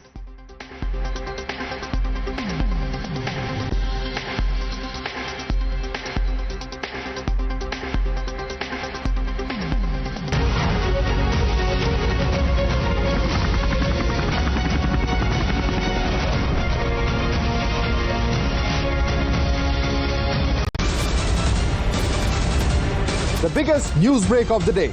Exclusive that set the primetime agenda. Bringing you stories that matter. News breaks that shake up the system. Join us for the biggest revelation on Blueprint exclusive weekdays at 6 p.m. only on Times Now. She asks tough questions like no other journalist. आप भाग रहे हैं सवाल से। बड़ा simple सा straight forward सवाल है। Mr. D.K. Shivkumar, what next for you? When are you taking over as Chief Minister? She takes on the masters of Indian politics like no one else can. How do you see skill census versus caste census if you would want to respond to the current political climate? कहीं भी चले जाओ, कहीं भी आ जाओ। अजीत पवार जी भी कभी भी शरद पवार जी के पास चले जाएंगे, कभी भी इधर आ जाएंगे। क्या ऐसी पॉलिटिक्स है?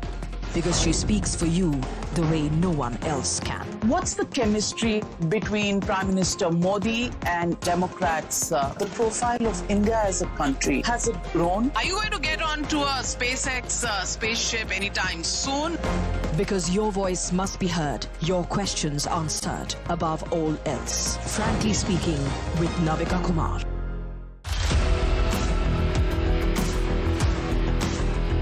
There's always that story that the nation wants to know. There are always questions that we want answers to. They can run, they can dodge, they can even ignore us.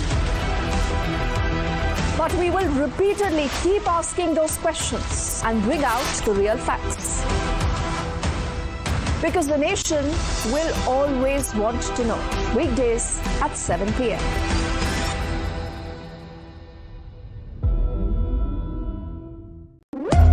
When the stakes are high and the answers are elusive, there's one voice unafraid to challenge the status quo.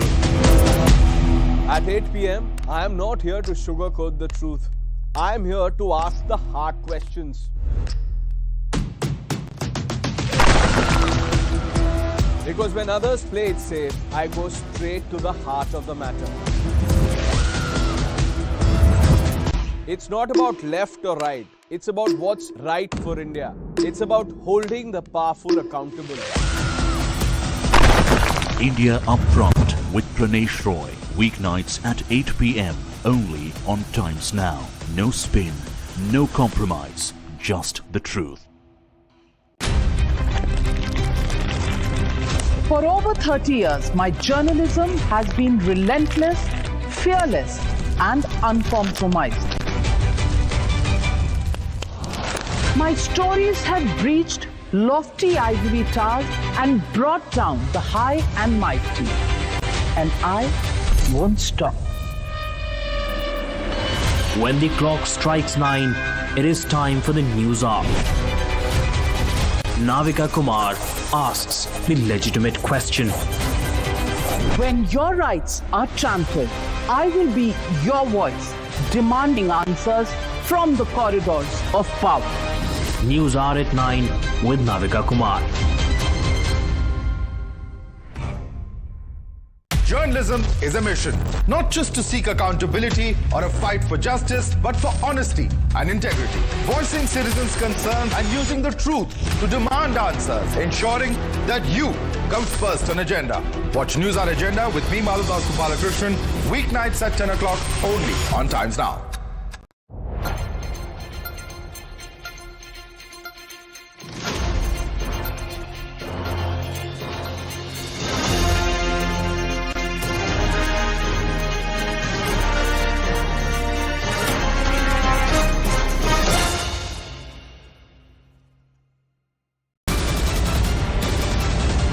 The biggest news break of the day. Exclusives that set the primetime agenda. Bringing you stories that matter. News breaks that shake up the system. Join us for the biggest revelation on Blueprint Exclusive weekdays at 6 p.m. only on Times Now. She asks tough questions like no other journalist. आप भाग रहे हैं सवाल पे. बड़ा simple सा straight forward सवाल है. Mr. D.K. Shiv Kumar, what next for you? When are you taking over as Chief Minister? She takes on the masters of Indian politics like no one else can. How do you see skill census versus caste census if you would want to respond to the current political climate? कहीं भी चले जाओ, कहीं भी आ जाओ. अजीत पवार जी भी कभी भी शरद पवार जी के पास चले जाएंगे, कभी भी इधर आ जाएंगे. क्या ऐसी पॉलिटिक्स है? Because she speaks for you the way no one else can. What's the chemistry between Prime Minister Modi and Democrats? The profile of India as a country, has it grown? Are you going to get onto a SpaceX spaceship anytime soon? Because your voice must be heard, your questions answered, above all else. Frankly Speaking with Navika Kumar.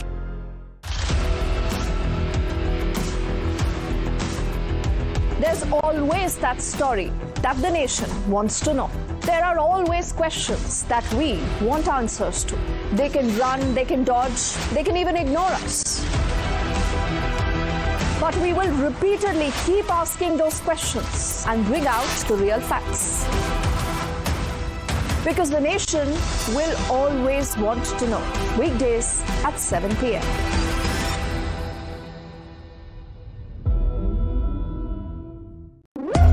When the stakes are high and the answers are elusive, One voice unafraid to challenge the status quo. At 8 p.m., I am not here to sugarcoat the truth. I am here to ask the hard questions. Because when others play it safe, I go straight to the heart of the matter. It's not about left or right. It's about what's right for India. It's about holding the powerful accountable. India Upfront with Pranesh Roy. Weeknights at 8 p.m. only on Times Now. No spin, no compromise, just the truth. For over 30 years, my journalism has been relentless, fearless, and uncompromised. My stories have breached lofty ivory towers and brought down the high and mighty. And I won't stop. When the clock strikes 9, it is time for the news hour. Navika Kumar inspires.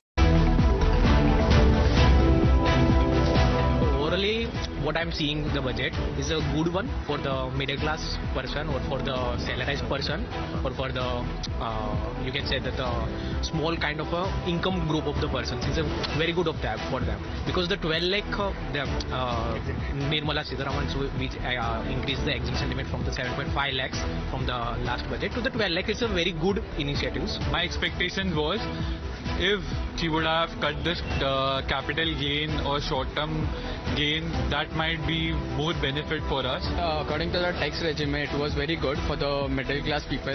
From since a long time, like there haven't been anything for the middle class people. So, but even for the goods and all, the price should be reduced. It will be very good for the people, middle class people here.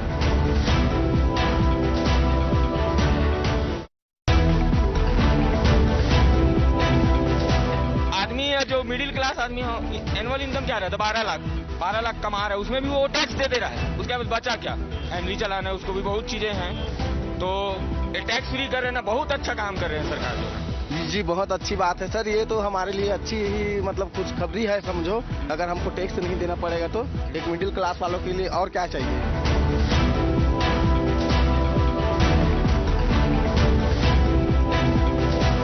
नहीं, middle class के लिए तो definitely है, जो tax benefits वगैरह दिया है तो मिडिल क्लास के लिए काफ़ी आई वुड से इनकरेजिंग है देखिए। और बिहार के कंटेक्स्ट में आपने बात किया तो देखिए, कोई भी डेवलपमेंट के लिए infrastructure is very important. Infrastructure एक सॉफ्ट है, एक हार्ड है। हार्ड इंफ्रास्ट्रक्चर में पिछले 8-10 साल में काफ़ी काम हुआ है और भी कमिटमेंट एक होगा, तो that part can be taken out. आम लोगों के लिए एक बहुत बड़ी राहत है, क्योंकि मेन जो लोगों की चिंता खाती है वो टैक्स रेट है। तो अब तो कम से कम ये 12 लाख रुपए तक की जो नील रेट है, उससे काफी लोगों को फायदे होंगे। आम जनमानस का बजट है, इसको हम लोग 100 में। The biggest news break of the day, exclusive that set the primetime agenda.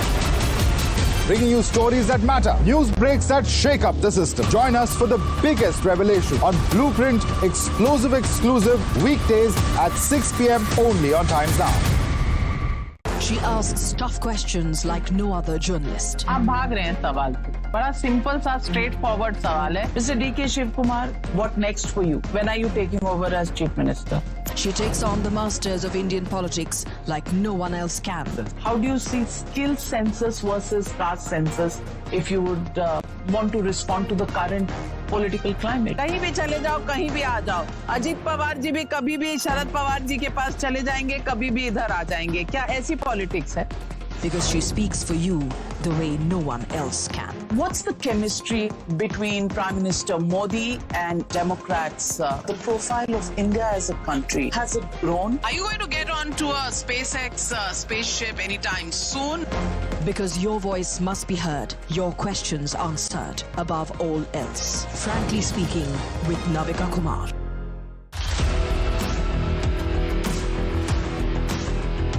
There's always that story that the nation wants to know. There are always questions that we want answers to. They can run, they can dodge, they can even ignore us.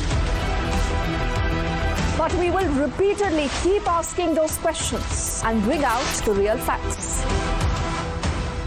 Because the nation will always want to know. Weekdays at 7 p.m.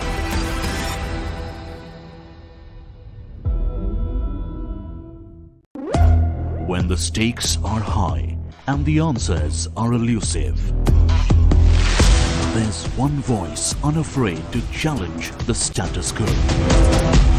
At 8 p.m., I am not here to sugarcoat the truth. I am here to ask the hard questions. Because when others play it safe, I go straight to the heart of the matter. It's not about left or right. It's about what's right for India. It's about holding the powerful accountable. India Upfront with Pranesh Roy. Weeknights at 8 p.m. only on Times Now. No spin, no compromise, just the truth.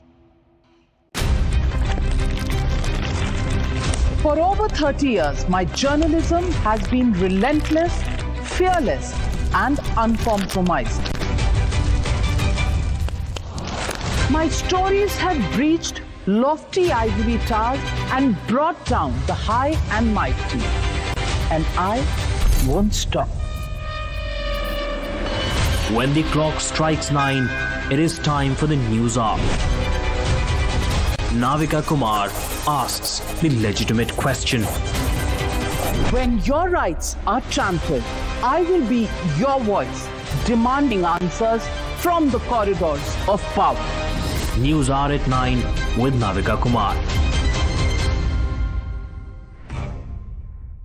Journalism is a mission, not just to seek accountability or a fight for justice, but for honesty and integrity. Voicing citizens' concerns and using the truth to demand answers, ensuring that you come first on agenda.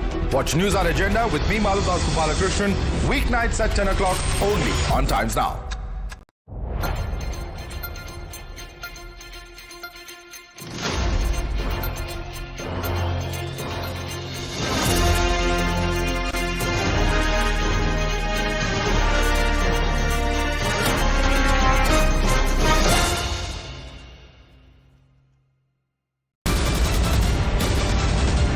The biggest news break of the day.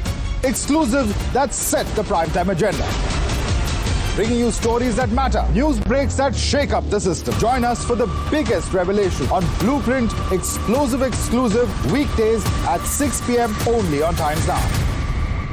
She asks tough questions like no other journalist. आप भाग रहे हैं सवाल पे. बड़ा simple सा straight forward सवाल है. Mr. D.K. Shiv Kumar, what next for you? When are you taking over as Chief Minister? She takes on the masters of Indian politics like no one else can. How do you see skill census versus caste census if you would want to respond to the current political climate? कहीं भी चले जाओ, कहीं भी आ जाओ. अजीत पवार जी भी कभी भी शरद पवार जी के पास चले जाएंगे, कभी भी इधर आ जाएंगे. क्या ऐसी पॉलिटिक्स है? Because she speaks for you the way no one else can. What's the chemistry between Prime Minister Modi and Democrats? The profile of India as a country, has it grown? Are you going to get onto a SpaceX spaceship anytime soon? Because your voice must be heard, your questions answered above all else. Frankly speaking, with Navika Kumar.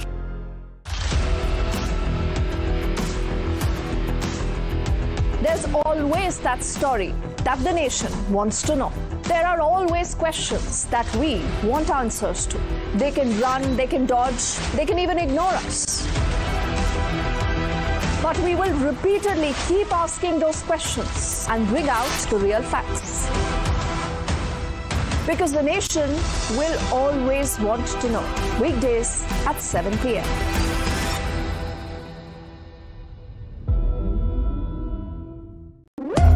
When the stakes are high and the answers are elusive, there's one voice unafraid to challenge the status quo. At 8 p.m., I am not here to sugarcoat the truth. I am here to ask the hard questions. Because when others play it safe, I go straight to the heart of the matter. It's not about left or right. It's about what's right for India. It's about holding the powerful accountable.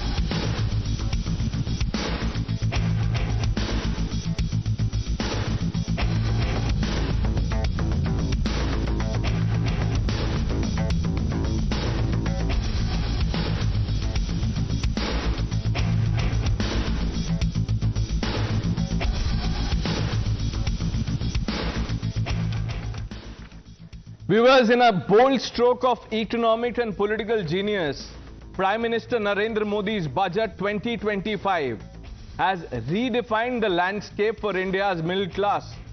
By announcing no income tax on incomes up to 12 lakh, PM Modi has delivered a masterstroke that will bring hope and prosperity for millions of households across the country. Viewers, this isn't merely a policy change, it's a paradigm shift. For far too long, viewers, the middle class has been the silent backbone of our economy, bearing the brunt of inflation and the burden of taxes without proportionate or commensurate relief.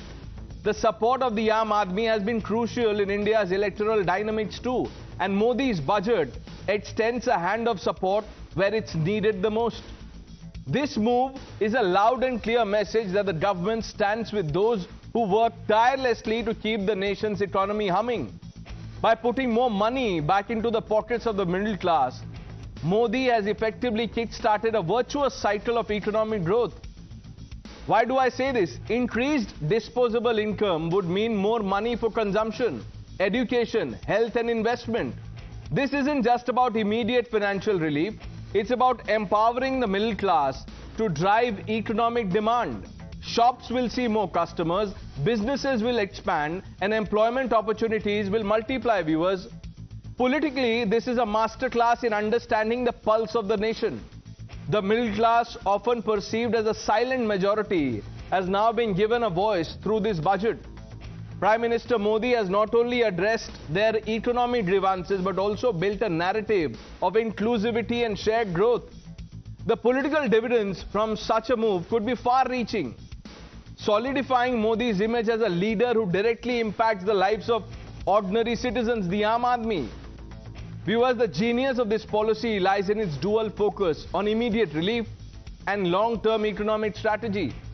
Well, critics might argue about the fiscal implications, but viewers, the vision here seems to be clear. Growth through empowerment. Viewers, this budget is a powerful narrative of hope, empowerment and economic rejuvenation. This budget might well be remembered as the moment when India's middle class truly felt seen, heard, and most importantly, valued. It's as if the middle class is saying, Modi hai, to savings hai. But while the Aam Aadmi is celebrating relief, Rahul Gandhi and opposition are not. Maybe they find the budget boring. They say it's a band-aid for a bullet wound. Poor thing, Nirmala Sitharaman needs to work harder to impress the opposition. We are saying now they will have 1,10,000, 1.10 lakh in their pockets, which they don't have to pay as tax. So we have put good substantial amounts into the pockets of people who deserve to get that. There is no reduction in the public spending on capital expenditure. इसका बहुत बड़ा फायदा हमारे middle class को, नौकरी पेशे करने वाले जिनकी आय बंधी हुई है, इससे बहुत बड़ा लाभ होने वाला। जिनको नए नए जॉब मिले हैं, इनकम टैक्स की ये मुक्ति उनके लिए एक बहुत बड़ा अवसर बन जाएगी। और 12 लाख रुपए तक हमारे मध्यम वर्ग के लोगों को इनकम टैक्स से मुक्ति देने का काम नरेंद्र मोदी जी ने किया। अब इस बजट में आपने उसी मिडिल क्लास के एक छुरा पीठ में मारा, दूसरा छुरा छाती में। इंडेक्सेशन जो आपने कैंसिल की वो पीठ में छुरा था, और जो कैपिटल गेन्स टैक्स आपने बढ़ाया वो छाती में छुरा। आपको पता है, अगर एक मिडिल क्लास परिवार साल में 10-12 लाख रुपए कमाता है तो income tax, GST, toll tax, education cess, sales tax, property tax, corporate tax, service tax, registration tax, capital gain tax वगैरह वगैरह वगैरह, ये सारे टैक्स मिला के एक मिडिल क्लास की 50% से ज्यादा आमदनी केवल और केवल सरकार को टैक्स देने में चली जाती है। See how the goalpost has been shifted. Let's quickly open this up. Sanju Verma, the national spokesperson of the Bharatiya Janata Party. Dr. Anand Ranganathan needs no introduction. Tushar Gupta, political analyst. Kamruzaman Chaudhary ji, Vivek Srivastava, both political analysts. Ghanshyam Tiwari, the national spokesperson of the Samajwadi Party, will be joining us shortly. And Rohit Azad, economist, completes the panel. Rohit Azad, I want to begin by asking you, what do you make of the popular sentiment around the budget?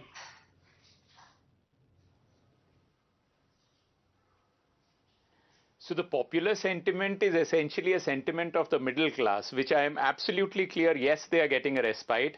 But to say that the middle class represents the entire country, it will be unfair. I mean, in numbers, they are just 3% of the, in terms of the taxpayers. So yes, it's good for them, but not for the rest necessarily, for two reasons. Number one, even for the middle class, when you said that 1 lakh crore has been given as a respite for them, if you look at the numbers, they're actually going to shell out even more. They are going to actually shell out 1.8 lakh crore more than what they had shelled out earlier. So in the net, you would actually be, the same middle class will actually be paying far more taxes. So if you go by those numbers. But more importantly, the entire estimate in terms of the fiscal deficit has been made on the basis of all these numbers. What if this revenue is not going to come? If it does not come, because these are very high projected numbers, then it will cut down on expenditure. And already in many schemes, if you look at health, if you look at education, in education there has been a decline of 11,000 crores. So how would you describe the budget? There has been a 1,255 Mr. Azad, crores, how would you describe cut. it? For a layman, how would someone who's not an economist or is not friends with an economist, how would you describe the budget? Right. Right. Yes, so this is a budget for the middle class without doubt, but this is not the budget necessarily for the entire country. Middle class is a very small proportion of the population of this country, particularly those who pay taxes. But wait, you're saying that this is undoubtedly a budget for the middle class. Wait till you're proven wrong on the show by the other luminaries. Now, viewers, you heard the India view. Let's get you the China view on budget. Vivek Srivastava, what do you make of this? Sir आप mute हैं आप, आवाज नहीं आ रही है sir. Sir I can't hear anything that you are saying, mute है आप। All I was saying was, Pranay, that when you started the program, आपने इतनी तारीफें की बजट की, इतनी तारीफें की बजट की, गेम चेंज हो गया, रेवोल्यूशन हो गया, भारत बदल गया और पता नहीं क्या क्या हो गया। तो मेरे ख्याल से आपको नहीं लगता अगर करना ही था तो थोड़ा पहले ही कर देते, पिछले बजट में कर देते ये टैक्स स्लैब को, अगर इतना ही उससे गेम चेंज होता। अब आप सुनिए इसकी कमियां। I am not going to talk of the personal tax, क्योंकि उसके बारे में बहुत लोग बोलेंगे ऑलरेडी। नहीं, उसके बारे में भी बोलिए विवेक श्रीवास्तव, आप तो कॉम्प्रिहेंसिव एनालिसिस कीजिए, डोंट चेरी पिक। नहीं, मैं टेक्निकली आपको बता देता हूं, हमें क्या नाराजगी है लेफ्ट को और कांग्रेस को। हमारी पहली नाराजगी है मिनिमम सपोर्ट प्राइस के बारे में कुछ भी नहीं बोला गया। दूसरी बात, मनरेगा के कोई डिटेल्स स्पेसिफिक नहीं है। कि उतना ही है, क्या है, कुछ करोगे नहीं करोगे। सबसे बड़ी बात जो है, what Kumari Shailja is also saying is that there is no clarity. आप इनके ट्विटर हैंडल्स अगर देखेंगे तो साफ बात है, corporate tax is missing. Corporate tax 30% हुआ करता था, घटा करके 22% किया गया था। And we protested, we said आप पहले तो सारे बिजनेसमैन के लोन माफ करते हैं, bad loans, non performing assets, ऊपर से कॉर्पोरेट टैक्स भी आपने कम किया। इस बजट में कॉर्पोरेट टैक्स शब्द गायब, पता ही नहीं ऐसा देश में कॉर्पोरेट टैक्स क्या है। और बड़े बड़े बिजनेस हाउसेस के सीईओ पूछ रहे हैं साहब पता नहीं क्या होगा, आगे क्या आएगा। अब ये 22% फिर से कुछ 25 बनेगा, 30 बनेगा, 35 बनेगा, nobody knows. Labour laws hire and fire के हैं, उसके अंदर एक यूनियन प्रोटेस्ट नहीं कर सकती, उसके इंप्लीमेंटेशन की बात की गई है इस बजट के अंदर। सो दिस बजट, आपने दिल्ली के इलेक्शन को देखते हुए मिडिल क्लास को एक सौंप तो दे दिया, लेकिन overall this budget is a capitalist corporate budget, और हम इसकी निंदा करते हैं। Okay, you see very clearly. Very good. You are condemning this. I am not surprised. I thought, you would protest when I said let's get the China view, but it's a badge of honor for you. उसको आपने ना protest किया ना condemn किया, आपने बोला कि वो तो आपका रोज का है। नहीं, बट दैट्स ओके सर, मेरा तो रोज का है, आपका तो सर मेरा तो रोज का है, आपका तो घर का है। विवेक श्रीवास्तव, आपको तो कुछ तो बोलना चाहिए था, but it's okay. I have no problem. Sir, we want to reflect all opinions. Diverse जितना होगा उतना अच्छा है। हाँ, बिल्कुल बिल्कुल। इस देश में कांग्रेस, लेफ्ट, ये सब देशद्रोही हैं, हम सब चाइनीज एजेंट हैं, हम सब पेट्रियोटिक है ही नहीं। एक प्रणेश रॉय पेट्रियोटिक हैं, दूसरे बीजेपी के स्पोक्स पर्सन। तो ये तो रोज की बात है। बाकी जो है doctor Ranganathan, Tushar, election commission ने बहुत बड़ी गलती कर रखी है कि कांग्रेस को रिकॉग्निशन दे रखा है और लेफ्ट की पार्टीज को भी दे रखा है, उनको भी नहीं देना चाहिए। You see, Rohit Azad, this is what I was referring to. He will not even say what you've said, that this is a good thing for the middle class. He will not say it. Even till the end of this program, he will not say it. I will not say it's a band-aid. I know, sir. I know you will not say it. I know the answers to my question. Rahul Gandhi को मैं तो sir endorse कर रहा हूं। Bullet की injury है और आपने ओके, बुलेट की इंजरी, संजू वर्मा, बुलेट की इंजरी है, आपने उस पर बैंडेड लगा दिया, वो भी make in India. Pranesh, first and foremost, I think huge amount of congratulations to Prime Minister Narendra Modi and of course the Finance Minister Nirmala Sitharaman. What an astounding budget. This is a dream budget, and I say dream in capital letters, DREAM.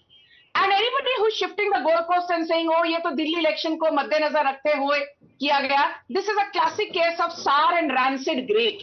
आपके पेट में उबाल हो रहा है, हम समझ सकते हैं, but learn to digest the hard facts. Let's get one thing very, very clear. I'll come to the tax bit later that has been discussed threadbare over the last couple of hours. The most important point is this. Despite increasing the rebatable limit to 12 lakh rupees per annum, guess what? The government is actually saying that in the coming financial year, the budgetary outlay has been increased from 47 lakh crore to 51 lakh crore, which is an 8.5% increase. So point number one is, despite giving huge tax concessions to the middle class, the budgetary outlay has been expanded, not reduced. Point number two, the government actually next year will borrow lower than what it did in the current financial year. In the current financial year, the government's borrowing stands at 11.62 lakh crore. Next year, the government will only borrow 11.53 lakh crore, which basically means that the government is spending within its means. जो हिंदी में कहावत है, जितनी चादर उतना अपना पांव फैलाइए, तो गवर्नमेंट चादर के अंदर अपना पांव फैला रही है. And the third and very important point, people thought that because of taxable rebate limit being increased, the fiscal consolidation agenda of the government will be given a miss. That is not the case. Do you remember last year Nirmala Sitharaman said that for FY25, the fiscal deficit that she is looking to achieve is 5.1% of GDP. And lo and behold, claps for the Modi government. We are ending FY25 with a fiscal deficit of 4.8% of GDP, lower than what we had projected at the rate of 5.1. And in the coming financial year, imagine we are going to have a fiscal deficit of 4.4% of GDP. As recently as FY21, post the COVID pandemic, fiscal deficit was 9.6% of GDP. Wait a minute, किसानों की बात कही गई. This is why I say devil is in the detail. Today we have more than 7.5 crore farmers who benefit from Kisan credit cards. The Kisan credit card limit has been increased from rupees 3 lakhs to rupees 5 lakhs. Only last week, the MSP for jute was increased from 5335 rupees to 5650 rupees per quintal. The MSP for paddy is 2300 rupees per quintal, which is 117% more than the cost of production. So the farmer makes ample profit. Now let us talk about Manrega. The average Manrega outlay under the Congress dispensation from 2004 to 2014 was 40,000 crore. The average Manrega outlay under the Modi government is 82% higher at 73,000 crore. Now let me tell you one more thing. All government schools will have free broadband connectivity. 50,000 more Atal tinkering We'll labs get will into be the set details up a little to foster later, ma'am. innovation. Right. Now, let me bring in the Samajwadi Party spokesperson, Ghanshyam Tiwari. Ghanshyam Tiwari, if what Sanju Verma is, if what she is saying is true, then why are you saying that this is a budget aimed to woo people in Bihar and in poll-bound Delhi? Mr. Chidambaram has said that this is anti-minority. Good evening, Pranesh, to you, the viewers, and my fellow co-panelists. This is the 11th year of Modi Sarkar budget. The Sarkar that started with a promise of 2 crore jobs, 15 lakh rupees in every account, and tax reduction to honest taxpayers, and a whole bunch of jumlas as outlined by Amit Shah. So the silsila of budget of Modi Sarkar is not a budget, it's a fudget. It's the ability to fudge data to continue that jumla brigade of politics. Now, why do I call it a fudget? When the economic survey says that the growth has been the worst in the last 4 years, what will spur the growth? How will this budget lead to manufacturing sector putting more money into manufacturing? Does a Makhana board transform Bihar, fundamentally the poorest state in India? I have worked in that state for 7 years with the Chief Minister Nitish Kumar ji. So I know the reality of Bihar. I know what we are talking about. In the 11 years, BJP blamed JNU as an anti-national, but it remains our top university. They have not been able to improve the state of a single university in the country in the global rankings. Not one university with their efforts. Third, in a country where exam paper leak and Berojgari is at the prime, BJP says today morning their national spokesperson on your channel said that they have given Mudra loan to 36 crore women. Anand Ranganathan was there, 36 crore women. This is why I call them Fudget Party, because there are not as many women who are in the working class as they are saying 36 crore women. So from top to bottom, apart from some headlines here and there, and as far as middle class is concerned, a party that charges GST from milk powder to chutney to toothpaste is saying that, hey, middle class, we have looted you from petrol, diesel, from gas prices, bahut hui mehengai ki baar. We have broken your limbs and bones from head to toe. Let us put some balm on you, and why don't you celebrate and say Modi ji ki jai? Okay. Only BJP can do that. The reality of middle class is that GST, the complete right. So you are BJP saying that this is not some bonanza or boost. It's only a balm. It's window dressing essentially. Dr. Ranganathan, what do you make of this criticism? Pranesh, thank you very much and good evening to you and to my fellow panelists. 2-3 चीजें पहले मैं कर दूं.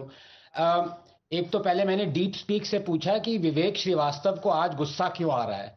तो deep speak, जो कि विवेक के देश की ही अपनी एआई की नई वो है, उसने कहा कि Vivek is angry because he is not going to get any benefit from the income tax relief because वो युआन में उनकी सैलरी आती है. वो कह रहे हैं वो एक्सचेंज रेट से सारा इनकम टैक्स रिलीफ. देखो हंस रहे. Thank you. But can I, before I come to that, can I please fact check my good friend Ghanshyam Tiwari. मतलब फास्टेस्ट फिंगर्स फर्स्ट में इन्होंने 1 मिनट में जितने झूठ बोल सकते थे बोल दिए. कह रहे not a single university has improved it ranking.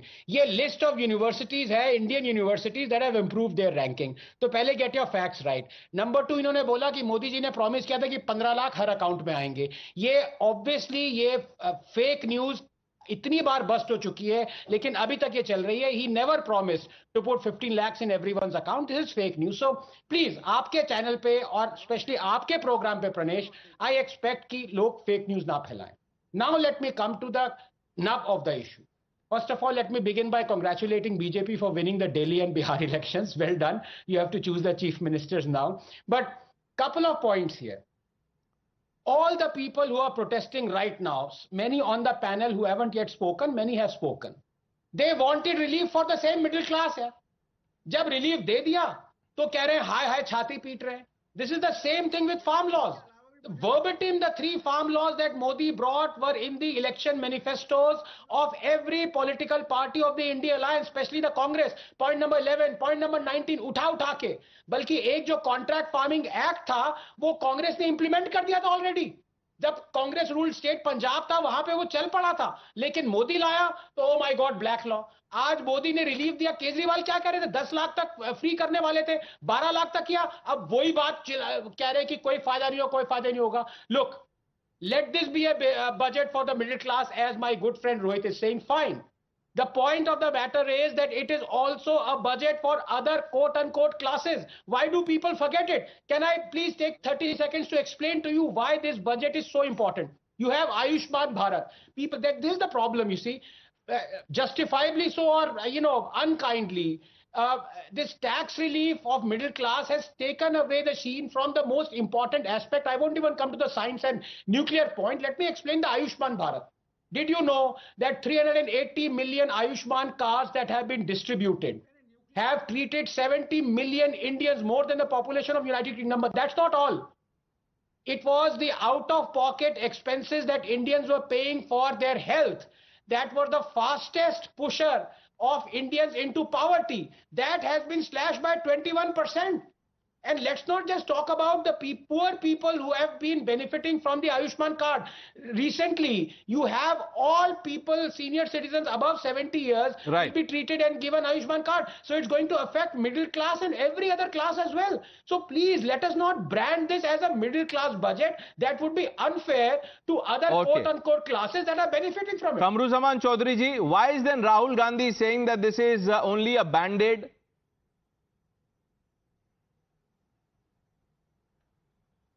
Yeah, Pradesh, we are having 102 MPs in the Lok Sabha. I hope you give us half the time that you have given to the BJP spokesperson on the panel. Thank you. Why I say this? Because Pradesh, what Nirmala ji has done is taking my money from my left pocket and putting them on the right pocket. How she has done this very nicely? As you mentioned at the start of your show, that 1 lakh crore is being given away to the middle class. I'm coming to that benefit of the middle class later on. But where did this money come from? That's the biggest question. Where is it going to come in from? Without augmenting the revenue earning scope of the government or the state governments, what it has done, it has cut 92,000 crores from the capital expenditure of the country. It has cut on the health sector. It has cut on the education sector by 10,000 crores. On the social welfare sector by 10,000 crores. On agriculture by 10,000 crores. In rural development, urban development. And the much needed funds for the northeast sector by 1,900 crores. In social sector, it comes to a cut of 16%. In housing sector, a cut of 4.38%. And most importantly, when they call about the ST/SC ki himayati hu, ye kar lunga, wo kar lunga, 3% they have deducted from the SC/ST funds. In food subsidy bill, they have deducted 1%. Overall, on the social sector for welfare schemes, 5%. And most importantly, do you remember the Civil Nuclear Liability Damage Act of 2010? With the same BJP opposed it because they did not want to provide the nuclear power status to Indians. No, Mr. Chaudhary, answer a fundamental question. Are you happy with what the middle class has got? Because Rahul Gandhi thus far was saying, inko de dijiye, give them tax relief. This is tax terrorism.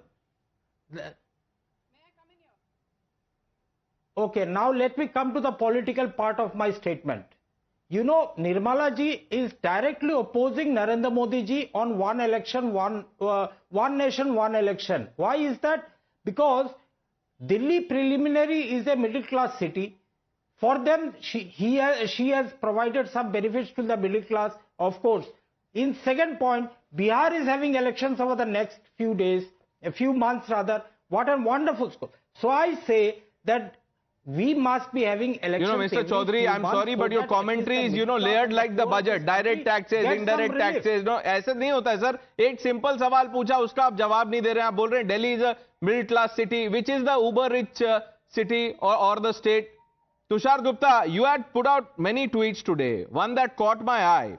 You've said those who call the BJP a freebie government, please explain 3 simultaneous aspects. Would you like to elaborate on what you posted? Good evening, Pranesh. Good evening to all my fellow panelists. I would like to first address, Pranesh, all the 3 spokespersons from the opposition party here. Kamru Zaman Chaudhary is talking about the capex, the reduction in it.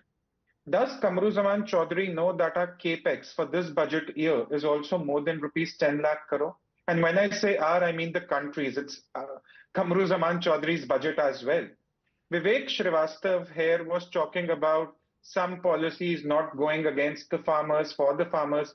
If you have to be a good communist, at least be a knowledgeable communist. The government is saying we want the farmers to grow pulses. Central agencies are going to procure from you. The government is saying we don't want to give out MSP for the conventional crops. We want to give out MSP for pulses over which we are importing right now. Ghanshyam Tiwari, I am amazed by his audacity. In the morning also, I sent my good friend Anand Ranganathan a text when you had just begun the budget coverage that please tell Mr. Ghanshyam Tiwari that if 60 crore mudra loans are given, it doesn't mean one person or one household gets one mudra loan. It doesn't work that way. When people complete a mudra loan, their payments of 50,000, then they upgrade their loan. So one person can get 4 or 5 loans. But Ghanshyam Tiwari's degrees are probably not helping him. And to now your question, Pranesh, you know, there is so much to talk about this budget, but this one mind-boggling stat of the Modi government is your capex is at 10 lakh crore. Congress's best expenditure was 2.5 lakh crore. Kamru Zaman Chaudhary, your Congress until FY14 could only get to 2.5 lakh crore. In 10 years, BJP has gone 5 times ahead of you, right? The tax cut is until 12 lakh rupees and the fiscal deficit is being targeted at 4.4%. Now, Kamru Zaman Chaudhary was saying, where will the money come from? Doesn't these people understand that when consumption go up, the indirect tax revenue goes up? So, for example, if we are giving 1 lakh rupee more in the pockets of the people who are now paying less tax, right? Before, I said that in the beginning. Yes. Spend. So, which is the difficult part here? I don't understand. Pranesh, I also want to talk about the fact about agriculture. We are not talking about agriculture enough. The Sarkar, the government is saying, boss, we do not want to import from abroad. We want the farmers to become self-sufficient, grow pulses, go for crop diversification, go for crops that are not water intensive. What is so difficult to understand? No, but many have called it, you know, anti-poor budget, anti-minority. Dr. Ranganathan, before I come to you, you know, Sanju Verma, I want you to respond to what Rohit said in the beginning. He said, look, I concede the relief to the middle class, but उसके अलावा और कुछ है नहीं. घनश्याम तिवारी जी भी उसी lines पे बोल रहे हैं कि ये सब headline management. And Tushar, before Sanju Verma actually answers that question, you want Vivek Srivastav to be an intelligent communist. His goal is clear. He wants to be a rich communist. Dr. Ranganathan बोलेंगे intelligent communist नहीं होता है. Sanju Verma.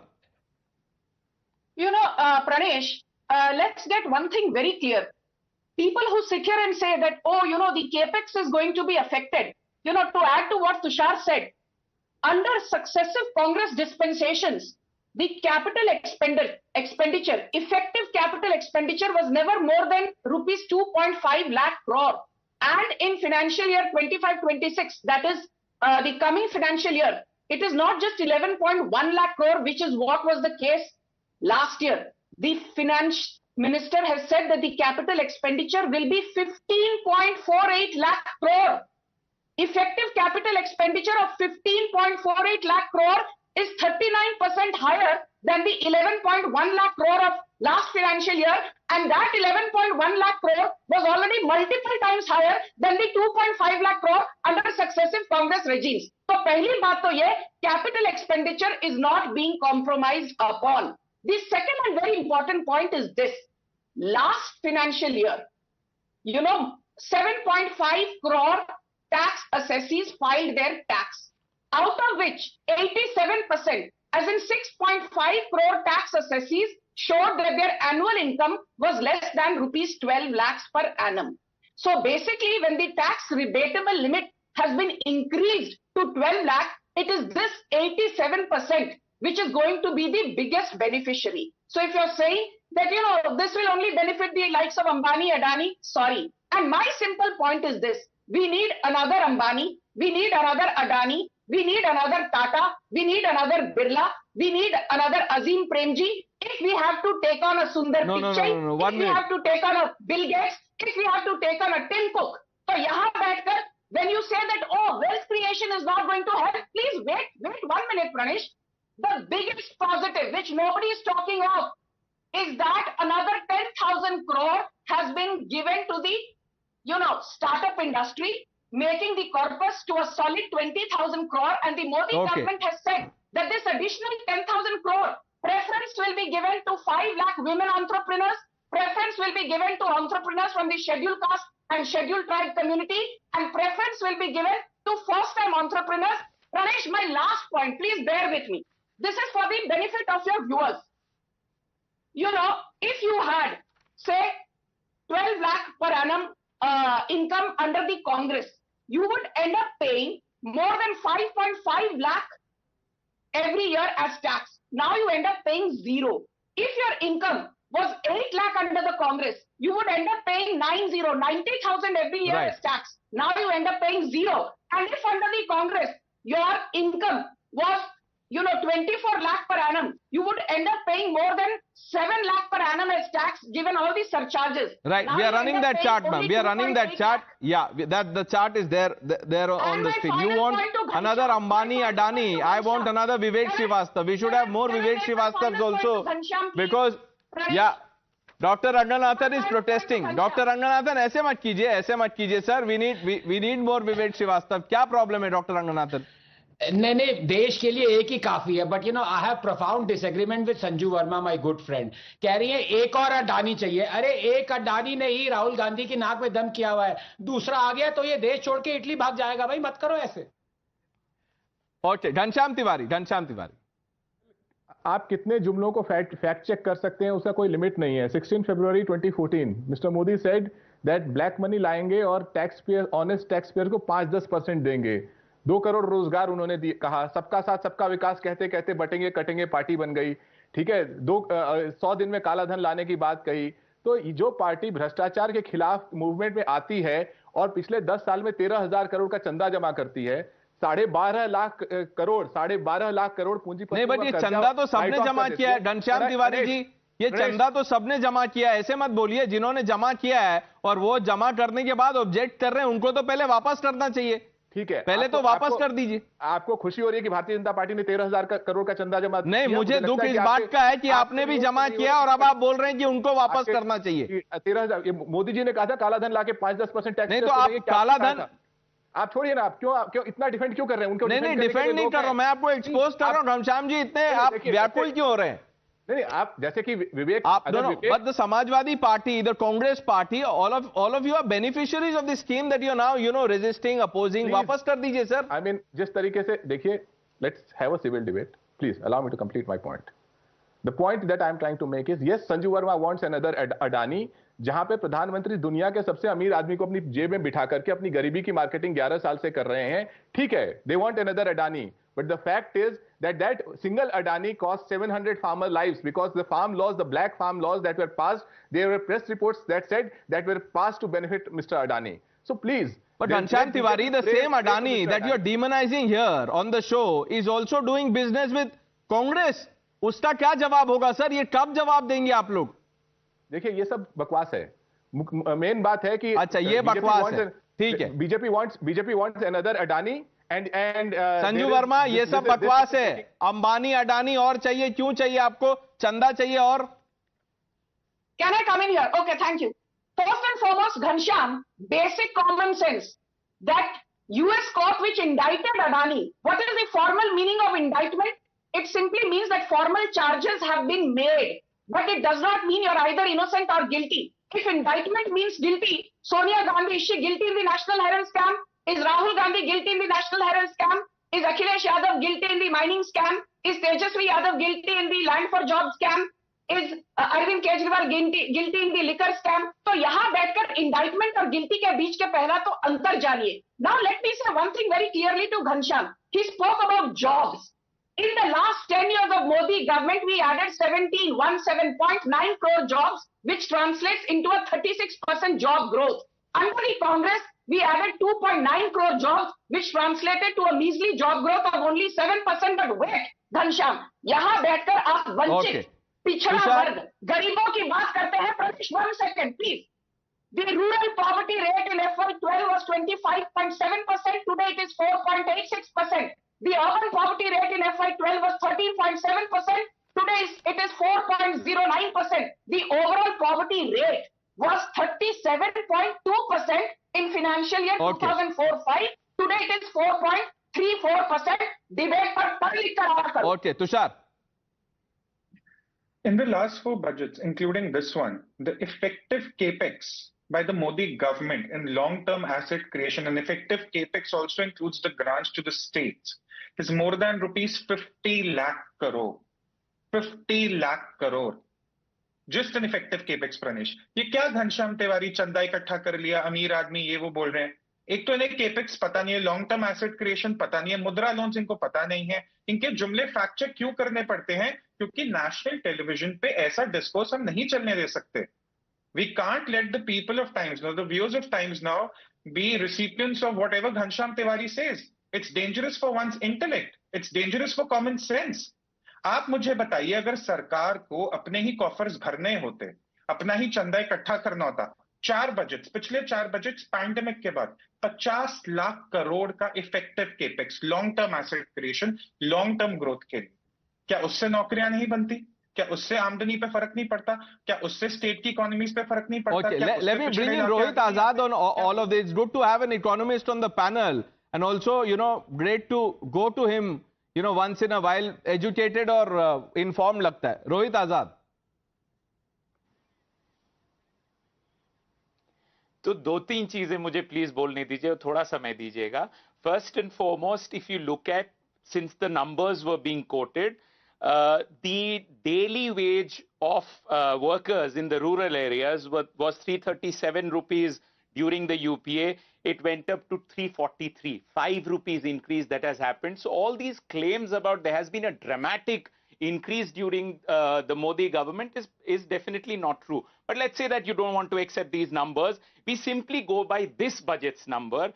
Of course, the fiscal deficit has come down. How has it come down? It has come down because you've cut down on expenditure. Where have you cut it down? On agriculture. 10,992 lakh crores you have brought it down, 10,992. Education, you have brought it down by 11,584. On health, you have brought it down by 1,255. On rural development by 75,000. All of it put together, you have brought the expenditure down by 1 lakh crore. If you do that, of course, fiscal deficit would come under control. Now, in this context, if you're making a claim that we have brought fiscal consolidation, yes, there will be fiscal consolidation if you cut the expenditure. Okay. It's a question from the JNU campus. Let's get someone from the JNU to answer this. Sanju Verma, मैं आ रहा हूं आपके पास. Ma'am, आप तो overall orbiter हैं. मैं पहले JNU का फैसला कर देता हूं यहाँ पे. I'll come to you, ma'am. You'll have the last word on the show. Dr. Ranganathan. It's always a pleasure to hear Rohit. But मैं इनको ये बताना चाहता हूँ, देखिए आधी चीजें मत बोलें. अगर ये वेज का कह रहे हैं सिर्फ 5 रुपए बढ़ाए, तो ये भी बता दें कि जो फ्री अनाज मिल रहा है और इतनी सारी सब्सिडीज मिल रही हैं जो यूपीए नहीं दे रहा था, वो अब इन काइंड मोदी सरकार दे रही है. उसको कैश में कन्वर्ट करके ऐड नहीं करना है. तो आधी स्टोरी मत बताइए. जो ये फ्री में 5-5 किलो अनाज मिल रहा है, इसकी कॉस्ट भी ऐड करिए ना. And the reason for that is this, that somehow you can fudge the figures. अब जैसे my good friend Ghanshyam Tiwari ने कहा कि 2 करोड़ जॉब प्रॉमिस किए थे, क्या हुआ? जुमला था. अब ये कहेंगे कि मैं क्लिम्स के डेटा आरबीआई पे भी बिलीव नहीं करता, जो यही घनश्याम तिवारी 2009 में बिलीव करते थे, क्योंकि क्लिम्स अब कह रहा है कि 47 मिलियन जॉब्स वर क्रिएटेड लास्ट ईयर. तो इनका देखिए प्रणेश, सीधी सी बात है. कुछ लोग कहते हैं ग्लास हाफ एम्प्टी है, कुछ कहते हैं ग्लास हाफ फुल है, कुछ कहते हैं ग्लास इज ब्रिमिंग, कुछ लोग कहते हैं जो नीचे पैनल में वो कह रहे हैं ग्लास है ही नहीं, पानी है ही नहीं. तो उसमें आदमी क्या कर सकता है? क्या पिए? दारू? I don't think Rohit Azad looks convinced, but because he can just walk across आपके घर के बाहर आके बोल सकते हैं कि लेके रहेंगे. आजादी नहीं आंसर. वो बोलेंगे तो आप शायद उनको बता देंगे. Sanju Verma. Pranesh, Pranesh, let me fact check Rohit Azad, because making generic statements is not done. I come here with hard data, and now let me quote this data. This is the All India Rural Financial Inclusion Survey, NAFIS. It has said that the average monthly income of rural households between FY17 and FY23 has risen by 57.6% from 8,059 rupees to 12,698 rupees. It translates into a compounded annual growth, CAGR, of more than 9.5%. The same survey also says that the financial savings of an average rural household have increased in the last 6 years from 9,104 rupees to 13,209 rupees. The same survey also says that a significant percentage, 66% of rural households have seen a 75% plus jump in their savings in the last 7 years. The same survey also says that the proportion of rural households with outstanding debt has fallen from 52% plus in the last 6 years to less than 37.4%. We've run out of time. So Rohit Azad, do not lie. Hard numbers there. Rohit, we've unfortunately run out of time. I just want to bring in Vivek Srivastava. Vivek Srivastava, if you were to, give headline for the papers tomorrow, तो आप क्या headline देंगे sir budget का? मैं इस budget का ये headline दूंगा, पहले तो इट्स अ कॉर्पोरेट बजट, और जो चाटुकार मीडिया है उसने इसकी बैटिंग करने में कोई कसर नहीं छोड़ी. Not a single criticism by any media. Headline देना है, प्रेस रिलीज लिख रहे हैं आप, हेडलाइन में क्या लिखेंगे? मैं बिल्कुल लिखूंगा, मैं प्रेस रिलीज लिखूंगा, आप छापे ना छापे आपकी मर्जी, लेकिन ये प्रेस रिलीज लिखूंगा जरूर कि we don't need more Adanis and Ambanis. A common man की सोचो. Sir, we are times now, the press press release that you're talking about will appear in the Global Times. I'm leaving it at that. I thank all of you for joining us.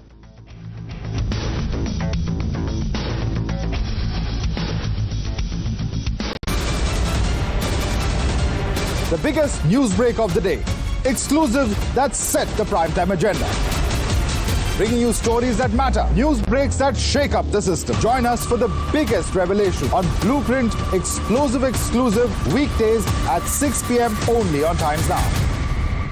She asks tough questions like no other journalist. आप भाग रहे हैं सवाल से. बड़ा simple सा straight forward सवाल है. Mr. D.K. Shivkumar, what next for you? When are you taking over as Chief Minister?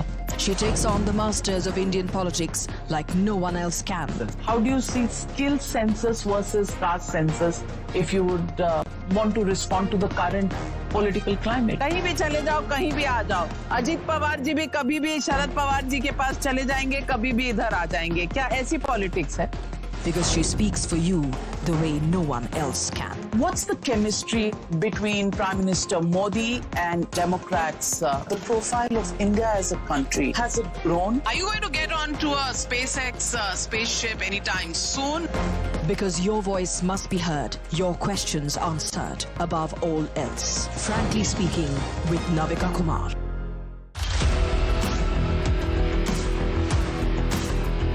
There's always that story that the nation wants to know. There are always questions that we want answers to. They can run, they can dodge, they can even ignore us. But we will repeatedly keep asking those questions and bring out the real facts. Because the nation will always want to know. Weekdays at 7 p.m.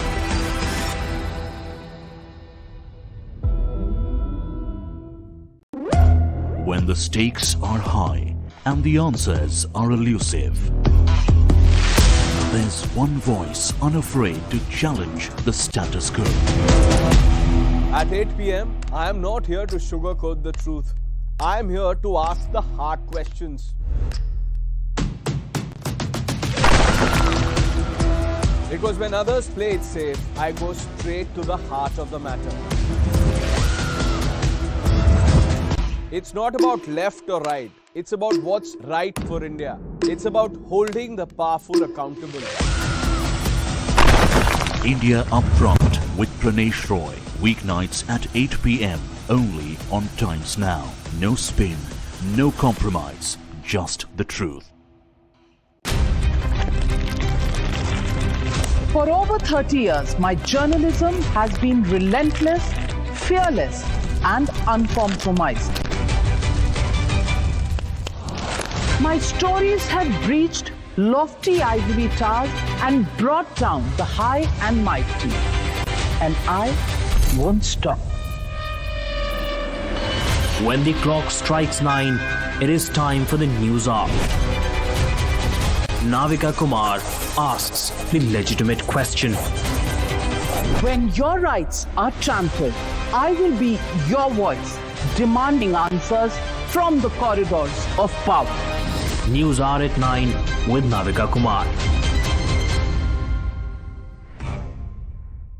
Journalism is a mission, not just to seek accountability or a fight for justice, but for honesty and integrity. Voicing citizens' concerns and using the truth to demand answers, ensuring that you come first on agenda. Watch News Hour Agenda with me, Maludas Gopalakrishnan, weeknights at 10 o'clock only on Times Now.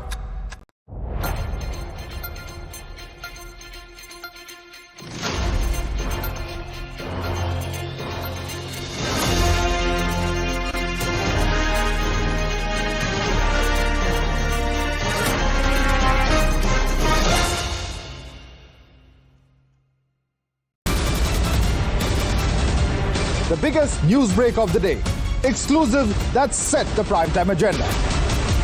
Bringing you stories that matter. News breaks that shake up the system. Join us for the biggest revelation on Blueprint exclusive weekdays at 6 p.m. only on Times Now. She asks tough questions like no other journalist. आप भाग रहे हैं सवाल से। बड़ा simple सा straight forward सवाल है। Mr. D.K. Shiv Kumar, what next for you? When are you taking over as Chief Minister? She takes on the masters of Indian politics like no one else can.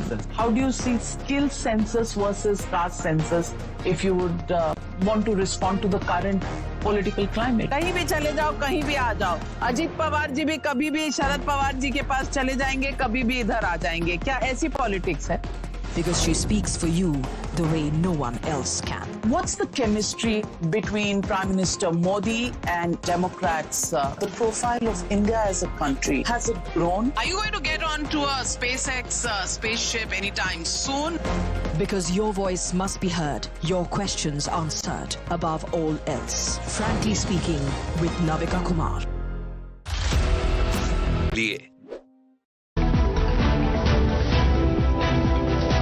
आदमी है जो middle class आदमी है, annual income क्या रहता है? 12 लाख कमा रहा है, उसमें भी वो टैक्स दे रहा है। उसके बाद बचा क्या? फैमिली चलाना है, उसको भी बहुत चीजें हैं।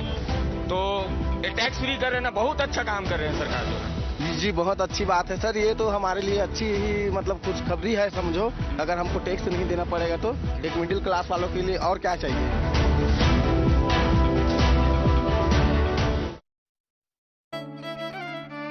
मेरी नजरों से चुना, तेरी हरकतों से सुना, कभी जीती तू, कभी मैं हारा, फिर भी खूबसूरत है ये नजारा, क्योंकि इसमें है खुला कुछ मेरा, कुछ तुम्हारा। The biggest news break of the day. Exclusive that set the primetime agenda. Bringing you stories that matter. News breaks that shake up the system. Join us for the biggest revelation on Blueprint exclusive weekdays at 6 p.m. only on Times Now. She asks tough questions like no other journalist. आप भाग रहे हैं सवाल से। बड़ा simple सा straight forward सवाल है। Mr. D.K. Shiv Kumar, what next for you? When are you taking over as Chief Minister? She takes on the masters of Indian politics like no one else can. How do you see skill census versus caste census if you would want to respond to the current political climate? कहीं भी चले जाओ, कहीं भी आ जाओ।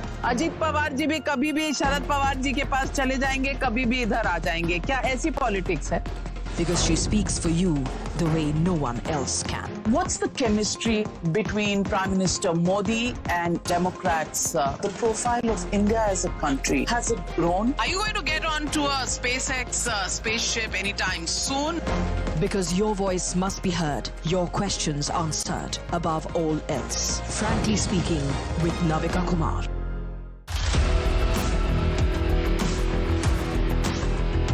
There's always that story that the nation wants to know. There are always questions that we want answers to. They can run, they can dodge, they can even ignore us. But we will repeatedly keep asking those questions and bring out the real facts. Because the nation will always want to know. Weekdays at 7 p.m.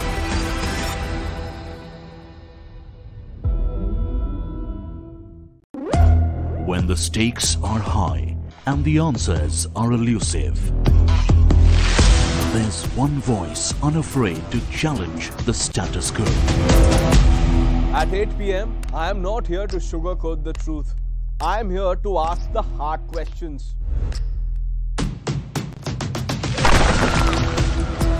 Because when others play it safe, I go straight to the heart of the matter.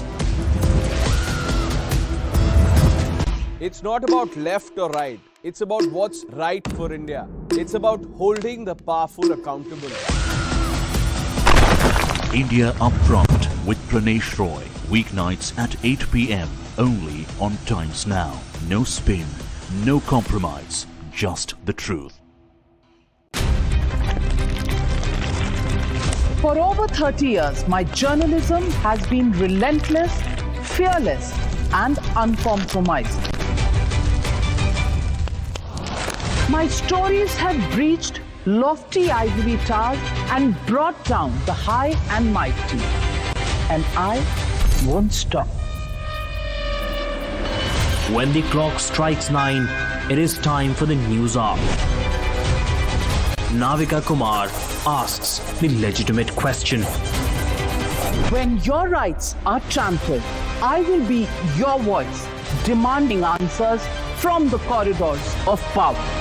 News hour at 9 with Navika Kumar. Journalism is a mission, not just to seek accountability or a fight for justice, but for honesty and integrity. Voicing citizens' concerns and using the truth to demand answers, ensuring that you come first on agenda. Watch News Hour Agenda with me, Maludas Gopalakrishnan, weeknights at 10 o'clock only on Times Now.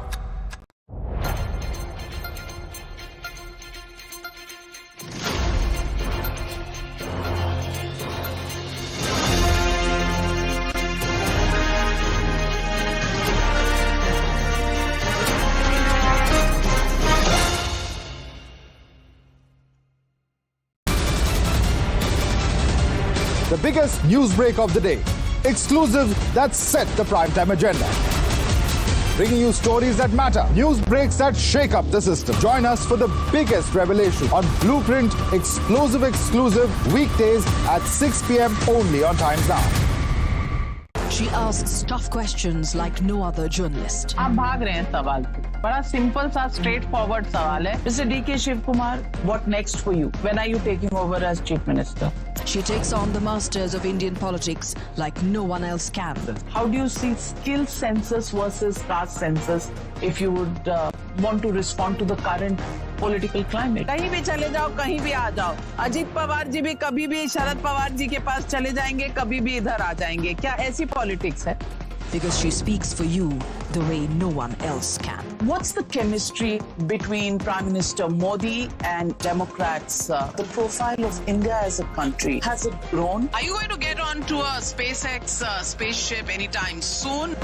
Because your voice must be heard, your questions answered above all else.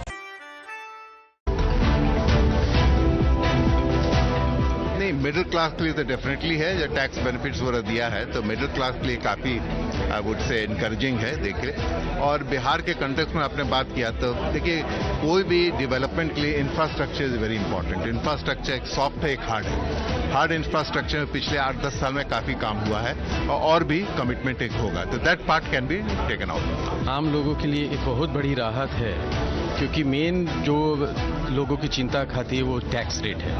तो अब तो कम से कम ये 12 लाख रुपए तक की जो nil rate है उससे काफी लोगों को फायदे होंगे. आम जनमानस का बजट है, इसको हम लोग 100 में 100 नंबर दें. The biggest news break of the day.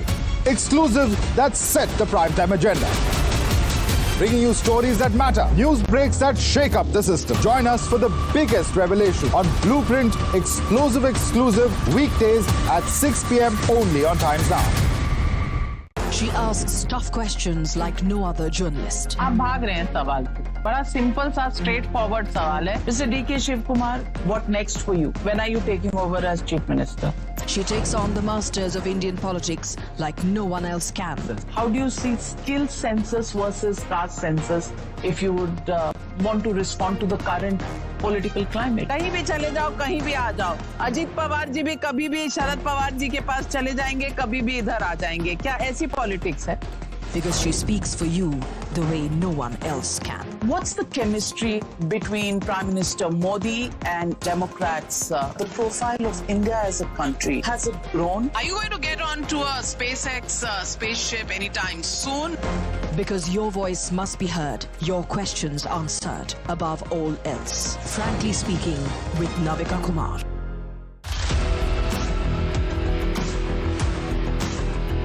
There's always that story that the nation wants to know. There are always questions that we want answers to. They can run, they can dodge, they can even ignore us. But we will repeatedly keep asking those questions and bring out the real facts. Because the nation will always want to know. Weekdays at 7 p.m.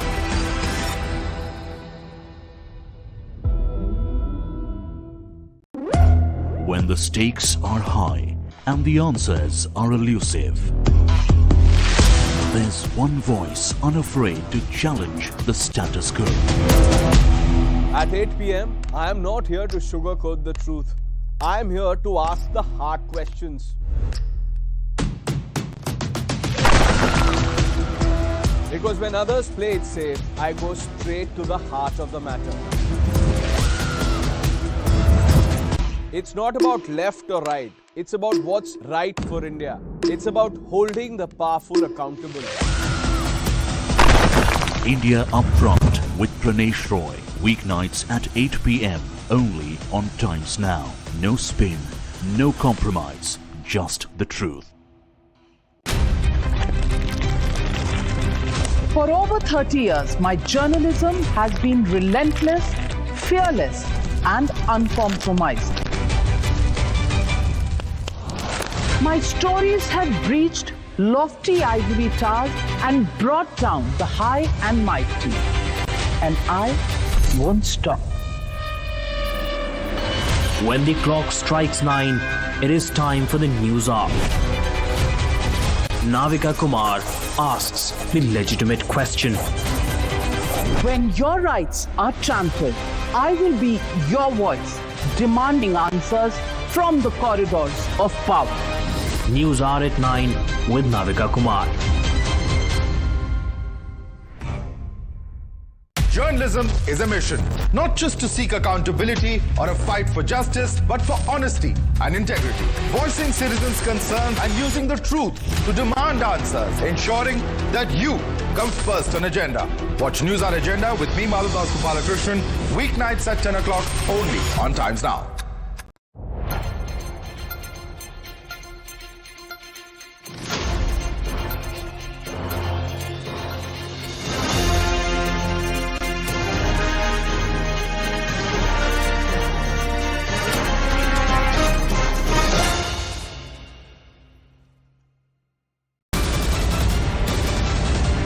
The biggest news break of the day.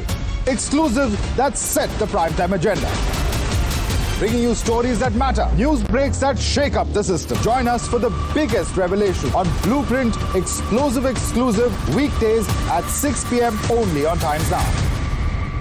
She asks tough questions like no other journalist. आप भाग रहे हैं सवाल से। बड़ा simple सा straight forward सवाल है। Mr. D.K. Shiv Kumar, what next for you? When are you taking over as Chief Minister? She takes on the masters of Indian politics like no one else can.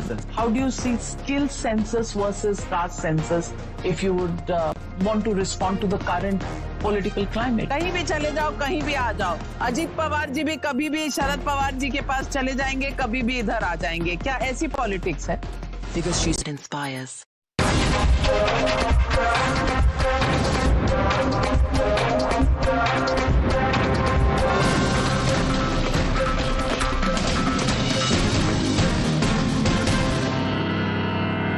मैं मां लक्ष्मी से प्रार्थना करता हूं कि देश के हर गरीब एवं मध्यम वर्ग समुदाय पर मां लक्ष्मी की विशेष कृपा रहे। I am now happy to announce that there will be no income tax payable up to income of 12 lakh rupees.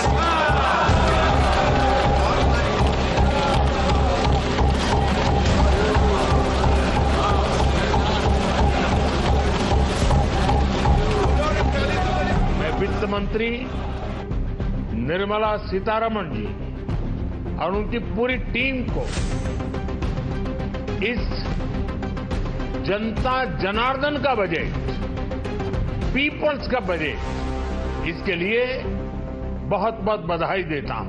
ये बजट एक फोर्स मल्टीप्लायर है।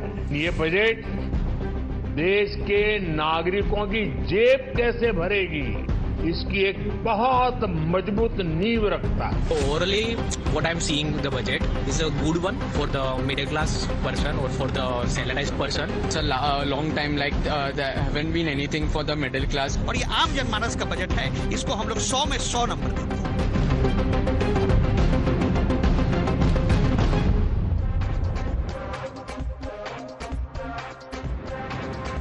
Good evening, ladies and gentlemen.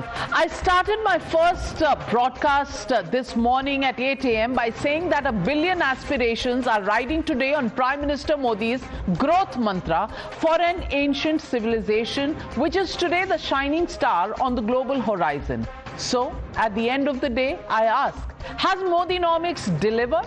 Has Modi charted the course for growth bhi, popularity bhi? Ask the middle class. And it's an emphatic Jai Ho, reflecting in the Viksit Bharat vision. Finance Minister Nirmala Sitharaman announced a big tax relief. There will be no income tax for those who earn up to rupees 12 lakhs per year. After that, those with rupees 4 to 8 lakh taxable income will pay at the rate of 5% taxes. Those between 8 and 12% will pay 10%.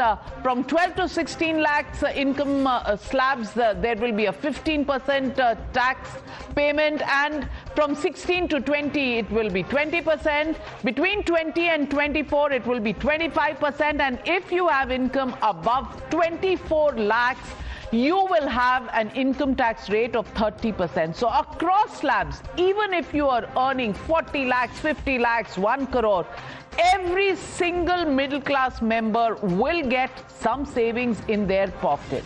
But let's simplify and explain what this means for you. Under the new regime, if your income is 8 lakh rupees, you save about 30,000.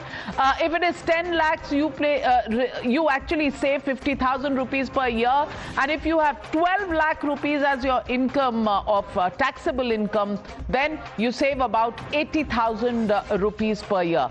And so on, every single slab will see some or the other savings. Up to 50 lakh income earners will get a 1.1 lakh rupees extra in their pockets from lower tax rates. Let's also tell you how this will impact a sizable part of the middle income population. About 30% of India consists of the middle class. They are also 67% of Delhi, which is going to polls merely 4 days from now. They form about 24% of Bengal, 29% of Uttar Pradesh, and 31% of Tamil Nadu. So middle income class groups in all of these states will be literally rejoicing, dancing. Interestingly, this class is also likely to double by 2047 to 61% of the country's population, when 1.02 billion people will fall under the middle class bracket. But was this outreach to the middle class by the Modi Sarkar just relief or a marked necessity? Look at how the middle class voted in the Lok Sabha elections. BJP's share of the middle class pie went from 32% in 2014 to 38% in 2019. It dipped to 35% in 2024, signaling the class moving just a bit away but solidly behind Narendra Modi. So is it only about politics? Meanwhile, the India alliance went from 23% in 2014 to 29% in 2019, even managed an impressive 32% vote share in the 2024 elections. But while the salaried class got some much needed cheer in the budget, the Vipaksh still has a trust deficit. They have frowned and asked questions on how will this bring down inflation or create jobs. They've also alleged that this tax break is a poll outreach to the sizable middle class income group in Delhi. Listen in to the opposition's attack. मायूस किया है budget ने और किसानों को कुछ नहीं मिला। मिडिल क्लास महंगाई कम चाहती है, अगर महंगाई कम नहीं होगी तो आप कितना भी रिबेट दे दोगे, मिडिल क्लास संपन्न नहीं होगी। बजट में है ही कुछ नहीं भैया, देखना क्या है इसमें। ये तो मतलब गरीब को और गरीब कर देगा और अमीर को अमीर करेंगे। ये भी जानिए कि अगर आपके पास तनख्वाह है तो आप कम टैक्स देंगे, लेकिन जिनके पास रोजगार नहीं है उनके पास तनख्वाह कहाँ से आएगी? This increase in slab is going to help less than 1 crore of the population. But it's not just about the middle class. The opposition has also stated that the budget is just Bihar, Bihar, Bihar. Sample this. Poll-bound state of Modi's alliance party, Bihar, Nitish is all set to get a Makhana board and a National Institute of Food Technology and Management. There will be fillip to food processing activity in the state, while in Patna will get more hostels and other infrastructure. Greenfield airports will come up in Bihar, while Patna airport capacity will be increased. Funds will also be given for the Western Kosi Canal project. So Bihar, top of the pops. This bumper bonanza for poll-bound Bihar has the opposition asking, is this the budget of India or is this the budget of Bihar? Watch this. जो आज का budget है, बिहार के साथ कहीं ना कहीं से खिलवाड़ किया जा रहा है, सौतेला व्यवहार किया जा रहा है। और जो पिछले बजट में जो बात आई थी, उसी को दोहराने की बात इन लोगों ने किया है। स्पेशल पैकेज इन बातों की तुलना में ये बजट का ये जो लोक लुभावना बजट बिहार को देख के पेश किया गया है, वो मुझे लॉलीपॉप समान दिखता है। Was this a budget of the government of India or was this a budget of the government of Bihar? The infrastructure is not going for the rest of the country. It's only going towards Bihar because we all know that this year is the Bihar election. So basically, for essence, and Maharashtra has been ignored, and Tamil Nadu, there's not a single word for Tamil Nadu or for any other southern states. Bihar जहाँ पे चोन आ रही है, बिहार बिहार बिहार, उसके बाद असम की आ रही है तो असम, पंजाब का तो नामो निशानी। But is the opposition correct in saying that the poor, kisans and other classes have been given a raw deal? Sample this. The allocation for Ayushman Bharat Yojana has gone up from rupees 7,300 crores to about 9,406 crores. Prime Minister's Awas Yojana Grameen witnesses an increase from 54,500 crore to 54,832 crores. So there is continued boost for rural housing. Prime Minister Kisan Yojana goes up from 60,000 crores to 63,000 crore. However, Manrega remains constant at 86,000 crores. And even the Pradhan Mantri Gram Sadak Yojana remains the same at 19,000 crore. So ladies and gentlemen, the legitimate question that is being asked by many tonight, Modinomics, growth bhi, popularity bhi? That's the question and that's the debate coming up on the other side. You're watching the News Hour at 9. Debate number 1 on Times Now. Super Prime Time. Joining the debate tonight, Deepak Reddy, national spokesperson of the TDP, Sanjay Jha, author, Congress leader, Ram Pratap Singh, national spokesperson of the Samajwadi Party, Dr. Pawan Verma, former member of Parliament of the Rajya Sabha, author and national spokesperson of Jan Suraj, Kalikesh Narayan Singhdeo, MLA of the BJD, Jasmine Shah, national spokesperson of the Aam Aadmi Party, MB Rajesh, Minister of Excise in Kerala. Also joining me this evening, Rajiv Chandrasekhar, former union minister from the BJP, Dr. Anand Ranganathan and Rohit Azad, both scientists and economists from the JNU. So we have a special JNU bench in our studios tonight. But my first question goes to Jasmine Shah of the Aam Aadmi Party, who could be a very worried man tonight. Jasmine Shah, worried Middle class, 67% population of Delhi, and that's the class that is celebrating tonight, because the tax breaks given by the Modi Sarkar have literally never happened in the last 3 or 4 decades. Does that make you nervous? Navika, this entire budget is a huge disappointment for everyone, and including the middle classes. And I'll tell you why. The total middle classes in India, as you said, is around 30%. Now, only 2% of Indians actually pay income tax. So yes, you gave some relief to that 2% Indians. But what happens to the remaining 98%? Mr. Arvind Kejriwal 2 weeks back articulated the pain of India's dying middle class. मतलब ये ऐसा हो गया कि ये middle class जो मर रहा था, उसको आपने एक छोटी lollipop पकड़ा दी और बोले कि अब तुम खुश रहो. The remaining middle class, there are so many things that they are not getting. Look at the taxes, the indirect taxes that they are paying, which is highest, on all essential day-to-day items. GST has been imposed for the first time in the last many years. You look at the taxes they are paying on diesel, on petrol, on LPG. Forget that. What are you doing with their taxes? Are you spending on their health and education? Absolutely not. We demanded that the education and health budget should be increased to 10%. Do you know what it is? It is a shocking 2.5%, the education budget. Health budget is a shocking 1.9%. आपने बनाई education और health system की middle class मजबूर हो जाए कि private sector में जाके हेल्थ और एजुकेशन पे हजारों लाखों रुपए खर्च करे. We asked for some relief for the senior citizens. We asked कि उनके लिए पेंशन प्लान लाइए, 50% कंसेशन जो रेल टिकट्स में मिलता था वो वापस लागू कीजिए. So if you had, and we had asked that GST be rolled back on all essential day-to-day food items. The food inflation is through the roof. So by giving some relief to 2%, I think the debate should be, should the budget be for 2% of India's population or for 100% of India's population?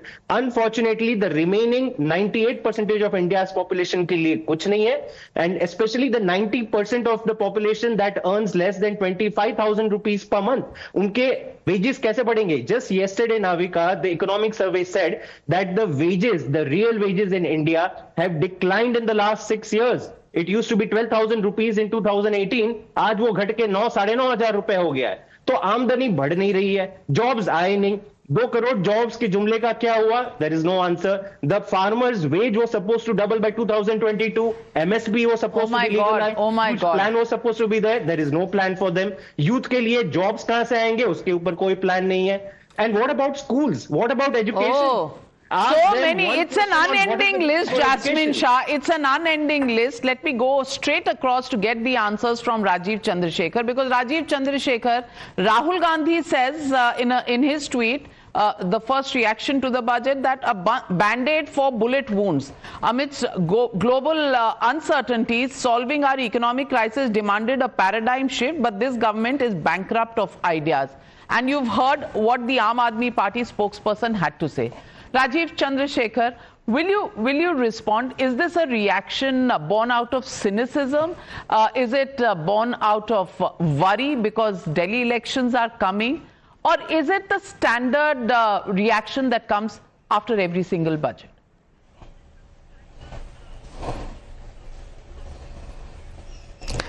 Navika, thank you for having me on the show. And I just want to say that I heard the gentleman from Aam Aadmi Party. And it is, as you say, this is the expected reaction. When the cup is 3/4 full, they will say it's 1/4 empty. If the cup is half full, it's half empty.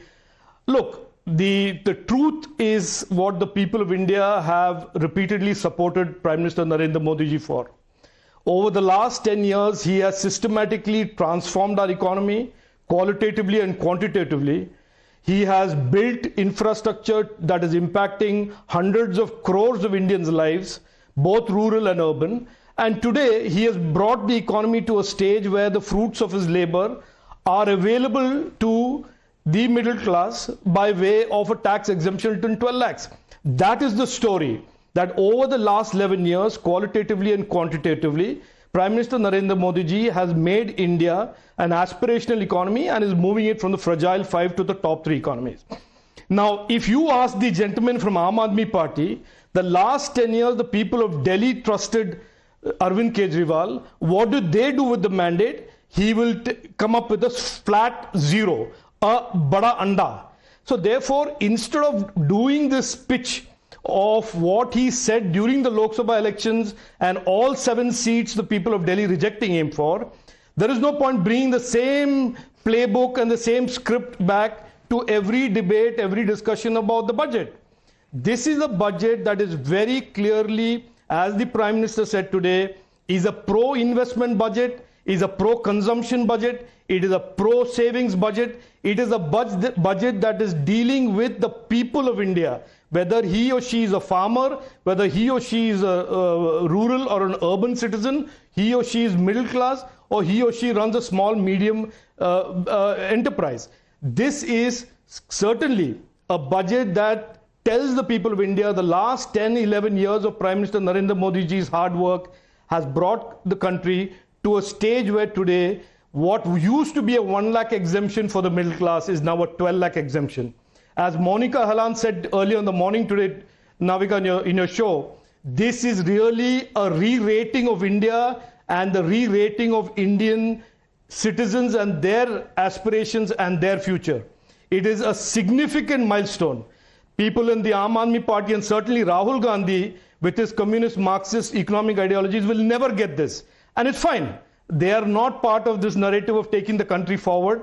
They are part of the narrative of liquor scams, 2G scams, and every other scam and malgovernance that this country has rejected in 2014 and will reject in Delhi in the coming elections. Well, let me get in Sanjay Jha. Sanjay Jha, the point really here is that whether it is the Pradhan Mantri Gram Awas Yojana, whether it is the Pradhan Mantri Gram Sadak Yojana, whether it is Ayushman Bharat, all of these see their outlays growing, which clearly means the poor have been looked after. When it comes to the income tax relief, well, the middle classes are celebrating. We did a call-in show and 100% of the people supported this government for looking at the middle class, giving them the tax breaks that they deserved. And some of them, not always in favor of Narendra Modi, said that, this particular budget is 100%, kudos to Modi. I want to ask you, is this something that is worrying the Congress party? Because there is growth bhi and popularity bhi. And is that the worry for the Congress party, for the opposition party? Navika, good evening. You go back to last year. I remember when the budget discussions happened, the BJP and their spokespeople made the same hype. This is going to be a breakthrough year and the economy will face a turnaround. And look where we are. 5.4% in the second quarter, and we are looking at perhaps the lowest GDP in 4 years. And the forecast for next year, the budget notwithstanding, is not good at all. In fact, it's 6.5 in a very optimistic forecast. The truth that Rajiv Chandrasekhar will have to accept, because I'm not going to indulge in the hyperbole that he did, is that over the last 6 years, India has grown at GDP of 5%. And in fact, pre-pandemic, we were down to 4%. So the India growth story actually eviscerated after the demonetization and the sloppy execution of GST in the year that followed, that destroyed the MSME, destroyed the informal sector. And trust me, that is why, Navika, we call this as a structural economic crisis. Jasmine has actually made some very pertinent points. I'll only add to them. I don't want to repeat what is already said. Let's look at, for example, the truth. The truth is that the economic survey itself tells you two very critical messages for the government. And this is, by the way, from the chief economic advisor to the government. Get out of the way and reduce this climate of fear and retribution, what I call is the Modi trinity of ED, CBI and income tax, that has destroyed the confidence of the Indian industry. And that is the critical part that cannot be ignored. Since the morning, I've been hearing a lot of the right-wing people saying that by cutting the income tax, it will result in a boost in consumption, investment and growth. Let me tell you, Navika, you are a student of economics and so am I, if it was possible to sort out a structural flaw by reducing income tax, then I don't think we really are talking serious economics here. I'll tell you why. Look at the four components of the GDP. Private investment hasn't grown. And Rajiv Chandrasekhar has been part of the corporate sector. And this is a question I would like him to answer. What happened, Rajiv, to that big bonanza of tax cuts you gave in 2019? And the FM talked about jobs and investment. 6 years later, nothing really has happened. Look at exports. In an age of currency wars and tariffs, India's exports have already flattened out. Look at demand. After the opposition has been screaming left, right, and center, give more cash in the hands of individuals, the government has belatedly acknowledged it by giving this tax relief. But as Jasmine rightly pointed out, do you really think that a person earning 25 lakhs and 50 lakhs a year is going to be very excited at saving 80,000 or a lakh? I don't think they really even count that. So it will affect those who are probably in the margin of the benefits, which is a very small segment. And last but not the least, how do you expect government expenditure to really run an economy? That's what they've been trying to do, and it's not resulted in any gain. So here is my last point for Rajiv to answer, really. If I buy your argument and disposable income goes up, do you really think that overnight everybody will spend all the money saved for the year in year one or in the 6 months? No, there's a time lag. Secondly, a lot of people will save more. They may not spend all that money. And third, many of them are going to be brutalized by inflation. So what is the net benefit for the economy? I am actually mystified as to where the optimism comes from. Absolutely, you're missing every point of the budget because Sanjay Jha, I think you need a doctor because आपको कुछ नजर नहीं आ रहा, आंखों के सामने धुंधला अंधेरा है. You need a doctor more than you need the finance minister and the budget at this point. But before I get in Rajiv, I want to get in the scientist Anand Ranganathan. What do you think is the ailment Sanjay Jha is suffering from? Budget blues, or is it something else? No, I mean, look, first, let me first congratulate BJP for winning the Delhi and Bihar elections. I think congratulations. They have to decide who the chief minister is going to be. But as far as the budget is concerned, first, can I talk seriously about the great things coming out of the budget? Because this income tax relief has completely clouded some other very important aspects of the budget. So please give me 30 seconds. Number one, increase in the allocation for Ayushman. People don't realize, when people are talking only about middle class out here, how beneficial Ayushman has been, not only for the health of the the socially, economically deprived segment of our population, the poor people, but also economically. I mean, out-of-pocket expenditure for health is the fastest way Indians go into poverty. And 380 million Ayushman health cards that have been distributed have slashed out-of-pocket expenditure by 21%. So this is a great step to increase Ayushman thing. And by the way, more than the population of United Kingdom, 70 million people have already been treated through the Ayushman health thing. The second is very close to my heart, and it's fantastic that, you know, we have escaped the talons of the loony left to increase our nuclear, aspirations is one of the star things that this budget has done. To have 100 gigawatts by 2047 coming out of nuclear is fantastic. To have 5 nuclear reactors by 2033, I think that's the way to go. So that's the second thing. The third is, of course, cancer drugs. They've removed the duty. As for why the duty was there at the first place, that's criminal, and people should, heads should roll for that. Now let me come to the tax. It is great that this has happened. I think cumulatively, and Rohit would possibly inform me more, government is set to quote-unquote lose 1 lakh rupees directly out of this relief. 1 lakh crore. 1 lakh crore, I beg your pardon, 1 lakh crores, yes. But of course, more money in the pocket of people can have many results, outcomes. Some of the outcomes that Sanjay says are also true. I mean, you have the food inflation right now at 8%. Of course, during the UPA it was 12%, but never mind, it's high right now because retail inflation is about 4%. Food inflation is high. Now, if you do not increase the productivity and you increase suddenly disposable income, it would lead to inflation. That is the reason why when you cut interest rates, it leads to inflation at times, but it's not always true.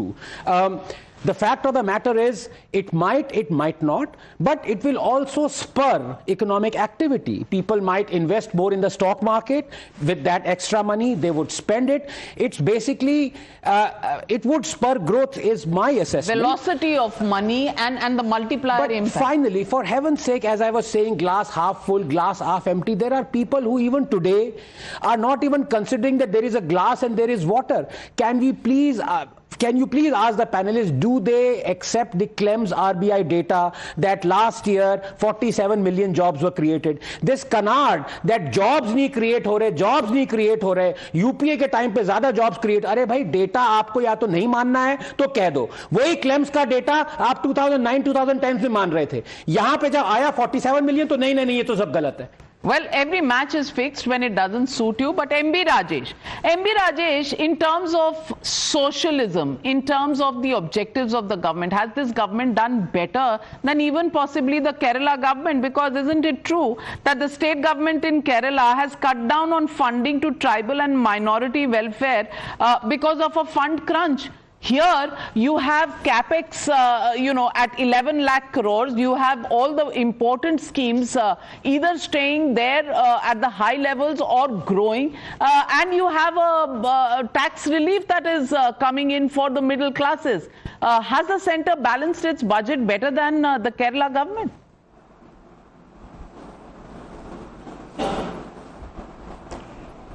At the very outset, let me draw your attention to the economic survey tabled in the parliament yesterday. In that economic survey, on several aspects, the Niti Aayog and union government has made congratulatory comments on Kerala's achievements. I would like you to go through those comments. I have seen many paragraphs praising Kerala's achievements in waste management, in poverty reduction, in agriculture, and in many other sectors. So please go through that document. It is the document tabled in the parliament yesterday. And now coming to the budget. This budget was expected to address some of the serious ailments the Indian economy is facing today. I would like to draw your attention again to a Reuters report published a couple of days ago. That report shows how Indian economy is crisis ridden. Indian economy is facing multiple crises. The economy is slowing down. There is crisis in terms of investment, in terms of trade, in terms of inflation.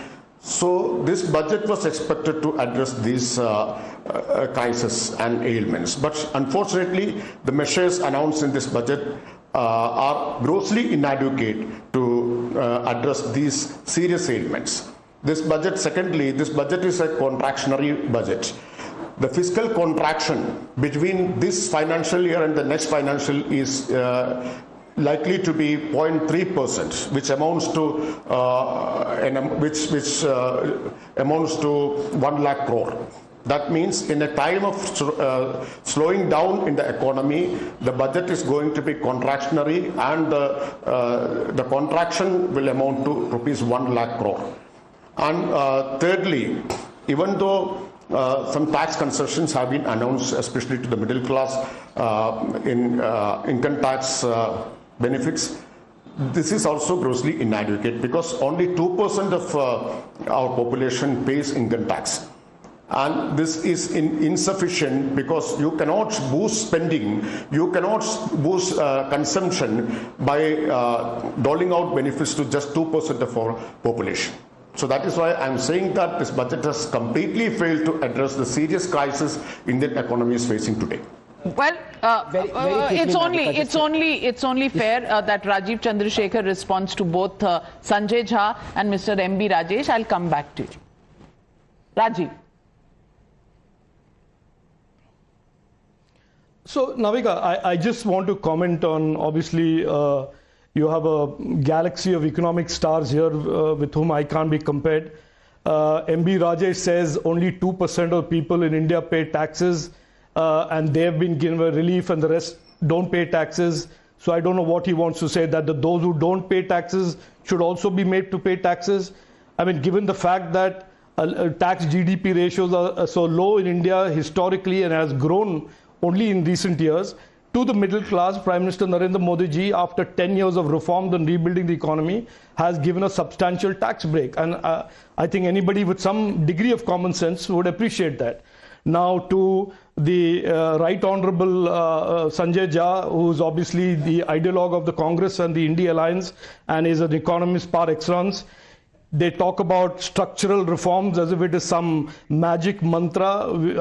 I'm very happy to concede to him that they are much smarter. P. Chidambaram, when he talked about the UPI failing, is much smarter. Chidambaram yesterday talked about the economic survey. They are absolutely more brilliant. Prime Minister Narendra Modi ji focuses on a very commonsensical approach to economics. This is not an attempt to win any Nobel Prize in economics. It is about people first, nation first. Create a growing economy, give the benefits of the growing economy to the people and to building infrastructure. And if the Congress is so good in economics, why doesn't he fix the Himachal economy? Why doesn't he fix the Karnataka economy, where they're all struggling to create resources for development? So my suggestion to him would be to go look there and apply all of his sophisticated economic knowledge to states of the Congress that require help. In terms of this comment, absolutely loose comment about 2019 tax break, where are the investments? Obviously, the problem with the India Alliance, Congress and the Aam Aadmi Party alike is that they are ostriches with heads in the sand deliberately, because they haven't seen the $20 billion of mobile phone exports coming out of India on plants started post 2019. They have not recognized semiconductor plants coming up in India, plants started after 2019. They have not noticed that factories are coming up in Maharashtra that are going to make aeroplanes, helicopters, plants that have come up after 2019. They haven't seen the domestic electronics manufacturing sector grow with new plants post 2019. Now, if you put your head in the sand or read from Rahul Gandhi's economics playbook or Sam Pitroda's economic playbooks, you will certainly be disappointed with Prime Minister Narendra Modi ji's management of the economy. And that is something we are not able to address. You will have to go to Sam Pitroda and Rahul Gandhi and get that thing fixed. Something that we can't do for you. Sanjay Jha, 30 seconds, counter. Yeah. You need to explain how immoral can your government be, Rajiv, that you're talking about all these so-called achievements. Well, they should be captured in the GDP. The GDP doesn't say so. You're talking about the factories built and the jobs created, but they are visible only to your naked eye. Which is why we are the fastest growing economy in the world. Which is why we are the fastest growing economy in the world. Here is my point. Here is my point. Let me finish. Personal income tax collections today exceed corporate income tax collections. I think you need to explain to the viewers, why is this happening when you find that 60% of India's population, 800 million people, are living on free food grains. They're vulnerable to poverty if they fall sick. And you're telling me that the personal income contributions exceed corporate tax? You got to explain that. The second point, where are the jobs? If you don't have jobs, you won't have income. If you don't have income, you don't get demand. Well, can I tell you another explanation? And that explanation is you go above the subsistence level, don't spend on food grains, but you begin to spend on proteins, you begin to increase the quality of life. But that fact is not something that you're interested in seeing. So, Deepak Reddy, are you saying just because some free food grains? Yes, Rajiv. Yes, Rajiv.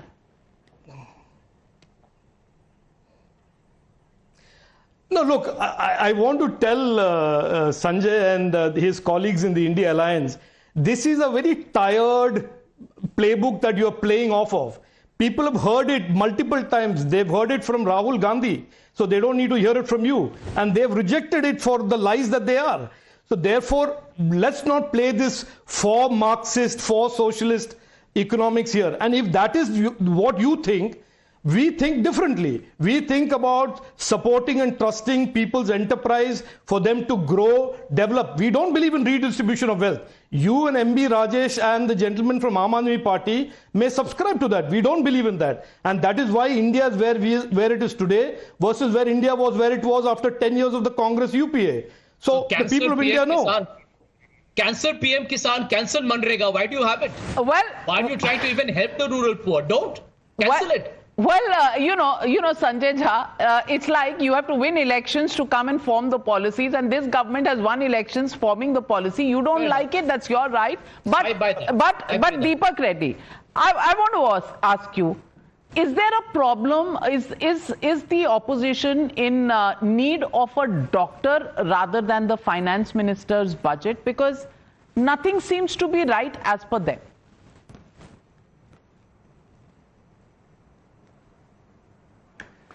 Navika, after listening to all the panelists, I'm getting tempted to talk politics first and budget next. But let me first start off with the topic. That's politics is what works. Go ahead with the politics. Deepak Reddy, politics is what is running the country. Oh, yeah. Okay, economics, who is interested? Certainly not Sanjay Jha. That's what I'm getting really tempted to do. Go right ahead. That's exactly what I'm tempted to do. But okay, since you said, let me start off with politics. I would like to start off by saying the seriousness of the opposition. They have staged a walkout. So that is the degree of seriousness they have towards the budget. And I would also like to thank the Congress party for a change, because they have not trivialized like the earlier budgets by saying halwa or by talking about caste and things like that. And I would also like to thank the indie ecosystem by not playing Shekuni tricks on us, on TDP, saying that Bihar is mentioned more and Andhra is not given as much mention. They haven't played such games. So I would like to thank both of them on this. And now coming straight to the point, I think Delhi elections are already won. You already gave the figures of the middle class, and the foundation has been set for the victory of Bihar elections also. This is the political statement I would like to make. So now coming to the budget aspect, it's clearly in the direction of Vikasit Bharat. It reveals 5 aims: accelerated growth, inclusive development, invigorating private sector investment, uplifting household sentiment, and enhancing the middle class spending power. Clearly, all sectors are being covered in the budget. You look at the agriculture, look at MSME, look at health, look at tourism, even skilling is talked about, the power sector, shipping, minerals, and on and on. Every aspect is covered in detail. I mean, there's been priority given to the middle class, the poor, the youth, the farmers, and women. I mean, you can see it very clearly. In spite of that, it surprises that these people are playing politics. It is citizen friendly, and the finance minister has actually clearly said that they're looking at reforms in the income tax way of functioning and in several aspects of governance also. So, I'm very happy for this budget, and our Chief Minister Chandrababu Naidu ji has actually congratulated the Finance Minister, and our TDLP Parliamentary Party has actually called for a press meet and have thanked the Prime Minister for such a wonderful budget. Well, you're not pulling support because Bihar has got more attention than Andhra has, because that's what the Congress probably wants to hear. They're contesting from Bihar. Are you? That's true, Navika. I mean, for a change, I'm happy. I'm happy that they have realized that the Shekuni tricks are no longer going to work. All right, Shakuni tricks. Pawan Verma, Shakuni tricks not working, but Bihar को अगर attention मिल रहा है तो विपक्ष के पेट में दर्द क्यों हो रहा है? Can you explain this phenomenon? Because you know, a few announcements for Bihar have been made. The Congress, the DMK, extremely upset. Do you think you know, trivializing the budget to, oh, there are announcements for Bihar but not for Tamil Nadu or other states, or do you think you know, completely talking about you know, structural reforms and you know, addressing every single ill of the economy in one single budget, is that trivializing the effort of the budget? Or is the opposition trying to distract away from the big announcements and the fact that the middle class has got a huge relief, and that is something that makes them nervous about, well, adding to the popularity of the very popular Narendra Modi?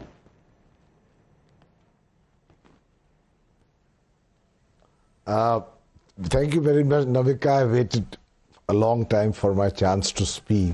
I don't think I'm going to be very popular on your show, because I am not going to take extreme positions of either completely condemning the budget or becoming euphoric about it. So having That's said why we that, love you. I may not be. There are very few people who walk the middle path. Panel. No, I walk it with conviction, and I really want to have for the 2 minutes that you will give me, I want to have a little serious discussion on this budget. First of all, I want to make a public announcement that I have great respect for Nirmala Sitharaman. She's a personal friend. We were in Parliament together, and she's sincere and diligent. Having said that, I do want to question the kind of inference you are drawing from some relief she has provided from the middle class by making it to be a path-breaking budget. I think that is an exaggeration also. In our country, Navika, 6.68% of the population files an income tax return, of which roughly half actually pay taxes. It's a very good thing that they have got some relief. But in your opening statement, you yourself said that the size of the Indian middle class is, according to you, 30 crores. In my view, it is definitely around 200 crores and is likely to grow substantially. 30% of I've the population. written a book called The Great Indian Middle 20 Class. crores. So therefore, I believe that just these tax concessions to the middle class, even for the middle class, does not really solve some of its essential expectations from the future.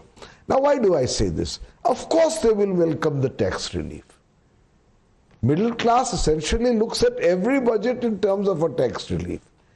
But the actual incremental benefit to the middle class from this relief needs to be dispassionately evaluated. First of all, even if they get this concession, there is rising inflation, especially on food items, which you talk to any middle class person, they say, साहब income तो कम हो रही है और चीज़ों का दाम बढ़ रहा है, तो अगर हमें थोड़ा बहुत कंसेशन मिला इसके लिए हम बहुत बहुत धन्यवाद अर्ज करते हैं, पर इससे हमारा ज़्यादा फायदा नहीं होगा. Secondly, a lot of indirect taxes further erode the middle class's income. Thirdly, one of the great hopes, the golden hopes of the middle class earlier and hopefully in the future was jobs, that their educated young will get jobs in the market. And I don't want to disagree with my good friend Anand, maybe jobs have been created, but government data says that unemployment between the ages of 18 to 24 is at 14.5%, when the year before that it was at 12.4%. So obviously somewhere there are more unemployed or unemployable people coming out from our universities and colleges without finding jobs, which is not good news for the middle class. Certainly. So therefore I say, please judge everything without either becoming extremely critical or euphoric. Thirdly, and this is my last point because obviously there's a shortage of time. You see, when we talk or anybody talks of structural problems, it is but obvious that you actually take them head on. I'm not saying one budget can solve it. The last budget which sought to make policy changes of a radical nature was 1991, when Dr. Manmohan Singh presented his budget. I don't expect every budget to do that.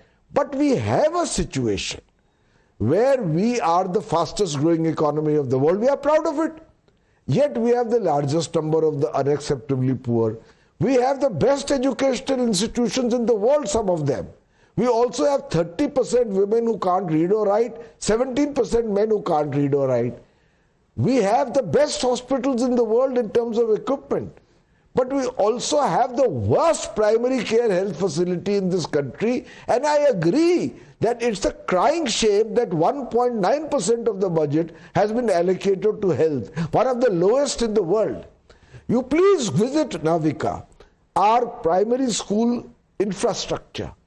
School है तो teacher नहीं है, teacher है तो school नहीं है. We need to have radical changes Verma, in these areas. you know, there is not one fact that I disagree with. But I want to ask you, is the budget going to solve all of this? Yeah. Is there onus on the states as well or not, on educational infrastructure, on primary health infrastructure? What are state governments doing? Is there any accountability on that? Why do political parties only expect the answers to come from the union budget is also a question that needs and begs an answer. But Kalikesh, I know the glass is neither half full nor half empty. Some people believe that there is no glass, there is no water. It is extinct. Yet, I want to ask you, what do you think about the budget? It recognizes certain problems, it gives a certain direction, it has looked at some symptoms, given some remedies. Does it do everything? Certainly not. But is it in the right direction? Would you say yes? Avika, certainly that the budget has given considerable tax breaks to the middle class. It's a good thing. It was long awaited and comes at a time where the middle class was being isolated and completely ignored by repeated budgets in the past 5 or 10 years, I would say. You know, it's a great thing, especially in this time of high inflation. Whether it will lead to increased consumption and spending which will fuel the economy, I have a serious doubt on. I think small tinkering of tax rates will not yield the kind of results that the finance minister is hoping. I mean, if I am wrong, I would be the happiest. I think a lot more needed to be done to incentivize consumption, to incentivize investments, whether it's domestic or private, or for that matter, foreign investment. I take the words of the panelists before me that a certain amount of jobs have been created, a certain amount of investments have come in certain sectors. But when you look at the economy as a overall, Pawan is right. There is a rising increase in unemployment and underemployment, especially in the rural areas. There are educated, now so-called educated people who do not want to work the fields any longer, who do not want to do jobs which they consider below them. And the kind of job creation which is expected to create the youth as an asset for tomorrow is not happening, and ultimately we will end up becoming a liability. They will end up becoming a liability for our nation. So there is a serious problem. There is a serious problem. Anand Ranganathan, Rohit, coming to you. Anand. Of course, it's not just a serious problem, it's a catastrophic problem. But here is the thing. You want heads as well as tails. Now, half the panelists out here are saying, look, where are the tough reforms? Where are the structural reforms? This budget does nothing. When you want to do those structural reforms, when the greatest reforms ever promulgated since independent India came into being, were called black laws, the 3 farm laws, the same opposition that cries out for reforms went against it, blockaded India for a year. The 3 farm reforms would have catapulted the agricultural sector that contributes a pitiful 14% to our GDP, yet employs 44% of our workforce, yet has 40% of the total arable land of 70 million hectares being virtually destroyed by elements in the last 6 years, drought and flood, and you're talking about reforms?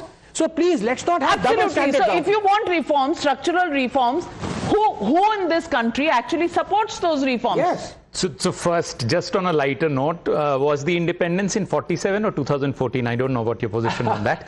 But let me first speak about this tax, because it's a huge thing. I think there is a tax break which has been given.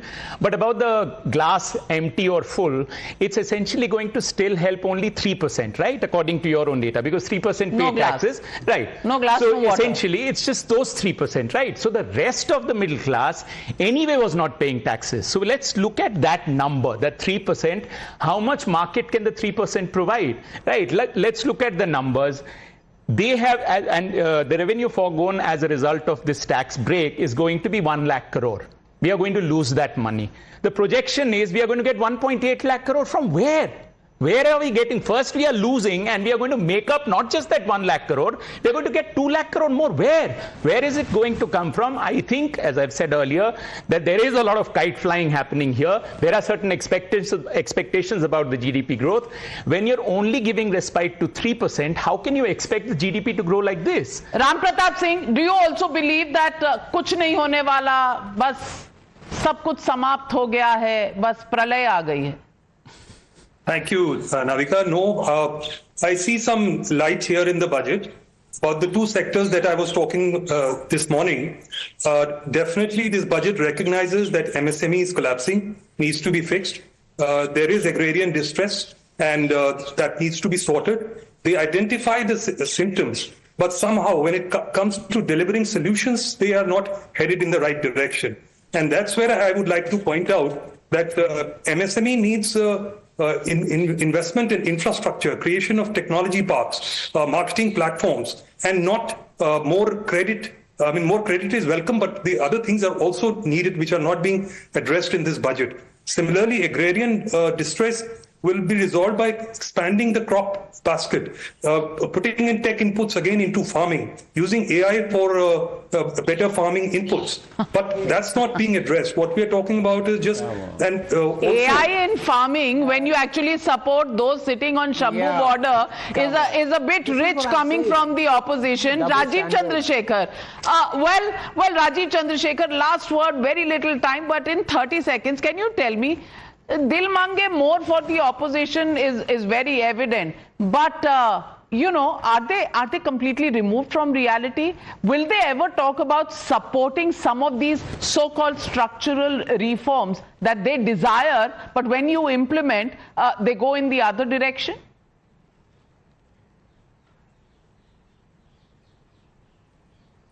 Look, Navika, let's be clear here. The only time the opposition talks about structural reforms is when the government announces its budget. For the rest of the 364 days, they stop, block, misinform people about every step that the government is taking. I don't have to say this today. This is the fact for the last 10 years.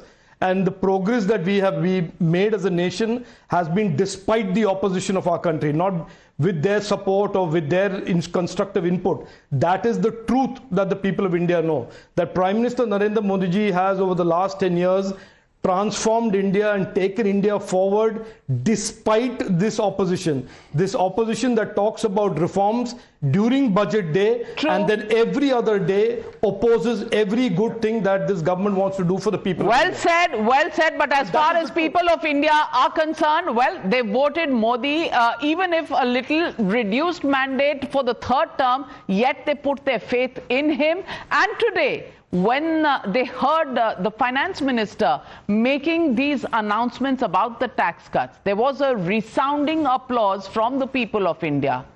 Opposition thinks it's too little, but for Modi, growth bhi, popularity bhi, well, people of India and people for Delhi will answer very soon. What that answer will be, well, we'll keep bringing you back budget after budget and election after election, because economics is politics and politics is economics in this country. We'll be back, but thank you very much to all my panelists and our experts in the studio here for being with me once again this budget day in India. Thank you.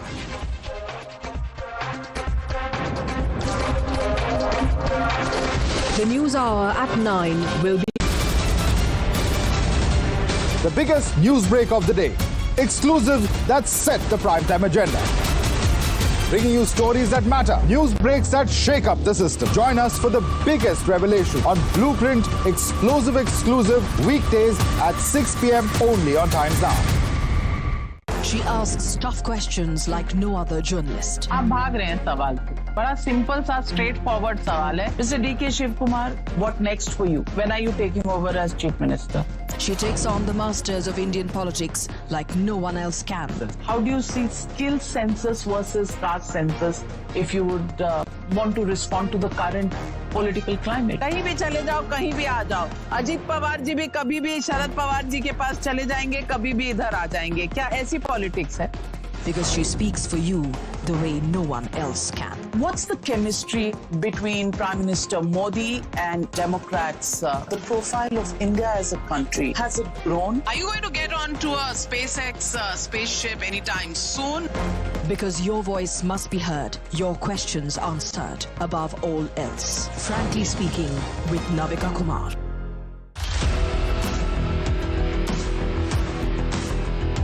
There's always that story that the nation wants to know. There are always questions that we want answers to. They can run, they can dodge, they can even ignore us. But we will repeatedly keep asking those questions and bring out the real facts. Because the nation will always want to know. Weekdays at 7 p.m.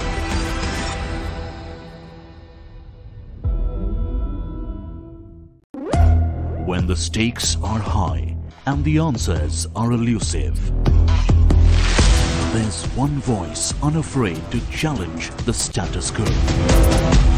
At 8 p.m., I am not here to sugarcoat the truth. I am here to ask the hard questions. Because when others play it safe, I go straight to the heart of the matter. It's not about left or right. It's about what's right for India. It's about holding the powerful accountable. India Upfront with Pranesh Roy. Weeknights at 8 p.m. only on Times Now. No spin, no compromise, just the truth. For over 30 years, my journalism has been relentless, fearless, and uncompromising. My stories have breached lofty ivory towers and brought down the high and mighty. And I won't stop. When the clock strikes 9, it is time for the news hour. Navika Kumar asks the legitimate question. When your rights are trampled, I will be your voice, demanding answers from the corridors of power. News Hour at 9 with Navika Kumar. Journalism is a mission, not just to seek accountability or a fight for justice, but for honesty and integrity. Voicing citizens' concerns and using the truth to demand answers, ensuring that you come first on agenda. Watch News Hour Agenda with me, Malabhav Balakrishnan, weeknights at 10 o'clock only on Times Now.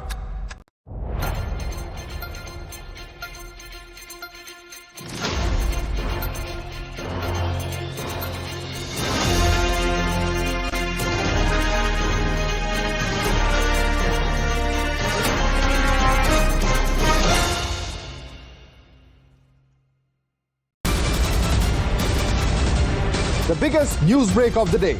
Exclusive that set the primetime agenda. Bringing you stories that matter. News breaks that shake up the system. Join us for the biggest revelation on Blueprint exclusive weekdays at 6 p.m. only on Times Now. She asks tough questions like no other journalist. आप भाग रहे हैं सवाल पे. बड़ा simple सा straight forward सवाल है. Mr. D.K. Shiv Kumar, what next for you? When are you taking over as Chief Minister? She takes on the masters of Indian politics like no one else can. How do you see skill census versus caste census if you would want to respond to the current political climate? कहीं भी चले जाओ, कहीं भी आ जाओ. अजीत पवार जी भी कभी भी शरद पवार जी के पास चले जाएंगे, कभी भी इधर आ जाएंगे. क्या ऐसी politics है? Because she speaks for you the way no one else can. What's the chemistry between movement that inspires? You're watching the News Hour at 9. Speaking exclusively to Times Now, Home Minister Amit Shah declares that Kejriwal is losing polls and the New Delhi seat takes contesting from Shah asserts that the BJP will form the next government with a full majority. Just a day after resigning from Aam Aadmi Party, alleging corruption and ideological drift, 8 MLAs joined the BJP. Remember, Delhi votes on February 5. In another instance of discontent in the ruling Congress in Karnataka, B.R. Patil MLA resigns from the post of political advisor to Chief Minister Sitharaman.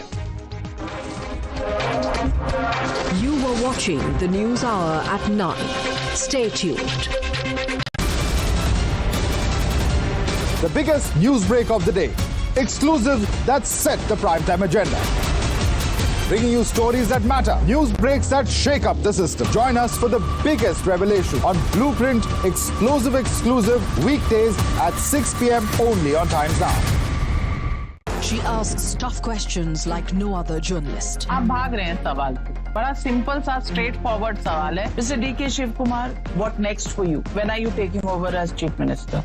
She takes on the masters of Indian politics like no one else can. How do you see skill census versus caste census if you would want to respond to the current political climate? कहीं भी चले जाओ, कहीं भी आ जाओ. अजीत पवार जी भी कभी भी शरद पवार जी के पास चले जाएंगे, कभी भी इधर आ जाएंगे. क्या ऐसी पॉलिटिक्स है? Because she speaks for you the way no one else can. What's the chemistry between Prime Minister Modi and Democrats? The profile of India as a country, has it grown? Are you going to get onto a SpaceX spaceship anytime soon? Because your voice must be heard, your questions answered above all else. Frankly Speaking with Navika Kumar.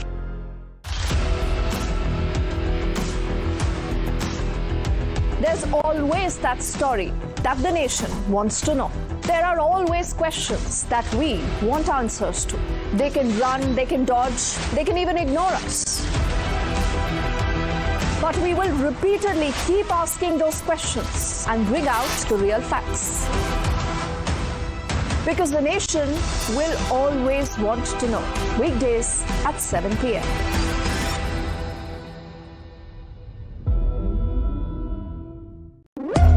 When the stakes are high and the answers are elusive, there's one voice unafraid to challenge the status quo. At 8 p.m., I am not here to sugarcoat the truth. I am here to ask the hard questions. Because when others play it safe, I go straight to the heart of the matter. It's not about left or right. It's about what's right for India. It's about holding the powerful accountable. India Upfront with Pranesh Roy. Weeknights at 8 p.m. only on Times Now. No spin, no compromise, just the truth. For over 30 years, my journalism has been relentless, fearless, and uncompromised. My stories have breached lofty ivory towers and brought down the high and mighty. And I won't stop.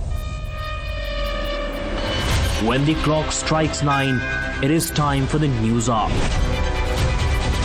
Navika Kumar asks the legitimate question. When your rights are trampled, I will be your voice, demanding answers from the corridors of power. News Hour at 9 with Navika Kumar. Journalism is a mission, not just to seek accountability or a fight for justice, but for honesty and integrity. Voicing citizens' concerns and using the truth to demand answers, ensuring that you comes first on agenda. Watch News Hour Agenda with me, Madhudas Gopalakrishnan, weeknights at 10 o'clock only on Times Now.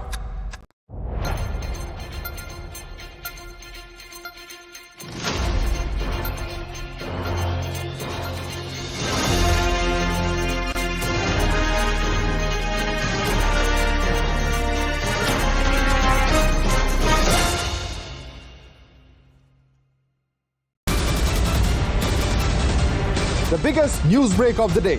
Exclusive that set the primetime agenda. Bringing you stories that matter. News breaks that shake up the system. Join us for the biggest revelation on Blueprint exclusive weekdays at 6 p.m. only on Times Now. She asks tough questions like no other journalist. आप भाग रहे हैं सवाल से. बड़ा simple सा straight forward सवाल है. Mr. D.K. Shiv Kumar, what next for you? When are you taking over as Chief Minister? She takes on the masters of Indian politics like no one else can. How do you see skill census versus caste census if you would want to respond to the current political climate? कहीं भी चले जाओ, कहीं भी आ जाओ. अजीत पवार जी भी कभी भी शरद पवार जी के पास चले जाएंगे, कभी भी इधर आ जाएंगे. क्या ऐसी पॉलिटिक्स है? Because she speaks for you the way no one else can. What's the chemistry between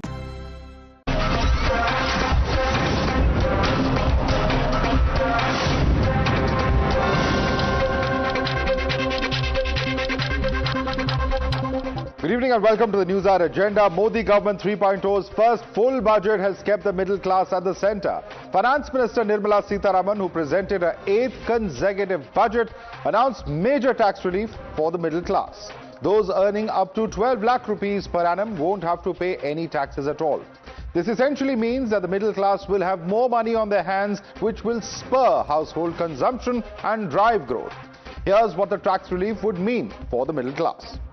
Now, this is the impact as far as taxpayers' income is concerned. Let's take a quick look at the scenario 1, where the income is at 8 lakh rupees. The old tax is at 30,000. The saving is of 30,000. The same applies for 9, 10, 11, up to 12 lakhs, where in fact the tax that was there earlier at 40, 50, 65 and 80,000, the tax now is a 0. So from 8 to 12, your taxable income is 0. The saving in each of those circumstances increases from 30 to 40 to 50 to 65 to 80,000. But what happens if the tax-free amount that is now at 12 lakhs or 1 lakh rupees a month salary, if it increases say to 16 lakhs?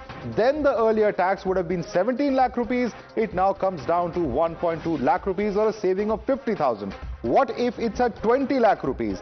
Then the salary, the tax, I beg your pardon, is at 2.9 lakh rupees. It's now come back to 2 lakh rupees or 90,000 rupees of saving.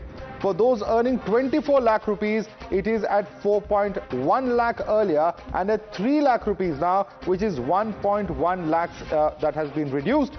At 50 lakh rupees, for instance, it would be at 11.9 lakh rupees of tax that you would have paid earlier, and now it would be 10.8 lakh rupees that would go, or a saving of 1.1 lakh. But what is really the impact on the double income houses where both the husband and wife would be earning the level of 12 lakh rupees? If the husband earns up to 12 lakh rupees a year and wife earns up to 12 lakh rupees a year, the combined income is at 24 lakhs. The household income entirely, this entire 24 lakhs, will now be tax-free. And that is the real impact as far as middle class is concerned.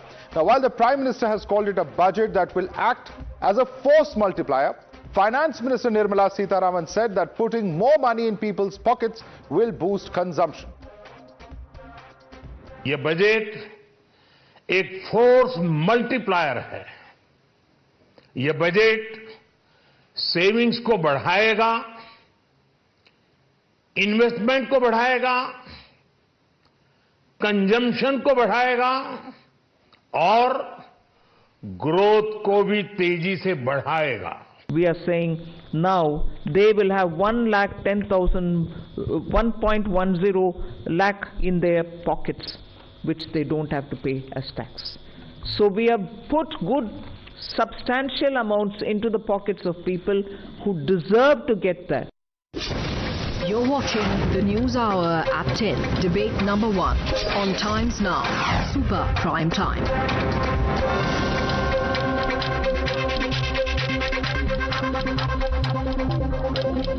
All right, let's take this across to our guests. With us is Manish Bariar, political analyst. With us is Rohintan Sidhwa, who's a partner at Deloitte India. Also with us is Gauri Puri, who's a partner at Shardul Amarchand Mangaldas & Co. We also have Dr. Rohit Azad, economist, joining us. And viewers, this is a call-in show. We're asking you to call in, join us with your queries, and we'll put them across to the experts on our panel. Our first viewer joining us is Raj from Hyderabad. Yes, Raj, what's the query?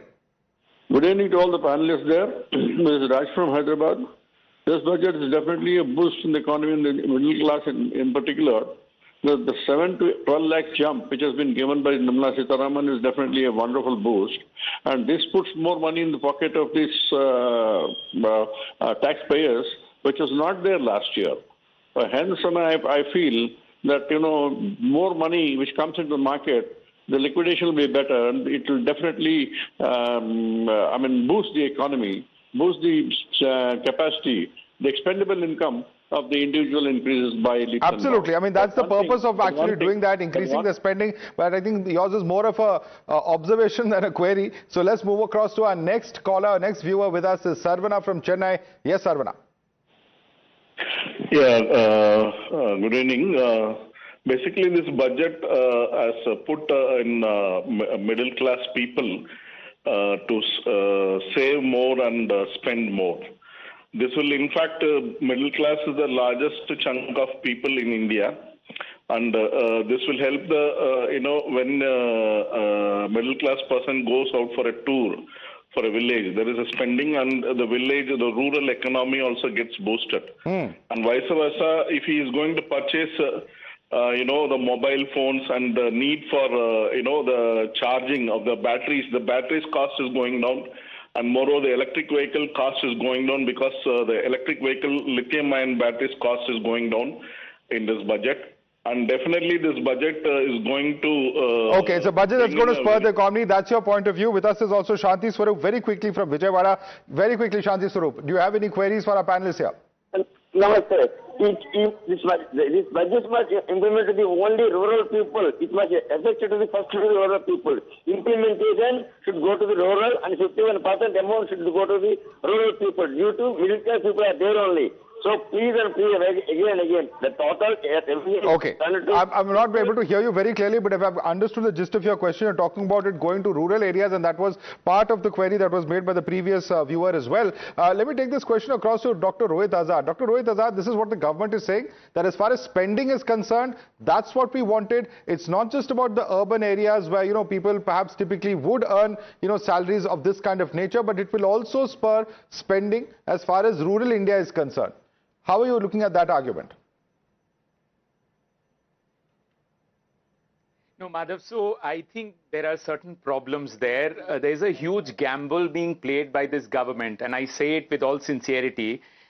Look, if the taxes are going to fall, tax rates are going to fall by 7%, the budget is actually thinking that the revenue is going to go up by 12%.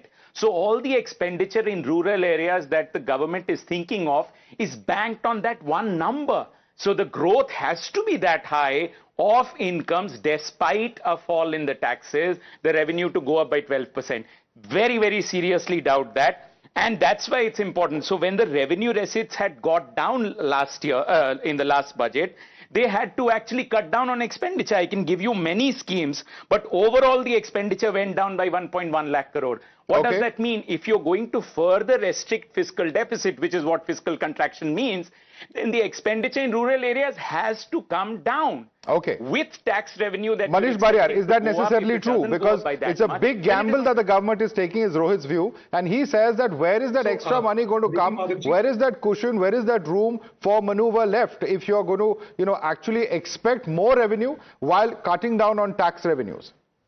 So I would, in fact, humbly differ from observation of Mr. Azad, because if you look at if the consumption side is on the higher side, then the government is also going to earn from the indirect taxes.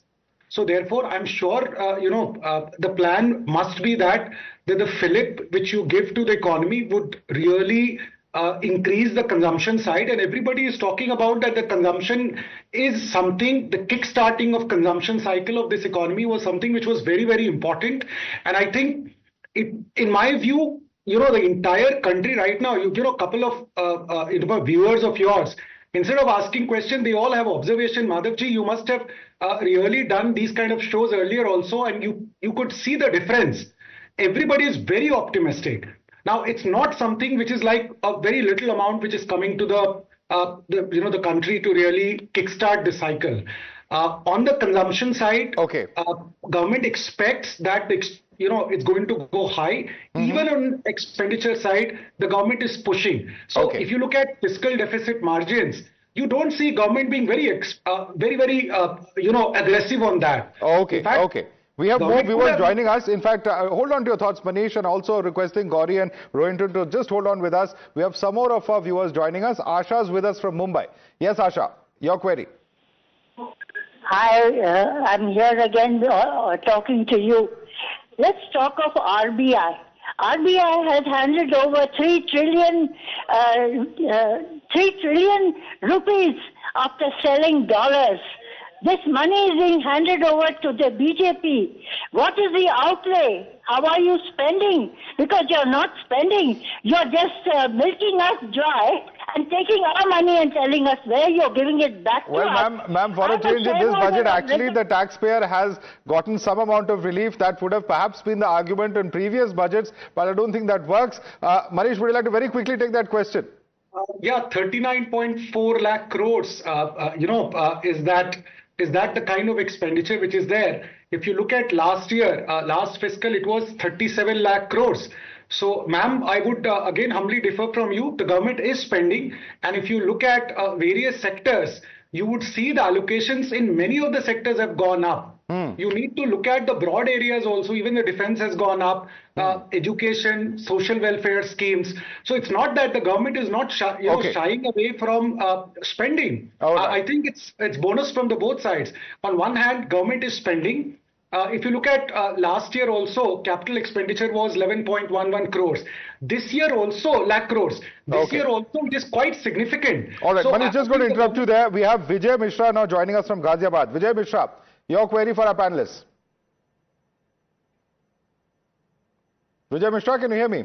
All right, I think we've lost that line there. Let me go across to Gauri on that note. Gauri, one of the aspects, of course, is tax. Undoubtedly, a big ticket announcement, those earning. There was a time, where in India, not so long ago, I'm sure you would recollect the time a few decades ago, where Lakpati denoted somebody who was rich. Now, a person who earns a lakh a month is no longer considered rich. He is considered of the category that you give the person a tax break. That person pays zero taxes here in India. And that's a very, very interesting altered reality that we are currently living in from today.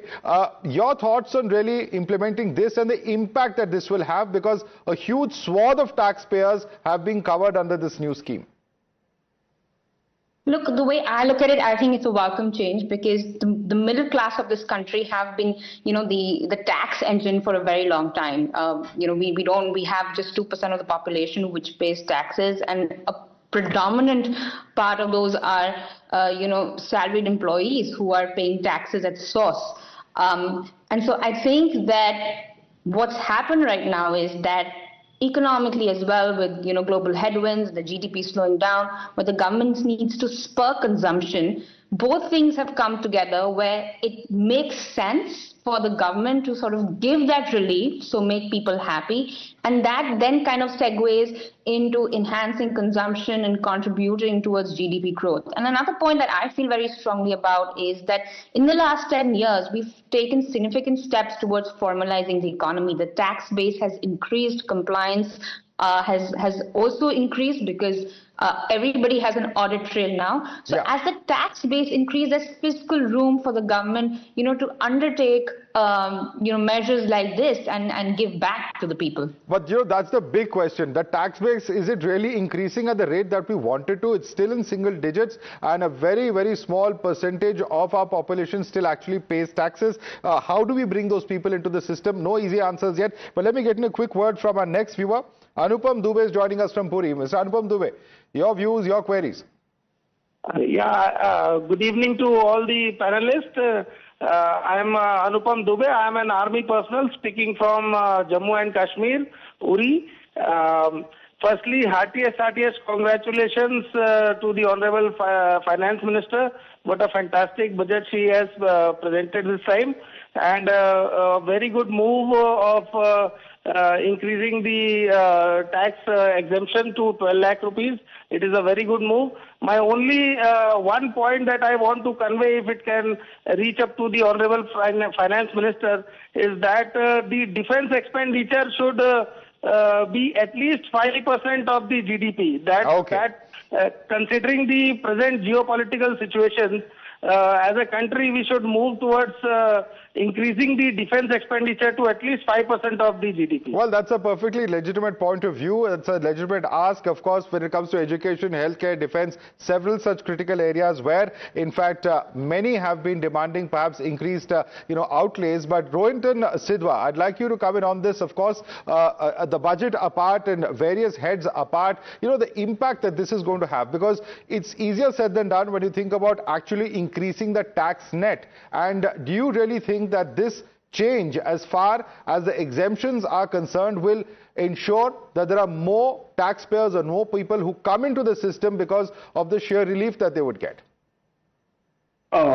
Sure. So let me try and answer that with some facts and figures.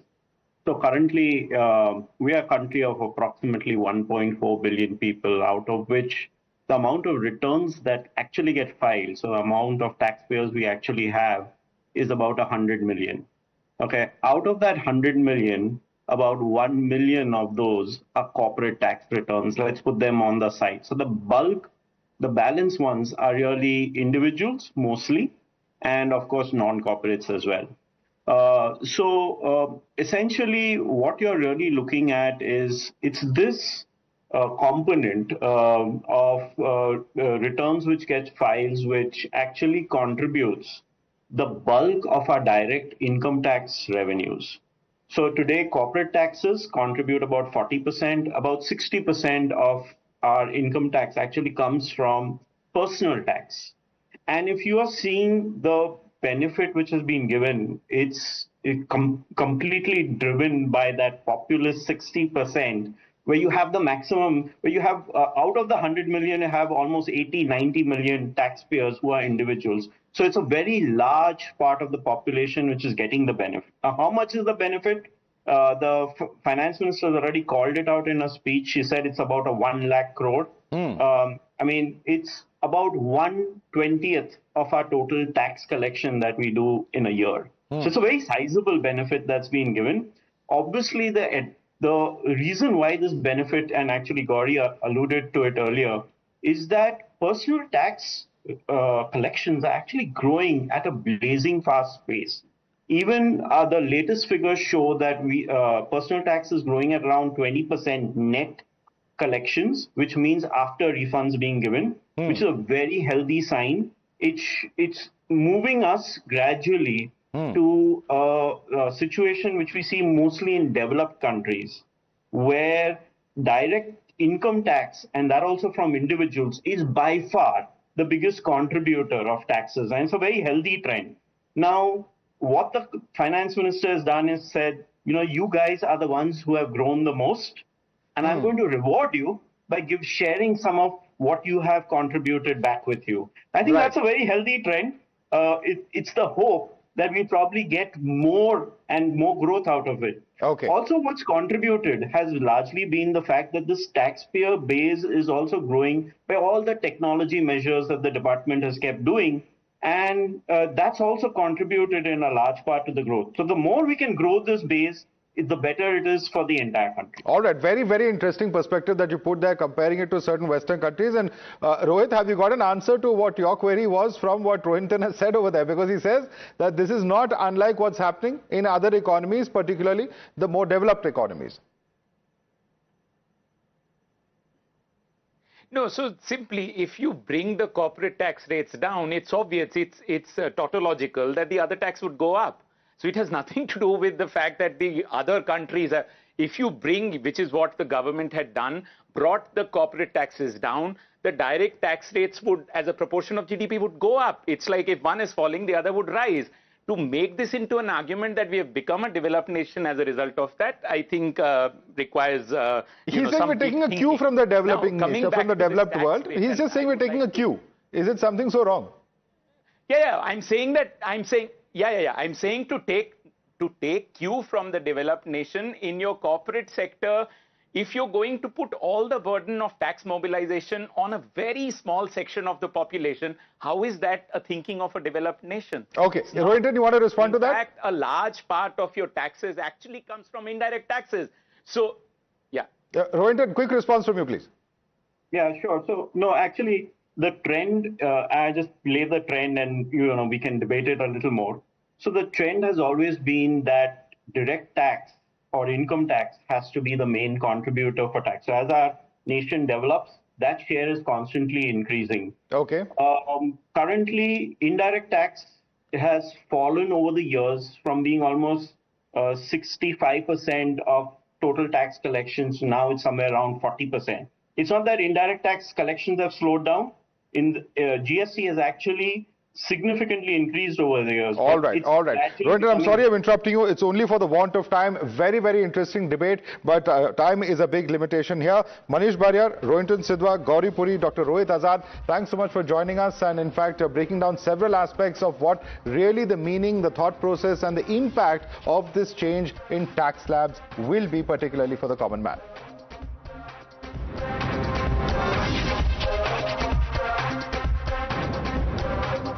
The tax-paying Janta is ecstatic because for years they've been waiting with bated breath for this kind of a relief. But the opposition, which accused the Modi government of crushing people under the tyranny of tax terrorism, is still cynical. Some are linking the tax relief to elections. There are others who are of the view that reducing tax burden won't help. Reducing inflation will. Leader of opposition Rahul Gandhi says this is like putting a band-aid over bullet wounds. And former Delhi Chief Minister Arvind Kejriwal is of the view that the government should have done more for the Aam Aadmi. Listen in to the reactions coming in from the opposition. Budget का पूरा लक्ष्य 25 लोगों को फायदा पहुंचाने का। आपको थोड़ा सा दे देंगे, कह देंगे भैया ये लो थोड़ा सा टैक्स माफ कर लेंगे। अगर आप बजट का लक्ष्य देखेंगे तो हिंदुस्तान का धन 20-25 अरबपतियों को देने का है। क्या बजट ने हमारे लिए मरने वाले आंकड़े ज्यादा महत्वपूर्ण हैं? तो सारे दल साथ थे सर। जब जो सरकार मरने वाले आंकड़ों को न दे सके, हम इनके किस आंकड़े को मान लें? Very disappointing budget. The budget seems to be like that, is planned in such a way to woo the voters for Delhi, especially the Delhi election coming on the 5th of this month. चुनाव की घड़ी है तो कहीं वही सोचकर तो चुनावी बजट पेश नहीं किया गया और खासकर बिहार को फोरफ्रंट में लेके। पार्टी के राष्ट्रीय संयोजक केजरीवाल जी ने उन्होंने कहा था कि भाई गवर्नमेंट इस बात के लिए देश को आश्वस्त करे, एश्योर करे कि जो पूंजीपति दोस्त हैं बीजेपी के, उनके कर्जे माफ नहीं किए जाएंगे। You're watching the News Hour at 10, debate number 2 on Times Now, Super Prime Time.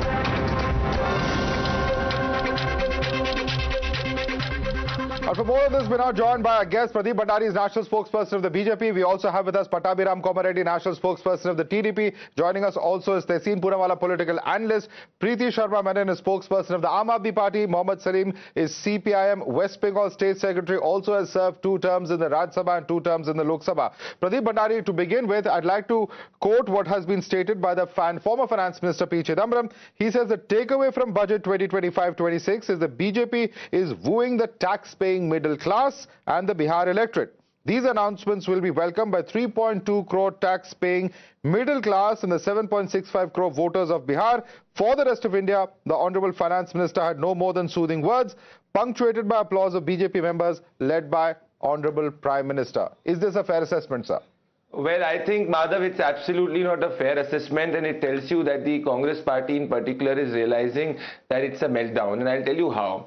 If you recall and remember, when Mr. Chidambaram was the finance minister, anything above more than 2.5 lakh was taxed. After the Prime Minister Narendra Modi's government took power and was in governance, we ensured that the income tax slab for the middle class increased gradually. So we increased it to 5 lakh. Till 5 lakh there was no tax. Then we increased it to more than 7 lakh. There was no tax. And now we made a historic decision where till 12 lakh there is absolutely no tax. Now, which means that out of roughly 9 crore income tax payers, 8 crore will have to pay zero tax. Now, this is something which will boost demand, this will boost consumption and will propel economic activity to more than 7-8% growth rate. That is point number 1.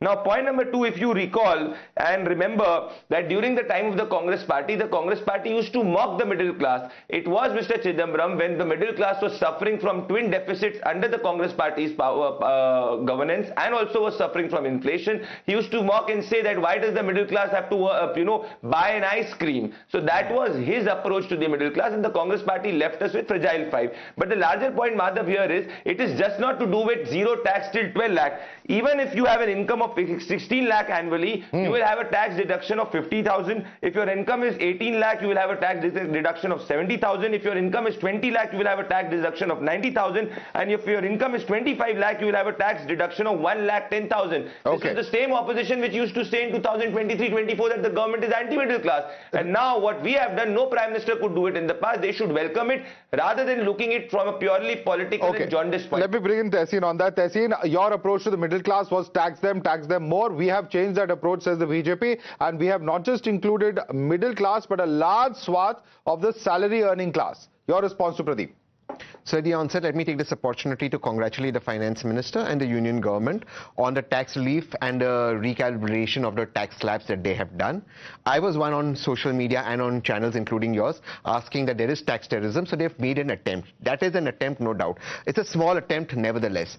I think if you really want to help the middle class, bring in consumption, increase consumption, and have money to come in for investments, what we need to do, the further steps is, number one, reduce the tax slabs from 6 to 3. This is something that they need to do urgently. Number two, you'll have to get your highest tax slab at a 20% and bring your corporate tax down to 20% in line, so that India can become an attractive investment destination and compete, especially with Southeastern countries, Dubai, Singapore, etc., Thailand, Vietnam, where most of the manufacturing business is going. Get away with cess, long-term capital gains, short-term capital gains. Once Tehseen or Madhav pays their taxes, what they do with their money is to be done. What you also require to do, this is a first step, but a half-hearted first step. What you also require to do is two things. Now in the GST Council, where the BJP has a very heavy weight, you need to simplify GST, just two tax rates, 5%, 12%, roti, kapda, makan 5, everything else 12%. And the next and most important thing is, now you need to bring in more people in the tax net. As Pradeep said, now 80% or 90% of the people will not pay taxes. The aim should not be not pay taxes. The aim should be lower taxes and get more Indians inside the tax net, so that the middle class, people like you and me, do not have to bear the burden for these revenues. And ultimately, I didn't see a roadmap how revenues will go and employment will be generated. Tehseen, you're saying they will that you're welcoming these tax cuts. Yes, I do. Rahul Gandhi says that they will give you little, they will waive little tax, but if you see the target of the budget is to provide India's money to 20-25 billionaires. There are 50% backward class, 15% Dalits, 8% tribals, 15% minorities, and suppose 5% are from poor general class people. Look at the owners of private hospital, colleges, universities, big companies. Take out a list of big judges, show me who are from backward class. He's once again going back to the same narrative that we saw him trying to build on in the last Lok Sabha election. Look, what we need to create is an economy that is meritocratic and an economy that is a free economy that allows everyone to grow based on merit, not based on where they come from. So I think what he's trying to articulate is we must not have the privilege of where we are born, but the privilege of merit to go ahead in life. Having said that, and I think this is very important that Mr. Gandhi said, is because this budget does not lay out any roadmap for Web 3.0 based fintechs. For example, you don't know about blockchain, AI fintechs, crypto, are these legal, illegal, and without this democratization of finance, you will never have the middle class becoming super rich. Therefore, it is something that we need to look at. And I definitely believe, where I disagree with the opposition, is corporate tax needs to come down so we can compete with other countries. Let me bring in Mohammad Salim on that. Mohammad Salim, of course, Tehseen's views are very different from what the opposition in this country articulates. But do you agree with Rahul Gandhi when he says that 15% backward classes, 15% Dalits, 8% tribals, 15% minorities, and 5% poor from the general class? And the fact that this budget, even though they may have waived a little tax, the target of the budget is to provide India's money to 20 to 25 billionaires. The core issue is inequality and equity. And in that case, he is right, because it's a question of equity. You don't have the equal participation of the large section of the population, the marginalized section, the Dalits, the minorities, the OBCs, the tribals. Even in this budget also, where is this share? In proportion to their population, if you see the budget of tribals component, if you see the SC component, minority component, you will not find the reflection of their need. Secondly, though the slab is increased, but it is long due. Over the years, it was due. Now with the falling rate of rupees, you find the 5 lakhs become 10 lakhs. So what is the increase in that case? The dollar price is double. If you see the price parity, you will find out, and even the inflation has not taken, even if it's low, it has not taken into account. The increase in this Manrega is not there. It is less than what we had in 2023-24. Yeah, but then there's no talk about MSP. Yeah, the agriculturalists, the farmers who are fighting for that. Yeah, but the strange thing about Mr. Rahul Gandhi, and I don't know if Tehseen is going to defend this, is that, earlier he has said that for the middle class, and I'm quoting a previous tweet, for the middle class, nothing is certain under PM Modi's reign but debt and taxes. The budget, which does nothing to ease their burdens, has caused further pain by stabbing them both in the back and the chest. But Mr. Mohammad Salim, many would say that Rahul Gandhi is being a little uncharitable, because if in the last budget he was complaining about the middle class getting nothing, today when the middle class has received something, he is not ready to acknowledge it. It's more. Always, it's too little, as Mr. Tehseen said. There's no difference. Tehseen said also, it's too little and too late. And secondly, about GST, indirect tax is there, so you are taking the amount from some other route. Okay. Pattabhiram Komareddy. All right, I think we've lost that line with Pattabhiram there. Pradeep, would you like to respond to that? It's too little, too late. Well, I think this is a historic step, and everybody on the ground and any analyst, if you see, is saying that no government has done this for the middle class. 90% of the middle class has to pay zero income tax, and there is a tax deduction for the middle class across brackets. What the Congress party could not do for 70 years, the Bharatiya Janata Party and the Prime Minister Narendra Modi has done. In fact, this morning, a Congress party spokesperson was saying that it is impossible to get a tax deduction of up to 10 lakhs, and we've done 12 lakhs. So it's about intent, point number one. Point number two, Mr. Salim needs to be recalled and remembered that up to 2 crores is what the SC/ST women and across entrepreneurs get as loan. That is point number two. Inequality has gone down. Check the Gini quotient. Point number three. Point number four, if the Manrega demand is going down, it is good because there are alternate opportunities of employment, which is a positive sign for the economy. Because more the Manrega demand speaks about more distress in the economy. So, Mr. Salim, if the Manrega demand has gone up, that is a green shoot for the economy. Point number 6, even the rural consumption has gone up, even the urban consumption has gone up. Please look at data. So if you are on the ground, Madhav, the reality is that the Indian economy now, which the UPI has left us as the fragile 5, is on the verge to become the 3rd largest economy, and the middle class will be the biggest beneficiary of it because the tax cut will ensure more demand, more consumption, and a spurling of economic growth. Okay, let me bring in Preeti Sharma, now spokesperson of Aam Aadmi Party, and this is significant because Delhi has a huge chunk of middle class voters. In fact, it's as high as 67% of Delhi's population that falls within the bracket of the middle class. Do you think that Nirmala Sitharaman's statement today could be a major setback, particularly for the Aam Aadmi Party and the Congress in these elections? Preeti Sharma, Madam.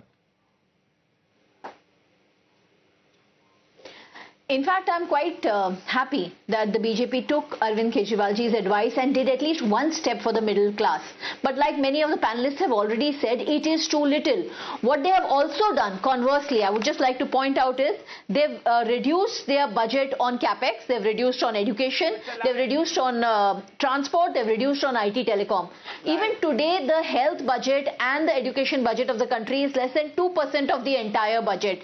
It is still very, very minuscule. We had said that do things that will make a result in a person's house. Like in Delhi, we ensure that every household saves 25,000 rupees through free bijli, free pani, education, healthcare. In fact, we've gone one step further and we are ensuring that their monthly savings can be as much as 35,000 through a good government. Now that is the process that we were hoping them to take, but they haven't. But, in fact, what has happened may I just come in on one point though? May I just come in on one point that you made? 5 lakh crore from 55 lakh crore, which I did not interrupt anybody. Ma'am, I am the moderator. Please allow me to come in now. I am asking you a simple question on the point that you have made, on the very subject that you have made.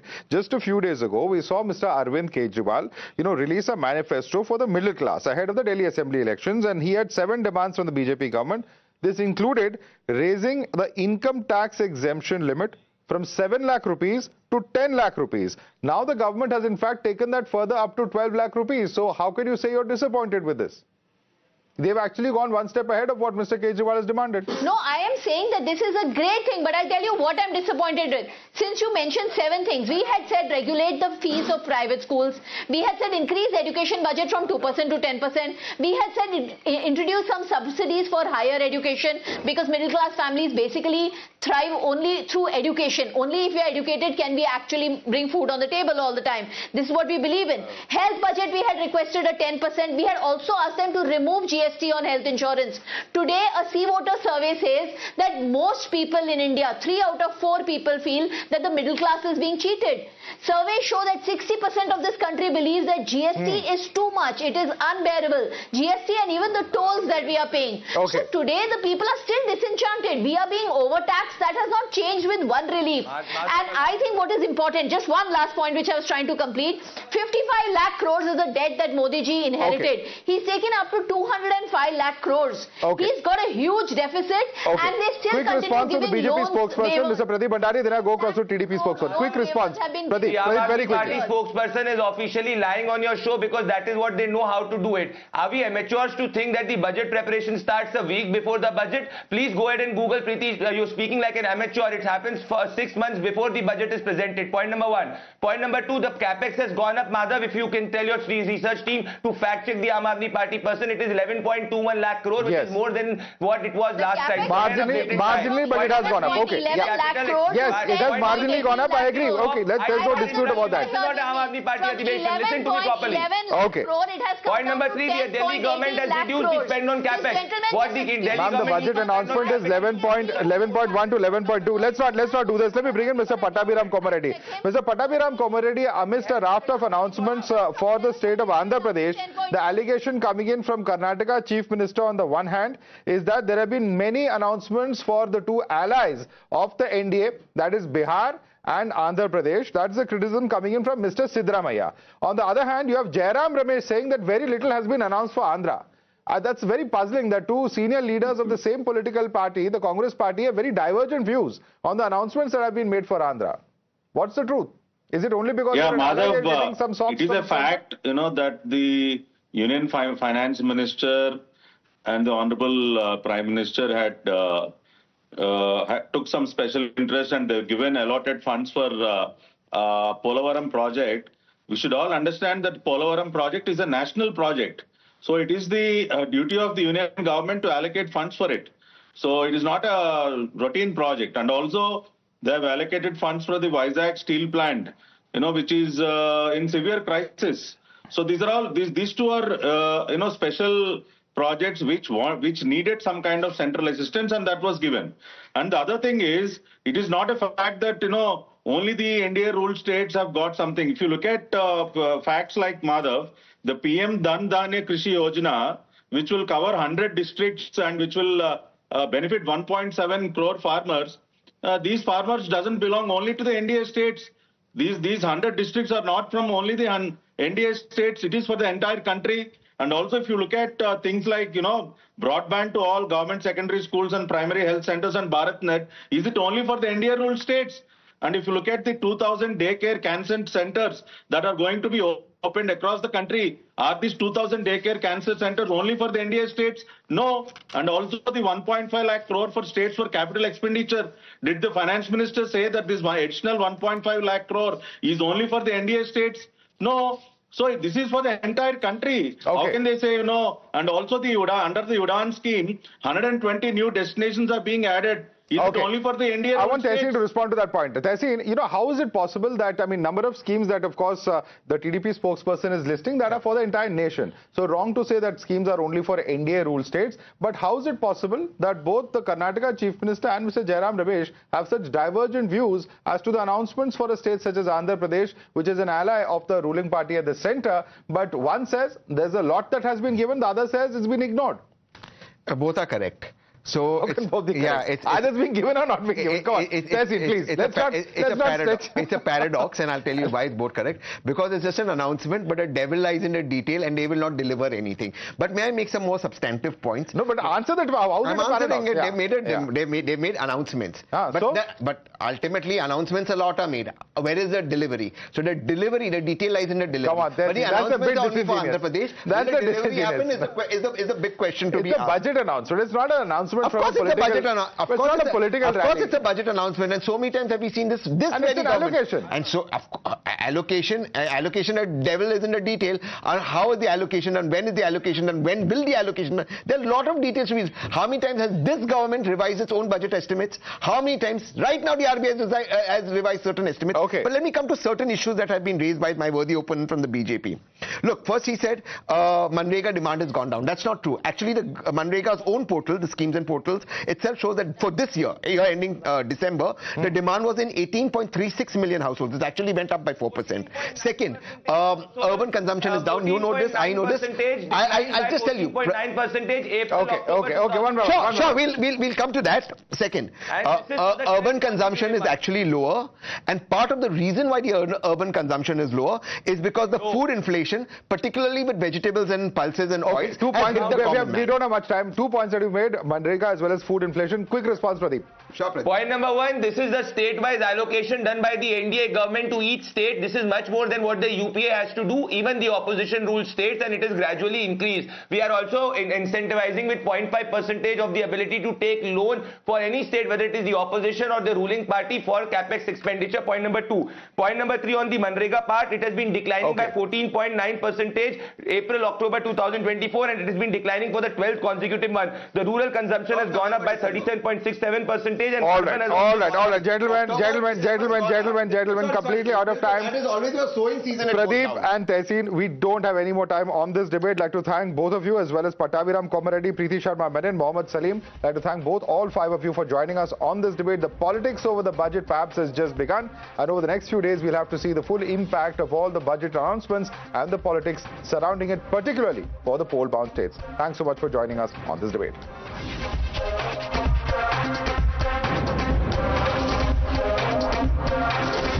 The News Hour at 10 will be right back after the break. Co-powered by new Kia Ceros. Bookings open. The biggest news break of the day. Exclusive that set the primetime agenda. Bringing you stories that matter. News breaks that shake up the system. Join us for the biggest revelation on Blueprint exclusive weekdays at 6 p.m. only on Times Now. She asks tough questions like no other journalist. आप भाग रहे हैं सवाल से. बड़ा simple सा straight forward सवाल है. Mr. D.K. Shivkumar, what next for you? When are you taking over as Chief Minister? She takes on the masters of Indian politics like no one else can. How do you see skill census versus caste census if you would want to respond to the current political climate? कहीं भी चले जाओ, कहीं भी आ जाओ. अजीत पवार जी भी कभी भी शरद पवार जी के पास चले जाएंगे, कभी भी इधर आ जाएंगे. क्या ऐसी पॉलिटिक्स है? Because she speaks for you the way no one else can. What's the chemistry between Prime Minister Modi and Democrats? The profile of India as a country, has it grown? Are you going to get onto a SpaceX spaceship anytime soon? Because your voice must be heard, your questions answered above all else. Frankly Speaking with Navika Kumar.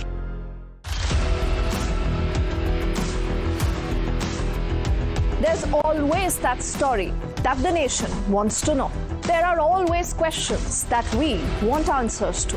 They can run, they can dodge, they can even ignore us. But we will repeatedly keep asking those questions and bring out the real facts. Because the nation will always want to know. Weekdays at 7 p.m.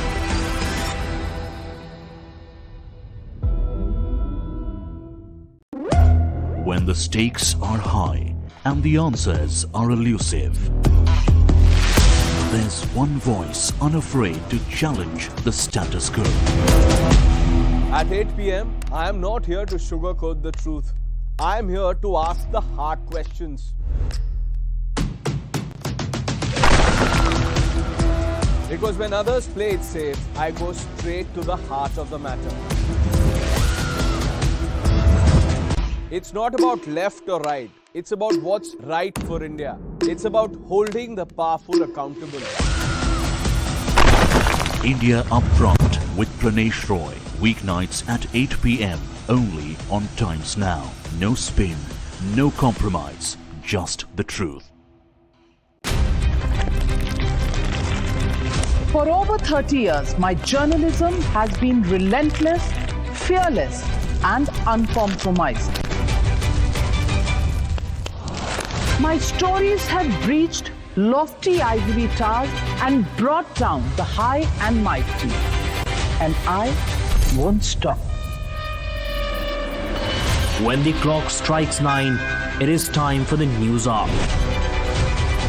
Navika Kumar asks the legitimate question. When your rights are trampled, I will be your voice, demanding answers from the corridors of power. News hour at 9 with Navika Kumar. Journalism is a mission, not just to seek accountability or a fight for justice, but for honesty and integrity. Voicing citizens' concerns and using the truth to demand answers, ensuring that you comes first on agenda. Watch News Hour Agenda with me, Madhav Balakrishnan, weeknights at 10 o'clock only on Times Now.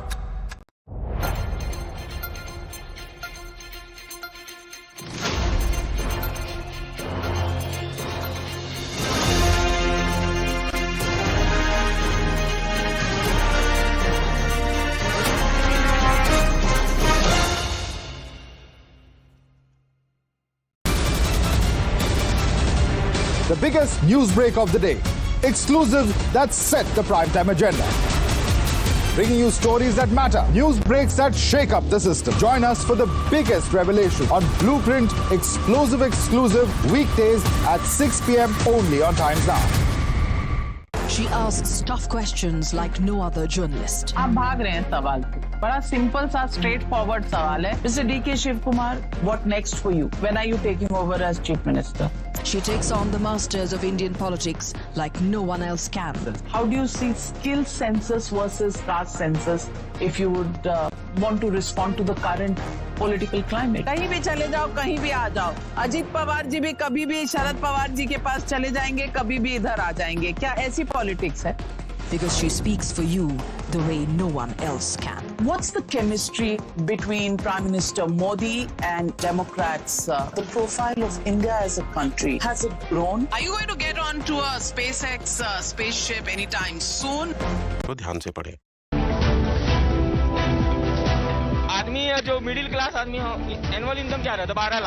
12 lakh कमा रहा है, उसमें भी वो tax दे रहा है। उसके बाद बचा क्या? फैमिली चलाना है, उसको भी बहुत चीजें हैं। तो ये टैक्स फ्री कर रहे हैं ना, बहुत अच्छा काम कर रहे हैं सरकार जो। जी बहुत अच्छी बात है सर, ये तो हमारे लिए अच्छी ही मतलब कुछ खबरी है समझो। अगर हमको टैक्स नहीं देना पड़ेगा तो एक मिडिल क्लास वालों के लिए और क्या चाहिए। The biggest news break of the day. Exclusive that set the primetime agenda. Bringing you stories that matter. News breaks that shake up the system. Join us for the biggest revelation on Blueprint exclusive weekdays at 6 p.m. only on Times Now. She asks tough questions like no other journalist. आप भाग रहे हैं सवाल पे। बड़ा simple सा straight forward सवाल है। Mr. D.K. Shiv Kumar, what next for you? When are you taking over as Chief Minister? She takes on the masters of Indian politics like no one else can. How do you see skill census versus caste census if you would want to respond to the current political climate? कहीं भी चले जाओ, कहीं भी आ जाओ। अजीत पवार जी भी कभी भी शरद पवार जी के पास चले जाएंगे, कभी भी इधर आ जाएंगे। क्या ऐसी पॉलिटिक्स है? Because she speaks for you the way no one else can. What's the chemistry between Prime Minister Modi and Democrats?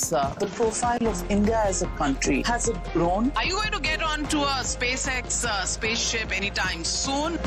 Because your voice must be heard, your questions answered above all else. Frankly Speaking with Navika Kumar.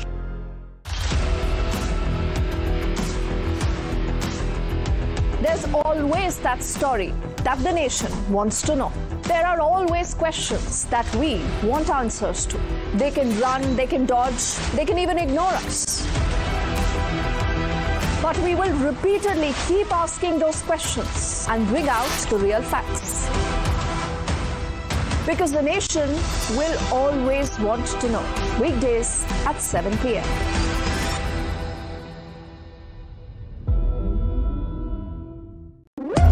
When the stakes are high and the answers are elusive, There's one voice unafraid to challenge the status quo. At 8 p.m., I am not here to sugarcoat the truth. I am here to ask the hard questions.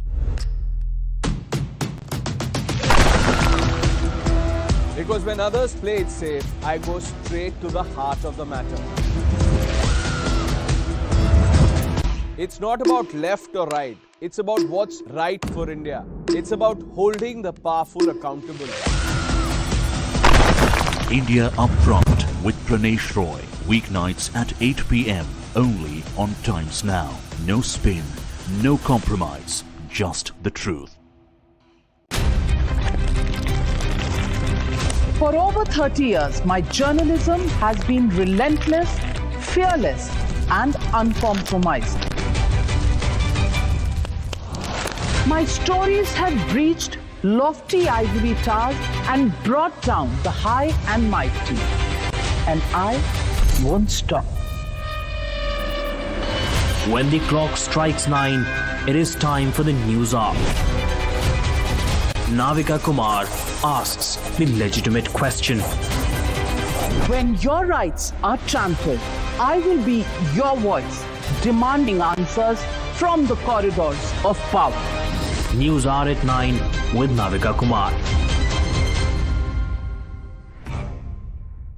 Journalism is a mission, not just to seek accountability or a fight for justice, but for honesty and integrity. Voicing citizens' concerns and using the truth to demand answers, ensuring that you come first on agenda. Watch News Hour Agenda with me, Maludas Gopalakrishnan, weeknights at 10 o'clock only on Times Now.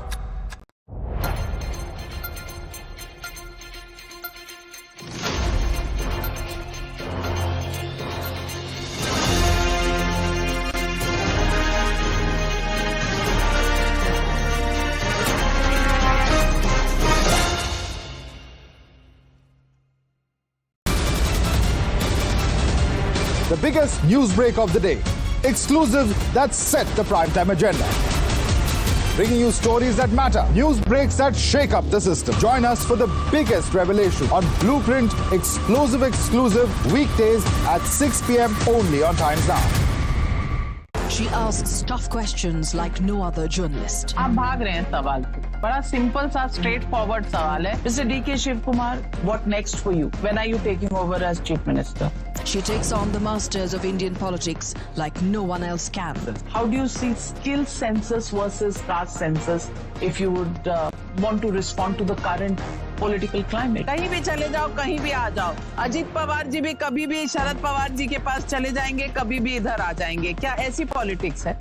Because she speaks for you the way no one else can. What's the chemistry between Prime Minister Modi and Democrats? The profile of India as a country, has it grown? Are you going to get onto a SpaceX spaceship anytime soon? Because your voice must be heard, your questions answered above all else. Frankly Speaking with Navika Kumar.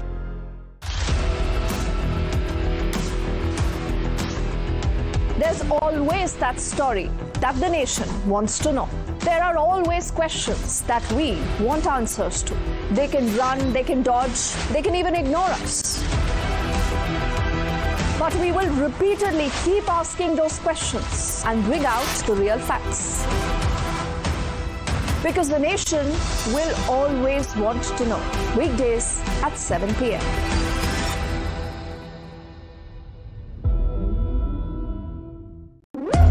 When the stakes are high and the answers are elusive, there's one voice unafraid to challenge the status quo. At 8 p.m., I am not here to sugarcoat the truth. I am here to ask the hard questions.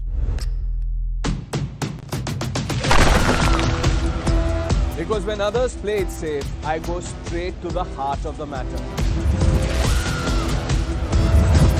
It's not about left or right. It's about what's right for India. It's about holding the powerful accountable. India Upfront with Pranesh Roy. Weeknights at 8 p.m. only on Times Now. No spin, no compromise, just the truth. For over 30 years, my journalism has been relentless, fearless, and uncompromised. My stories have breached lofty ivory towers and brought down the high and mighty.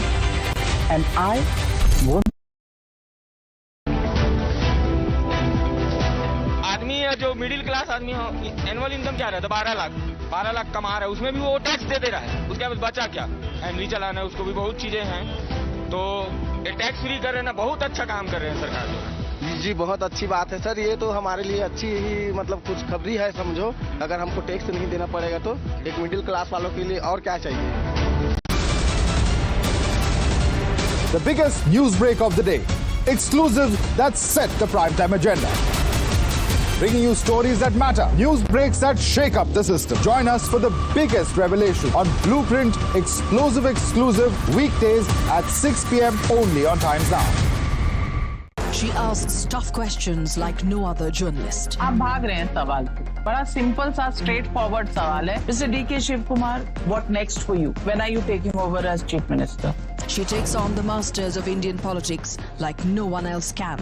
How do you see skill census versus caste census if you would want to respond to the current political climate? कहीं भी चले जाओ, कहीं भी आ जाओ।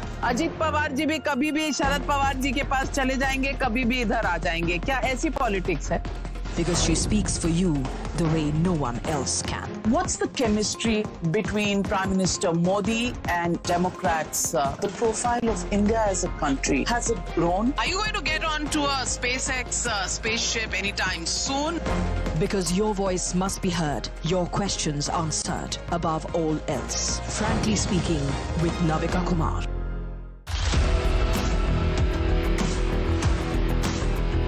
There's always that story that the nation wants to know.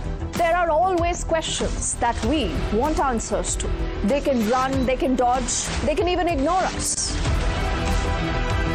But we will repeatedly keep asking those questions and bring out the real facts. Because the nation will always want to know. Weekdays at 7 p.m.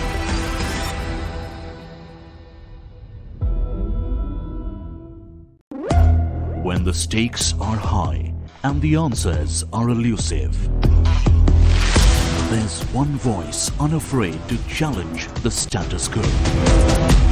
At 8 p.m., I am not here to sugarcoat the truth. I am here to ask the hard questions.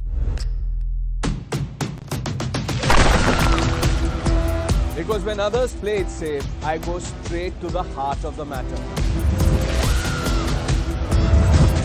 It's not about left or right. It's about what's right for India. It's about holding the powerful accountable. India Upfront with Pranesh Roy. Weeknights at 8 p.m. only on Times Now. No spin, no compromise, just the truth. For over 30 years, my journalism has been relentless, fearless, and uncompromised. My stories have breached lofty ivory towers and brought down the high and mighty. And I won't stop. When the clock strikes 9, it is time for the news hour. Navika Kumar asks the legitimate question. When your rights are trampled, I will be your voice, demanding answers from the corridors of power. News hour at 9 with Navika Kumar. Journalism is a mission, not just to seek accountability or a fight for justice, but for honesty and integrity. Voicing citizens' concerns and using the truth to demand answers, ensuring that you come first on agenda. Watch News Hour Agenda with me, Madhudas Gopalakrishnan, weeknights at 10 o'clock only on Times Now.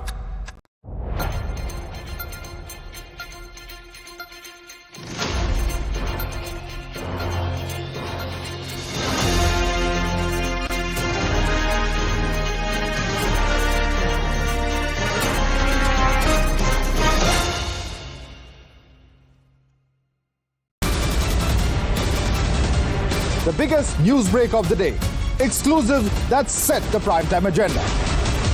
Bringing you stories that matter, news breaks that shake up the system. Join us for the biggest revelation on Blueprint exclusive weekdays at 6 p.m. only on Times Now. She asks tough questions like no other journalist. आप भाग रहे हैं सवाल से। बड़ा simple सा straight forward सवाल है। Mr. D.K. Shiv Kumar, what next for you? When are you taking over as Chief Minister? She takes on the masters of Indian politics like no one else can. How do you see skill census versus caste census if you would want to respond to the current political climate? कहीं भी चले जाओ, कहीं भी आ जाओ। अजीत पवार जी भी कभी भी शरद पवार जी के पास चले जाएंगे, कभी भी इधर आ जाएंगे। क्या ऐसी पॉलिटिक्स है? Because she speaks for you the way no one else can. What's the chemistry between Prime Minister Modi and Democrats? The profile of India as a country, has it grown? Are you going to get onto a SpaceX spaceship anytime soon? Because your voice must be heard, your questions answered above all else. Frankly Speaking with Navika Kumar.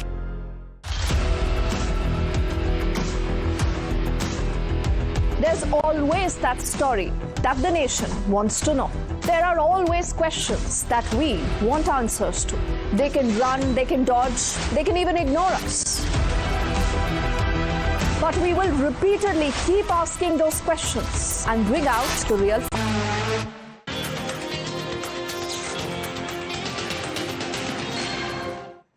Namaskar, good evening. You're watching News Now Overnight and I'm Swati Joshi. Let's begin the broadcast with the headlines. Finally, the prayers of the middle class answered. Mega budget announcement. Taxpayers with salaries up to 12 lakh rupees won't have to pay tax under the new tax regime. Big push to strengthen the MSME sector. Credit guarantee cover for micro enterprises raised from 5 crore rupees to 10 crore. Additional 1.5 lakh crore credit cover over the next 5 years. Flip to medical tourism. Finance Minister Nirmala Sitharaman announces the promotion of the Heal in India initiative. Customs duty exemption on 36 cancer and rare disease medications. Bihar gets a big pie of Modi Sarkar's budget. Makhana boat to Greenfield airports to the canal project. The significant gifts for Bihar come months before the assembly election. From some cancer and chronic diseases medicines to leather jackets, shoes and belts, many items are set to get cheaper, while TVs and mobile phones are set to cost you more as the basic custom duty on flat panel displays have been increased. Centre makes a big push for artificial intelligence in education. Finance Minister Nirmala Sitharaman announces the setting up for an AI Centre of Excellence for Education with 500 crores outlay in a bid to prepare a future-ready workforce. The opposition is unimpressed with the budget for Vikasit Bharat. TMC BRS DMK alleged step-motherly treatment towards Bengal and says the budget is tailored while keeping Bihar mandate in mind. DMK alleges South ignored. Speaking exclusively to Times Now, Home Minister Amit Shah declares that Kejriwal is losing polls and the New Delhi seat he is contesting from. Shah asserts that the BJP will form the next government with a full majority. Just a day after resigning from AAP, alleging corruption and ideological drift, 8 MLAs joined the BJP. Remember, Delhi votes on the 5th of February. No survivors left after an air ambulance carrying 6 crashes in a built-up neighborhood in northeast Philadelphia. The tragedy comes days after over 60 people died in a jet chopper collision in Washington.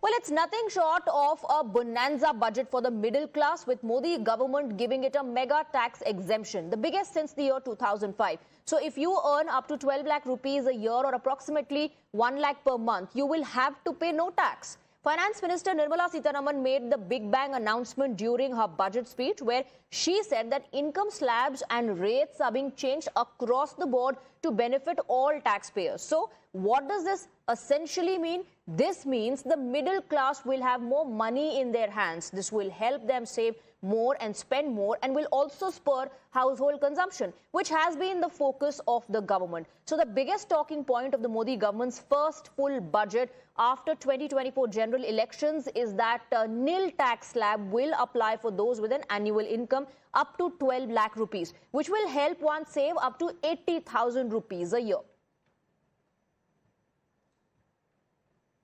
We are saying now they will have 1,10,000, 1.10 lakh in their pockets, which they don't have to pay as tax. So we have put good substantial amounts into the pockets of people who deserve to get that. There is no reduction in the public spending on capital expenditure.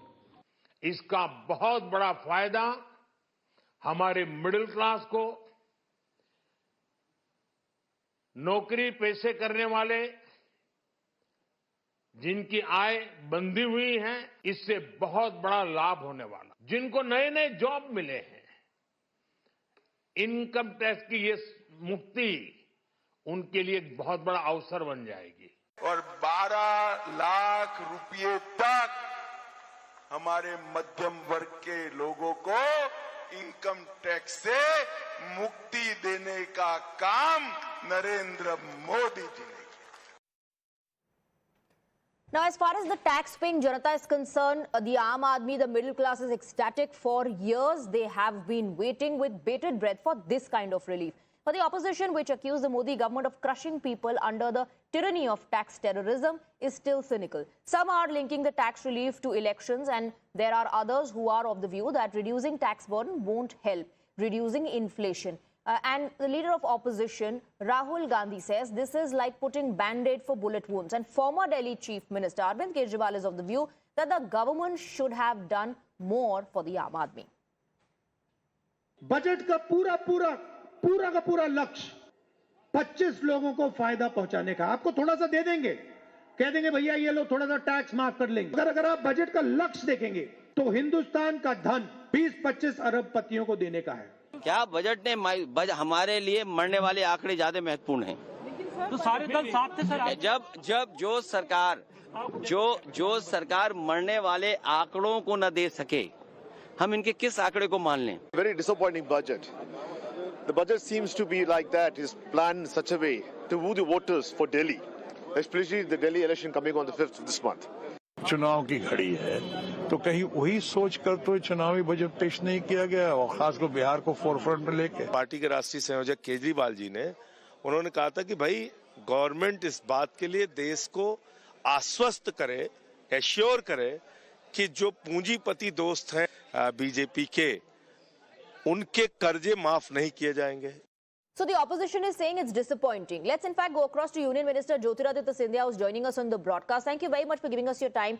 Mr. Scindia, let's first get to know your view. How do you look at the budget as Minister for Communications? Because there's a significant duty cut to boost the broadband expansion. And there are provisions that have been made for the boost of telecom infrastructure in the country.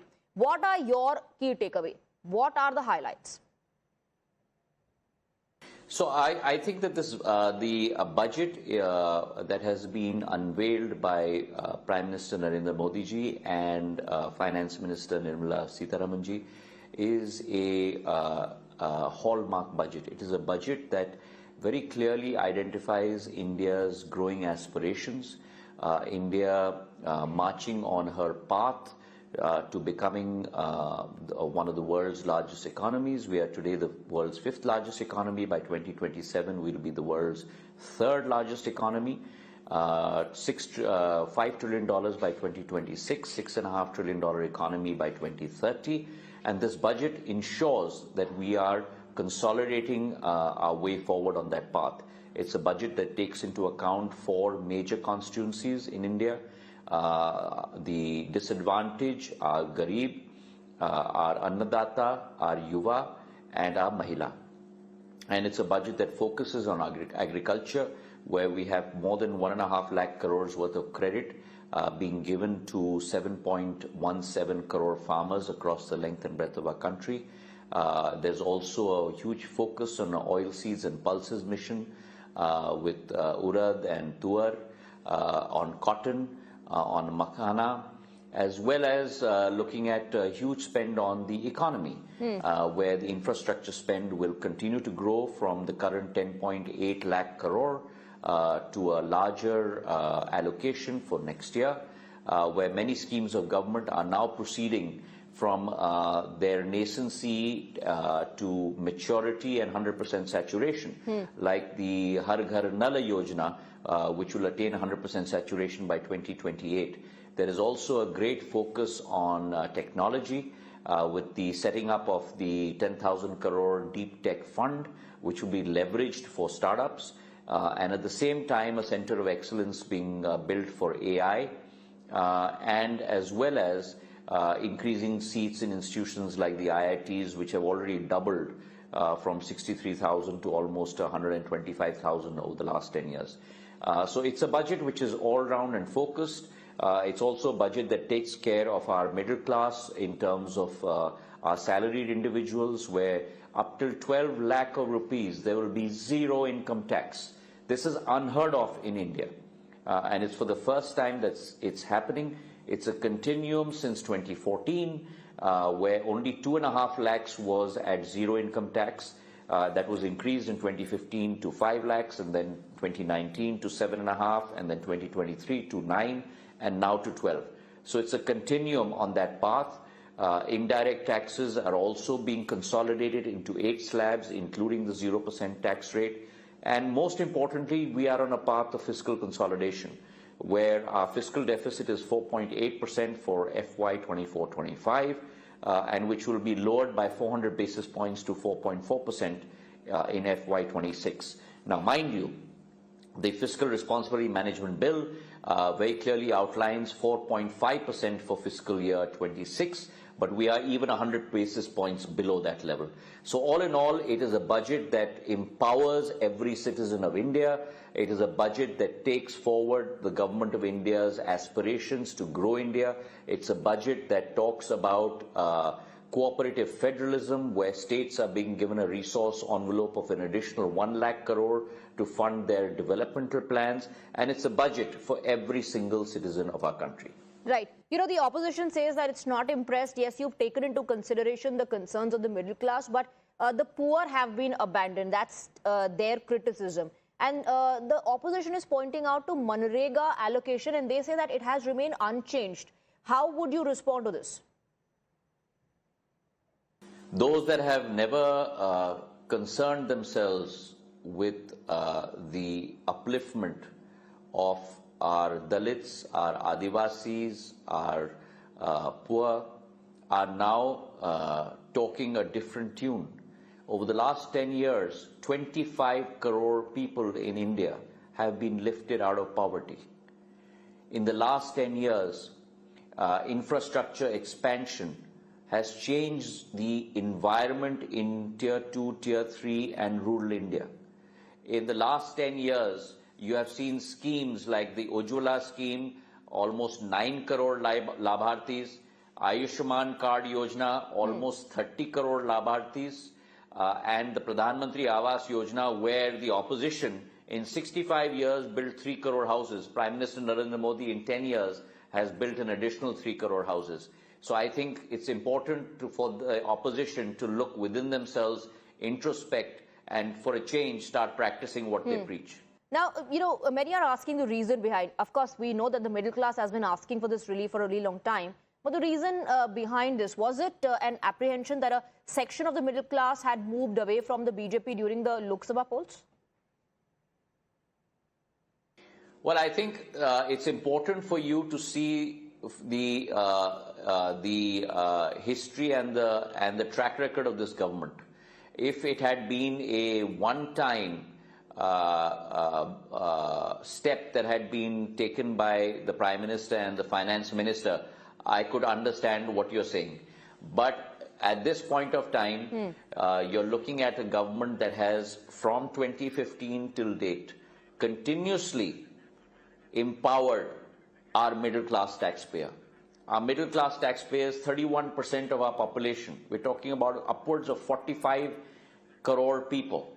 And they have been continuously empowered as opposed to being marginalized by the previous governments and the previous Congress governments, where only 2.5 lakh worth of income was at 0% income tax. The BJP government has taken it up to 5 lakhs, 7.5 lakhs, 9 lakhs, and now 12 lakhs. So this is an exercise in continuity, unlike the opposition that is never puts its money where its mouth is. No pun intended. All right. Thank you very much, Ms. Sindhya, for taking those questions. Thank you for giving us your time. We're moving on now. We have some breaking inputs coming in from the state of Karnataka. Another instance of discontent in the ruling Congress in Karnataka, B.R. Patil, MLA, has resigned from the post of political advisor to the Chief Minister of Karnataka, Mr. Sitharaman. Now, Mr. Patil, representing the Anand constituency in Kalaburgi district, was appointed as advisor on the 29th of December 2023. Today, he formally has submitted his resignation to the Chief Minister's office in Bengaluru. Times Now is given to understand that the reason behind his resignation is differences with Priyank Kharge. That's what we're given to understand. So, Karnataka Chief Minister's political advisor has quit from his post. Reason being cited is differences with Priyank Kharge. We spoke to him. Listen in. Why have you resigned, sir, from the post? I don't want to tell you. No, sir, but we came to know that you have... Whatever I wanted to tell, I have given in writing to CM. Yes, sir. So what was the dissatisfaction over which you have resigned, sir? No. I'm not so sentimental. Sir, is it because earlier you had also written a letter that funds are not being allotted to constituency and there was some issues with... The problem is with everybody, you know, because of the guarantee. We understand, we realize it. We can't blame our CM. Okay. But in spite of that, he is doing a whole effort to help the MLAs. Okay, sir. But what is the issue, sir, over which you have resigned? No, I don't want to tell you. Okay. But anything, sir, CM has spoken to you and what is he's called you back? Not yet. Not yet. And you handed the letter directly to CM, sir? Pardon? You handed the letter directly to CM? Yeah. Okay. And sir, there is also news coming of you having some issues with one of the ministers, sir. Is that true? And which minister? So we're talking about Priyank Kharge, sir? No, totally false. The bogus. Okay. Because media, they are creating problem. Okay. And what was if you list out one or three issues like what were which you resigned, sir? Can you spell out? I don't want to disclose. No, was it political, sir? Was it in the party or was it something to do? That also I don't want. Imran is joining us live on the broadcast. Imran, you did try your best, but the politician, Mr. Patil, not revealing much. Well, absolutely, but it's very important that the very senior leader of the party has, who's a political advisor to the chief minister, has stepped down, and he's saying that the chief minister hasn't reached out to him. But it's he had been nursing his grouse for several times, and in fact, he was one of the first MLA to write to the party high command that the MLAs have not been receiving the amount of 5 guarantee schemes, the development in the constituency is suffering, and because of which so many people have written on this issue. He had issue, and then there was the High Command had sent even Surjewala to ensure that this address is resolved. But however, now he has resigned from the post of advisor, and he said he's a plethora of issues which affected him, including the interference of one of the minister in his constituency. Hence, he has stepped down. He has said that if his demands are not met, he's probably even willing to resign from the MLA. But we have to wait and see how this crisis, which is a Karnataka Congress, has been playing with one after another, how they manage to resolve it and how they manage to overcome it. All right, Imran. Thank you very much for getting us the details. With that, we're slipping into a very short break. The biggest news break of the day. Exclusive that set the primetime agenda. Bringing you stories that matter. News breaks that shake up the system. Join us for the biggest revelation on Blueprint exclusive weekdays at 6 p.m. only on Times Now. She asks tough questions like no other journalist. आप भाग रहे हैं सवाल से। बड़ा simple सा straight forward सवाल है। Mr. D.K. Shivkumar, what next for you? When are you taking over as Chief Minister? She takes on the masters of Indian politics like no one else can. How do you see skill census versus caste census if you would want to respond to the current political climate. कहीं भी चले जाओ, कहीं भी आ जाओ, अजीत पवार जी भी कभी भी शरद पवार जी के पास चले जाएंगे, कभी भी इधर आ जाएंगे। क्या ऐसी पॉलिटिक्स है? Because she speaks for you the way no one else can. What's the chemistry between Prime Minister Modi and Democrats? The profile of India as a country, has it grown? Are you going to get onto a SpaceX spaceship anytime soon? Because your voice must be heard, your questions answered above all else. Frankly speaking with Navika Kumar.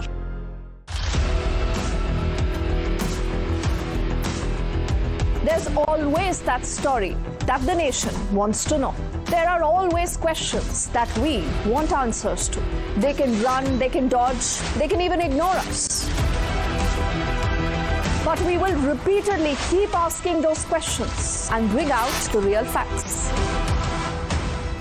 Because the nation will always want to know. Weekdays at 7 p.m.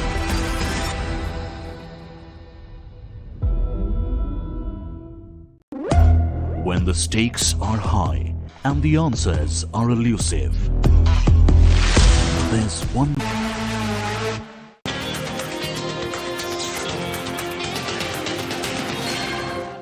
Welcome back. With only 4 days to go for the Delhi Dangal, Union Home Minister Amit Shah, while speaking exclusively to Times Network's Himanshu, has rained fire on Arvind Kejriwal, asserting that BJP is going to come to power in the national capital and that Aam Aadmi Party will be defeated with a huge margin. हम रोहतास नगर में इस वक्त मौजूद हैं और आप देख सकते हैं यहाँ पर गृह मंत्री अमित शाह जी रोड शो कर रहे हैं। चारों तरफ आप देख सकते हैं किस तरीके की जो भीड़ है वो आपको नजर आ रही होगी। सर, क्या कहना चाहेंगे, ये जो पब्लिक का हुजूम है क्या बता रहा है, किस तरफ संकेत दे रहा है? दिल्ली इस बार परिवर्तन करने जा रही है। 8 तारीख को मोदी जी के नेतृत्व में डबल इंजन की सरकार बनी। आपने कहा कि नई दिल्ली भी जो है आम आदमी पार्टी हारने वाली है। जी, निश्चित रूप से नई दिल्ली की सीट पर प्रवेश वर्मा जीतेंगे। बड़े मार्जिन से केजरीवाल जी हारे। केजरीवाल जी ने आज कहा, जब बजट आया तो उन्होंने कहा कि केंद्र सरकार ने चंद अमीरों का ऋण माफ कर दिया है, दिल्ली वालों को कुछ नहीं दिया। 18 लाख रुपया अगर करोड़पतियों के 12 लाख रुपया की आय केजरीवाल को करोड़पतियों की लगती है तो उनको भगवान ही बचाए। मध्यम वर्ग के 12 लाख तक की आय के सभी लोगों का इनकम टैक्स माफ किया है। ये इनके नजर में नहीं आएगा, इनकी आंखों में मोतियाबिंब हो गया है। सर, आपको क्या लगता है इस बार चुनाव का सबसे बड़ा अहम मुद्दा क्या है? भ्रष्टाचार है, शीश महल है, क्या है? भ्रष्टाचार, शीश महल, वादा खिलाफी, कूड़ा कचरा, प्रदूषित पानी, ढेर सारे मुद्दे। हर मोर्चे पर सरकार विफल गई। सर, लेकिन आम आदमी पार्टी की तरफ से ये बार बार कहा जा रहा है, मैसेज आ रहा है, लोगों के पास कॉल आ रहे हैं कि बीजेपी की सरकार आएगी तो योजनाएं जो हम चला रहे थे वो बंद कर देंगी। ये लगातार उनकी बात को कोई नहीं मानता। हमारी पार्टी ने स्पष्ट कर दिया है कि हमने बहुत सारी नई योजनाएं भी घोषित की है और पुरानी कोई योजना बंद नहीं करेगी। सर, एक अंतिम सवाल जानना चाहता हूँ, कांग्रेस पार्टी भी मैदान में उतर गई है। आज प्रियंका जी ने कहा कि एक ने शीश महल बनाया, एक ने राजमहल बनाया। देखिए, कांग्रेस और आप पार्टी दोनों से ज्यादा वोट भारतीय जनता पार्टी को मिले। और सर, कितनी दोनों के टोटल से ज्यादा। और सर, कितनी सीटें इस बार आपका अनुमान लगता है? अब तक के सबसे बड़े मार्जिन से हम जीते। Now, as the battle for Delhi inches closer, Uttarakhand Chief Minister Pushkar Singh Dhami campaigned for the BJP in the national capital. In his address, he launched an attack on Congress and Aam Aadmi Party. Listen in.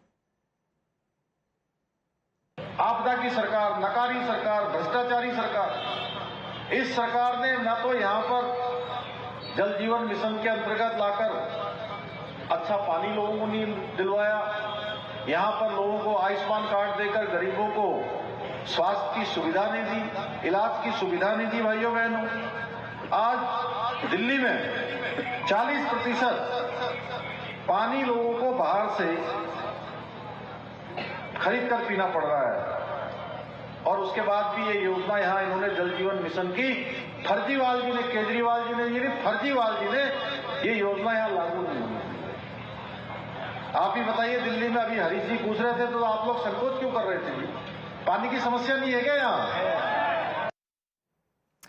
Moving on now, get ready to relive the magic this February 7th. The month of love gets even more exciting with the re-release of Bareli Ki Barfi. Starring your favorite Hangama Machane Wala trio, Ayushmann Khurrana, Rajkumar Rao and Kriti Sanon. This film is packed with nostalgia, laughter, friendship and unforgettable chemistry. Hop on a trip down the memory lane, groove to the all-time favorite songs, enjoy the banter and fall in love all over again.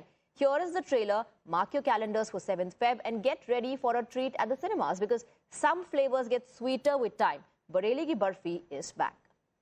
लड़की तुमसे मिलना चाहती है, एक बार तो मुझसे मिल लो, उसका दिल तोड़ दो, हम जोड़ लेंगे, तुम कट लो, फिर तुम अपने रास्ते, हम अपने रास्ते, समझे? अब आपका दिल टूटा चाहे फूटे, उससे हमें क्या? ए बहुआ।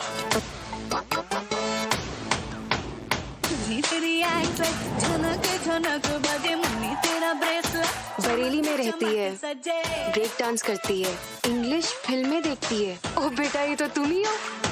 बरेली की बर्फी 50। इतने लड़के देखने आए, किसी को पसंद नहीं आ रही? अरे कोई तो कमी होगी लड़की में। क्या वर्जिन है? नहीं है। और तुम्हारा नाम क्या है बेटा? चिराग दुबे। शादी होगी तुम्हारी? और कोई तो है भैया इस दुनिया में जिसे लगता है कि हम जैसे भी है ना अच्छे हैं और उसे पसंद है। प्रीतम विद्रोही, ये कहाँ मिलेंगे? ये कहाँ मिलेंगे? सिर्फ तुम ही जानते हो ना, एक बार मिलवा दो ना हमें। गजब प्रीतम प्यारे, साड़ी उतारने की उम्र में साड़ी पहना रहे हो। बन जाओ लीचड़ और रंगबाज। सुन बे, हम बोल रहे हैं तुम्हारे पप्पा। तो हम क्या करें बे? बोल उसको विद्रोही जी का काम है, और जो ना माने तो दर के दो कंटाप पे। बिट्टी के लिए लड़का ढूंढ रहे थे, मिल गए तो। विद्रोही जी वैसे नहीं है जैसा हमने सोचा था। अबे डिप्रेस करने भेजा था, इम्प्रेस करके आ गए हो। असल में आईने में शकल देखे तुमने अपने? अगर शकल देख के लड़के शादी करती ना, तो हिंदुस्तान में आधे लड़के कवारे होते हैं।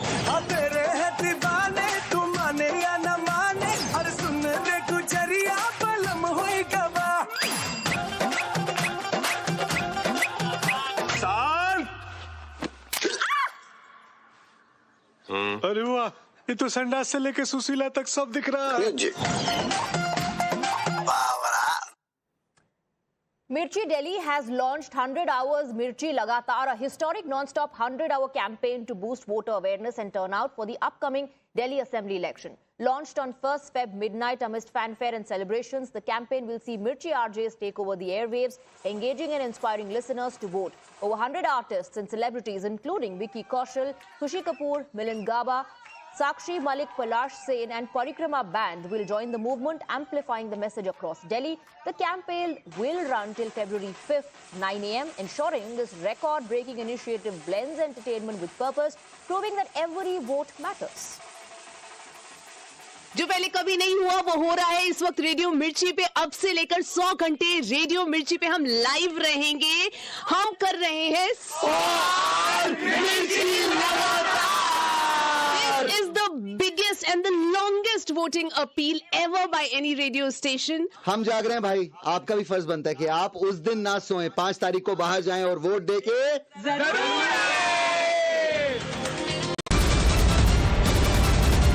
The biggest news break of the day.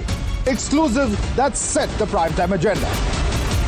Bringing you stories that matter. News breaks that shake up the system. Join us for the biggest revelation on Blueprint exclusive weekdays at 6 p.m. only on Times Now.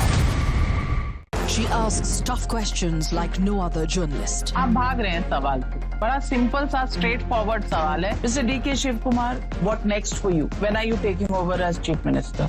She takes on the masters of Indian politics like no one else can. How do you see skill census versus caste census if you would want to respond to the current political climate? कहीं भी चले जाओ, कहीं भी आ जाओ।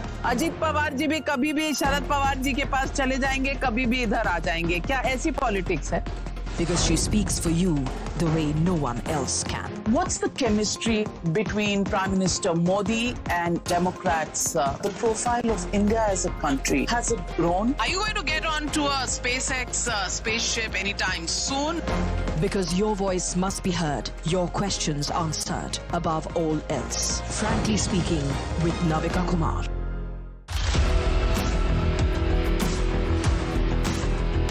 There's always that story that the nation wants to know. There are always questions that we want answers to. They can run, they can dodge, they can even ignore us. But we will repeatedly keep asking those questions and bring out the real facts. Because the nation will always want to know.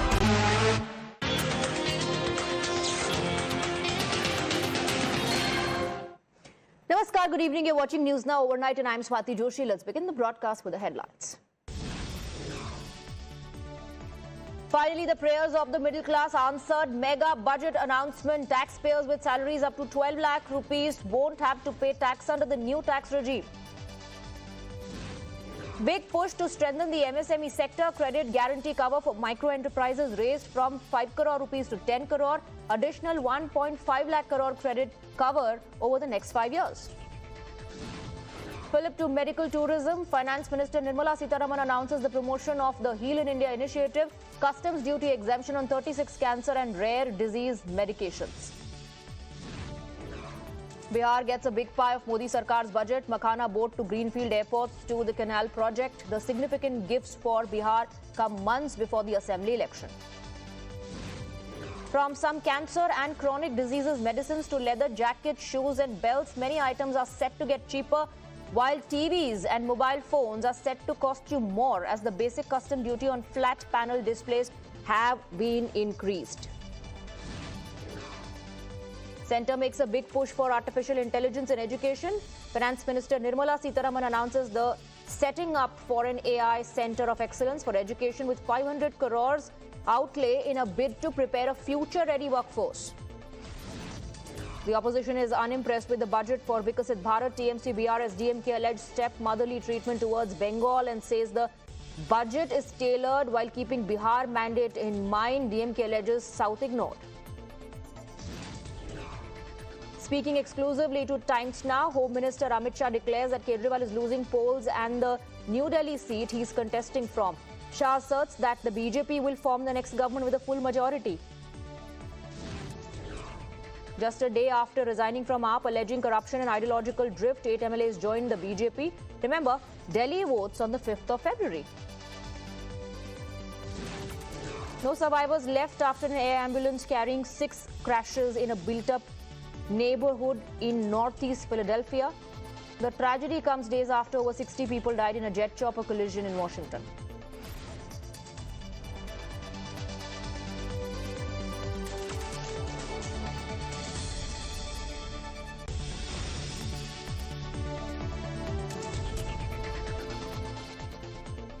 Well, it's nothing short of a bonanza budget for the middle class, with Modi government giving it a mega tax exemption, the biggest since the year 2005. So if you earn up to 12 lakh rupees a year or approximately 1 lakh per month, you will have to pay no tax. Finance Minister Nirmala Sitharaman made the big bang announcement during her budget speech, where she said that income slabs and rates are being changed across the board to benefit all taxpayers. So what does this essentially mean? This means the middle class will have more money in their hands. This will help them save more and spend more, and will also spur household consumption, which has been the focus of the government. So the biggest talking point of the Modi government's first full budget after 2024 general elections is that nil tax slab will apply for those with an annual income up to 12 lakh rupees, which will help one save up to 80,000 rupees a year. We are saying now they will have 1,10,000, 1.10 lakh in their pockets, which they don't have to pay as tax. So we have put good substantial amounts into the pockets of people who deserve to get that. There is no reduction in the public spending on capital expenditure. इसका बहुत बड़ा फायदा हमारे middle class को, नौकरी पेशे करने वाले जिनकी आय बंधी हुई है, इससे बहुत बड़ा लाभ होने वाला। जिनको नए नए जॉब मिले हैं, इनकम टैक्स की ये मुक्ति उनके लिए एक बहुत बड़ा अवसर बन जाएगी। और 12 लाख रुपए तक हमारे मध्यम वर्ग के लोगों को इनकम टैक्स से मुक्ति देने का काम नरेंद्र मोदी जी ने किया। Now, as far as the tax-paying Janata is concerned, the Aam Aadmi, the middle class, is ecstatic. For years, they have been waiting with bated breath for this kind of relief. For the opposition, which accused the Modi government of crushing people under the tyranny of tax terrorism, is still cynical. Some are linking the tax relief to elections, and there are others who are of the view that reducing tax burden won't help reducing inflation. And the leader of opposition, Rahul Gandhi, says this is like putting band-aid for bullet wounds. And former Delhi Chief Minister Arvind Kejriwal is of the view that the government should have done more for the Aam Aadmi. Budget का पूरा लक्ष्य 25 लोगों को फायदा पहुंचाने का। आपको थोड़ा सा दे देंगे, कह देंगे भैया ये लो थोड़ा सा टैक्स माफ कर लेंगे। अगर आप बजट का लक्ष्य देखेंगे तो हिंदुस्तान का धन 20-25 अरबपतियों को देने का है। क्या बजट ने हमारे लिए मरने वाले आंकड़े ज्यादा महत्वपूर्ण हैं? तो सारे दल साथ थे सर। जब जो सरकार मरने वाले आंकड़ों को न दे सके, हम इनके किस आंकड़े को मान लें? Very disappointing budget. The budget seems to be like that, is planned in such a way to woo the voters for Delhi, especially the Delhi election coming on the 5th of this month. चुनाव की घड़ी है तो कहीं वही सोच कर तो चुनावी बजट पेश नहीं किया गया, और खासकर बिहार को फोरफ्रंट में लेके। पार्टी के राष्ट्रीय संयोजक केजरीवाल जी ने उन्होंने कहा था कि भाई गवर्नमेंट इस बात के लिए देश को आश्वस्त करे, एश्योर करे कि जो पूंजीपति दोस्त हैं बीजेपी के, उनके कर्जे माफ नहीं किए जाएंगे। So the opposition is saying it's disappointing. Let's in fact go across to Union Minister Jyotiraditya Scindia, who's joining us on the broadcast. Thank you very much for giving us your time. Mr. Scindia, let's first get to know your view. How do you look at the budget as Minister for Communications? Because there's a significant duty cut to boost the broadband expansion. And there are provisions that have been made for the boost of telecom infrastructure in the country. What are your key takeaways? What are the highlights? So I think that this the budget that has been unveiled by Prime Minister Narendra Modi ji and Finance Minister Nirmala Sitharaman ji is a hallmark budget. It is a budget that very clearly identifies India's growing aspirations, India marching on her path to becoming one of the world's largest economies. We are today the world's 5th largest economy. By 2027, we will be the world's 3rd largest economy. $5 trillion by 2026, $6.5 trillion economy by 2030. And this budget ensures that we are consolidating our way forward on that path. It's a budget that takes into account 4 major constituencies in India. The disadvantaged, our Garib, our Annadata, our Yuva, and our Mahila. And it's a budget that focuses on agriculture, where we have more than 1.5 lakh crores worth of credit being given to 7.17 crore farmers across the length and breadth of our country. There's also a huge focus on oil seeds and pulses mission with urad and tuar, on cotton, on makhana, as well as looking at a huge spend on the economy, where the infrastructure spend will continue to grow from the current 10.8 lakh crore to a larger allocation for next year, where many schemes of government are now proceeding from their nascency to maturity and 100% saturation, like the Har Ghar Nal Yojana, which will attain 100% saturation by 2028. There is also a great focus on technology with the setting up of the 10,000 crore deep tech fund, which will be leveraged for startups, and at the same time a center of excellence being built for AI, and as well as increasing seats in institutions like the IITs, which have already doubled from 63,000 to almost 125,000 over the last 10 years. So it's a budget which is all-round and focused. It's also a budget that takes care of our middle class in terms of our salaried individuals, where up till 12 lakh of rupees there will be 0 income tax. This is unheard of in India, and it's for the first time that it's happening. It's a continuum since 2014, where only 2.5 lakhs was at 0 income tax. That was increased in 2015 to 5 lakhs, and then 2019 to 7.5, and then 2023 to 9, and now to 12. So it's a continuum on that path. Indirect taxes are also being consolidated into 8 slabs, including the 0% tax rate. And most importantly, we are on a path of fiscal consolidation, where our fiscal deficit is 4.8% for FY 24-25, and which will be lowered by 400 basis points to 4.4% in FY 26. Now, mind you, the Fiscal Responsibility Management Bill very clearly outlines 4.5% for fiscal year 26, but we are even 100 basis points below that level. So all in all, it is a budget that empowers every citizen of India. It is a budget that takes forward the government of India's aspirations to grow India. It's a budget that talks about cooperative federalism, where states are being given a resource envelope of an additional 1 lakh crore to fund their developmental plans. And it's a budget for every single citizen of our country. Right. You know, the opposition says that it's not impressed. Yes, you've taken into consideration the concerns of the middle class, but the poor have been abandoned. That's their criticism. And the opposition is pointing out to Manrega allocation, and they say that it has remained unchanged. How would you respond to this? Those that have never concerned themselves with the upliftment of our Dalits, our Adivasis, our poor, are now talking a different tune. Over the last 10 years, 25 crore people in India have been lifted out of poverty. In the last 10 years, infrastructure expansion has changed the environment in Tier 2, Tier 3 and rural India.